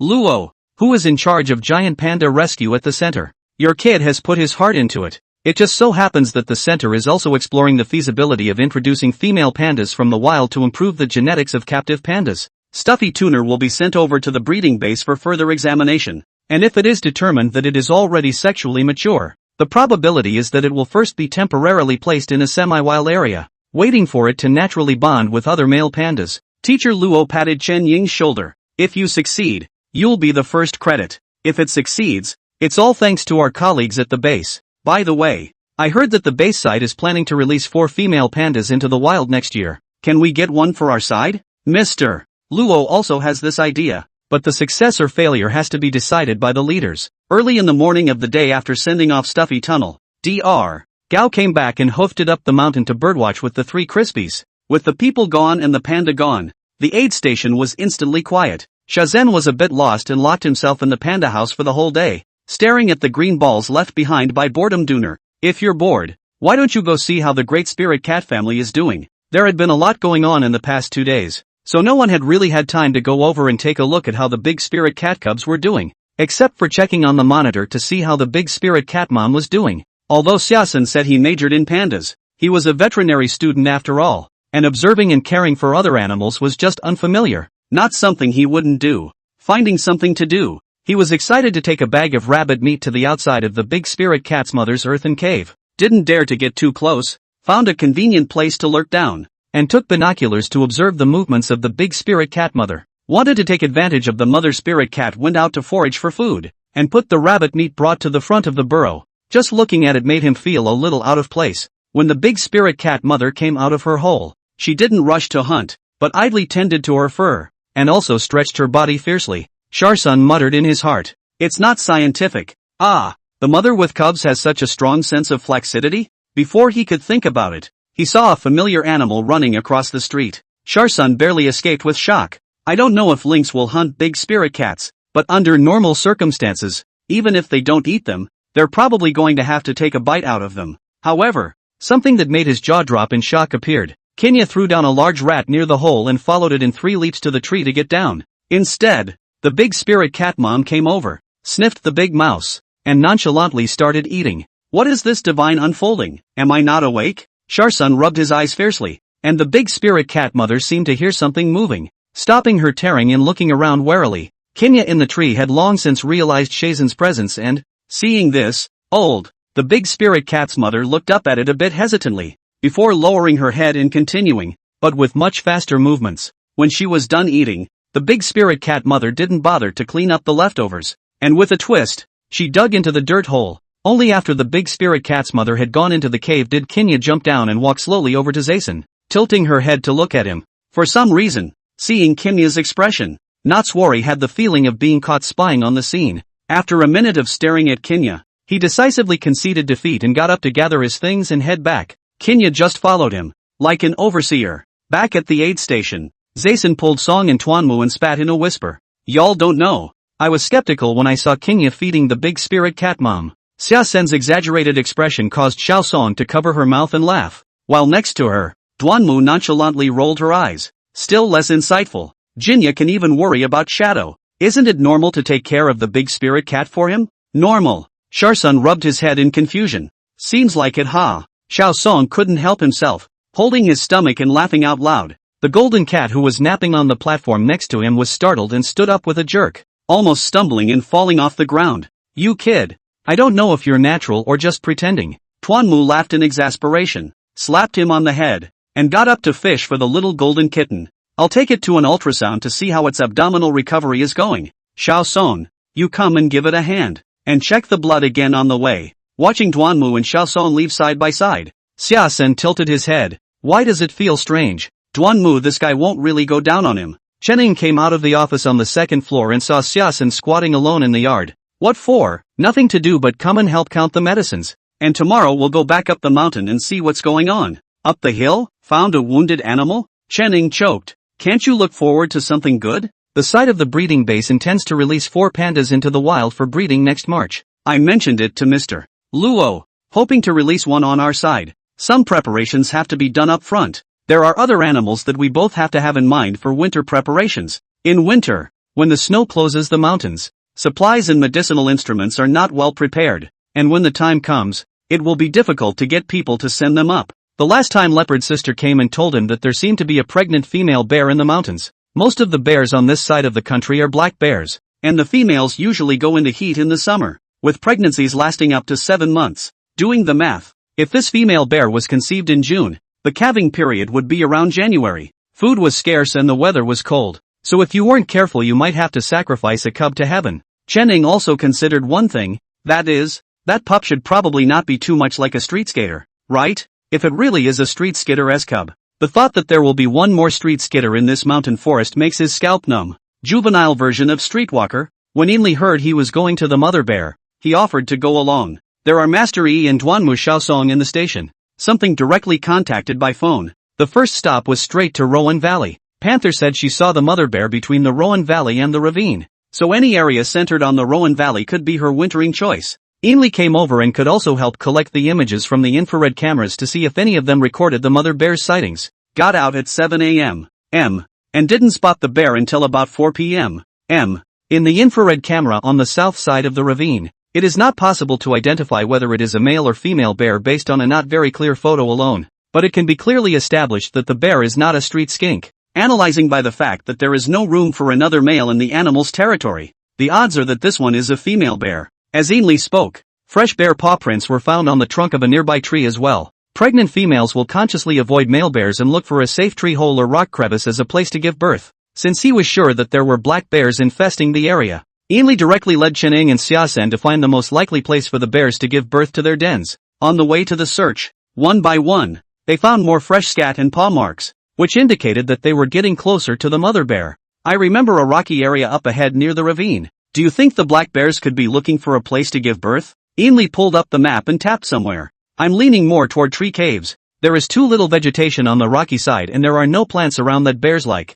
A mother bear needs to eat a lot if she's pregnant, and the rocky cave side won't provide her with enough food. Chening has a different opinion, preferring that female bears will choose the woods for the winter. Okay, then we'll head northwest. That's the old growth forest. Lots of big trees and holes. They definitely won't make it back tonight. They'll have to spend the night in the wilderness. Hopefully we can find a safe place to set up camp before nightfall. This request was quickly honored, but at the same time, they are faced with a dilemma. The hole in the tree next to them is, no surprise, the den of the black bear they are looking for. To top it all off, they had only just gone through the hole in the tree when the mother bear and the street skitter appeared not far away at the same time and showed strong aggression toward each other. Good news, it's 80% likely that Street Sneak is not the bear of the mother bear's heart. Bad news, the threatened mother bear is about to explode in combat. Can they escape? Chapter 61. Calm down. Sisters Xiong. To what you say ah. Ainley and Chening stood side by side, with Xiaosen behind them both. Chening didn't say anything and gestured towards Xiaosen to hurry up and leave. Don't bother with the trees. Asian black bears are also good tree climbers. Now it's up to that black bear to see which side is a little more unfavorable. Street Slipper held the tree and stood up. It looked at the wary mother bear, and then looked at Chening. Its eyes dripped, actually turned around and ran. This ing black bear has become a spirit. Ainley cursed. His muscles tensed up and stood by. Chening did the same, but the difference was that he noticed that the female black bear didn't seem to be as angry after Street Slipper left. The mother black bear sat down in place and kept facing Chening and the others, leaving the three humans over here completely confused. What the hell are you doing? You black bear? Say something, we're panicking, okay? Chening thought for a moment and bravely took a step forward, observing carefully and realizing that the she-bear had wounds on her body. The wound was on the right forepalm, and it was plain to see that a quarter of the hand was mutilated, an injury evidently inflicted by a trap. Chen Ying's heart sank as his line of sight shifted upward. What confused him, however, was that in the mother bear's expression he saw no hatred for humans, only curiosity and friendliness. Black bears are known to have poor eyesight and are nicknamed the black blind man, but they have a very keen sense of hearing and smell. The same goes for female black bears, so it simply can't be that the females don't know there are humans around. But it's kind of interesting to know that there are humans and not attack. Relying on his animal affinity, Chening pulled out the bear's favorite fruit from his backpack, stuck it on a branch, and slowly approached the mother bear, stretching out his hand and attempting to hand it the fruit. The mother bear tilted slightly to sniff the fruit. Obviously her eyes lit up, nonchalantly grabbed it and stuffed it into her mouth, clicked it, and ate it deliciously. Taking advantage of this opportunity, Chening took 2 more steps forward and stopped to observe. The mother black bear only paused and continued to dazzle. Chening took the fruit again to open the way, and the mother black bear dazzled again. Just like that, hard as he was, he touched the mother black bear an arm's length away and tentatively reached out to touch the fur of the black bear's forelimbs. The black bear grunted twice, its big face averted, not allowing Chening to touch it, but it didn't resist Chen Ying's approach either. After carefully observing the black bear's abdomen and not seeing any obvious injuries, Chening sighed in relief. Probably not a rescued bile bear. Going around to the other side, Chening took a closer look at the black bear's disabled forepaw. The youngest finger and the one next to it were gone. Slanted cuts, supposedly ripped off after being caught in a trap. How much it must hurt. What's nice is that the remaining fingers and the other palm can also accomplish climbing trees and picking food. Ally. We need to go back and check the infrared camera to determine the trajectory of this black bear, which has had an injury to its right front paw, suspected to be from a trap. Chening took a picture of the black bear's injured paw, and with a twinkle in her eye, she took advantage of the opportunity for this black bear to show off happily, and boldly smoothed down its fur, and also took the opportunity to put a positioning collar on it. Looking at Chen Ying's crazy actions, Yinli and Xiaosen were both numb with fear, especially Xiaosen. The whole person was so stiff that he couldn't even turn his brain. His head was full of shadow. Super God. The female black bear shook her head a bit impatiently, and Chen Ying shoved a piece of fruit directly to it, instantly pacifying it. When he had the collar adjusted, he pulled the stainless steel bowl and bottle of honey out of his backpack. Half a bottle of honey was poured into a bowl, and some handled air-dried meat was taken to sharpen the black bear's teeth, and a selfie was taken at the end of the day before he quickly picked up his bag and left. He was greeted by Yin Li's fists and Nathan's adoring eyes. Rubbing his shoulders that were raw from Yin Li's blows, Chen Ying hemmed and hawed and begged for mercy. It's a rare opportunity. This female is exceptionally tame, and we haven't seen a black bear with cubs at the center in almost 2 years. Wearing a collar will also help the Black Bear Project team with their research. Yin Li didn't say anything, and his stern face didn't give him any half-smile. Chen Ying spread his hands towards Xiaosen and asked him to help plead for mercy. Xiaosen shook his head vigorously and took 2 quick steps to follow Yin Li. He wouldn't do it. Shadow was too reckless today, but if that female black bear was a bit more aggressive in nature, they would have to collect Shadow's corpse. Even though you are called a druid, you are not a druid at all. If you are such a tiger, why aren't you a South China tiger? The purpose of going up the mountain had been achieved, and they didn't have to keep guarding the mother black bear, retreating to the rocky beach area and finding a suitable place to camp.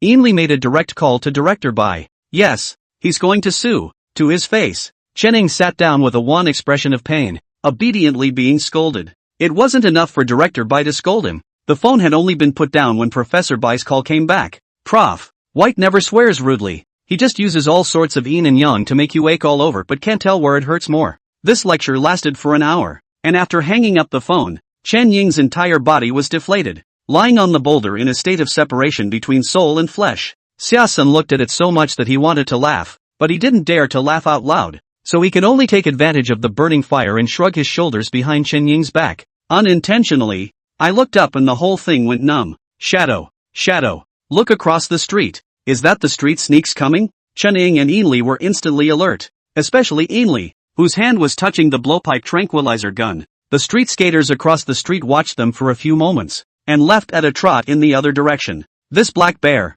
really wants to put a collar on him and see what he really does every day. Xiaosen grumbled as his back gave way. True to form, street skaters don't do anything right all day long. Chen Ying held the binoculars and kept observing the movements of the black bear on the street, and smiled as she answered. What business can it do? It's just eating, drinking and strolling around. Also, alas, one is not as good as a bear. When will I be able to just eat, drink and hang out? In the next life, remember to choose the path when you are reincarnated. Zaisen was silent for a moment, looking up slyly. Shadow, are you connoting me? Yin Li didn't hold back his laughter and his stomach hurt. Early the next morning, at 5:30, the three of them cooked some instant noodles, ate, packed up their things, took all the garbage away, and prepared to go down the mountain. Just 20 meters or so into the forest, I saw the female black bear again. This time, the female black bear came directly in the direction of the trio's advance in slow motion, sat down on her butt, and began to pick at her feet. Hey,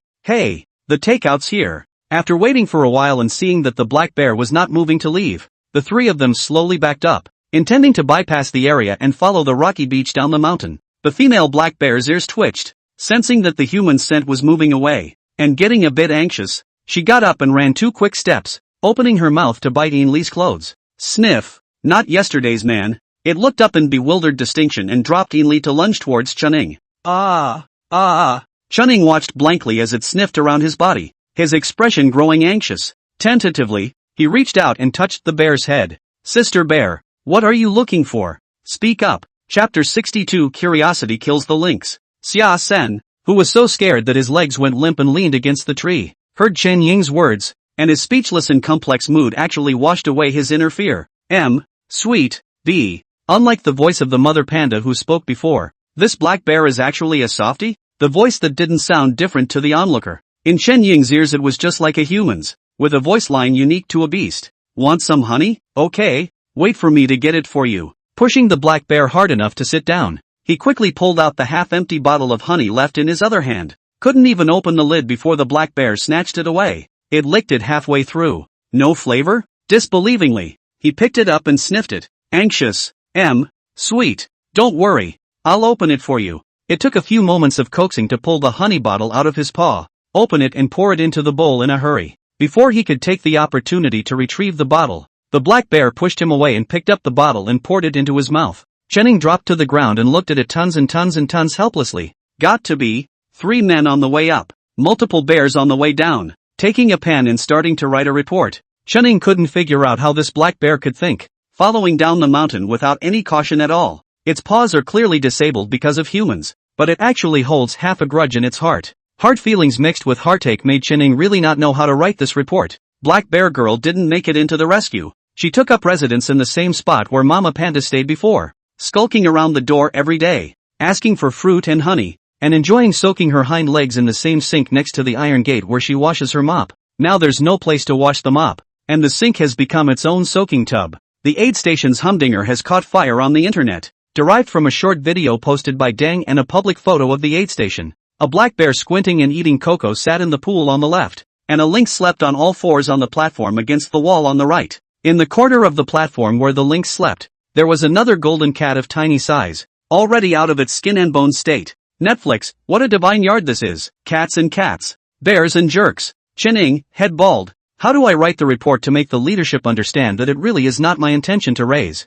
other aid stations in the country? We would like to have a druid too. After the black bears stayed here for a little longer, the biggest pleasure for Deng and Xiaosan every day was to feed the black bear girls. E-Master and Zhao Master face does not say. The two together in the aid station opposite the bamboo forest next to the open space, with masonry repair a larger pool, can soak the whole body into the kind of. It wasn't repaired inside the aid station because it is, after all, part of the office, and to be more serious, they would be in violation of keeping wildlife. As we move into August, construction has begun on the first aid station in the forest. The design was made with the intention of not damaging the environment, so the lowest floor is a steel overhead structure, leaving 2 meters of floor space. The house was built like building blocks, with a swish of the structure, and the rest of the work was estimated to be completed within 10 days. Chenning was busy purchasing equipment and left the supervision to Ainley. On the morning of the 3rd, the center called to ask Chenning to go down. Transnational logistics. What are you buying? Sister Dai and the few of them came over and curiously watched Chenning unwrap the package. After thinking about it for a while against the logistics information, Chenning remembered the phone call he had received from that what's-her-name XY company earlier. It's that tycoon from last time. Didn't he sponsor an ICU bin for me? And then that company said they had some new product they needed to try out, and sent me one, hoping I could submit a trial report to them. Sister Dai sniffed in realization. I remember. That's what happened. You even typed a report to the center for the record. A few of the people who hadn't gathered around quietly skimmed the corners of their mouths and pushed down their little inner gloom. It's not a big thing. It's a state-of-the-art portable animal ultrasound diagnostic machine. This instrument is also available in the country, and they have one at their center, which can only be requested for use in an emergency. Seeing that it was not a high-tech instrument, the onlookers dispersed and didn't care much more. Chenning wisely loaded her bag directly. Sister Dai, please help me tell Director Bai that I'm going back first. I'll submit the report on the use of this instrument to the center first. I know your boy has a plan for his work. Just go. I'll just talk to the director. Dai walked him out the door, pausing at the entrance to look around. You kid keep a low profile these days. Someone tried to pick the peach and was held down by Director White. He then said how the atmosphere felt a bit strange at the center this time. I know. Thanks Sister Dai. Don't be polite to my sister. If there's anything you need you can just say it, and I'm sure I can help you without a second thought. After riding the scooter up the mountain, Chenning found a chance to mutter to Ainley for a while. I had guessed there would be all this trouble, and lo and behold, even hiding deep in the mountains does not allow for peace. Chenning sighed. It was because he hated Office ZZ that he invited himself to the mountain, and as a result, he was still being affected. Seeing Chenning and Ainley squatting together and sighing, the black bear girl came over, sat down next to Chenning, and leaned on him with a crooked body. Chenning was caught off guard and was pressed almost face to the ground. And when he turned his head to look, the black bear girl was still happily tilting her head. Gesturing a fist at it, Chenning gasped and laughed. I'm telling you, if it weren't for the fact that you're pregnant, high and low would give you a taste of getting your ass kicked. Ainley helped him to his feet and a basin of cold water poured down on his head. Are you sure it was you who punched it? Why don't you try it now? Try and die. Is he that stupid? Having been interrupted by the black bear from his previous airy depression, Chenning instantly adjusted his mood. Let's take one step at a time. It's useless to think so much. The project applicant is me. If they have the ability, They can even take the project together. When smoothing the black bear's fur, it suddenly occurred to me that this big sister hadn't done a maternity test since she got pregnant, and it just so happened that she got her hands on a new machine. So why don't we take the opportunity to start a live broadcast or record a video of the pregnancy test? The testing equipment in the medical area was not easily moved, and they hadn't thought to create a pregnant bear file for the black bear girl. But now the equipment is available. The target itself to the door. Do not take the opportunity to use or sorry for this came across the ocean to the instrument. When Duanmu heard that he was going to give the black bear a pregnancy test, he squeezed over as a matter of course, and came close to taking Chen Ying's master operating position. A group of people found a suitable distance to gather around. Xiaodang and Yili each took a cell phone to broadcast live with the video. After tossing and turning for the better part of an hour, the black bear girl was finally checked out. In order to calm the bear, which had begun to look irritable, Song prepared his favorite food in advance. Shove it right in as soon as the check is over. Holding the food bowl, the black bear girl grunted and ran to the opposite side of the pool to sit down, eating while cursing at Chening. Kenya and the little golden cat lay on the boughs of a tree in the yard and watched the whole thing. Seeing the black bear leave, Jinya curiously jumped down and pawed at Chen Ying's legs, wanting to play with this big new baby. Chen Ying and Duanmu glanced at each other. The experimental subject that was delivered to the door. Take it. Jinya's entire lynx was in a daze as she was muzzled and held down by her arms and legs and rolled over to lie on her back with all four paws up. As the coupler coated its stomach, the cold irritation caused Kenya to let out a strangled yelp.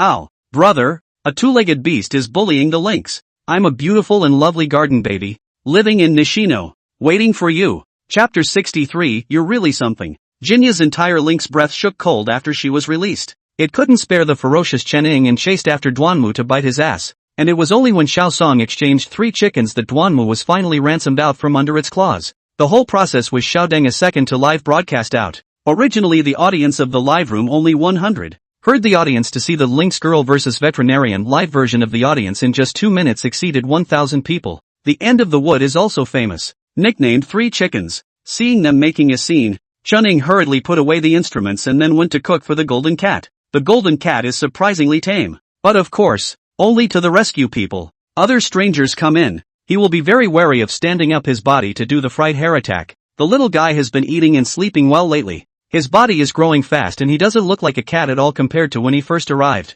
Kenya's back for food. Hurry up or it'll all go to little Kim. When the golden cat little gold heard Chuning say this, it gave a soft purr of unhappiness and even took a bite of his finger. Not allowed to provoke its feelings with Jinya. Chening stroked its head good-naturedly and placed it side by side with Jinya's food bowl. Little Kim didn't rush, and waited for Kenya to spread her madness enough to return to the platform before the two of them ate together. But don't tell me, looking at the two of them eating, 99% of people would guess the wrong gender. Kenya gobbled her food and easily soiled the fur on her cheeks. Golden cats also purr when they eat, but they eat in a much more elegant manner, eating cleanly and wiping their faces a little before they're done. Kenya also had to spend time licking and licking all sorts of things. Previously, Chuning couldn't look away and even took a towel to wipe its face. But now that the cleaning and organizing work was taken over by Little Gold, all Jinya needed to do was lie down and enjoy the facial spa. Can or you can. Kim Saya. It rained before the completion of the small building in the woods. The interior renovation was put back 2 or 3 days.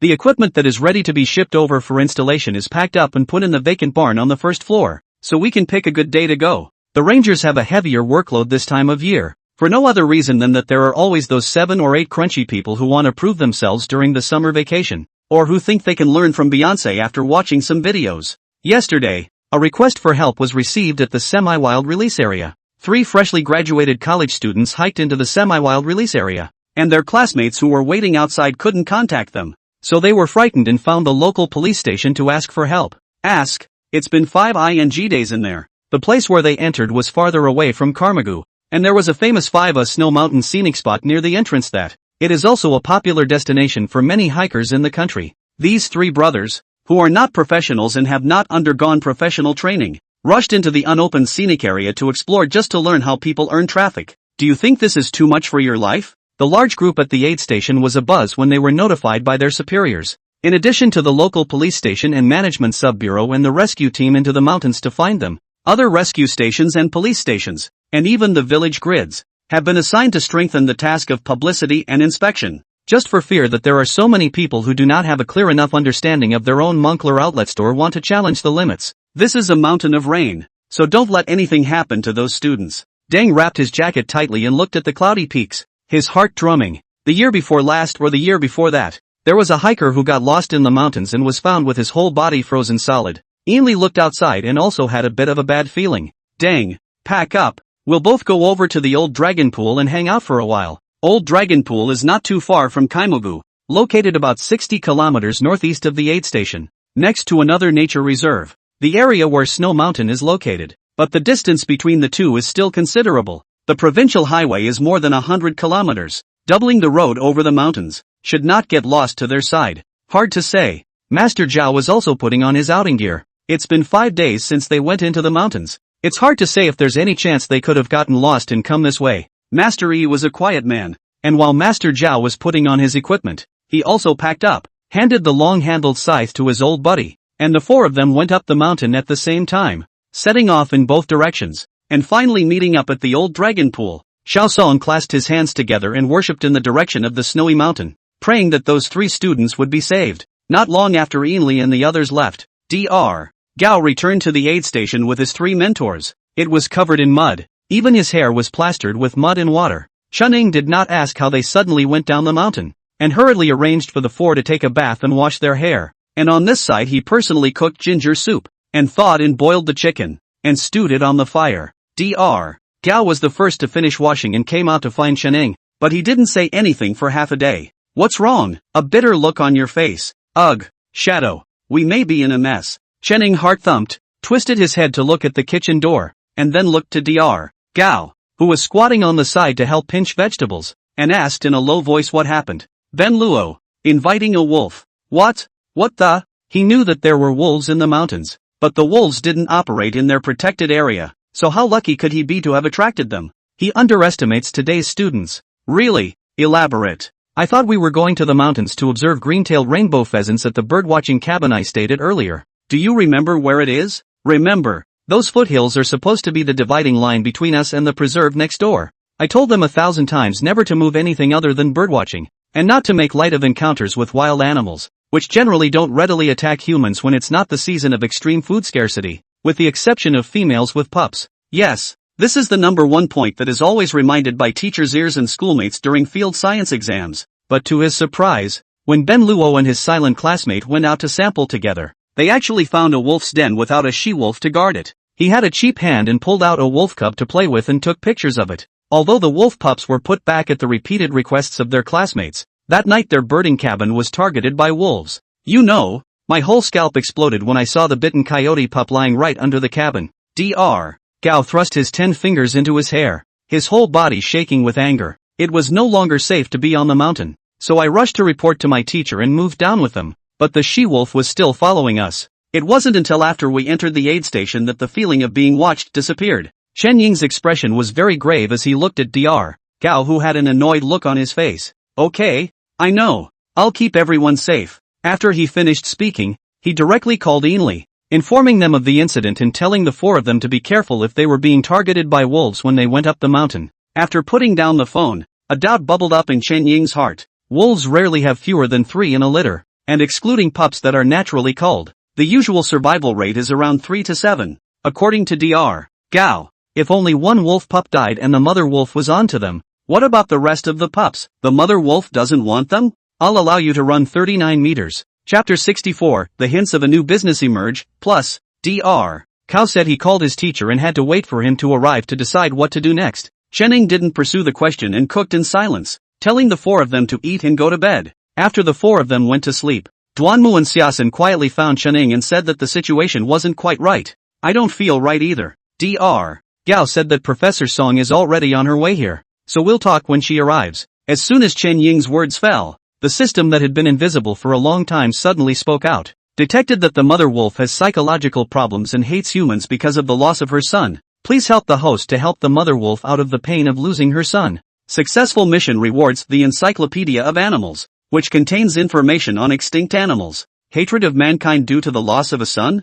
Why, there is a very bad feeling. When he thought about what Dr. Gao had just told him, Chenning had a very bad guess. Normally, if they had unintentionally offended the she-wolf, shouldn't they have rushed to warn everyone as soon as they got off the mountain? But Dr. Gao had waited until after his shower to find him about it. always giving him the feeling that he was trying to cover his tracks. Is he hiding something? Or is he himself not quite sure what's going on? Before lunch was finished, Prof. Song drove up the mountain with his secretary, presumably driving straight over after receiving their call. Did not polite half a sentence. Looking for Chen borrowed an office. Professor Song led the 4 people to close the door to talk. Xia, you guys keep an eye out. I'm going to check out the forest first. When the black bear girl realizes that a stranger is at the aid station and chooses to stay in the woods and sleep, Chen is a little uneasy and is ready to go and explain to the black bear girl. Normally, black bears are not afraid of lone wolves, but the other party is a female wolf that is already going crazy, and the black bear girl is still pregnant with cubs,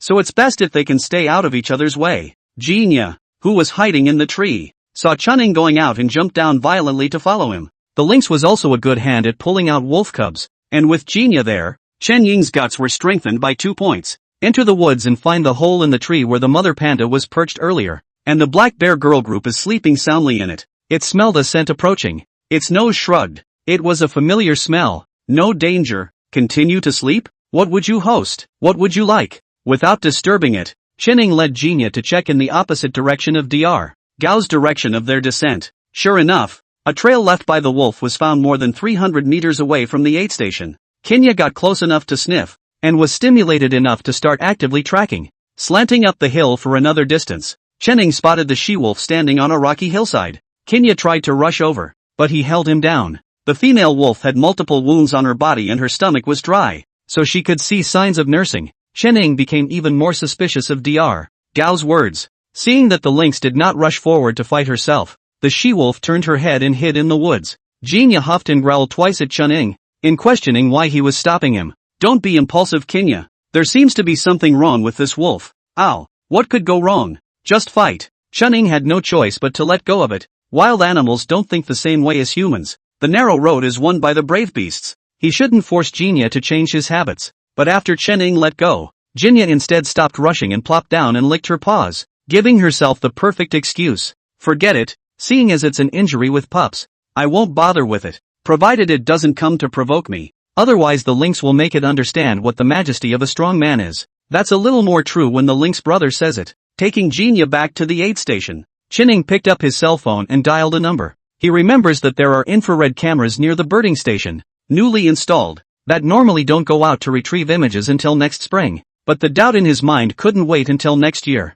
The heart's disease needed to be cured. At least he had to know exactly why the mother wolf had left the other pups behind and followed the 4 down the mountain. Or are there really other wolf pups out there? After a few phone calls, Chen Ying stood with his fists clenched for a while before gathering his expression and returning to the office building. Just walked downstairs to hear the second-floor office came ping a loud noise. The Jinya and the little golden cat's scared jump. Back hairs are exploded. Xiao Song hurriedly calmed Xiao Jin, and Chen Ying also hugged Jinya's head. The door was pushed open and Ben Luo pushed out with a pair of scarlet eyes. This crappy graduate school. I quit. Xia Sen and Duanmu were in the office at the other end of the corridor. And when they heard this, they looked at each other. Are young people so rigid now? Saying no to reading and then not reading? Duanmu quietly glanced out. That guy doesn't feel like he really likes this line of work. It's probably because he wanted to come here to mix up a diploma, only to find out that he couldn't. Ben Luo rushed up to the temporary dormitory on the 3rd floor, and another slamming sound came down. In his office on the 2nd floor,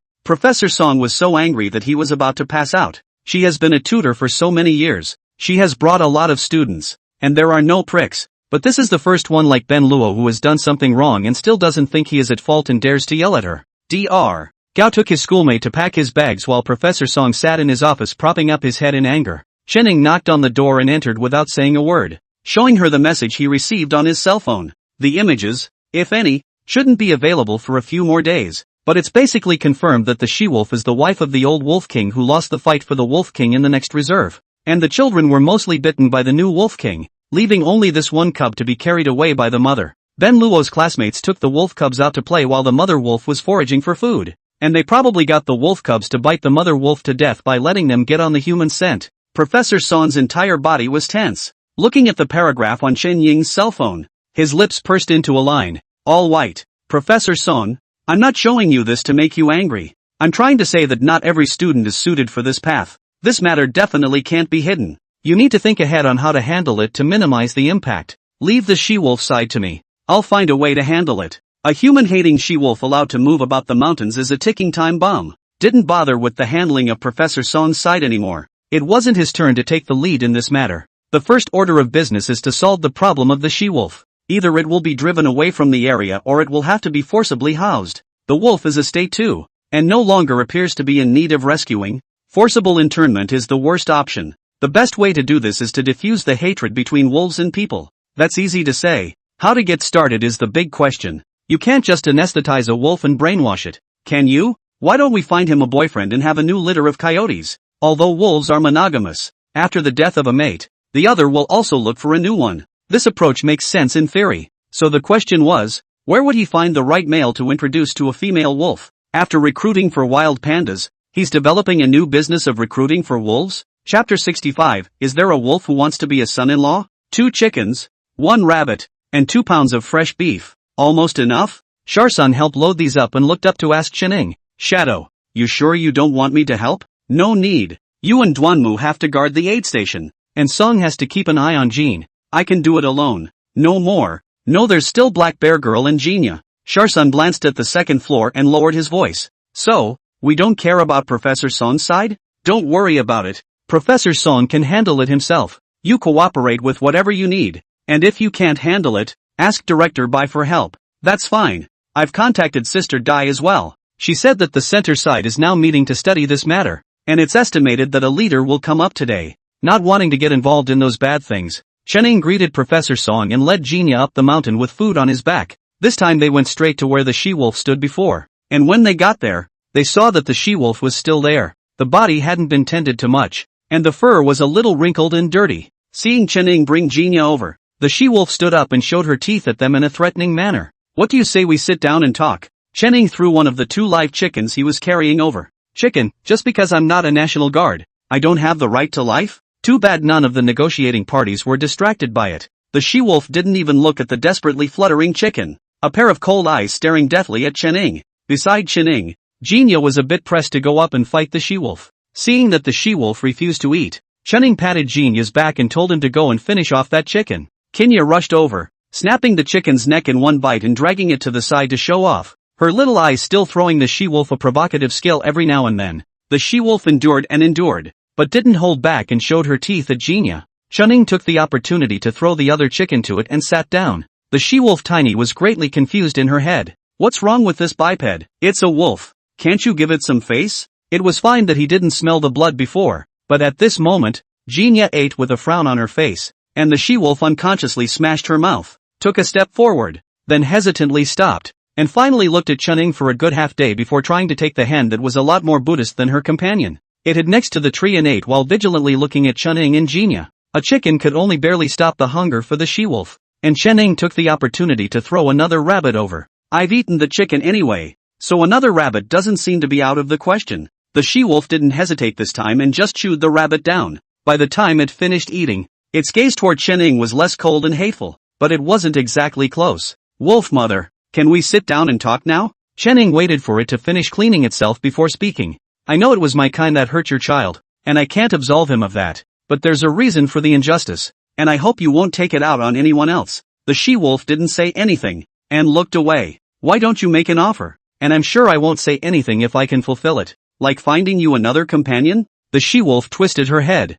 showing her teeth at him. Don't be angry. I'm just making a random suggestion. If you and your husband are deeply attached, just pretend I didn't say that. The she-wolf was silent for a few moments before speaking. I want a child. And your husband? It died, killed by the new wolf king. That young wolf had a female of her own, so I came out with the baby. But now, the baby is gone too. Chening had a bit of a hard time hearing the she-wolf's words. Lone wolves have a hard time surviving, and while females have it a little better, the pack is very hierarchical, and former wolf queens continue to get mating and birthing rights if the new king doesn't have a queen. However, the other wolves in the pack are not allowed to have children of their own if there is a new wolf. 4 pups. I can ask the major zoos for you and see if they have any suitable male wolves for you to choose from. By the way, can you accept wolfhounds? I know the person in charge of a wolfhound training base. Their wolfhounds there are very handsome and have good abilities. Why don't I take you there? The she-wolf hadn't heard of any wolf dogs, and her expression had doubt written all over it. It's good to be able to communicate, and there are quite a few adult wolves in zoos in China, and many zoos will arrange blind dates for wolves. So what's wrong with him helping his wolf mom to cut in line? What's wrong with him helping the wolf mom? Don't wolves have the right to matchmaking? Say it and do it. Chenning has two peer groups, one for rescue station veterinarians in various cities and one for zoo veterinarians. He took a picture of the female wolf and sent it directly to the zoo veterinarian group.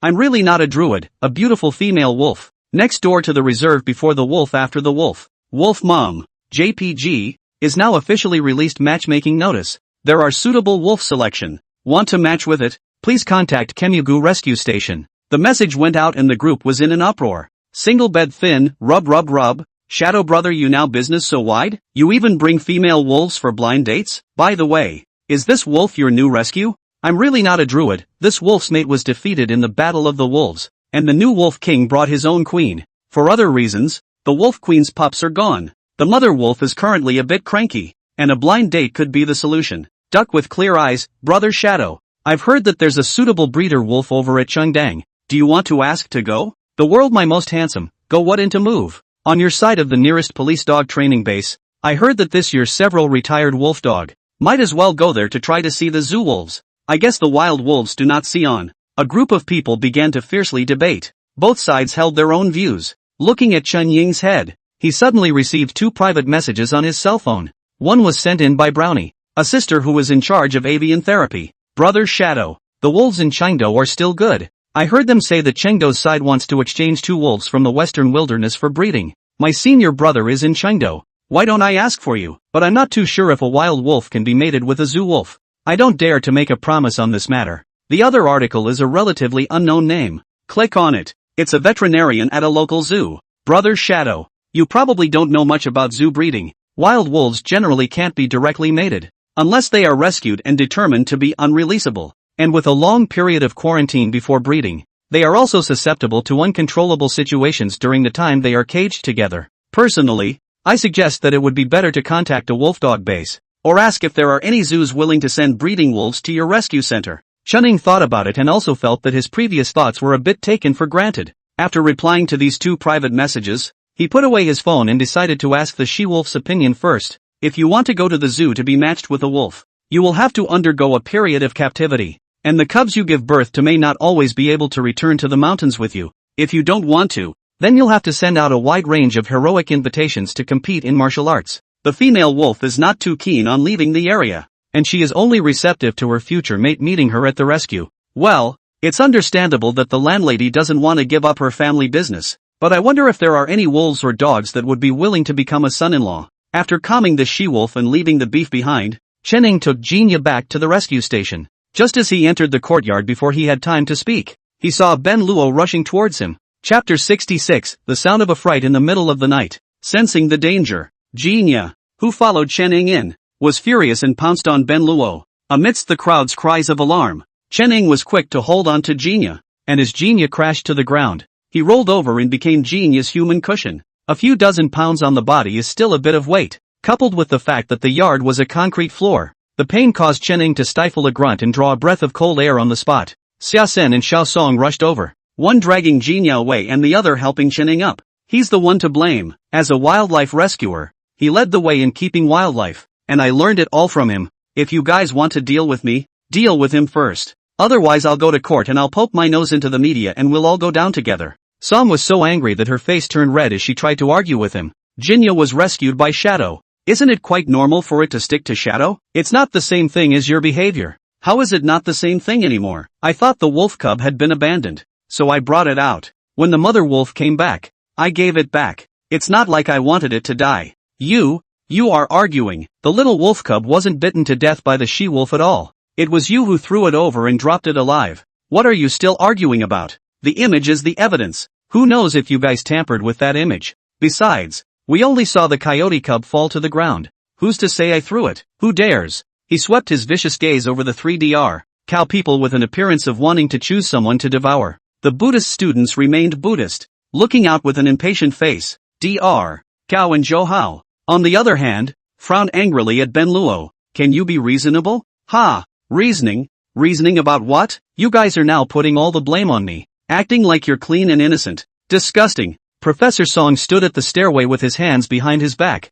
his expression dark. Notify his parents to pick him up at the institute. and let the school side deal with the subsequent academic issues as they are. Take whatever responsibility you need to take. A man in his 20s is not a child who doesn't know any better. Professor Song was overly angry but instead calmed down, walked over to Chun-Ing and reached out to squeeze his shoulders. Come down with us later. Go to the hospital for a film, and we'll take care of the medical expenses at the institute. I apologize for the trouble my students have caused you. The problem with that wolf, if you need our side to take care of it, talk to me. My old face is still of some use. It's alright, Professor Song. Basically there's no more problems. I'll definitely be polite if I need it later. 10 minutes later, people from the rescue center and the ornithological institute, as well as the county forestry department, came up. After a flurry of work and picking people up, it was already dark. Chen Ying's shoulder had no problems with the bones except for some redness and swelling. Chen Ying politely declined the proposal of the leader of the Bird Research Institute to take him to the hospital.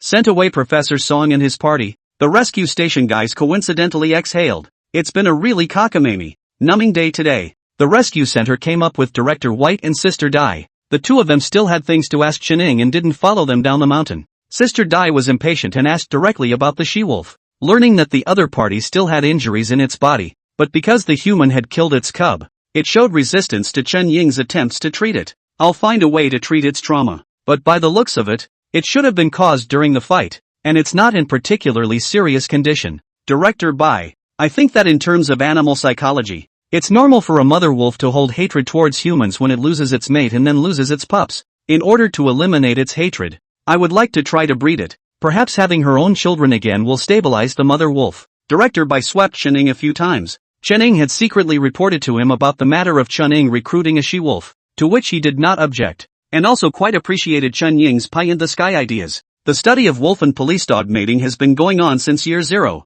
but it has never been generalized. There are many reasons for this, and the natural genetics of the offspring play a big part. Director Bai stroked his chin. This way, you send me a short video of a she-wolf, and I'll ask around later to see which unit is interested. Let's talk about how to operate after we determine it. When Sister Dai went down the mountain with Director Bai, she gave Chen-Ing a gesture of telephone contact. Presumably there are some words that are not very convenient to speak in public. Xiaosun pulled Chen-Ing to get some medicine and rubbed away the bruises on the impacted areas with medicinal wine ruthlessly. Jin Yat and Xiao Jin had been guarding the side, but as a result, the smell of the medicinal wine spread out, and the two little ones quickly fled away with a wail. The two of it standing on the platform looked at Chen-Ing with worried gazes, and Jin Yat even barked at Chen-Ing, telling him to run. Probably mistook the medicinal wine for a gas bomb. Just after rubbing the medicinal wine, Ainli and a few of them came back as well. Also brought back 3 sets of animal clips. What's going on? These 3 don't feel like old stuff.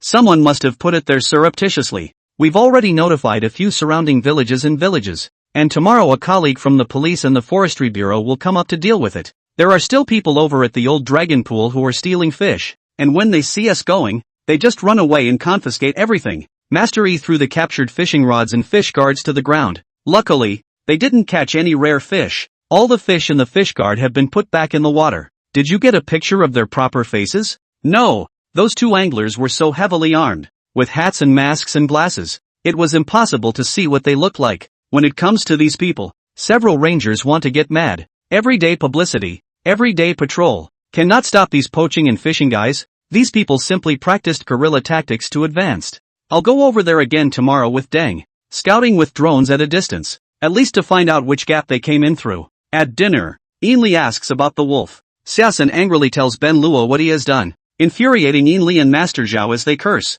This is still a reading boy. How can he do such a thing? Even if it is a hunter, it will not lay hands on the little cub. Master Zhao was so angry that he spoke the local vernacular. Listening to Xiaosun and their 3 young foreigners froze. Where's the wolf? What happens now? Stayed on the hillside just north of the bamboo forest. I looked at it and it was wounded, but not given to approaching. I pitched it some today and snuck some medicine into the meat to more or less kickstart it. Luckily, there were quite a few small animals in this mountain forest, so there was no shortage of food, and there was no need to snatch it from other beasts. I told Kenya to check on the big spirit cat family more often at night, for fear that the she-wolf would take her with her pups in one pot. All are nocturnal animals, and they humans sleep when the animals are most active in the mountains and forests, for fear of getting up early in the morning to hear bad news. The 2 masters are a little less energetic. After dinner went to rest. Deng still have to work a little longer, to help the master write the forest patrol log. The good thing is that it is now equipped with an intelligent system that automatically records the forest patrol track as soon as it is switched on and logged in,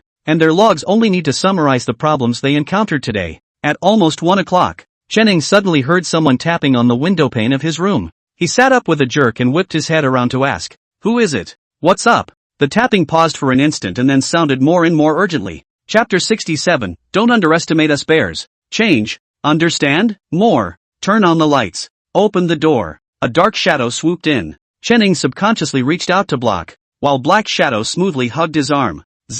There's a two-legged beast. In the water. The familiar voice instantly calmed Chen and gazing at it, it was Mother Monkey. The little monkey in his arms had grown quite a bit, and was a handsome little dandy. At this moment, the little handsome boy jumped from his mother's arms onto Chen and reached for the collar of his shirt. "Wait, you said there was someone in the water? Where's the water? Tasty fruit there. There's a big black bear sleeping, and there's a two-legged beast in the water that doesn't move." The mother monkey's language skills seemed to be a bit poor, but Chen also understood what it was saying. Good fruit? There are also a few wild kiwi trees in this area just near the Rowan Valley. Normally kiwi trees don't grow at high altitudes, but the few wild kiwis in the Rowan Valley are growing well. Only the fruits are on the small side, and only the wildlife bother to eat them. The commotion on their side woke up Duanmu next door, as well as Ainli on the opposite side of the building, and they all got up to check the situation. Hearing Chen Ying's words, Ainli greeted Xiaodang and Master Zhao to go up the mountain with Chen Ying, while the others waited for news at the station.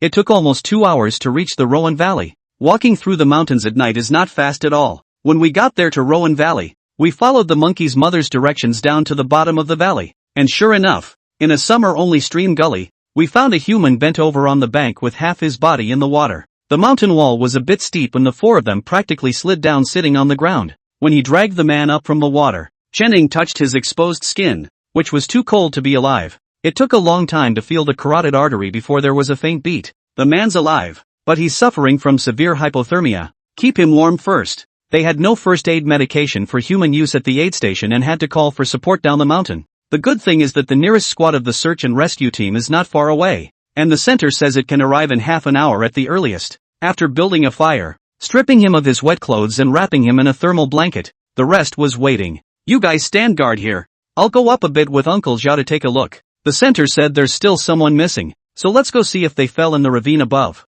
The bottom of the ravine is so poorly traveled and rocky that no wildlife would follow it under normal circumstances. In case of heavy rain, this ditch is likely to erupt in flash floods. The sides are so steep that there is no possibility of climbing up once the water has washed away. Just 10 minutes after Ainli and Xiaodang left, the street slicker black bear staggered to the edge of the ditch. The big guy was lying on the mountain wall watching them, his eyes a little confused, like he didn't know what they were doing in the ditch. Was there something good or fun to eat here? Street slips lying down to see for a while is not too much, but also slid down a section. Find a tree branch protruding place to sit down. Hand grasping a piece of unknown varieties of rhizomes from time to nibble a bite, purely as a meal they are enjoying. Seeing that it had no intention of attacking, Chen Ying didn't bother with it for the time being. This is getting to be an old familiar bear. Ainli they came back before the rescue team. Set up more than 100 meters did not see anyone, and further up the waterfall is more than 10 meters high. No equipment they cannot climb up and came back. Just after that, the rescue team arrived. After handing the person over to the rescue team, Chen Ying and the others were ready to go back to the aid station. But within a few steps, he was stopped by a street skater. It gestured a few times towards Chen Ying, saw that they didn't understand, and after a pause, twisted around and trotted into the forest. Is this bear going to become a spirit? Just as they were hesitant to leave first, the street slicker returned, dragging a bag in his hand. This bag. This style is a hiking bag, right? Where did it pick up from? Chen Ying thought more about the third person who had never been discovered. Would the street sneak know where he was? Where's the guy? He wouldn't have been killed by the streetwalkers, would he? Thinking of this, Chen Ying's face brushed white. Give me that. Give me the bag. The street skitter whimpered a few times, not giving, and gestured frantically with his other paw. Chen Ying took a closer look. You want honey? Street sneak nodded frantically. Sweet, sweet, eat, want to eat. Good lord, it's still a stuttering bear. But they came in a hurry and didn't bring any honey. Tell you what, why don't you give me the bag and I'll give you a jar of honey later? No, sweet, change, sweet. Speaking anxiously, it began to show its teeth. Ainli reached out and pulled Chen Ying, trying to get him to hide behind himself. But I don't have one right now. So why don't you come down with me and wait for me right over there in the woods and we'll swap? Dang listened in disbelief from the sidelines. Rico. No. Shadow can really understand what that bear is saying? Are you stupid? Ainley looked at him with a caring retarded look. This bear is gesticulating so obviously that I can understand it. Dang opened his mouth and smirked, rubbing his head and laughing. Why don't I go down the mountain and get it? I'm fast and it won't take long to go back and forth. Chening thought about it and agreed to Xiao Deng's proposal. Also call Sharsun and the others to get the honey ready ahead of time, preferably leaving at the same time on both sides to minimize road delays. Xiao Deng's movements were really fast enough,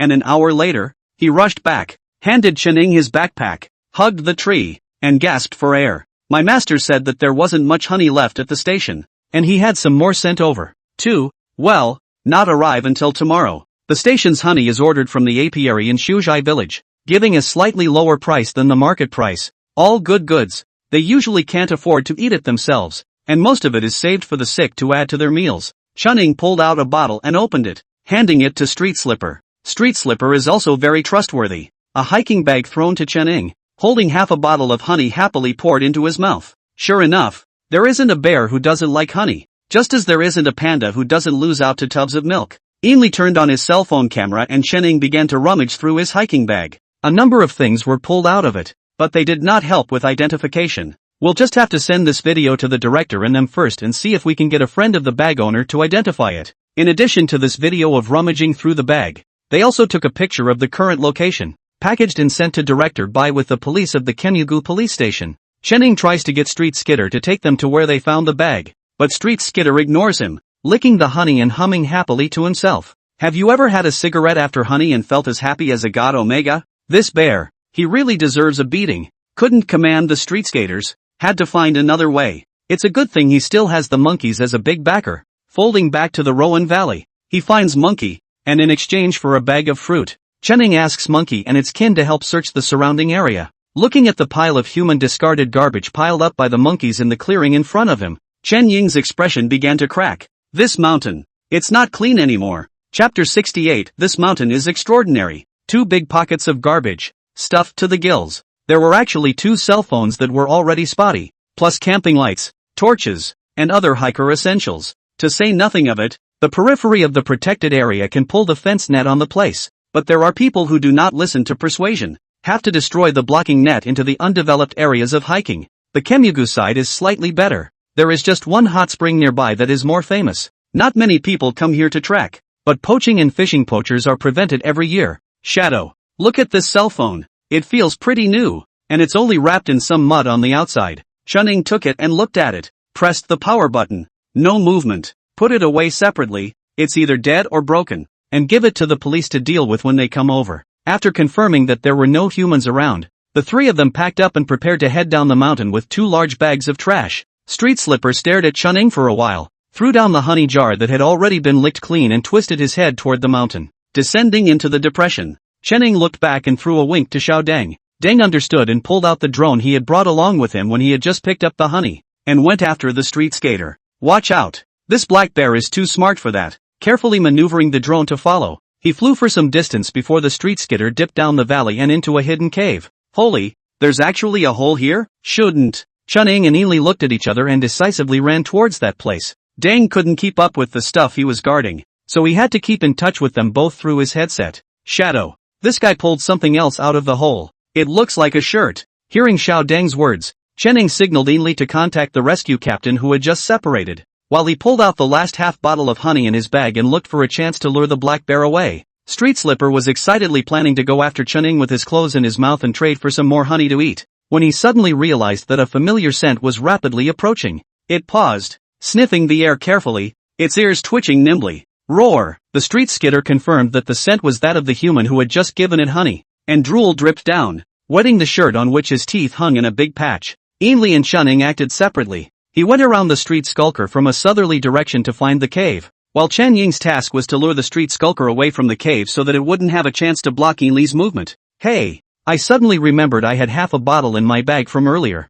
so I brought it over to you. Want some? The street slicker's little eyes lit up. It had smelled the sweetness of honey. Super love. When drawing away the street skaters, Chening had sharp eyes and found a small piece of wild groundnut on the slope. Black bears have no resistance to berries. This wild groundnut also belongs to the category of berries, eating sweet and sour. Many rural children in July and August will go up to the mountains to pull to eat. But Street Slipper wasn't really interested in this, as it fished for honey with its claws and stuffed it in its mouth while watching Chunning pick the fruits. Ho! This one. It's not sweet, don't eat it. It's supposed to be good when you soak it in honey. Want to try it? Chunning picked a handful and handed it to Street Slipper. Chunning glanced behind the black bear. Ainley had yet to reach the cave location. A personal bear question for you. How do you feel about that bear girl over at our aid station? Roar, a female bear? It doesn't rob me, eat just, okay. Pure Bean 1. Is there a possibility that this black bear, who looks like he can fight, is actually a subadult?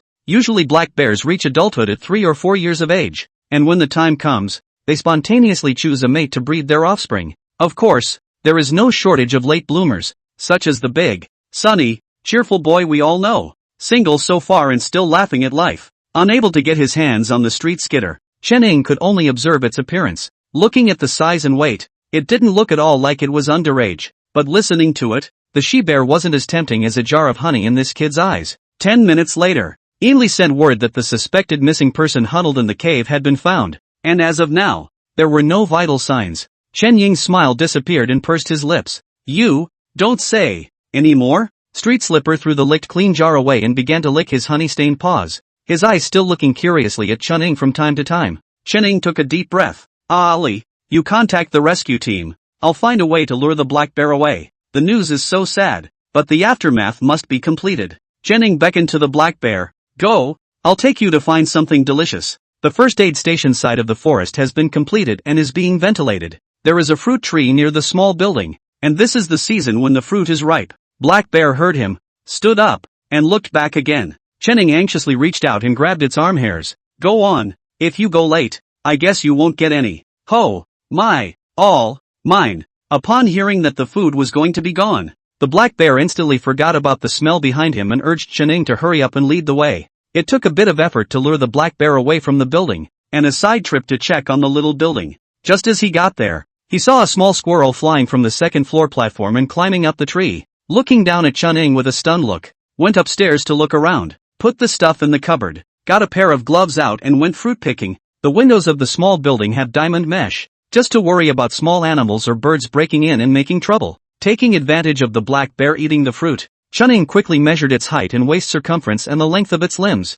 By the way, he also pulled out a few hairs with follicles and bagged them. Street Slipper watched with a confused face as Chunning circled around him, and finally pushed him away impatiently and climbed into a nearby tree to recline and rest. Brother Shadow, the rescue team has arrived over here. We'll follow them out. Your side can withdraw. That hole is a black bear's den. At this time it does not appear that the deceased was bitten by a black bear, and the exact cause of death will need to be determined by a forensic pathologist. Chen Ying's reason for guarding the black bear was that he was worried that it had hurt someone and was afraid that it would become ferocious after smelling the dead. Since it was temporarily judged that it had nothing to do with the black bear, Chen Ying was able to leave with peace of mind. The street slicker watched him put his bag on his back and dive into the woods, not moving. After a while, it climbed up to the second floor platform, found a comfortable spot to lie down, and fell asleep in no time. Chen Ying moved quickly, and when he arrived at the aid station, the rescue team and their party had not yet come out. The police from the Kemugu police station and the leadership of the forestry bureau came.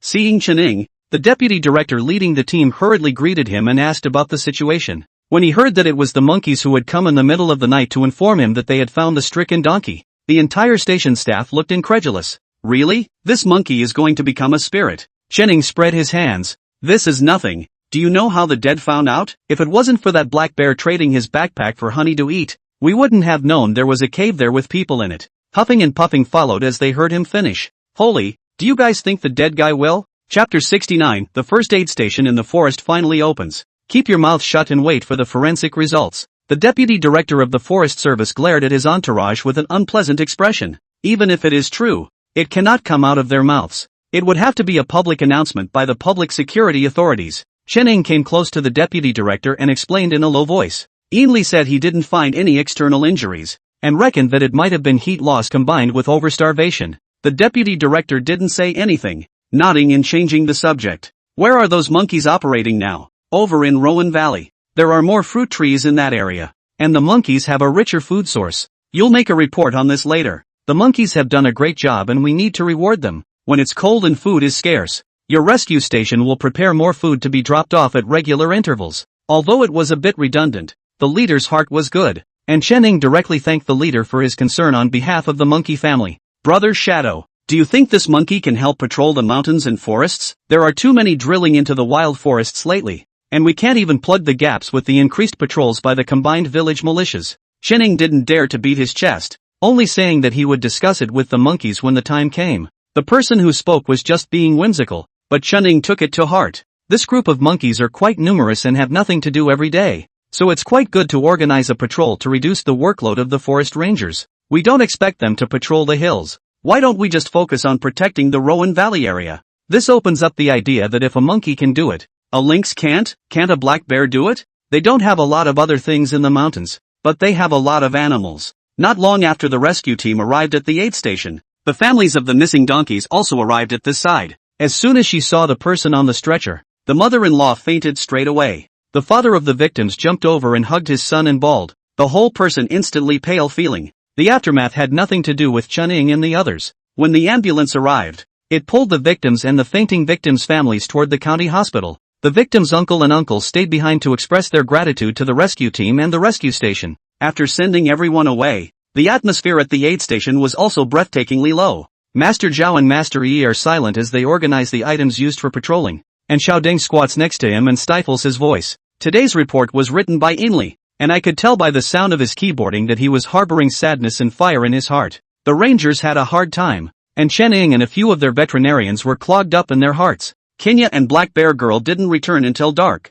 Before entering the rescue station, the two of them also looked over the bamboo forest for a while, making sure that there was no one else in the station. Before Jinya came in with the hair in her mouth. Owl, why aren't you here today? I wanted to ask you to go see the Great Spirit cat pups. Jinya rubbed against Chen for a while, and when she saw that he didn't touch himself like he usually did, she curiously pawed at his leg and stood up. What's wrong with you? Looking into Jinya's clear eyes, Chen hugged its head and rubbed it fiercely a few times. It's okay. Something happened today and it's a little sad. So you want to eat something? If you're in a bad mood, you'll be happy with some good food. Critters are really simple. As long as they can move, eat and drink, they can be happy all day long. Jinya picked up the rabbit and put it at Chen Ying's feet. You eat it, and I'll go catch another one back for the guy. Not even waiting for Chen Ying to reach out and stop him, Jinya quickly leapt into the forest and disappeared. The Black Bear Girl skillfully placed her leg in the small sink and spoke slyly as she picked her way to the nearby laundry table. Why did you give that bear honey?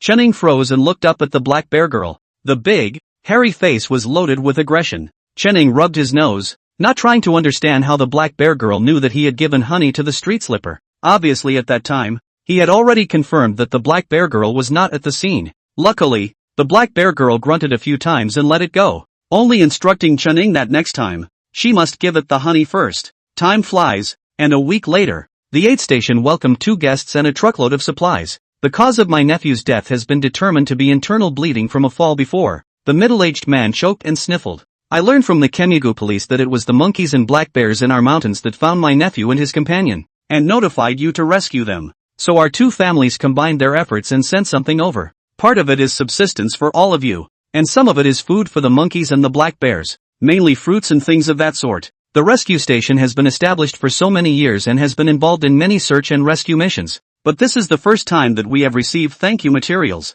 I'm afraid that the thanks given to the animals in particular is the first ever. In addition, my family is in the medical equipment business. I heard that Dr. Chen is planning to set up a first aid station in the forest. I would like to donate a batch of medicines and instruments. What formalities are needed, you tell me? This, no need. Chen Ying are shocked. You say that the unfortunate child killed. The family conditions are so good. The parents are also gentle and sensible. Why so want to take their own lives to play? After a few excuses, I finally had to accept the donation. It is also common for grassroots ambulance stations to be short of supplies and medicines, and this donation has also solved Chen Ying's urgent need. With this supply, the first aid station in the forest will be open for business soon. Only after Chen Ying had finished talking to the victim's uncle did the other guest explain the reason for his visit. He was coming for the she-wolf. I run a wolf-dog breeding facility, and I heard from a friend that there was a female wolf on your side that you wanted to breed, and I wanted to fight for my family's wolf dogs. This was something Chen Ying would not be able to privately agree to.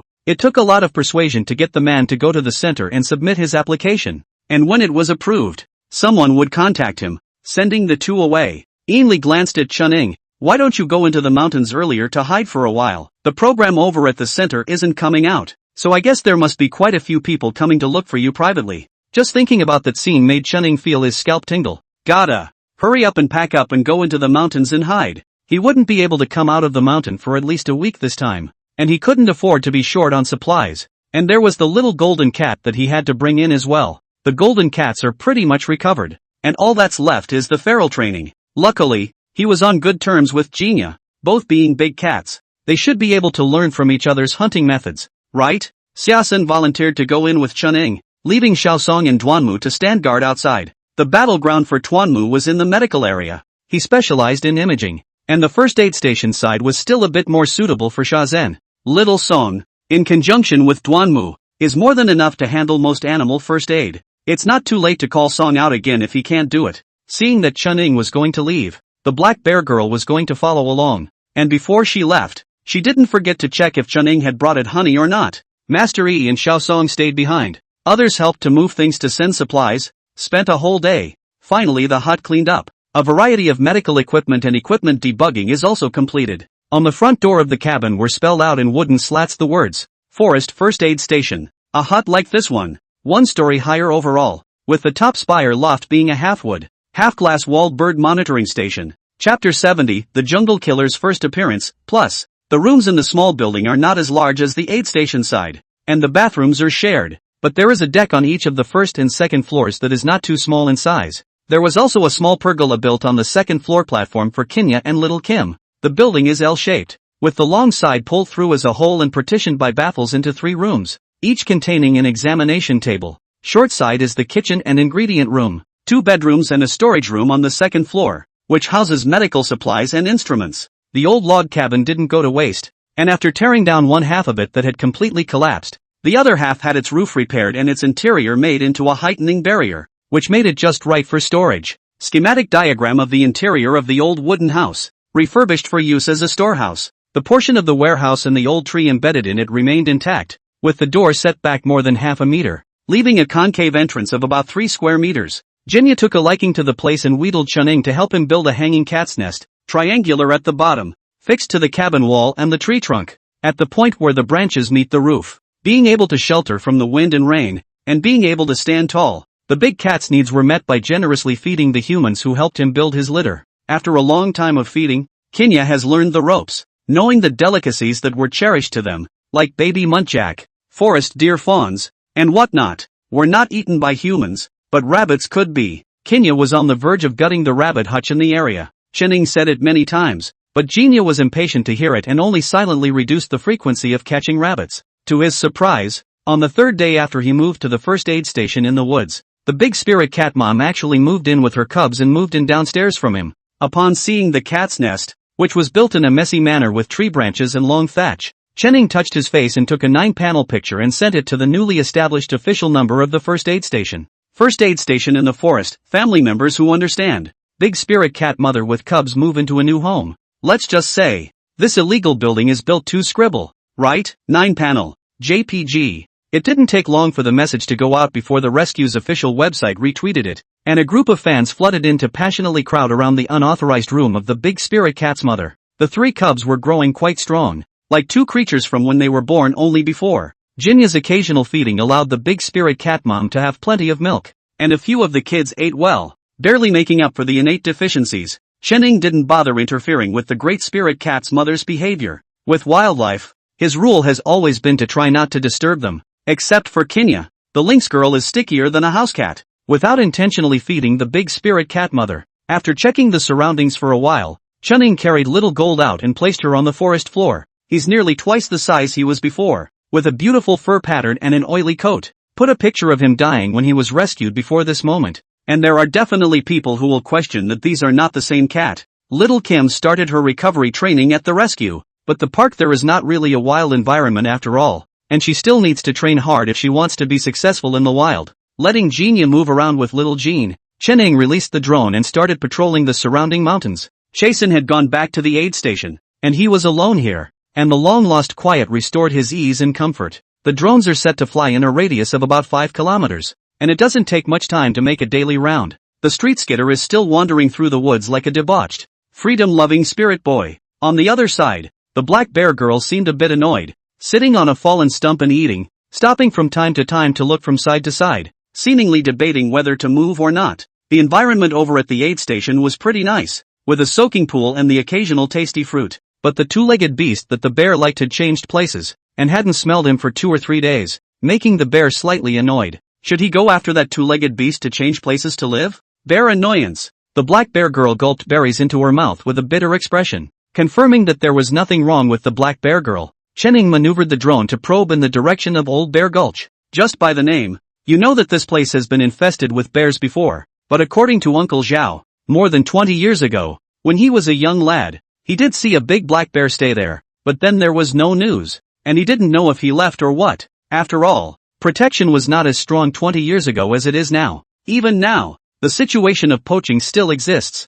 Not to mention that then there is no concept of animal protection. Hunters rely on the mountain to eat the mountain. Blind bear hunting is the most proof of the strength of the hunter's behavior. After the earthquake some years ago, both sides of the Old Bear Gully were badly landslide, and a ditch that was originally very deep was filled in by 1/3, and at the same time widened quite a bit, so that many deer and antelope are now moving over there, but the two are not on the same elevation line. The activity area of the antelope is basically above 2,000 meters above sea level, while the deer family is mostly distributed in the area of 15,000. But today, an antelope actually appeared in the middle of Old Bear Gulch, which is obviously not their living area. Surprised, Chenning maneuvered the drone a little closer, wanting to observe if something was wrong with the antelope. The drone flew around the antelope twice and didn't find any visible injuries on it. Strange, why did this head guy run down the mountain? Learn to run away from home from Sesame? The antelope was not very old and was an active calf, judging by its appearance and size. It ran after the drone in curiosity after noticing a strange-looking thing flying around itself,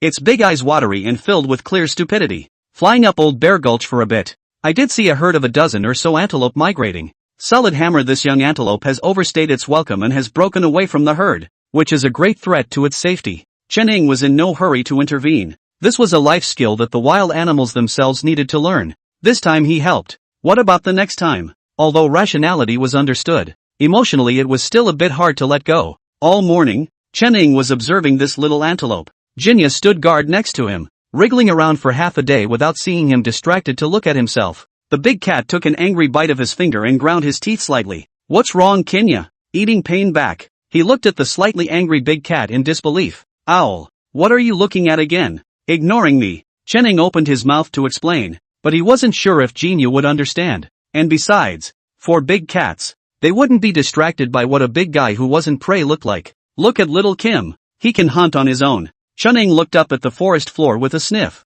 and little Gold was sitting there in a regular crouch with a colorful fowl in his mouth, waiting for his praise. It's great to be able to hunt, of course, but, if I'm not mistaken, it's a red-bellied hornbill? It hurts so much you can't breathe. Wiping his face, Chenning with a smile on his face and blood dripping from his heart gave a thumbs up towards Xiaojin. Okay, country one eats country two, and wins in life and death. Chapter 71. His sister Wolf's in-laws will soon come to the door. Out of sight, out of mind. Chenning looked down and continued to watch the video coming back from the drone. The young antelope, after spreading its wings for a while, decided it was better to go home, threw back its head and called twice before trotting upstream. Just then, the drone captured a familiar figure. This, Wolf Mom? Chenning lost her composure and exclaimed in a small voice. I told you why Wolf Mom hasn't been seen out and about in the past 2 days. Her feelings have run off to hunt. But, Wolf Mom, don't you look at the size difference between you and the antelope? How are you going to kill an antelope as a lone wolf? Muttering a couple of words, the thought suddenly came to a pass. He then wondered how this little antelope could have left the herd, feeling that there was still a wolf mom in the mix. Nope, there seems to be animals other than the wolf mom hiding in the shadows and being stupid. The drone crept closer, and a pair of large brown eyes in the forest looked coldly into the camera. Why do you look so wise? Chenning was given a shock. The eyes, they're super sharp. The drone flashes away momentarily, and a large cat hiding among the branches of a tree at the edge of a ditch makes a full-body appearance. Clouded leopards? We have clouded leopards here? He had bad grades and remembered that the place where clouded leopard lived couldn't be here at all. After all, what's a big cat whose primary habitat is broadleaf forest suddenly doing in a fir forest area? A visit to the house? It's not even New Year's yet. Quickly recording the news of this clouded leopard's appearance on the ranger system. Chenning packed his backpack with the intention of observing the clouded leopard up close. Jinya was enjoying the food with Xiao Jin, and when she saw Chenning leave, she snorted and kind of tried to follow, but Xiao Jin bit her cheek hair.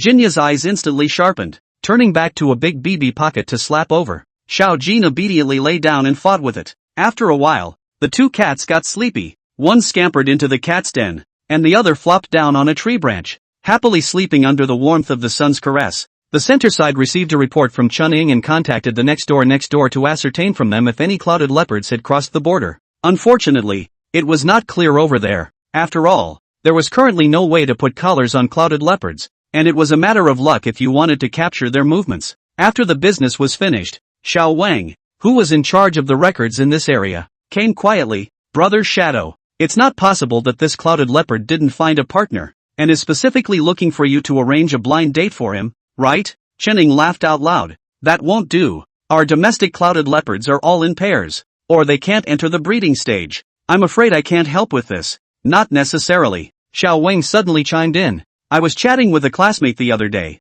and she told me that the two female clouded leopards bred by a certain zoo were about to enter sexual maturity, so perhaps a blind date could be arranged? Chunning really didn't know how to take that. A wild animal matching with a captive animal is not a good job. Even he is not fully sure. Let's not talk about this first. Currently the she-wolf's other half is still out of the picture. At least we have to wait until the she-wolf succeeds in her matchmaking. Xiao Wang also didn't continue. She just had a sudden thought. The emperor is not anxious, eunuch is not anxious. She is 100,000 80,000 miles away from the passerby anxious bala. But after work, I can use this topic to chat with my classmates and ask about the hobbies of that handsome baby daddy at their zoo. And if I can get a micro-signal, even better. Hanging up the phone with Xiao Wang's side, Chunning also smoothly came to the vicinity of Old Bear Gully. Didn't dare get too close. Hunting ground ahead. Passers-by. Climbing up a tree. He found a safe bough with strong weight bearing and got down. Took out his binoculars and began to observe the female wolf hunting the antelope. The end result was naturally a failure. There was no way the she-wolf could fight the young antelope on her own. This was mainly caused by the wolf's habitual action of hunting. It would be fine if a group of wolves, or even two wolves, cooperated, but only a single wolf, and of fearless nature, dared to charge head-on with the female wolf. After 10 minutes or so of wrangling, the she-wolf was exhausted and had to make a tactical retreat. The young antelope managed to repel the she-wolf and threw back her head in excitement and barked a few times, her little broken steps becoming more joyful. However, joy begets sorrow. Walking up the slope before it could cross the rocky ridge, it was bitten on the back of the neck spine by the clouded leopard that came after it. This clouded leopard is not small, and combat experience is very rich. A hit cannot be won, immediately retreat. And when the calf from the struggle to calm down, it once again launched an attack. After doing this 3 or 4 times, the young antelope finally pays the price for its behavior of breaking away from the protection of the herd. It collapsed, its eyes looking up to the rocky area above, where it had loved ones it would never see again. The battle ended and Clouded Leopard began to enjoy his meal. Chenning looked towards the she-wolf standing not far away, thinking that she would go and get a piece of the pie. But how could she know that the she-wolf would turn around and simply walk away? Chenning jumped down from the tree to go after the she-wolf. Why don't you go eat it? It surely can't finish this one antelope. No, I can hunt. The she-wolf turned her head away in a cool manner, and in a short while, she brought back a hare, glancing at Chenning, seemingly saying, "See, sis can't die of hunger." The one man and the wolf separated as they returned to the vicinity of the cabin in the woods. The she-wolf doesn't like it over there. There are too many felines and it bores the wolf. Back in her room, Chenning packaged and sent to the rescue center the video of the female wolf and the clouded leopard hunting the antelope, and then intercepted a few clips and sent them to her teacher. While they veterinarians are not responsible for taking lives from the mouths of beasts, they do have to analyze what kind of wounds and fatal penetrating wounds and other trace analysis that would occur in a beast fight to lay the groundwork for rescuing other wildlife. Just sent the video out and his teacher called. A police dog breeding facility in Montreal? Chenning was shocked. If this came to pass, it would be a long-distance relationship, wouldn't it? Wolves as a race raise their children together as a couple. Even if the object becomes a wolf dog, he still has to do his duty as a father. Will this work? If we succeed in conceiving, will the she-wolf marry? Or will that police dog come over here backwards? Professor White was half silent for a while before he found his voice. Are you brain damaged from staying in the mountains every day? I'm too lazy to talk to you more. Get ready on your side. The person in charge of the police dog base in Meng province will arrive tomorrow, and I'll go up to the mountains with him to observe the female wolves at that time. Chenning, who had been scolded a few times, happily found the she-wolf napping in the tree hole. Your future in-laws are coming to the door tomorrow, so behave yourself, better clean up your appearance. How about going back to the spa with me? The she-wolf looked at him askance, baring her teeth threateningly. Okay, you just sleep. When people arrive tomorrow, dislike you all dirty, do not see you you know. Annoyed, the she-wolf dropped her head and turned her ass outward. This two-legged beast DJ'd and DJ'd and DJ'd and DJ'd and DJ'd and DJ'd and annoyed the wolf. Up close, the she-wolf had recovered quite a bit from the injuries she had sustained earlier, with only a few scratches still visible that were in the scabbing stage. As for the fur, it wasn't as wretched as Chunning said, presumably because he had gone to the river gully to soak himself. The fur that was wrapped in mud had already stretched out, and when he shook it, it was almost rooted. After getting over his mouth and taking a few pictures of the she-wolf for his archives, Chunning was content to go back to the small building, yet only just out of the forest. He was stunned by the scene in front of him. What is this? The inverted Big Dipper? Chapter 72 Professor White's Stacked Sound Attack. In the woodland over by the barn, 3 large spirit cat cubs were being chased and pecked by a flock of white-bellied sapsuckers and pheasants, while the big spirit cat mom with her messy fur stood tall and cold, with a beautifully plumed mallard at her feet and a look of implacable fury on her face. I guess I didn't expect my own pups to be so indomitable, being bullied like this by a group of food. And higher up, Kenya and Kogain watched the farce below without moving a muscle. Xiao Jin was too full to be lazy, while Jinya was watching the show with great interest, and occasionally gave a silent harumph or two. Chenning quickly pulled out his cell phone to capture this scene. The Black History of Feline Science, put online to let everyone happy. Before the big spirit cat's mother went on a killing spree, Chenning rushed over and drove away the group of hot-blooded mallard chickens and pheasants and retrieved the big spirit cat cubs. The 3 cubs had many pecked wounds on their bodies, and it hurt to look at them. You 3 little things, how old are you and you want chicken? Who would have thought that the first business of the first aid station opening would be to heal 3 cubs? Finding a large plastic frame, I put the 3 cubs in it, took out the sterilizing utensils and began to medicate them. The 3 cubs were squealing in pain, while the big spirit cat mom was on the windowsill in a 6-pack. Moving quickly through the process, the 3 pups were returned to the big spirit cat mom. Chunning thought about it, put the plastic frame he just used under the overhead floor, fixed it right next to the unauthorized building of the spirit cat's mother, put thatch and leaves in it to pad it into a nest, and then carried the cubs in and put them there. Although the height of the plastic frame is not a problem for the little ones to break out of jail, it does make it a little more difficult. It wasn't that he was afraid of the cubs being in danger.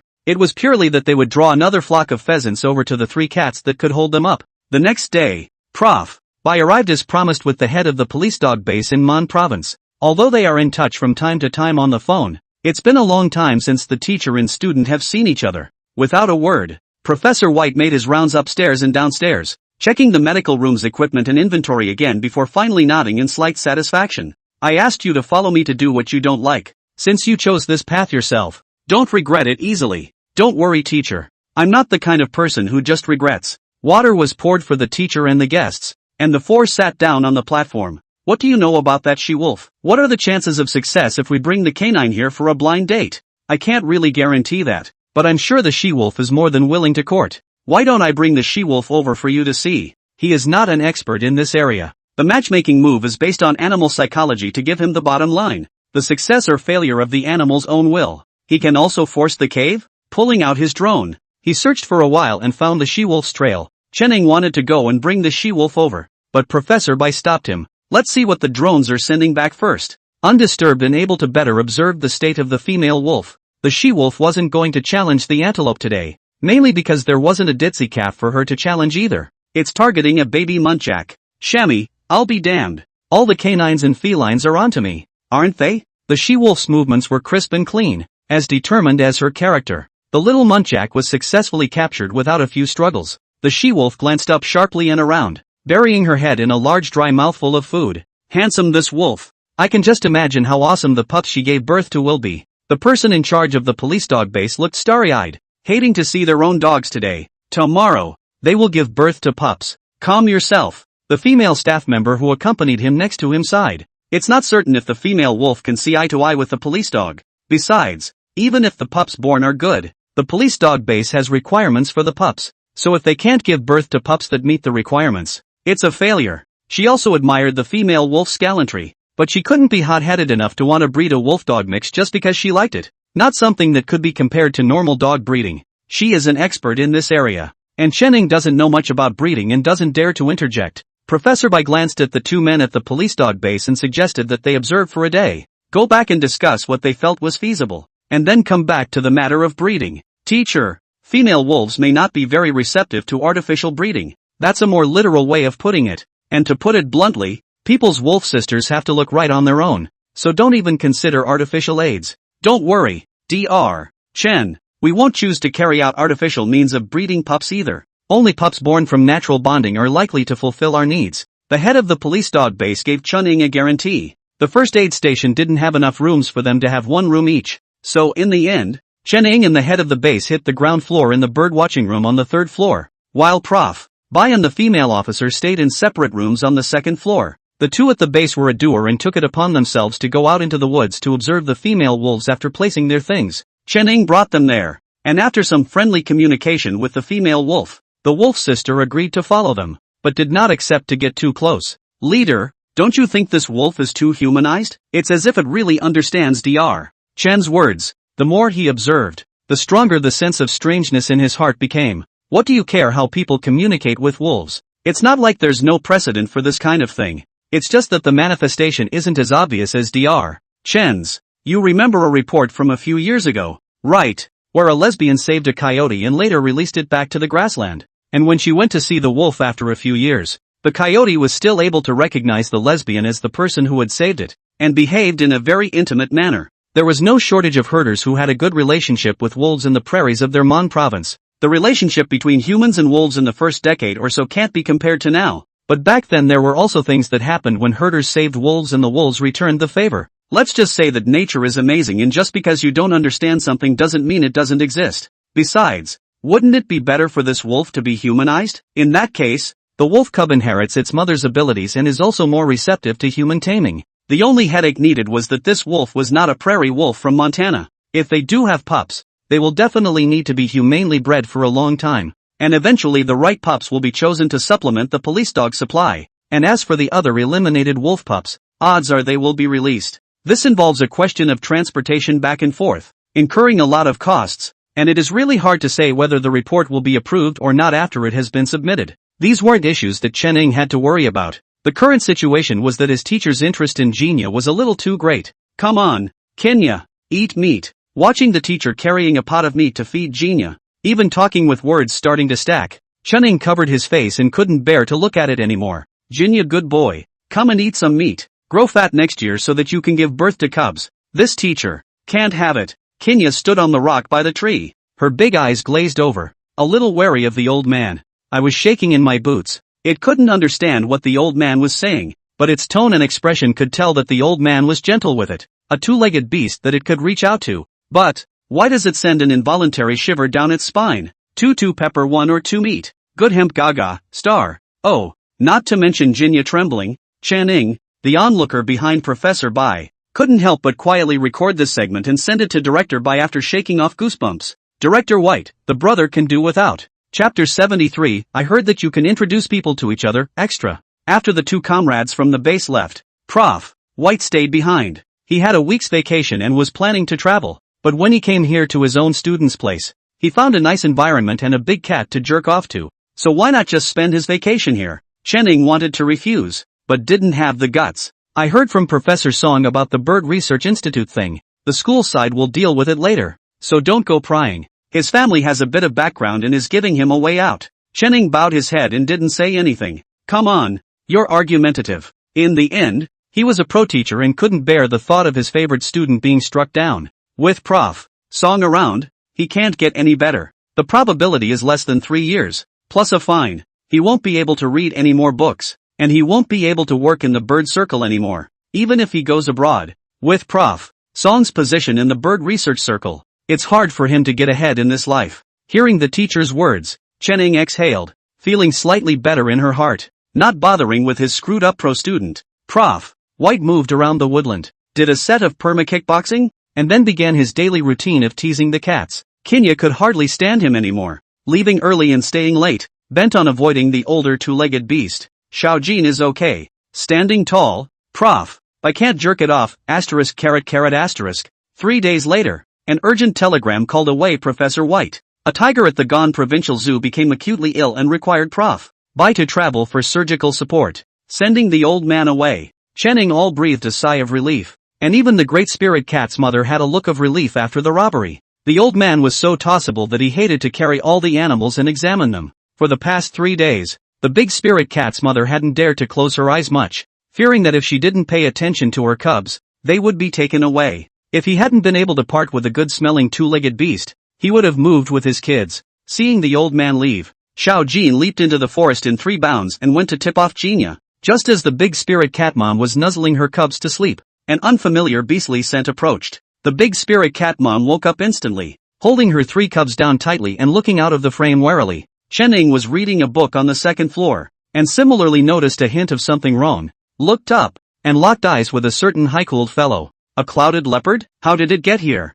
The few guys who were temporarily staying here had been saved by him, and had an ounce of trust and dependence on him, and were only reluctantly staying together to wait out the winter. Normally, wild animals actively avoid the territory of humans and other ferocious animals. Jinya, this little girl don't look usually cute, but in fact is a domineering nature. This surrounding has long been circled to her own territory. Even the 2 bears know how to keep a certain distance from it. If it wasn't for the great spirit cat's mother with cubs and having been saved by Chening, it would have long since expelled their family from the area. Without getting too close, the clouded leopard stopped at the edge of the forest, sniffed vigorously for a moment, and, keeping his guard up, jumped up into a tree. 2-legged beast. A panther said you could help find a mate? Wow. A baritone? Chening walked to the edge of the 1st floor platform and leaned against the railing to chat with Clouded Leopard. Who told you that? I saw you hunt and kill an antelope calf earlier. Do you need my help finding a mate when you're this good? Clouded Leopard was lying on the tree, his line of sight flush with Chening.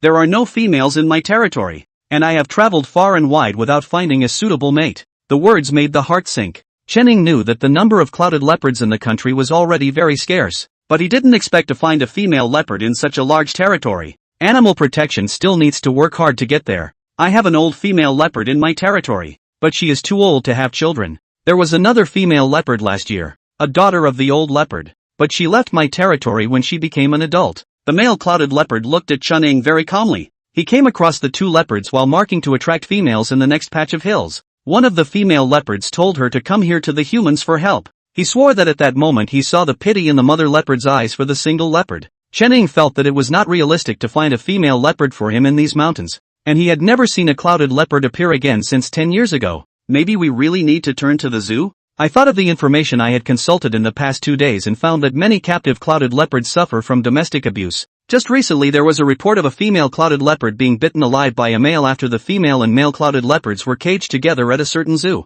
The clouded leopard population is already low, and one less female means the population may continue to decline. Chening took out his cell phone and prepared to make a call for help, but before dialing the number, he looked seriously at the male clouded leopard. I'm going to ask you a question and you're going to tell me truthfully. Chening weighed his words and spoke carefully. Would you bite a female leopard to death at the drop of a hat? Clouded leopard cocked his head, his expression even more puzzled than Chen Ying's. Why should I bite it to death? Leave if you can't see it. I can look elsewhere. Okay. This clouded leopard doesn't appear to have domestic violence tendencies. It would be more appropriate to go directly to his pro-teacher about this. Prof. I has cooperated with all the major zoos and belongs to the pinnacle of the veterinary sector. So even if people's zoos refuse, they won't put words in their mouths. After listening to his student's plea for help, Prof. I only asked if he was sure that the male clouded leopard had a need for a mate, and then agreed to ask the zoo for him. Clouded leopards are considered small in the group of big cats, but this one was on the large side,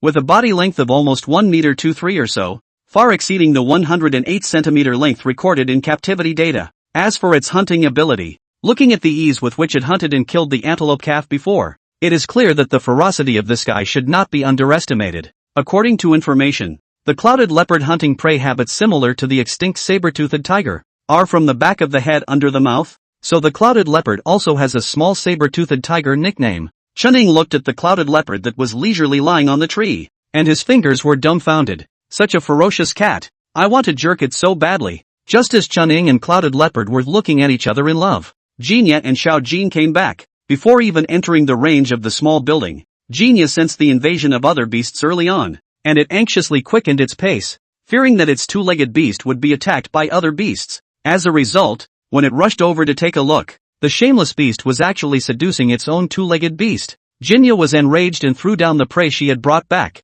going to duel with the clouded leopard. The clouded leopard in the tree leapt up higher the moment Kenya dashed out. A lynx can't climb any better than a clouded leopard, and it pisses off Genia to the point where she's down there hugging a tree and wailing. You soul down have the ability to climb the tree, you have the ability to come down and fight with me. The clouded leopard squatted on the high boughs of the tree, glanced at the nearly furious Genia, and without saying a word, leapt to another tree, and in a few breaths of effort, disappeared into the shadow of the leopard. Qining didn't even react before the clouded leopard ran away. He rushed to appease Kenya, but the pissed-off lynx girl twisted her head and ran, leapt up to his own litter box to sulk. What's wrong with it? Qining looked at Genia for a moment and helplessly asked the emotionally stable Little Gold. He's mad you messed with another cat. Little Gold was then very smart. It never took the initiative to get close to Qining, except for when it was checking its body. It would usually stay away from where Qining stayed, not half trying to compete with Genia for favor. But this clouded leopard was different, and its appearance caused Genia to instantly put up her alert antennae.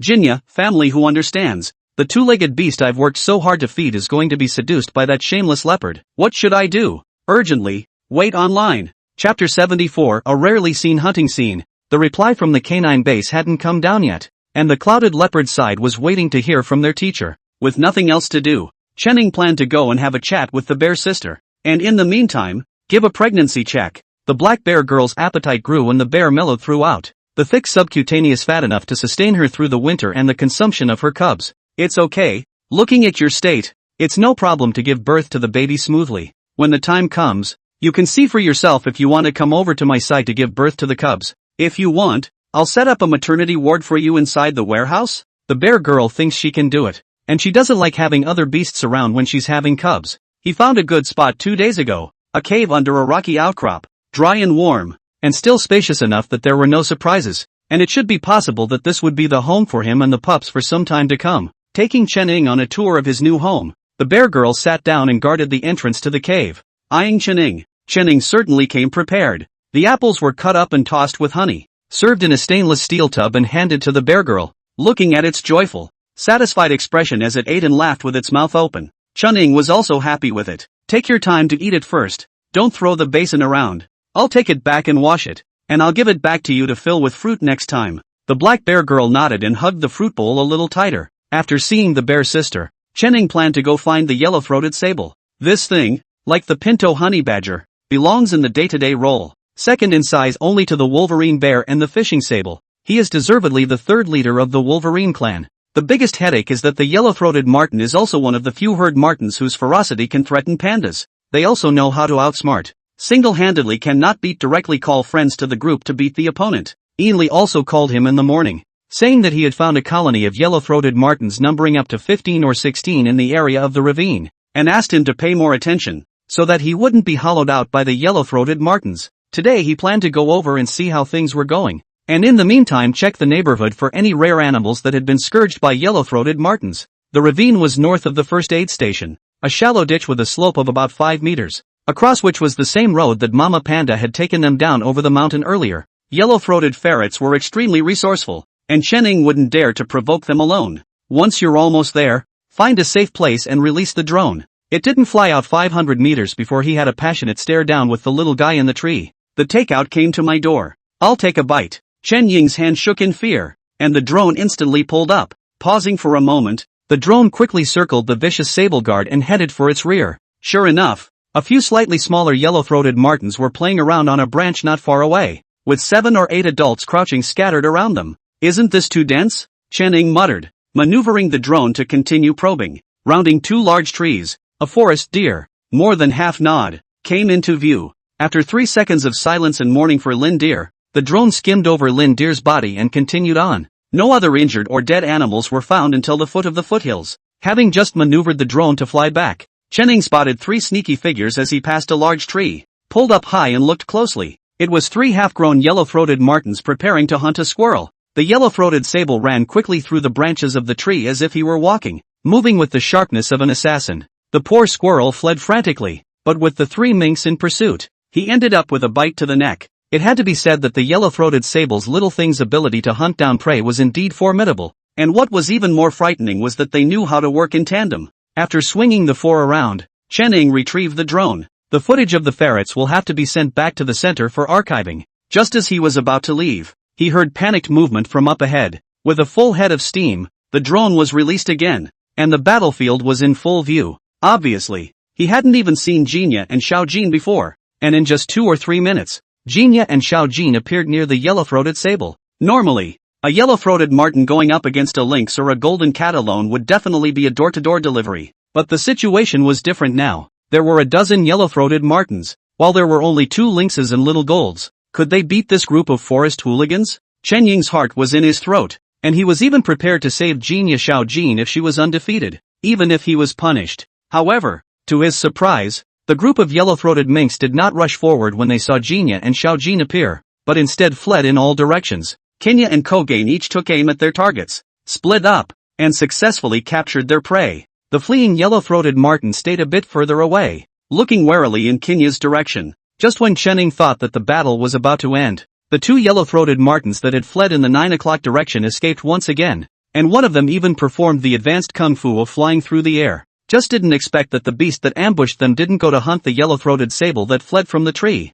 but instead made the same aerial leap, biting the back of the yellow-throated sable's neck in mid-air, and then landed smoothly on another tree. Confirmed, it's the single clouded leopard. The spectacle of 3 big cats hunting a yellow-throated marten at the same time has never been witnessed, perhaps because the mink population was too large and too threatening to the native herbivores. Nature chose to cleanse the ecological chain? Watching that large group of yellow-throated martens scatter and flee in different directions, Chening was also slightly relieved. According to what the mother panda said, it is likely that other pandas will migrate through this foothill to lower elevations in the winter. After all, food is a bit more plentiful at the bottom of the mountain. 1 or 2 yellow-throated martens are not much of a threat, but in too large a number, they dare to take on large beasts such as pandas. After pulling out her cell phone and logging into the backstage, uploading the video and positioning point in the specialized app, Chening packed up her things and headed back. Just a few steps away, I almost fell over when a mouse strip fell from the sky. Jinya succeeded in her prank and plopped down on the tree. Oh, intersection, oh haha, laughing, her breath coming out in short bursts that felt like she was gasping for air from laughing. Chening gave it a helpless look and picked up the corpse of the yellow-throated sable that had fallen at his feet. It's not lightweight, almost 4 or 5 pounds. Seeing that Jinya had no intention of wanting to eat it, Chening put away the yellow-throated ferret carcass, intending to have Ainley and the others take it out to the center to process it and make it into a taxidermy to put on display in the Science and Technology Museum. On the other side, the ears of the clouded leopard that was slowly and methodically tearing the mouse strips twitched, abruptly standing up and gazing in the direction of the foothills. On Chen Ying's side, Xiaojin, who was also in a high place, also instantly tightened his body, his eyes looking sharply in the direction of the foothills, his ears still slightly rotating. Jinya is even more anxious, 3 or 2 times, and leapt into the forest and disappeared. Xiaojin saw this and immediately followed. Chening followed a few steps closely and stopped again, returning to the position he had just taken to make sure there was no danger around him before releasing the drone for the 3rd time to chase towards Jinya. Chapter 75, This Temperament, This Strength, Where to Find You a Date. Before they reached their destination, there was a sudden movement around them. Chening looked up sharply in fear. Holy, it's you! You scared me. The visitor is Ainley, and judging by his equipment he should be patrolling the forest. What are you hiding here to see? Chening gave him a glance at the display. Just now, Jinya and a few of them were hunting yellow-throated martens here, and they suddenly ran away. I don't know what happened. I'll have the drone follow them over to take a look. Ainley sat down to take a break and drink water, inclining his head to watch with him. The drones were a little faster, and a few minutes later, the incoming footage showed the writhing big guys coming into view. This. Ainley hurriedly capped the bottle and watched it carefully. These are 2 adult pandas? How come there's an all-white one? Chening pursed her lips and frowned, scrutinizing the picture. The head had identical physical characteristics to a panda except for its color. Previously, there is a brown giant panda in China, was found in the Qinling Mountains, as faded as netizens tease that it is a panda mother gave birth to no ink. However, this giant panda had no semblance of any other coloration on its body, identifying it as an albino animal with distinguishing characteristics. The 2 of them glanced at each other. Ainley decisively picked up his bag and ran towards the foothills, while Chening sat down and called Director Bai while maneuvering the drone to take close shots. Director Bai, something big has happened. An all-white giant panda was found fighting with another giant panda. Ainley has already gone over, and I'm going to follow him right away to see what's going on. I'll send you the video later, and I'll send you 2 photos first later. After saying that, he hung up the phone decisively and sent 2 photos to Director Bai. He picked up his bag and drew his legs to chase Ainley. Albino pandas. Ah, have never been found in the country. Generally speaking, albino animals have a hard time surviving, but the white panda looked like it was at least 2 years old and chubby, and it looked like a child that had been carefully cared for and raised by a mother panda. Jinya and Xiao Jin they rushed to the place where the pandas were fighting first. The two big cats didn't approach hastily, choosing a big tree as the best eating spot. Immediately followed by Ainli also arrived, separated by a distance of more than 10 meters. He took out his cell phone and began to shoot. The two pandas were fighting, and by the looks of where they were now, they were at least 20 meters away from where the drone had captured them. The two were still writhing and tumbling, and in just those few words, they had rolled at least 10 meters away. The white panda was a bit bigger than the other one, but his fighting skills felt slightly worse, and he was mounted and pinned down several times. So far, it looks like the two bears are fighting with a lot of commotion and not too much damage. At least there was no blood found on the white pandas. Chenning hurried to Ainli's side, holding his waist and panting. How's it going? Still fighting? It's almost over. That normal panda won the fight. The white panda slumped to the ground and took a few steps backward, climbed up and turned his head and went off at a trot to the woods on the left, while the other winning panda spun around a few times and flipped over, as if celebrating his victory over his opponent. After that it wriggled its chubby body up the hill and disappeared into the forest 10 minutes later. It's not the panda's time of year to be in heat, so why are the two of them fighting? This mountain forest used to be the territory of that social panda. Then that guy chased the mother panda to the south, and the empty territory was probably missed by these two pandas. Now it seems that being big doesn't necessarily mean being strong. It looks like there's another panda lord in this mountain forest. This is a good thing. There are strong pandas that attract female pandas, and when next year, maybe there will be a few more milky little groups. The two of them went to check out the place where the pandas had just fought, and after collecting some of the fur that had been ripped off, Ainli had to continue patrolling the forest, and parted ways there. Returning to the small building, Chenning couldn't pack up in time to process the captured images and send them out before she had time to get herself some food to fill her stomach. I hadn't eaten more than 2 bites when Mr. Luo's phone call caught up with me. Give me the coordinates. Are you sure it's an albino panda? From the looks of it, it should be. Unlike an albino bear, albino bears were found a few years ago, but albino pandas, so far, have not been documented. Alright then, prepare on your side. I'll bring someone up the mountain right away. If there are no problems, forget it. Once you find out that the albino bear has problems, you have to prepare first aid supplies. Mr. Luo hung up the phone in a windy manner, looking like he couldn't wait a bit. Chenning took the video and looked through it again, and indeed did not find any injured parts on the albino pandas, but it is not possible to say. Anyway, prepare to do nothing wrong first. At 4 p.m. Mr. Luo went straight to the ravine with his team of 4. After passing by Qin Ying's place and watching the original recording, Mr. Luo's face was so joyful that his face was flushed with excitement.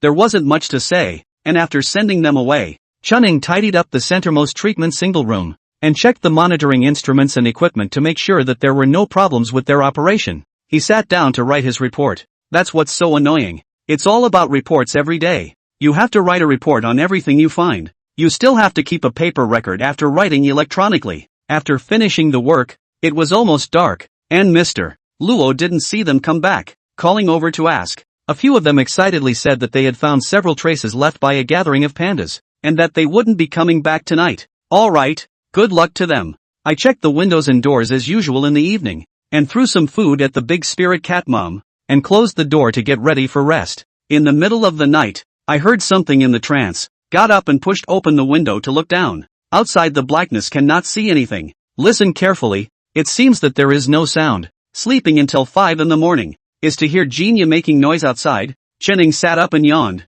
rubbing sleepy eyes to open the door and go out. Kenya, what are you making a scene for? That word tweed hadn't even been uttered yet, and Chenning nearly choked to death on her own saliva. What did he see? Rubbing my eyes and looking again, the guy was still there. Chenning didn't even bother to put on his jacket and hurried downstairs. Didn't venture any closer. But the first floor platform wasn't far from the warehouse and had a perfectly good view of what the big guy was holding in his arms. Bypassing the big guy guarding the door, Chenning looked in through the wooden window of the warehouse. Well, you can ask Mr. Luo to report the bill. I believe he will be very happy to pay. This big guy curiously looked at Chenning running around near it. A pair of squinting eyes even squinted so much that he couldn't even see the color of his pupils clearly. What are you looking for? The white panda curiously swallowed the fruit and let go, scattering the apples cradled in his arms. I'll help you find it. This self-possessed air gave Chenning a bit of a not-so-good association. You came to see me about something? Oh, My mom said you could help me find a date.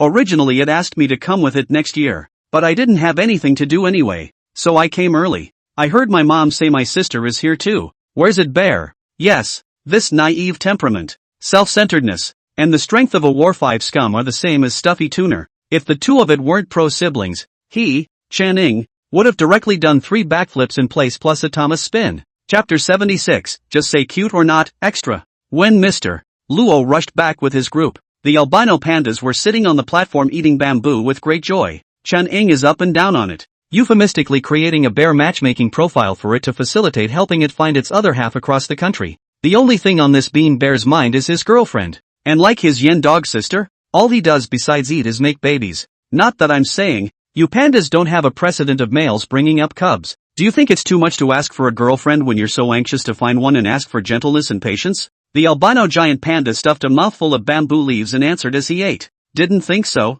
My mom is just gentle and patient. Look at me. She raised me before she let me leave her. I'd like to find a mother bear like my mom to have babies too. Speaking of Mama Panda, Channing thought that he might understand how Mama Bear's Buddha-like personality was cultivated. With a big daughter like Stuffy Tuner, a son like Manhwa, and a young son who rebels in advance, you can't live without being a bit more Buddhist. After measuring the albino panda's body data and seeing that Mr.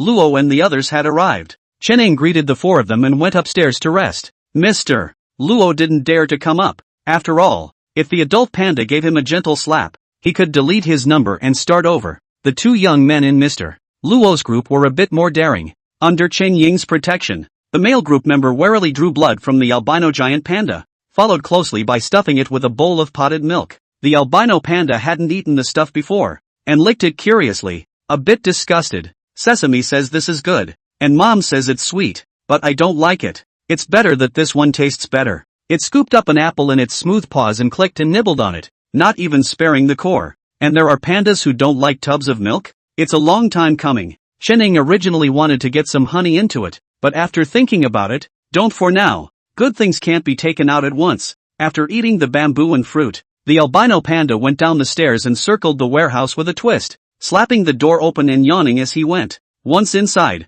it eyed the wooden platform, which happened to have nothing on it either. The big guy laid right down on it and slept on all 4s. Channing didn't even have time to say a few words to Mr. Luo when the phone rang. It's a call from the breeding research base. They want to send people into the mountains to collect samples of albino pandas, and asked Channing if he can act as a guide for them to look for approaching pandas. Channing directly picked up his cell phone and turned it into video call mode, then entered the storage room. The camera aimed at the albino giant panda lying on the wooden platform and huffing and puffing. This guy came to me early in the morning asking for food and water. Mr. Luo from the rescue center has just drawn its blood and taken a sample, so you can share the data. Even if the panda is big, you can't draw too much blood. The other party simply agreed, saying that they would contact Mr. Luo and work together on the project. This would have nothing to do with Channing. He was after all just a simple little veterinarian, although he had currently developed a side business of matchmaking. But after all, the other 2-legged beasts didn't know, right? While the albino giant panda slept,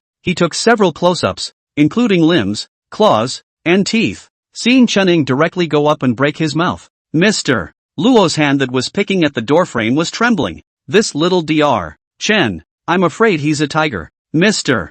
Luo, let this panda stay here for now. Let me know what materials you guys need, and I'll find a way to send it down to you. The first aid station only has simple medical equipment, most of which is for treating injuries and saving lives, and for research you have to go down the mountain to the lab to do it. That's fine. It won't delay your work. I'll have Xiao Chen contact you. The bold one is also surnamed Shen, said to be a little older than Channing, but people mouth a shadow brother, called half a bit unambiguous. Sending off the chicken-blooded 4. Channing was so relieved that he wanted to go and squeeze in with the big white bear, strongly bracing his spirit and exiting the warehouse, jerking the 2 that were huddled in the nest sleeping in the meantime. Channing hitched the recliner up and squinted to rest. After more than 2 hours of sleep, the man was awake, stretched, and ready to simply get something to eat. I was cleaning up and getting ready to cook when I saw the mother monkey coming with her little monkey. It's been a few days since I've seen you, and the little monkey has grown a little more. When she came to the platform, the mother monkey picked at the fruit in the pile of bamboo branches and held it up for a small bite. The little monkey, on the other hand, ran around in a lively manner, and climbed up to Chen Ying's head to catch lice for him. Cutting half a tomato and letting the little monkey hold it to the side to lick it, Chen quickly blended the seasoning of a pot of stew with water, and threw all the other salted meat and vegetables in to cook on together, before reaching out and picking up the little monkey to come to the side of the monkey's mother. "Why did you come here alone with the kids today? Where's Monkey?" The mother monkey, still eating her fruit, sniffed and pointed in the direction she had come from and squeaked twice. "You say some bad guys hurt the old monkeys, and Monkey and the others went to get revenge?" The mother monkey nodded nicely and pointed to the baby monkey again. Then to herself, "Squeak, it's small, easy to hurt, so it comes to you. And yes, he'd be heartbroken if such a cute little munchkin got hurt. With babies like me, you guys look at other monkeys?" Oh. Chen took out the bamboo shoots he had prepared for the pandas, broke the tips of the most tender shoots, cut them into small pieces again, and handed them to the little monkey. The little monkey took a bite and grunted happily, nestling himself into Chen Ying's arms, looking at him blearily, still wanting more. "The sky is the biggest budgie in the world." Chen good-naturedly gave kisses and hugs to cut fruit. "Anyway, that pair of big eyes watery and misty looking at him. King Kong also have to be soft around the finger." The female monkey gave them both a look and flew away. The little monkey was not worried about his mother at all, eating his mouth full of juice, and his paws were still quietly grasping Chen Ying's pants. After half a day of not seeing the monkey's mother come back, Chen Ying's pendant today is the little monkey, carrying it with her everywhere she goes, and she can't let go of it at all. Kenya woke up from her sleep and saw it, showing her teeth in anger. The little monkey was afraid of it, directly peeled off Chen Ying's jacket and hid in it, and after a while, a little head emerged to timidly look at Jinya. Baby Jinya commiserates. Baby Jinya holds back her tears. Kinko was heartbroken and hugged Kenya's fried head, licking her fur vigorously. Chen wanted to go over to comfort it, but the little monkey couldn't be left alone.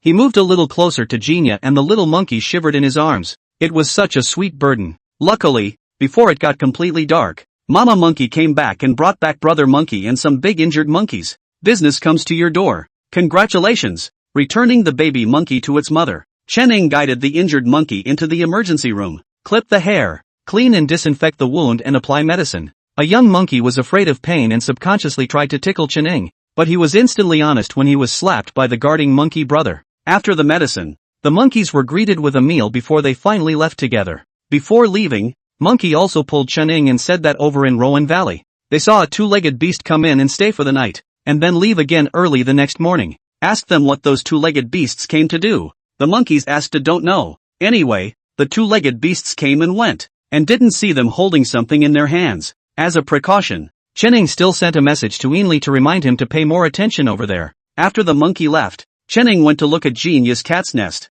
raising his head directly into two yellow-green and yellow-green eyes. His heartbeat instantly went up to 150. Chapter 77, Freestyle matchmaking is popular nowadays. "Jin, why you? Where's Kenya?" Seeing Xiao Jin get out of the cat's nest, Chen took a closer look, and sure enough, he didn't find Jinya. It went hunting. Chen sued Xiao Jin. Something was definitely wrong, and if it was really trapping, Kogain wouldn't have not followed. But Xiao Jin isn't even following, so it's 80% not dangerous. Chen did not pursue the question, and after checking the solidity of the cat's nest returned to the small building to complete the daily mandatory work log and summarization. How many supplies were used up today had to be recorded on it, and how each monkey's injuries were also recorded. And after a while they had to go and see if there were any infected wounds. After all, monkeys are not like humans, and can't make it to the door to change the medicine on time. Of course, if there really was that kind of life-threatening injury, Chen wouldn't even let them go. The text organizing work took some time,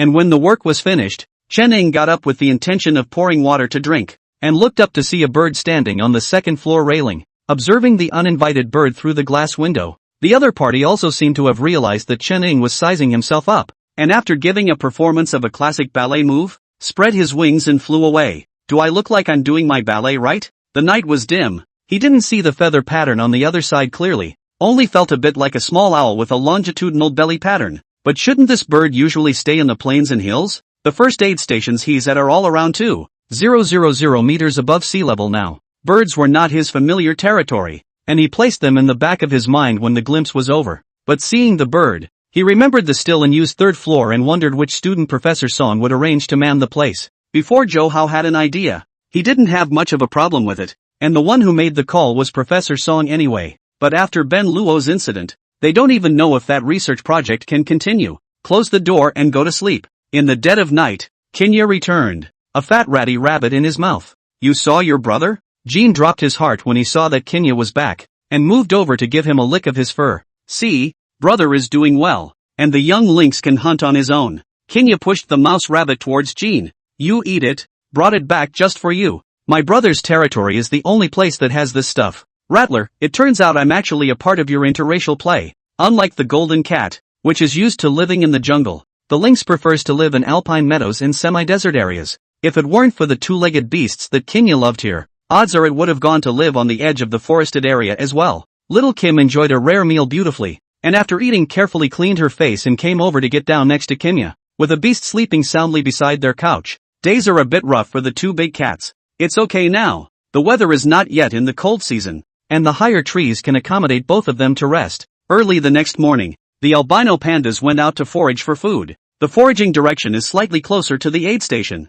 where the bamboo forest grows well, and occasional meals are added for protein. Chen received a call from the person in charge of the police dog base, saying that after the report was typed up, the higher-ups at the base decided that the main goal of improving the bloodline was still to be placed there at the Coyote Lake in Meng Province, but they don't want to give up on Chen Ying's side, hoping to send 2 or 3 retired police dogs over to see if they can be successfully mated. Police dog bloodline improvement is not something that can be seen overnight, and it is normal for the Mastodon police dog base to consider that, after all, it is too far away for certain research to be able to follow up in a timely manner. The province's canine bases have ideas, too, but they're just waiting to see what happens for various reasons. The 3 retired police dogs came quickly and had arrived at the rescue a week later. According to the base responsible person's meaning, the 3 police dogs adopt the free movement way. Let them go to meet with the mother wolf by themselves. See the right eye can have the coyote surely good. See the wrong eye. These 3 police dogs will also be as the re-entry watchdogs stayed in the work of the rescue station. After the arrival of the police dogs, Chen went to find the female wolf and took her to take a faraway look at the 3 wolf dogs that were moving around in the yard of the rescue station. The she-wolf's expression was calm and reserved, not approaching hastily. Okay, I've brought you to know them, so turn around and see for yourself. The she-wolf stopped and looked at the aid station long enough for a 4-year-old injured retired police dog to take notice and look up in the direction of the she-wolf. Ears perked up alertly. Didn't bother to get involved in interracial communication between wolves and canines. Chen went back to the aid station to meet with Ainli and the others, and handed over the collected green masses of albino pandas to Xiaosin and Duanmu to deal with, explaining to Xiaosong to pay more attention to the state of the monkeys on the other side of the Rowan Valley during this period of time, and went back to the first aid station with supplies. Before either could sit down, 2 bear roars were heard from the forest. It's bad. I'm afraid the albino pandas and the street skaters have run into each other. Street Sneak had a grudge against pandas, having been taught a lesson by that social panda before, and couldn't beat him up so he could only run away with his head in his hands. But this albino giant panda's fighting strength was no match for that social panda. To paraphrase the internet, Street Sneak's fight with the albino panda was a 30/70th split. Street Sneak can beat an albino panda to tears 7 times in 3 minutes. Throwing down his things, Chen fished out his long-handled scythe and ran right into the forest. The sound of wood striking rocks and trees would frighten away animals, and this was one of the ranger's means of defense. Arriving at the place where the 2 bears were facing each other, Chen realized that his pattern was still a bit small. This isn't 2 bears facing each other, it's 3 bears.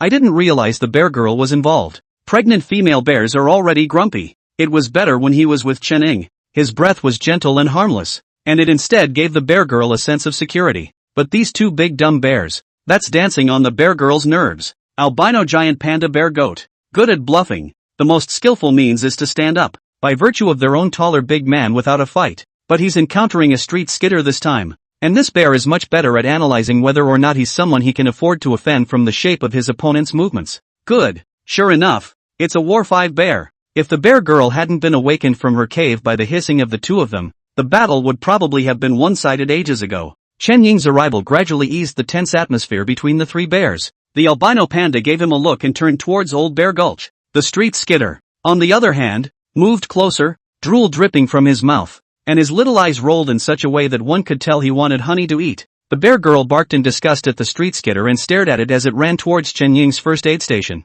not seeing its back before cursing and returning to the cave to continue sleeping. Don't you know that pregnant women need to get enough rest? No wonder you can't find a date. This is hard evidence that you're single based on your strength. Chen Ying couldn't be bothered to think about how the albino giant panda suddenly ran this way from outside the bamboo forest of the aid station. He had to rush back to the first aid station, or else that head of the street skulker was afraid that it was going to scourge his warehouse. Still a little late in the rush, but maybe not too late? Chapter 78, Let's Find You a Nanny. Xiao Song, Xia Sen and Duanmu. The three of them stood in front of the warehouse, confronting the street skaters with wooden sticks in their hands, and Street Slipper, clutching a couple of fresh pods in his arms, showed his teeth at the three of them. When did you guys get here? Chening spoke up to save the three of them. Xiao Song was the first to react, running directly behind Chening and breathing heavily. Brother Shadow, Duanmu and I are coming into the mountains to check if the infrared cameras on the beast trails to the southwest are still there. Xiao Song just picked up the newly issued medication and equipment from the bottom of the mountain and sent some over for you. Also, just after you left, a few uncles over at the little walled city sent over freshly harvested corn and potatoes, and Duanmu and I thought we'd be coming in anyway, so we brought them over for you. No wonder. Let's just say he just came in from the aid station. How come Xiao Song and the others chased after him? Thought something had happened. Letting Xiao Song and the others go upstairs first, Chening went and drove the street skidder to the edge of the forest, poured about 10 fresh corn into it and left it alone. Xiao Song and the three of them were looking out from the second floor balcony, and when they saw how Chening was getting along with Street Slipper, Xiao Song was envious. How in the world do you think Shadow practiced communicating with the animals without a hitch? And can I practice? Guess not. Maybe it's in the bloodline. I heard Riku say that Shadow's father was a native, and his ancestral totem was a fierce beast. Duanmu spoke in a serious manner, and Xiao Song listened to him. Ah, there really are ancestral belief totems? Nathan held back his laughter until his cheeks hurt from biting. Don't open your eyes. Wanting to digress from the topic, you ended up facing the clouded leopard who was not far away from the slow eating of the mouse strips. Look guys, that's a clouded leopard, isn't it? It was the first time for the young man to see a small saber-toothed tiger with his own eyes, and his eyes were glowing. Thanks to the railing, he could have pounced on Clouded Leopard. Clouded Leopard finished his fries, stretched, and disappeared from the leopard's sight in a couple of long leaps. You guys, is it okay if I go and apply to Shadow to be based here? I can be in charge of the sanitation and playing hands. Che, I can do what you can do, so why don't I station here? Because of the gender. Sharsun shrugged his shoulders. You don't mind yourself. You have to think more for Brother Shadow too. If you're alone, do you still think there are fewer people slandering Brother Shadow behind his back? Song blared at him with a tiger face and huffed, sitting over without talking to him. Duanmu of course does not want Xiao Song to work at the first aid station. The gender difference is on the one hand. On the other hand, he is planning to find a lucky day to Xiao Song to confess his love. If it works out, she'll be in the woods and she'll be out there. So it'll be a long-distance relationship. After chatting for a while and handing over their things with Chun-Ing, the three of them went over there to the beast trail together again. New potatoes with dried cowpeas and a bit of old bacon make a great rice casserole. There wasn't much going on, so Chun-Ing simply cooked the meal ahead of time. There were no wood stoves in the forest, and gas canisters were difficult to bring in. Electricity was used. Thanks to the infrastructure of our country, he had this first aid station built, and the electrical and network wires were brought in. Solar panels and a water heater have also been installed on the roof to provide a backup energy source in case of a power outage. Holding up the bowl and only taking 2 bites, he saw Genia rushing over like the wind, with something in her mouth, flinging it around. It leapt up the stairs in 3 bounds, set its things down at his feet, and took 2 steps back to crouch. The golden cat that followed it also came over with something in its mouth, and likewise placed it at his feet. Getting down and looking up at him, Chun-Ing squatted down and fiddled with the animal that Genia had brought back. It was a spotted forest beaver with a cub stage. Its neck had been bitten off and there were no obvious signs of tearing on its body. With that big, beautiful tail, will Mama Big Spirit Cat be jealous? Although it was brought back by Kenya, it was obvious that the wound on its neck was not a mark left by Kenya. Looking next to him, the spotted forest beaver cub, whose eyes hadn't even fully opened yet, squeaked weakly. The visual estimate is that it's still an unweaned baby at most 10 days old.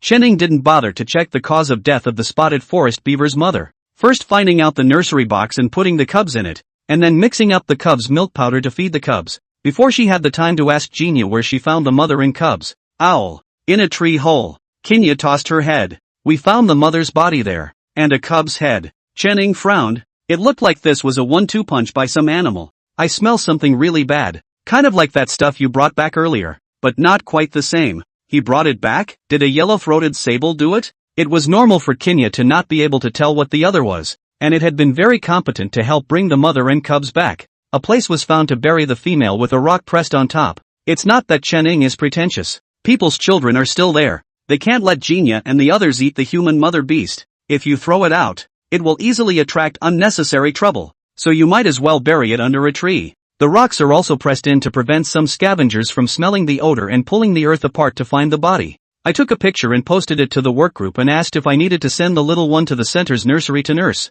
Nurse May didn't talk in the group and called him directly. You can take over the center site at any time, but I personally suggest that you try to learn to nurse a lost parent cub. If you can get it to live in a wild environment from a young age, it might be able to return to the mountains without separate rewilding training. Would you like to consider it? Of course I would, but I don't have any adult spotted forest beavers here, so how can I train him to hunt for survival? Don't you have a litter of big spirit cats there? Find a way to see if you can get the big spirit cat mom to help. The pattern. It's completely open, but thinking about it also seems to work. The spotted forest civet is somewhat similar in appearance to the large and small lingcats, except that it does not have the scent glands of the large and small lingcats. Giant pandas can get godmothers, and it doesn't seem impossible to get a nanny for the spotted forest civet. Saying that he would ask, Chenning used a piece of jerky to negotiate with the great spirit cat's mother, and the final result was okay. Big spirit cat mom accepts spotted forest beaver cubs. Speaking of which, the great spirit cat's mother still has a cub she's raising at the center of the mountain,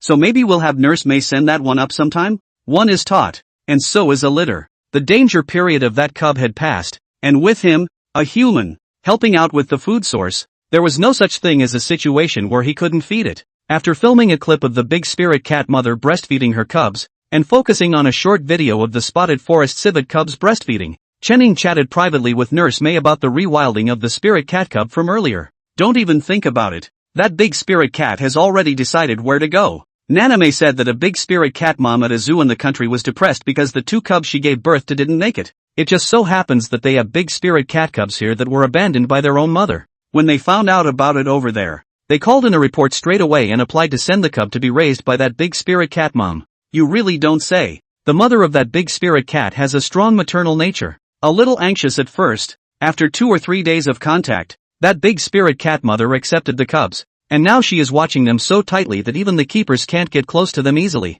Nurse May had sent him a couple of pictures of the cub and its adoptive mother, which at first glance looked like they'd been taken from a surveillance video. The cub was initially so weak that he doubted he could be raised, but now he looked stronger than several of his brothers. It's true that you can't compare the nutrition you get from eating a solitary meal with sharing it with 3 brothers. In order to better observe how the big spirit cat mother and the spotted forest civet cubs were getting along, Chenning installed a camera under the floorboards. After installing it, he returned to the platform and turned on his cell phone, and had just pulled up the surveillance when he saw Kenya come over, sniff, and open her mouth toward the camera. Don't, Kenya, that's not edible. Chapter 79, Strong Bear, Tearful Surgery. It was hard to pull the camera out of Kenya's mouth, but unfortunately the casing had been chewed up by it. The photo of a wide-open mouth with 4 Mori fangs is the last stubbornness of this camera. Fearing that the next camera would continue to be victimized, Chenning thought about it and temporarily housed the great spirit cat family, plus the adopted spotted forest beaver cubs, on the 3rd floor.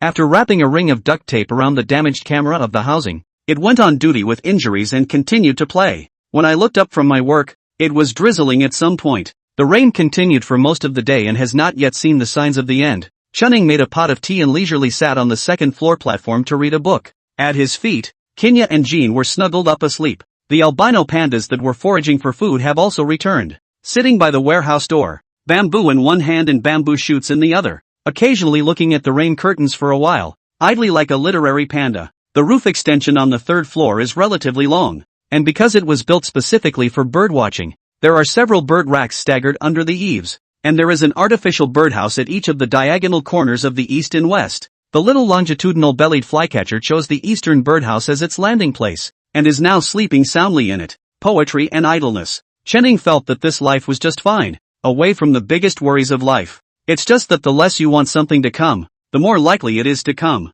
Not 10 minutes after closing the book and squinting for a nap, he got a call from Ian Lee. Shadow, get ready on your end. There's an injured panda that needs to be sent to you first to have its wounds treated. Hearing the hidden anger in Ian Lee's tone, Chenning instantly sobered up. No problem. How big of a panda? Give me a brief description of the injured area and the size of the wound. I need to prepare my medicines in advance. A panda cub, probably about a year old, had its right front paw clipped by an animal clip, and it's infected. I didn't see any female pandas around. Uncle Zhao and the others went to search around. I'm carrying the panda cub down to you now. Also, injured for an unknown amount of time. It's already in a semi-conscious state. Hearing Ian Lee's words, Chen Ying's fists clenched. A small selection of traps recovered from the mountains by rangers in a protected area. Ainley came down quickly and was soaked to the skin. The jacket was a little waterproof and was wrapped around his baby panda. The simple bamboo basket is also about to fall apart. Chen picked up the baby panda and went into the emergency room, telling Ainley to go ahead and take a brief shower and change his clothes. This weather is very easy to get sick, and Ainley is the main force of the forest patrol, and strong personality. See, the shortage of manpower will certainly also take the disease on the mountain. Without being polite to Chen, Ainley picked up the teapot and poured a cup of hot tea to warm his body, and went to take a bath with confidence. Chen calmly opened the video, along with Mr. Luo. Mr. Luo also received a call from Ainley and knew that a panda cub had been injured and was waiting for his call. I've already asked Xiao Chen and a few of them to come up and help, waiting for the rain to stop and the panda cubs to stabilize before moving down the mountain. Can you manage alone on your side? No problem. The panda cub was already semi-conscious. I felt it. It should be caused by starvation plus injury, then cold temperature loss in the rainy ground. 3/4 of the cub's left forelimb was cut off by the animal's pincers, and it is assumed that it was unable to free itself from the struggle, and there are still bite marks on the palm of the hand, which are supposed to have been left by the mother's inability to try to help. Ainley and the others had gotten the animal trap off when they found it, and briefly treated the bear's claw wound, but sadly, the boy's paw was almost destined to be saved. Chen is not equipped to do amputation surgery here, so he can only deal with the trauma and infection first. That's when the medically full skills he'd acquired came in handy. After determining the extent of the injury to the bear's paw with the assistance of instrumentation, the large shattered bone was reset to the greatest extent possible using orthopedic manipulation in Chinese veterinary medicine. He had put his life on the line to accomplish this step. Ainley came out to help after his combat shower, and when he saw the broken bones on the film, his heart fire rose again. Shadow. Will it work? Chen looked at the film carefully for a while and pinched the bridge of his nose. I did the best I could. Even if the scene is open to reset, I don't think you can do better than I did. The main thing is the late recovery. Pandas are not like humans who can consciously protect their injured palms, so they still have to be immobilized in a cast. But the wound on the skin of its forelimb segment has an ulcerated and inflamed condition, and it definitely can't be put in a cast until it heals. The fur on the forelimbs had been carefully shaved off, and there was not a hint of blood where the flesh should have been pink and powdery, and a couple of struggle wounds where the skin was festering. Chen had already done the debridement and suturing, and Ainley helped to make a simple rectangular mesh cage out of metal strips to immobilize its forelimbs as much as possible, so as to avoid affecting the healing of its bones by walking around. Because of the bone manipulation used to reset the bones, the entire procedure did not take as long as expected. During this time the cubs had woken up, and after being given a bottle feed, the disengaged cubs slept again. Even in its sleep, it grunted incessantly, as if shouting in pain. After the surgery was completed, Ainley stayed with him, stroking his cheeks and arms with his hands, possibly because it knew that Ainley was its savior. The cub opened its mouth and held Ainley's palm in order to sleep at ease. Chen held a video conference and pulled the teacher and Mr. Luo together to discuss the follow-up treatment of the cubs. My opinion is to leave it here. The resetting of its metacarpals is something I'm 80% sure I can fix, and the other thing is the trauma to prevent infection, and I'm confident in that as well. Chen looked at his teacher and Professor Bai thought carefully and nodded. The veterinary trauma prescription you handed me earlier has already passed the preliminary examination on the side of the Drug Administration, and is currently in the second stage of clinical trials. The other few prescriptions have also gotten their approvals, and they can be put into production this year. I'll arrange for someone to send some medicines to you first, and I'll do my best to fulfill any special effects and special equipment you need on your side. I can't compare to Prof. Bai in this regard, so leave the manpower to me. Xiao Chen hasn't been with me for a short time and is still competent enough in handling infectious diseases and infections. And then you'll need a specialized caretaker to take care of the cub's diet and medication. Xia Sen, although this kid occasionally jumps out of his skin, professionally he's still reassuring. Just the two of them to help you. Is that okay? Thank you, teacher. Thank you, Mr. Luo. There is no problem on my side for now. If there is a need, I will take the initiative to ask the two teachers for help. Prof. Bai instructed him some more, mainly for him to record the whole treatment process and steps in detail, including the medication regimen and the basis for it, which was for his own protection and to accumulate cases for future surgeries on the same type of animals. After the phone call, Chasen and Mr. Chan arrived. The two men each came in carrying a large hiking bag. Personal items are minimal and consist mainly of medicines, trauma supplies and food ingredients needed by panda cubs. The two dropped off their things too late to rest, and Sharsun took it upon himself to take the food ingredients to the ingredient room. After Chen gave him the next food dosage and requirements, Xiaosen didn't rush to make it, but opened a professional forum and looked up the required information before blending it according to Chen Ying's requirements. The subject of food nutrition was one that he had finished with high marks in the first place. Chen, on the other hand, volunteered to take over the guardianship. The panda's body surface is different from that of a human, so it cannot be monitored by a cardiac monitor, and its status can only be determined by eye touch and experience. The atmosphere in the small building was gloomy, and Jinya and the others were good enough not to disturb the two-legged beasts. In the evening, the rain stopped. Albino pandas quietly climbed onto the platform, through the window to seriously observe the weak breath of the little cub on the hospital bed, slightly red eyes written full of worry. A little after 1 o'clock in the night, two roars startled the forest with a clamor of birds and animals. Chapter 80, Gentle Mama Bear. Maintaining companionship. Ainli hit the floor in Chen Ying's room. When he was awakened, Chen Ying had already walked to the door. What's wrong? There's a bear approaching. I'm going to see what's going on. Downstairs in the observation room, Chasen and Chen stayed up, both taking shifts to observe and accompany Kumbo. Chen Ying glanced at the window and gestured toward them both without entering the house. Albino pandas guarded the stairway with a fierce expression, rather like a one-man against all-men posture. Jinya and Xiao Jin on the second floor were also crouching on the big tree next to the small building at this moment, making wary and threatening expressions in a certain direction. As for the big spirit cat mom, all she could do was snuggle up to a few of her cubs, her little head sticking out of the windowsill to observe the situation. 10 minutes later, a black and white giant panda approached the small building, making ferocious woofing noises as it went, and stopping from time to sniff the ground. It should be Mama Panda looking for it. Chen Ying discerned the situation and approached the albino panda to pat its back. Great White, go talk to it. The pups aren't recovering yet. The wounds have been taken care of.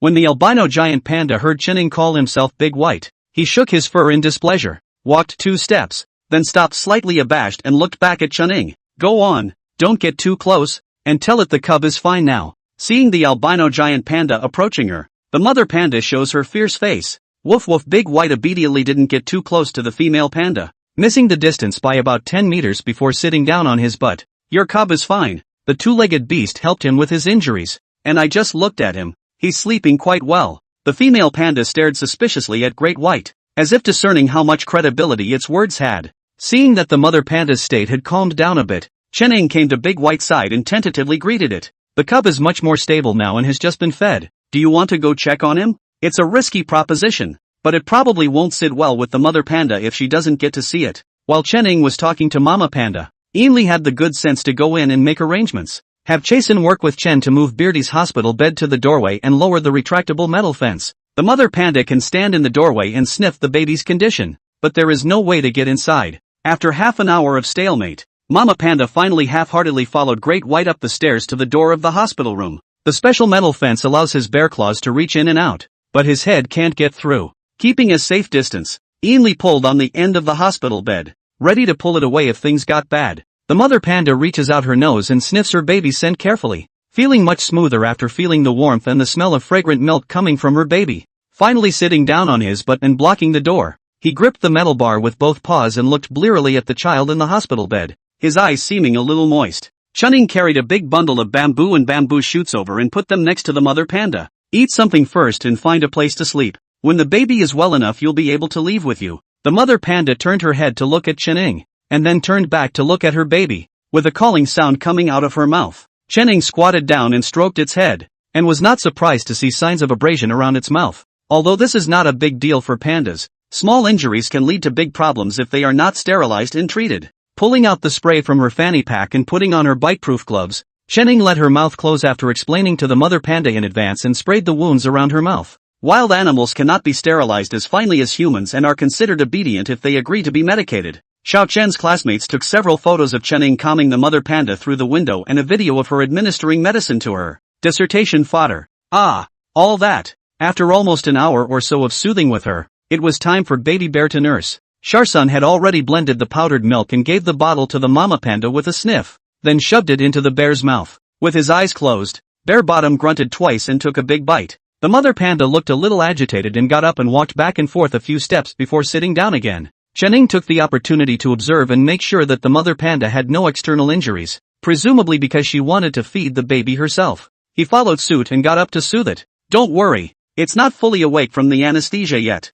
I've added a bit of sedative effect to the milk for it to get a good night's sleep. The mother panda sat down again, leaned her back against the bars and made a strong huff. Chen Ying sat down cross-legged and kept smoothing his fur to appease him. Grabbing another shoot, he peeled off the shell and handed it to its mouth. After looking at Chunning for a while, the mother panda took the bamboo shoots and clicked and ate them. Chunning was slightly puzzled by the fact that the giant panda seemed to be somewhat familiar with humans, and did not overreact to the presence of the inspection apparatus and the iron fence. Xiao Chen asked Mr. Luo if there were any wild-released pandas in our district and the next 2 districts that lost their locator collars last year. You take another picture and send it to the big group for the group to identify. I suspect that this giant panda is a captive giant panda that was successfully released in the wild. The area where the previous donkey accident occurred is the official preferred rewilding release area, and their area is geographically part of the biological corridor. This shows that it is not impossible for wild pandas with cubs to come to their area. After eating a bamboo shoot, the mother panda was finally relieved to start eating. Gotta make sure the kid can't get out of its sight. Though, fortunately, when the small building was built, 2 doors were opened, or else it would have sat here, and no one in the house would have been able to go to the bathroom. The house was guarded by Xiao Chen's classmates in Yinli, and Xiaosan ran to the kitchen to make a cage of nests for them. They are skilled workers now, and it didn't take long to make them, spreading them in bamboo roses and waiting for them to cool. He went to cut the fruit for the mother panda and was very busy. A tub of fruit with a bit of honey, plus a palm-sized nest egg. When she put it in front of the mother panda, she looked at it very carefully for a while before grabbing the nest and stuffing it into her mouth. After the meal dazzle, it was tired and went straight to sleep on the doorstep.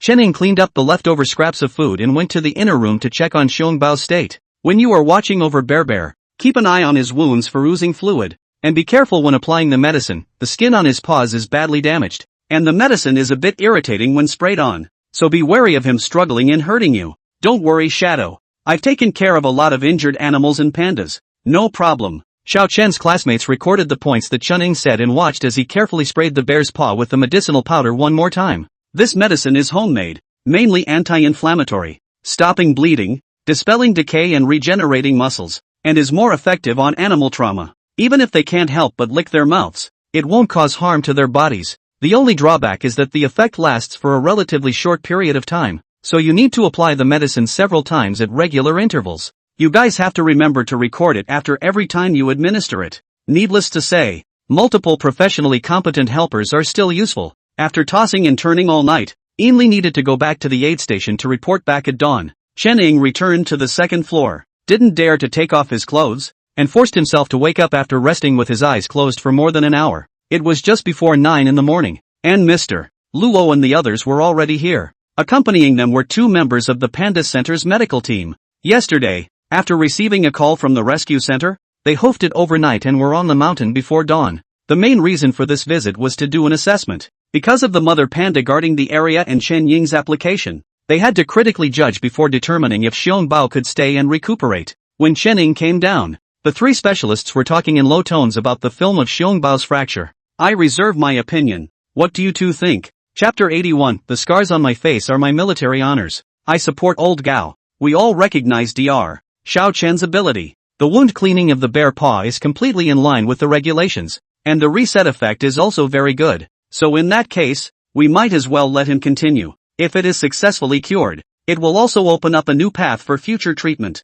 Anyway, as far as this injury is concerned, even if an orthopedic specialist were to operate on it himself, he wouldn't be able to guarantee the results. After all, it's a bear, and it's impossible to make it fully accept human treatment. None of the 3 experts had noticed Chen Ying's arrival. After the discussion, the high expert was ready to call the leader to report his work. When he turned around to see Chen Ying examining Xiongbao's injuries in the observation room, and holding a metal mesh in his hand to gesture at the bear's paw. What have you got here? Look, Mr. Gao, this is a metal protective mesh I designed. It's customized to the size of Beardy's paws, and the snaps here are removable. The flexible carabiner lock secures the bear paw's range of motion, and the special metal strips are rust resistant, so it's straightforward to medicate the paw through the protective mesh. Putting on special breathable gloves also prevents bear dye from licking the wound. This approach comes with the skills taught by the system. Aside from this, there are many homemade gadgets that are treasures that can help injured animals heal faster. This metal material was sent over by the family of the victim who came to donate last time,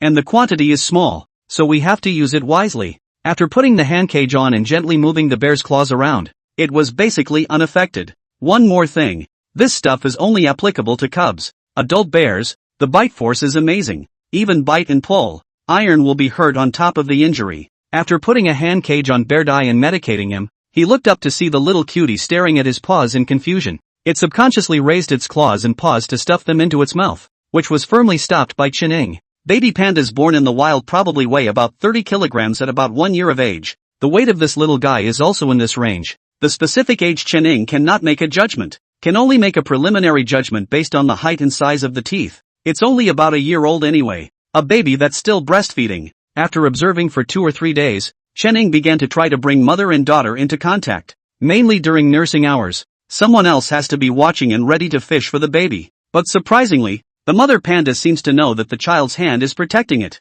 When beanie babies are impatient to chew on the metal cage, mom will gently separate them with her mouth or paws. After feeding, they will also voluntarily walk away and let the two-legged beasts take the pups away. Sharsun looked on with tears in his eyes and said it was the most loving and gentle mother bear he had ever seen. Perhaps because of the additional panda mother and son, Jinya has not been sticking to Qining much lately. At night, as usual, she sleeps with Xiao Jin in the corner of the second floor platform. By the time it was half a month later, the weather was getting colder, and Beardy's trauma was much better, and the shaved fur had grown out in a downy layer. He's happiest every day when he's playing in the woodlands with Kinya and Kogain. Then you can see a bear crouching in each of the 4 directions of the small building. It can't even be called a spectacle. It's completely bizarre. The black bear girl had a calm attitude and came to ask for an apple every day. Ate it, sat and watched Bear play for a while and then left. The street skulker was different. Looking at its thieving little eyes, you could tell that it was stupidly trying to do something bad. It is not necessarily to do anything bad to Xiangbo.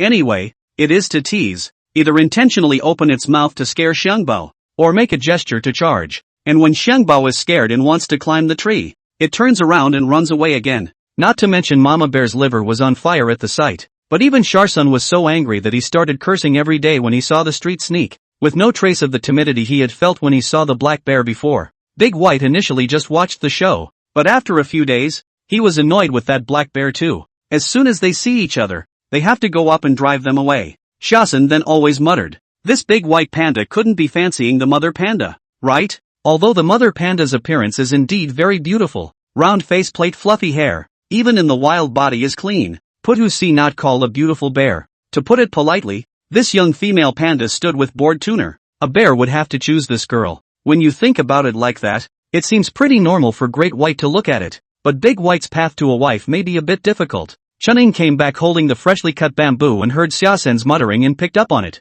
Great White is not a breed, is a white panda. It is a typical albino panda. In the natural world, it is difficult for this kind of albino beast to survive. The fact that it can live peacefully until now and is not strong in combat means that it still has specialties that belong to it that we haven't discovered. But in terms of the issue of choosing a mate, a typical giant panda would not choose it. The long, hopeless road to chasing your wife. Poor Great White. But then again, it's hard to say. The fact that Dubai is helping this mother panda take care of her baby shows that she is caring and patient. So what if the other mother panda just sees Dubai's warm-hearted attributes? Anyway, there's still at least a year or so before the panda baby leaves its mom. Enough time for both sides to get in touch and get to know each other. Not Swarry side. I'm a warm man too, you say. How come I can't find a girl who appreciates my inner self? Qining couldn't answer that. He was a single dog himself. You stay here and keep an eye on things. I'm going to see how things are going with the she-wolf. The police dogs have been here for half a month and the contact is being made. The rescue has no restrictions on what the dogs can do, as long as they come back on time every day to eat and sleep. Qining had been busy taking care of Xiangbao these days and hadn't cared about Wolf Mom's side, so how could she not go over to take a look today? If she didn't go, when it got cold, maybe Wolf Mom would leave the forest, and then she wouldn't be able to find anyone to ask about her progress. When I got to the hole in the tree where the Wolf Mom had been perched earlier, I saw that there were no wolves. Is this a hunting trip? Qining stood up and looked around, then flicked up his flashlight to take a closer look at the wolf's den. Not to mention, it's really something. The fur, in terms of color and length, is not even owned by Wolf Mother. That. His mind was storming when he heard the sound of leaves being crushed. Looking back, a heroic wolfhound was staring at him. Except that this wolfhound had suffered an eye injury. A scar across the corner of his left eye that prevented his eyelid from closing completely. He had read about the 3 police dogs,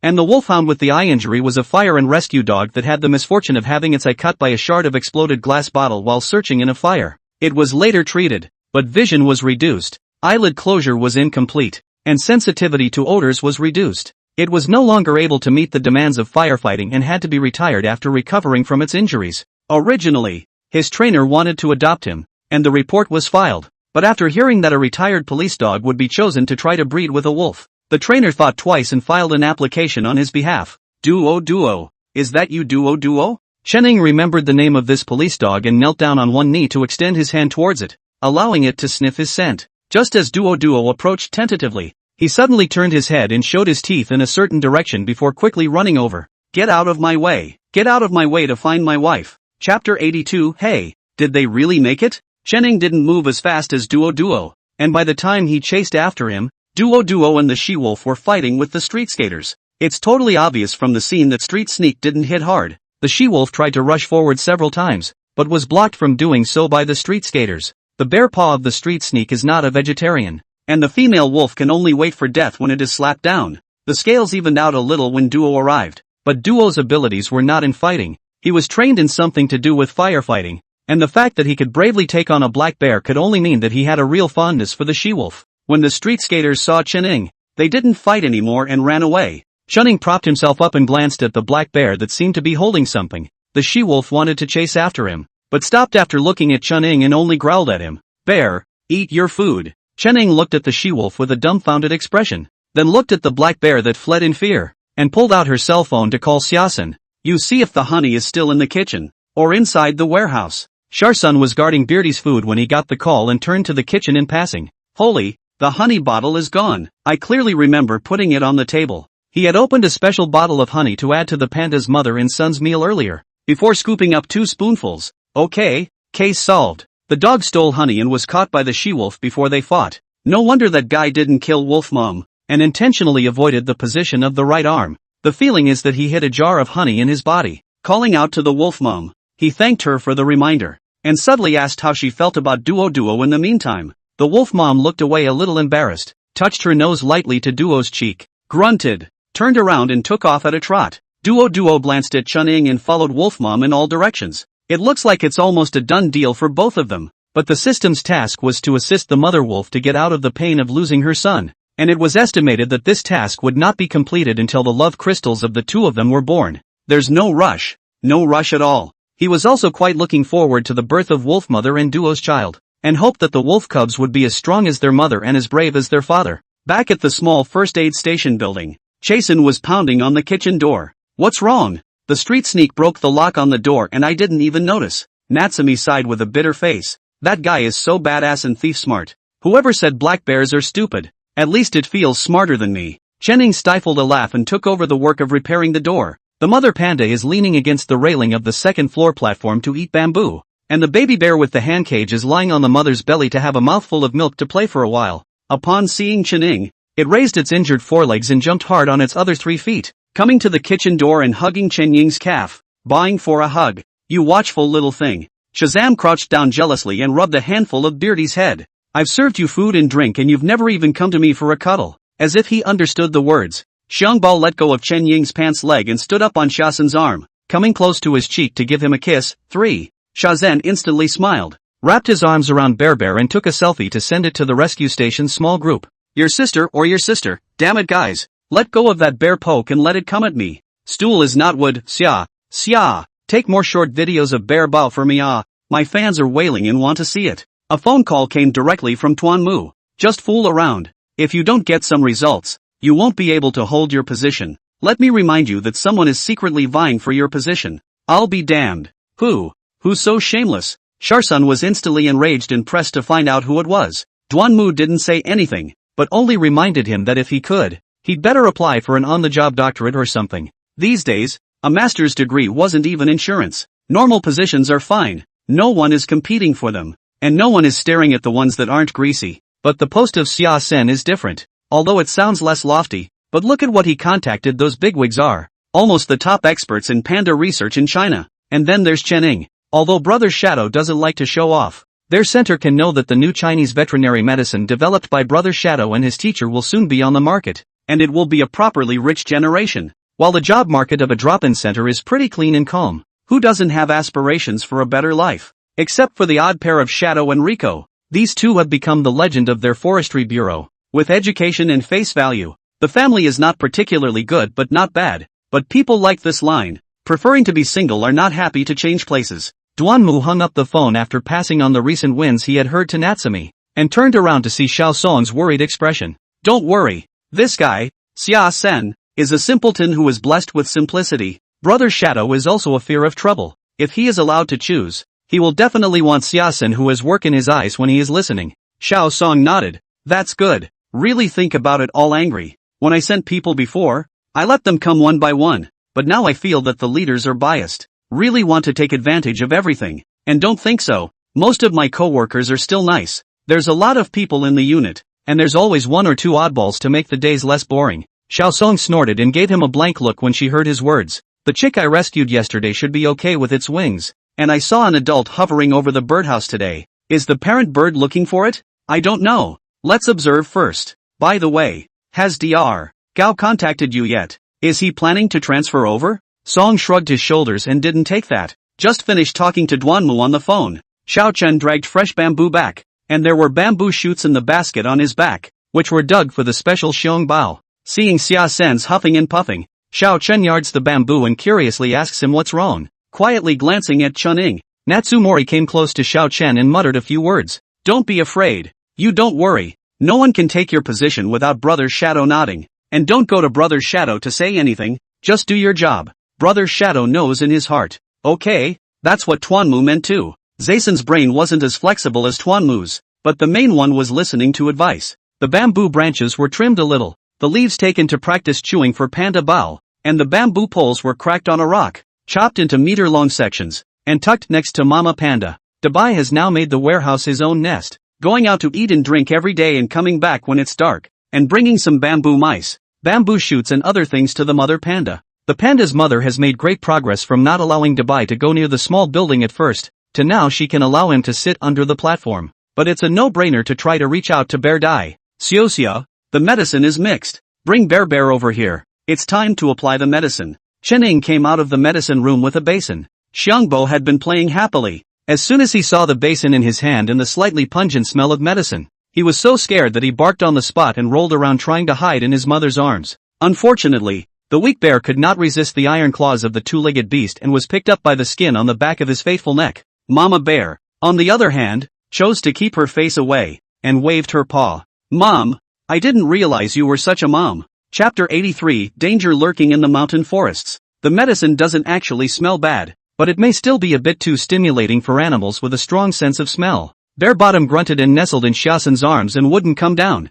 his aggravated look making his heart melt. Chuning knew that he was now a bad guy in the eyes of Bear Dai, so he didn't bother teasing it and carried the food up to the third floor. It's been an aggravating time for the Great Spirit Cat's mom to have to hide upstairs to protect the cubs. When the pups are a little older, he can take them back to the forest and teach them survival skills. The spotted forest beaver curled up in the middle of the three half-brothers and half-mother siblings, its small eyes looking timidly at Chuning. The Big Spirit Cat's mom has a special kind of heart for this little guy, always licking his brain and feeling like the fur in that area is going to be a hair shorter. After feeding the Big Spirit Cat mother some food, Chening checked the windows and suddenly discovered that in addition to the small longitudinal belly-striped flycatcher in the birdhouse to the east, there were also 2 more eggs. Hearing a movement at the window, the little quail alertly looked up, and I don't know if it saw clearly or not, but anyway, Chening noticed that the little quail's wings were raked, and it gathered the egg underneath its body again. Feeling strange, Chening went back to check the birdhouse next to him and found no signs of other birds staying there. Closing the window, he called to consult Dr. Gao. Only a single little grebe? That shouldn't be the case. All these birds have males and females brooding together. It should be noted that the vast majority of birds have both males and females brooding together. Unless something happens to the male. Just wait. I'll be up here in a couple days with questions to read. Okay, he is really clueless about bird breeding. He can barely heal his wounds. But if he wants to help brood the chicks, it is better not to add to the chaos. But when I heard Dr. Gao say he was coming up, the trouble came back. Where does this man live? The other room on the second floor is now crowded with Xiao Chen and Xiaosen. His room can be bunked, but not crowded for a long time. If you can't, how about a room on the third floor? Headache? Forget it. Let's talk about it when people come. He went downstairs and stood on the corner, and before he could finish stretching his legs, he saw Kinya sneaking down from the tree. This lynx girl has been on a bit of a strange trail lately, saying that it is avoiding the panda mother and son. It sometimes plays happily with Xiangbao. But for the past 2 days, they've been sneaking in and out, as if they're afraid of alerting him. After walking for a while, Jinya turned around violently and actually subconsciously took a step back when she saw Chening looking at it with his arms crossed. Say, what did you do? This look of weakness. Say did not do bad things ghosts do not believe. Jinya stopped her steps and tilted her head to look at Chening with an innocent look of what are you looking at me for? I didn't do anything. Chening tapped the railing to get it to come down and talk. Kinya hesitated, but dutifully came down and plopped down to sit across from him, just darting her eyes around, not daring to meet his. Okay, Jin Xiaoya. What the hell did you do to be so vain? Didn't you beat up Xiao Jin? Yes. Where's little gold? Why don't I see it coming back with you? Kinya's body stiffened and her hair exploded in a circle. Chen Ying's quick eyes and hands pressed down on Jinya's body that was trying to escape. Jinya subconsciously turned back and opened his mouth, but showed his teeth and froze half a day and did not dare to bite down, and finally could only plop down on the floor, hanging his head in shame.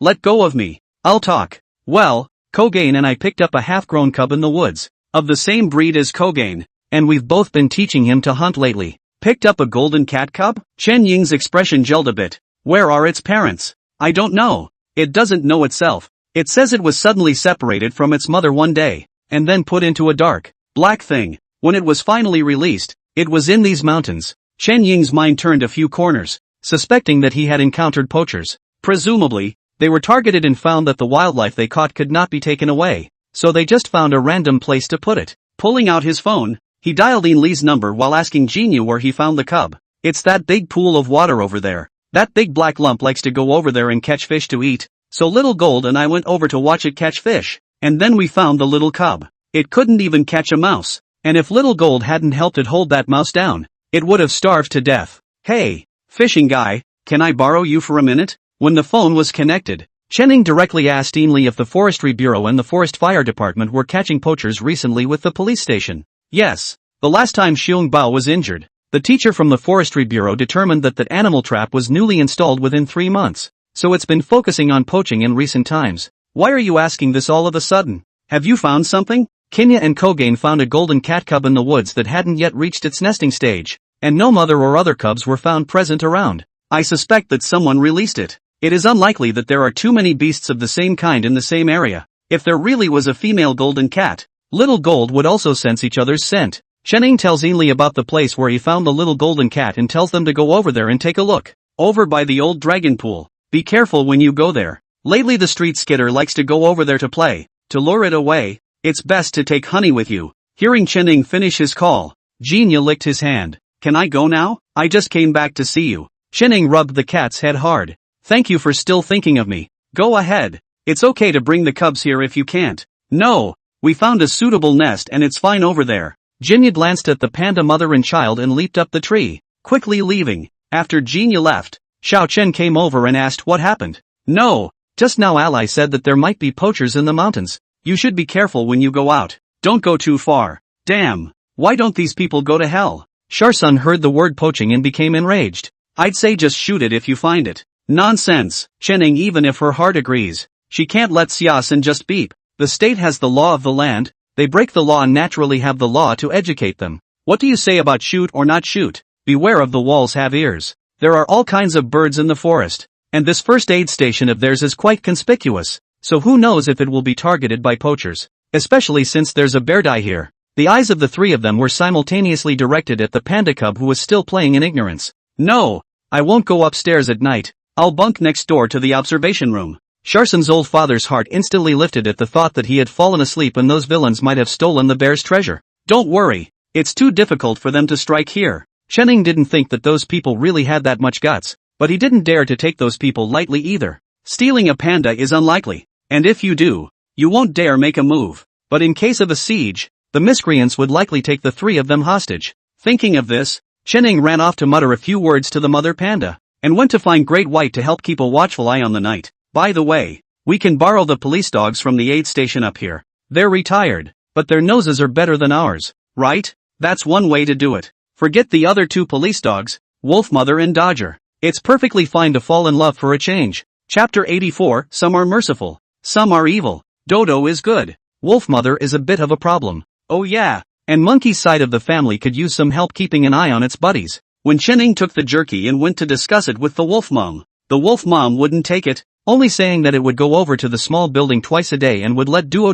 notify him if something happened. There's no way around it. Wolf nature. A lone wolf would be a bit more cautious, not picking on an opponent destined to be unbeatable. With a bear and a lynx on his side, Wolf Mother can't really take advantage. On the way back, another detour was made to the Black Bear girls' den. The girls aren't home today, so I guess they've gone foraging. Chunning put 2 apples in the hole, hoping that when the sister came back, the apples would still be there. Back at the small building, Sharsun was maneuvering the drone around. The medicine applied to Bearbottom's paw had been washed off. Presumably it was healing and growing flesh, and it was a bit itchy. It sat next to Shasun in a good manner, holding its paw and trying to nibble it, but unfortunately the metal hand cage limited its play.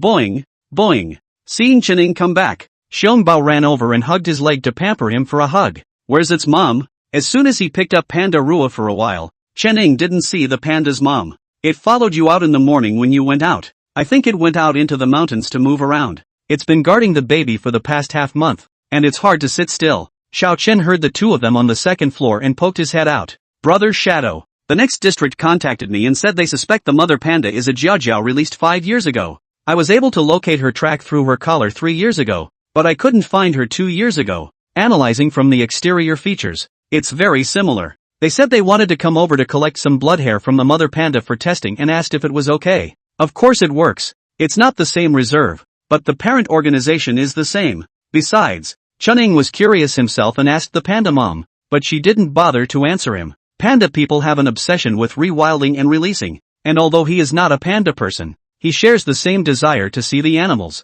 which have been protected in captivity for various reasons, return to live in the world where they should belong. Chen ran off to contact the panda people at the reserve next door to set up a time to come in for sampling. I guess he's going back to the center when the sampling is done. Beardy's bones are healing pretty well, and when I put the dressing on today, I watched his grasping ability, and his movements were a little stiff and sluggish, but he didn't show any pain or hesitation when grasping. After all, having a hand cage all the time and not being able to move around freely for a long time can make it subconsciously feel like it can't move this hand. It will improve when the bone injury is almost healed. The hand cage is removed, and more rehab is done. Bear Dai is still young, after all, and the recovery should be obvious. It was a rare day when the big bear wasn't around, so Chunning simply went upstairs and went to move the big spirit cat's mother's family down so that the cubs could move around in the forest. The pups, who had only just come down, were a bit scared and huddled together in the plastic frame. One of them was a little more daring and followed his mom's lead, picking at the walls of the frame to reveal a small head looking from side to side. After a few minutes of waiting, and sensing that there were no sense to frighten the cub, he tried to step on his brother's head to get out of the high wall. When there's one, there's a second, a third. Finally the only thing left in the frame was the little spotted forest beaver spinning anxiously in circles. He was more than a head smaller than his half-parent brother and ended up having to be dragged out of the plastic frame by his foster mom with the skin on the back of his neck. A few of the little ones came out to let off some steam, so excited they were practically sucking on catnip, and one of them brazenly dashed off into the woods. Shadow. Not stopping them? It's fine. Their mom is watching. Besides there's nothing in the woods that can threaten them. At most they'll be chased and pecked at by the pheasants. Even pheasants are scarce now. After all, the beasts of prey are too strong here. And even if the pandas don't eat pheasants, the pheasants aren't happy to have bears as neighbors. Last time, because of the matter of pecking the big spirit cat cubs, they were chased and beaten by the cats in question afterwards, and it cost the lives of 3 or 4 of their kind before the colony could escape. Scared the out of me. Can't afford to mess with it. Can't afford to mess with it. Let's just wave somewhere else. The change isn't really far, but it's also somewhere the pups won't be able to get to for a while. Shazhen maneuvered the drone to sneak up behind the cubs to see what they were up to. Yo, is this digging a rat hole? There are quite a few rats in the woods, and even with the big cats, they don't eat extinct. Who is a good cat to eat rat strips every day? Not to change the taste. Eat a little muntjac deer or something to feed the fat, so as to get through the upcoming winter. Since Kinya Kogain has been out on the wild side for an extended period of time, the rat population around her has grown again. No, the rat hole was getting close to the confines of the small building. The great spirit cat cubs are not strong enough to pounce on birds, but the group is just right to catch mice. There weren't too many exits from the rat hole, and each of the 3 spirit cat cubs guarded the hole, with the largest of them starting to plow, releasing a scent to force the rats out of the hole. The other 2 lurked near the other hole, crouching as low as they could, letting the grass and foliage conceal their forms. Not long after, a fat-headed mouse burrowed out. Looking at its size, it was actually not much smaller than a large spirit cat cub. Out came the hole guarded by the second. At that time, the second was shocked and looked at the rat with a dumbfounded face. Or the third was bold and bared his teeth and rushed over, biting the rat's neck from the side. Unfortunately, the pups have small mouths and their milk teeth can't break through the defense. The second finally reacted and started attacking in coordination with the third, and the oldest rushed over to join the fray. Of course, at the end of the day, it was the Great Spirit Cat's mom who stepped in and suppressed the rat. There's no way to do it.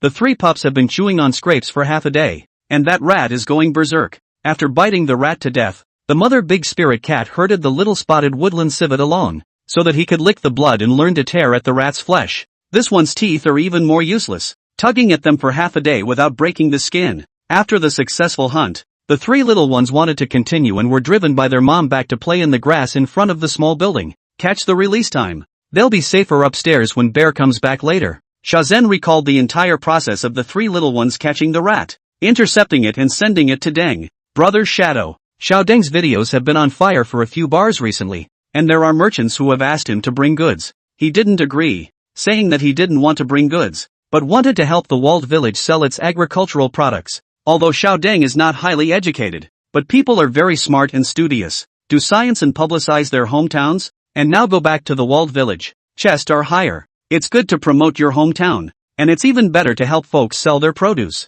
He discussed with the village cadres in the walled city, wanting to rush before the national day to do a wave of live broadcast activities to help farmers. These 2 days terrified, for fear that no one will look at the time to lose face. Xia Xin grinned. I've pulled a lot of classmates with Duanmu, so I'll definitely tie up the field for him when the time comes. Didn't tell him though, let him be anxious. Don't tease people. Chunning laughed and glared at Xia Xin. Set a time for you to give me a heads up. I'll go and add a popularity boost for him as well. He personally can't adapt to this live streaming stuff, but he can still be a viewer. And by the way, he can place an order to help flush down the sales. It's great, Brother Shadow. Xia Sen, look at the group. The rangers and forest police from Zhangmuzi Forest Station have met up with the poachers. The two men downstairs looked at each other and hurriedly pulled out their cell phones. The group was already up in arms, and there were rescuers from the Chinese Zilin station on the front line relaying the progress. Looking at the pictures sent out from the group, Chening and their fists clenched. Chapter 85, Monkey gets another credit. Half an hour later, Xiao Chen packed up his things and prepared to go down the mountain. This narrow encounter with the poachers rescued a number of wounded animals and some youngsters, presumably to be sold to the black circus. The rescue center was strapped for manpower, and both Chen and Song had to go back to the center for support. And even Duanmu was informed to be ready, and animals with less serious injuries would be sent to the rescue station for him to help look after them. Sharsun was also a bit tempted, but couldn't let go of Bear Dai. Chunning thought about it and took the initiative to call Director Bai, saying that he could go and support the ambulance work at the center. Director White, presumably busy, simply said that he would wait until his side of the tally was ready before scheduling the job. No one slept well this night. The gang of poachers admitted that they had laid hundreds of snares on the mountain, as well as inconspicuous bird nets. It is said that at that time the rescuers of Zhangmuzi took off their uniform tops and were about to fight them physically, and the big boys cried into tears. Chunning went to Monkey in silence, and for the price of 3 frames of bananas, asked Monkey's colony to come out and help check around for bird nets, as well as animals caught in animal traps. 3 frames of bananas he personally paid for, ordered online, had them delivered to the rescue center, and Lu and the guys would take the time to help deliver them up the hill. Monkey didn't understand what bird netting was called, and Chenning even took out his tablet to show it, zooming in on pictures of birds caught in the netting, and the animals caught in the animal traps. Monkey squeaked up, pointing at one of the beastly clip photos and pulling him to go. Chenning followed without saying a word. Just near the canyon on the north side of Rowan Valley, Chenning saw a lying forest musk. The young forest musk was lying very weakly on the ground next to 2 other forest musks. One of the big ones was still biting a fresh plant leaf and disliking it into the young musk's mouth. Looking at the body type, it's obvious that this is a mother musk with a family of 2 children. Seeing these 3 mothers and children, Chenning remembered that he had also delivered a forest musk mother before. I don't know if that family of forest musk is still good or not, and if they have become the belly of the beasts. Seeing Chen Ying's approach, the little forest musk at the other end timidly jumped away and hid behind a tree branch to peek. Lin Musk's mom, on the other hand, was panicking, trying to get away and not being able to leave her child behind. Tossing and turning in circles, Chenning slowly approached, not bothering much about Lin Musu's mom's nervousness, and took a closer look at little Lin Musu's feet. Broken bones for sure, but fortunately no sign of infection. Lin Musk's legs are thin, and luckily, the animal clip was stuck by a rock, just enough to catch Lin Musk's ankle but not deeply embedded in the bone. The fracture was a result of the young forest musk trying to get out of the animal trap, kicking and punching randomly, breaking the not yet hard leg bone. Not many beasts are as lucky as it is, but if Monkey hadn't lured him here, this little forest musk would only be dead in a few days. Trying to figure out how to remove the animal's clip, the little forest musk still lay unmoving. This leg bone definitely needs treatment, so I'll just have to take it down the mountain. Just as he was worrying about how he was going to take the little forest musk away, he saw Master Yi climbing up along the side animal path. Chenning saw him and rushed for help. Shade, what are you doing here? Master Yi speaks with a heavy accent, which is not well understood by non-locals. Uncle E, the little forest musk has been injured by a beast pinch on the bone. It may be a day or two. Do me a favor and set it on my back. I have to carry it down the mountain. I'll carry it. You're a backwoods kid who's not that strong. On Master Yi's back was his own woven basket. Not too big, usually when patrolling the mountain loaded with some water and food, but also to pick up garbage and found animal clips. Slightly padded, the small forest musk can barely fit in. Letting Chenning feed the little forest musk some water first, Master Yi turned around on the side and didn't find any other animal traps. Typically, those that poach will place traps along the trails of the beasts. Not too dense. That would be too conspicuous. This trail is steep and slippery. In addition to good at climbing the forest musk, this kind of small animals love to go this way. Other animals rarely come here. There were quite a few of these beast trails in the mountains, and Uncle E and the others would patrol from one to another almost 3 to 5 times a month. After all, the Kemigu Forest Station is not a small area. Every road has to be patrolled. A month full schedule may not even be enough, if in April or May or late fall, but also to strengthen the fire patrol, before dawn on the mountain, dark only down, and sometimes only in the mountains overnight. The intensity of the work is not generally great. Chenning gathered a handful of young leaves to pacify the female forest musk. If this little musk is taken away, it is likely that it will never see its mother again, but if it is not taken away, what awaits it is also a death sentence. I'll take it away to treat its wounds, and when it's healed we'll see if we should let it go back to the mountains or what. Don't worry, I'll take good care of it. The mother forest musk looked blearily at Chenning, finally touched his fingers, and then went up to lick the child's mouth, and resolutely left with the other child. Seelin musk mother and son disappeared in the mountains. Master Yi patted Chun Ying's shoulder, the two together to put the small Lin musk into the basket, and then carried by Master Yi down the mountain. Back at the rescue station, I happened to come across Lu and Dai sending a batch of less seriously injured critters up to recuperate, all of them herbivorous, and it was just right to keep them in the outfield of the panda house. Seeing Chenning and Master Yi bring back an injured small forest musk and a beast clip, Lu passionately sprayed for 10 minutes before the fire subsided. Sister Dai finished her handover with Duanmu and came over to find Chenning. Xiaosong will go down to the mountain first for support, and the mountain will be left to you. Xiaosen's focus is still on Xiongbao's place. You'll have to pay more attention on the aid station side. Sister Dai said that the center had requested support from the veterinary program at the agricultural university, and that about 15 students would be coming tomorrow. They are novices, after all, and it's impossible to put them in charge of rescuing them on their own, but post-treatment care and feeding can be left to them. You've also arranged for a student on your side to be partnered primarily with Duanmu. These injured animals sent up are almost all bone injuries. You should seize this opportunity. When your project is finalized, Sis will introduce you to some contacts and try to get a national-level project next time. Thank you, Sister Dai. Don't worry if you leave it to me. There's still a lot of good people out there. Checked a circle of injured animals, probably because they want to sell money, or there are channels to smuggle out of the country. This batch of rescued animals, country 2 pups are mostly. The injuries are not too serious, and can heal by themselves after a little bit of nurturing. In addition, some of the injured bones should be splinted, and acupuncture and massage should be arranged. After a flurry of work, looking at the time it was past 1 in the morning.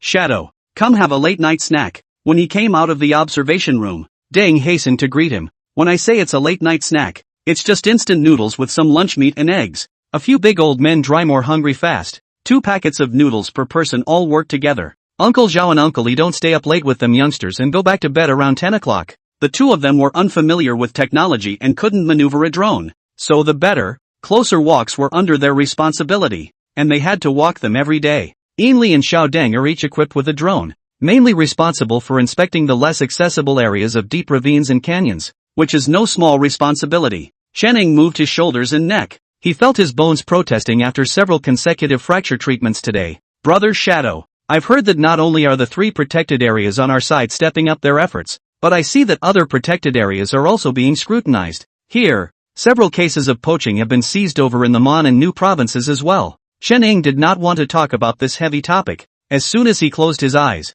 he thought of the photos that Sister Dai had shown him today. A few bloody big cats lying on the floor of the police station. He always unconsciously associated with Genia. Thought of Brother Lynx. When he was done here, he should find some time to see how Brother Lynx was doing. It snows in the mountains in October, making the path up the mountain even more difficult. But that's the lynx and snow leopard's favorite season. Hearing Chen Ying say that he wanted to go up to the mountains to see Brother Lynx before it snowed, Xiao Deng immediately looked at Ainli with bated breath. Stop it. I'll go along this time. Ainli did not hesitate to suppress him. Without the experience of hiking in the snowy mountains, why are you going up? Waiting for 2 more years of training. By then you don't want to go even if you can't. Chen Ying looked up at Ainli and bit her cheek to snicker. This guy, who seems to have a thick eyebrow and a righteous face, cheats Xiao Deng without blinking. If not for the fact that he is familiar with Ainli's nature, he thought that he was really thinking about Xiao Deng. 2a. Chicken Thief. Chapter 86. This talent. The students who came over for support arrived at noon the next day. Listening to him, the school arranged for a car to bring them here overnight, and in addition to the Keijai Township aid station, Zhangmuzi and Kaliangzi aid stations arranged for people to go over to help. Senior Chen, before I came here the seniors instructed me to make sure to follow you and learn more. Do you think I'm suitable for switching to Druid? Yo, this elementary school kid is still a lazy man. But it's true, this guy was born for this job. He went to take care of the injured critters, and in a few words, he was able to calm down the emotionally disturbed little ones.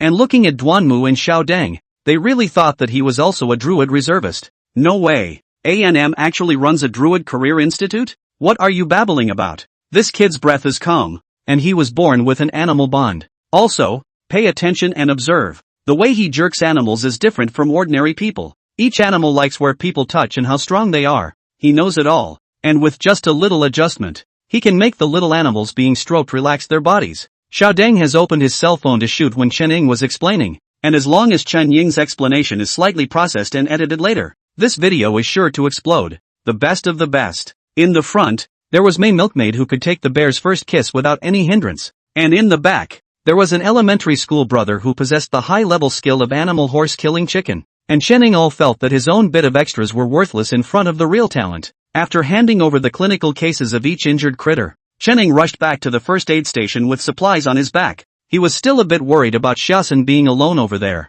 After all, Xiaosun was okay with jerking pandas, but jerking bears was a bit beyond his ability. As luck would have it, he'd only just gotten to the first aid station Woodland when he'd seen Nathan's battle with the street skaters. You street skank, give me back my honey. The street skater had a honey bottle in its mouth, and its bulky body possessed the skill of nimble bit dodging, so Xiaosun couldn't even catch it when he was exhausted. In order to prevent the street skulkers to steal honey, they also got a special squeeze bottle, although it is a little bit of a hassle to be filled once each time, but this thing is easy to collect and pick up, and it is not easy to spread the flavor. But this bear's nose with a loaded detector like Xiaosun just a glance did not see. This guy will squeeze the bottle to go along, but also know to squeeze into the mouth, will not get all over the honey. Seeing Chen Ying return, Street Slipper threw the honey bottle, pounded his 4 feet as fast as he could, and rushed into the forest and disappeared. That bear, he just knows how to bully me. Xiaosun picked the bottle back up and saw that it didn't work at all. Having been bitten by street skaters through several teeth and eyes, Bear Bao obediently lay on the platform and looked at Chen Ying, licking his injured paw from time to time. Why does Bear Dai suddenly like to lick his paws? Chen Ying put down her bag and curiously walked over, wanting to see what the condition of Xiong Bao's injured paw was, only to see Xiong Bao abruptly retract his paw and try to carry it behind his back. You could tell by its sheepish little face that this guy must have done something bad too. Picked it up by the skin of its neck and pulled the injured paw out to see that, well, somehow a piece of the hive had been hidden in the paw. The hive was small, about the size of 2 pennies, and at a glance it was clear that the Black Bear street skaters had done it. No way. When did Street Sneak give it to him? I've obviously been watching Bear Die the whole time. Xiaosun let out a wail and rushed to pull up the newly installed surveillance to see it. Scrolling ahead. Sure enough, just after 10 a.m.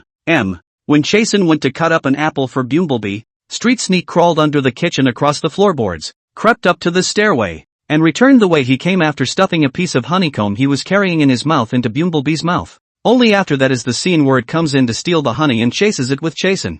This black bear, in his previous life, he stole a robe. Xiaosun was so angry that he slapped himself twice more, the ends of his eyes red. Luckily, the Street Sneak didn't do anything to Xiangbao, which if it were a different bear, dragged Xiangbao away without him even knowing. Don't. It's not your fault. I'll figure out how to raise the railing on this side. I had never thought of keeping a panda here before. The railing on the second floor platform is only 1 meter high, so Bear Bao could just flip up and down if he were a little bit bigger. Called the same designer who built the previous house and he agreed to help contact to send some materials over and said he would personally bring someone over to get it installed for him. The two chatted for a while longer. Mainly because the use of this small building also found where there is something wrong to be changed. He came over this time to be able to modify it all together. When he hung up the phone, Shazhen had already wiped his hands clean while holding Bear Dai and was lecturing him about not messing with his food. Bear Paw let out a piggy squeal of impatience and struggled to get down to play. You put it down in the woodland for a change of scenery. The hand cage can't be removed yet,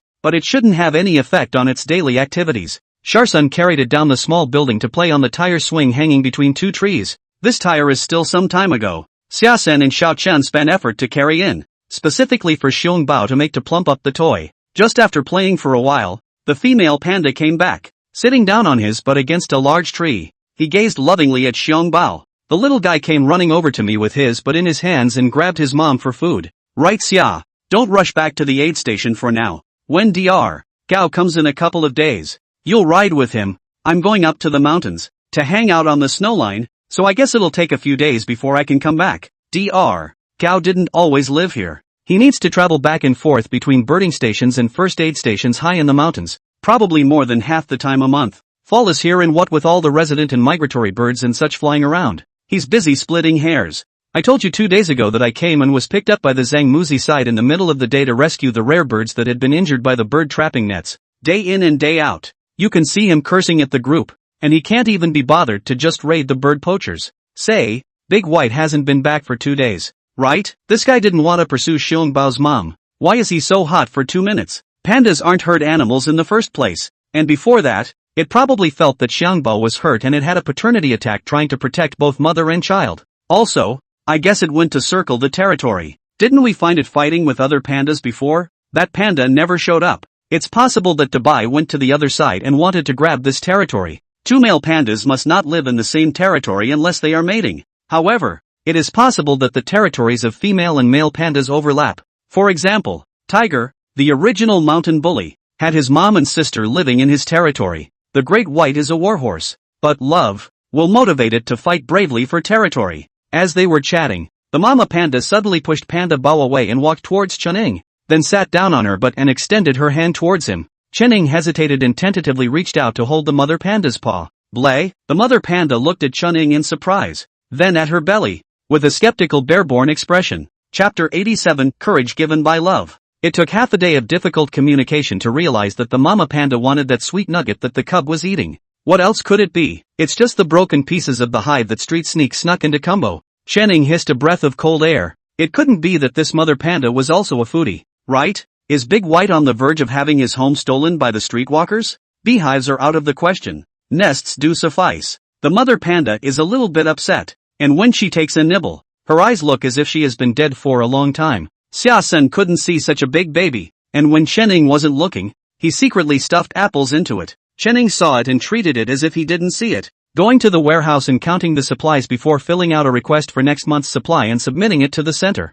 Before he left he had to think about how to house the great spirit cat family. After circling around the warehouse, it was finally decided to build an irregular pentagonal wooden nest there at the corner of the warehouse and the big tree, using the leftover planks from earlier to give. The entrance and exit here avoided the small building, and was in the opposite direction to the warehouse door, and the mother and son of Big White and Panda wouldn't come here to dig out their cat holes, and the lair comes out into the woods, the best venue for training the big spirit cat pups. The nest doesn't need to be aesthetically pleasing anyway, as long as it's sheltered from the wind and rain. Of course, it's best to leave a 10 cm overhead section underneath, so that when it rains, the water doesn't get inside the wooden nest. With the help of tools, in a little over 2 hours, the new house for the big spirit cat family was complete. The plastic baskets padded with grass and old cotton pads were carried directly to the new room and laid out, and the 4 cubs were tucked in. The big spirit cat mom didn't rush into the house, looking around the new house for a while before she was satisfied and dug in, nuzzling her 4 cubs and licking them furiously.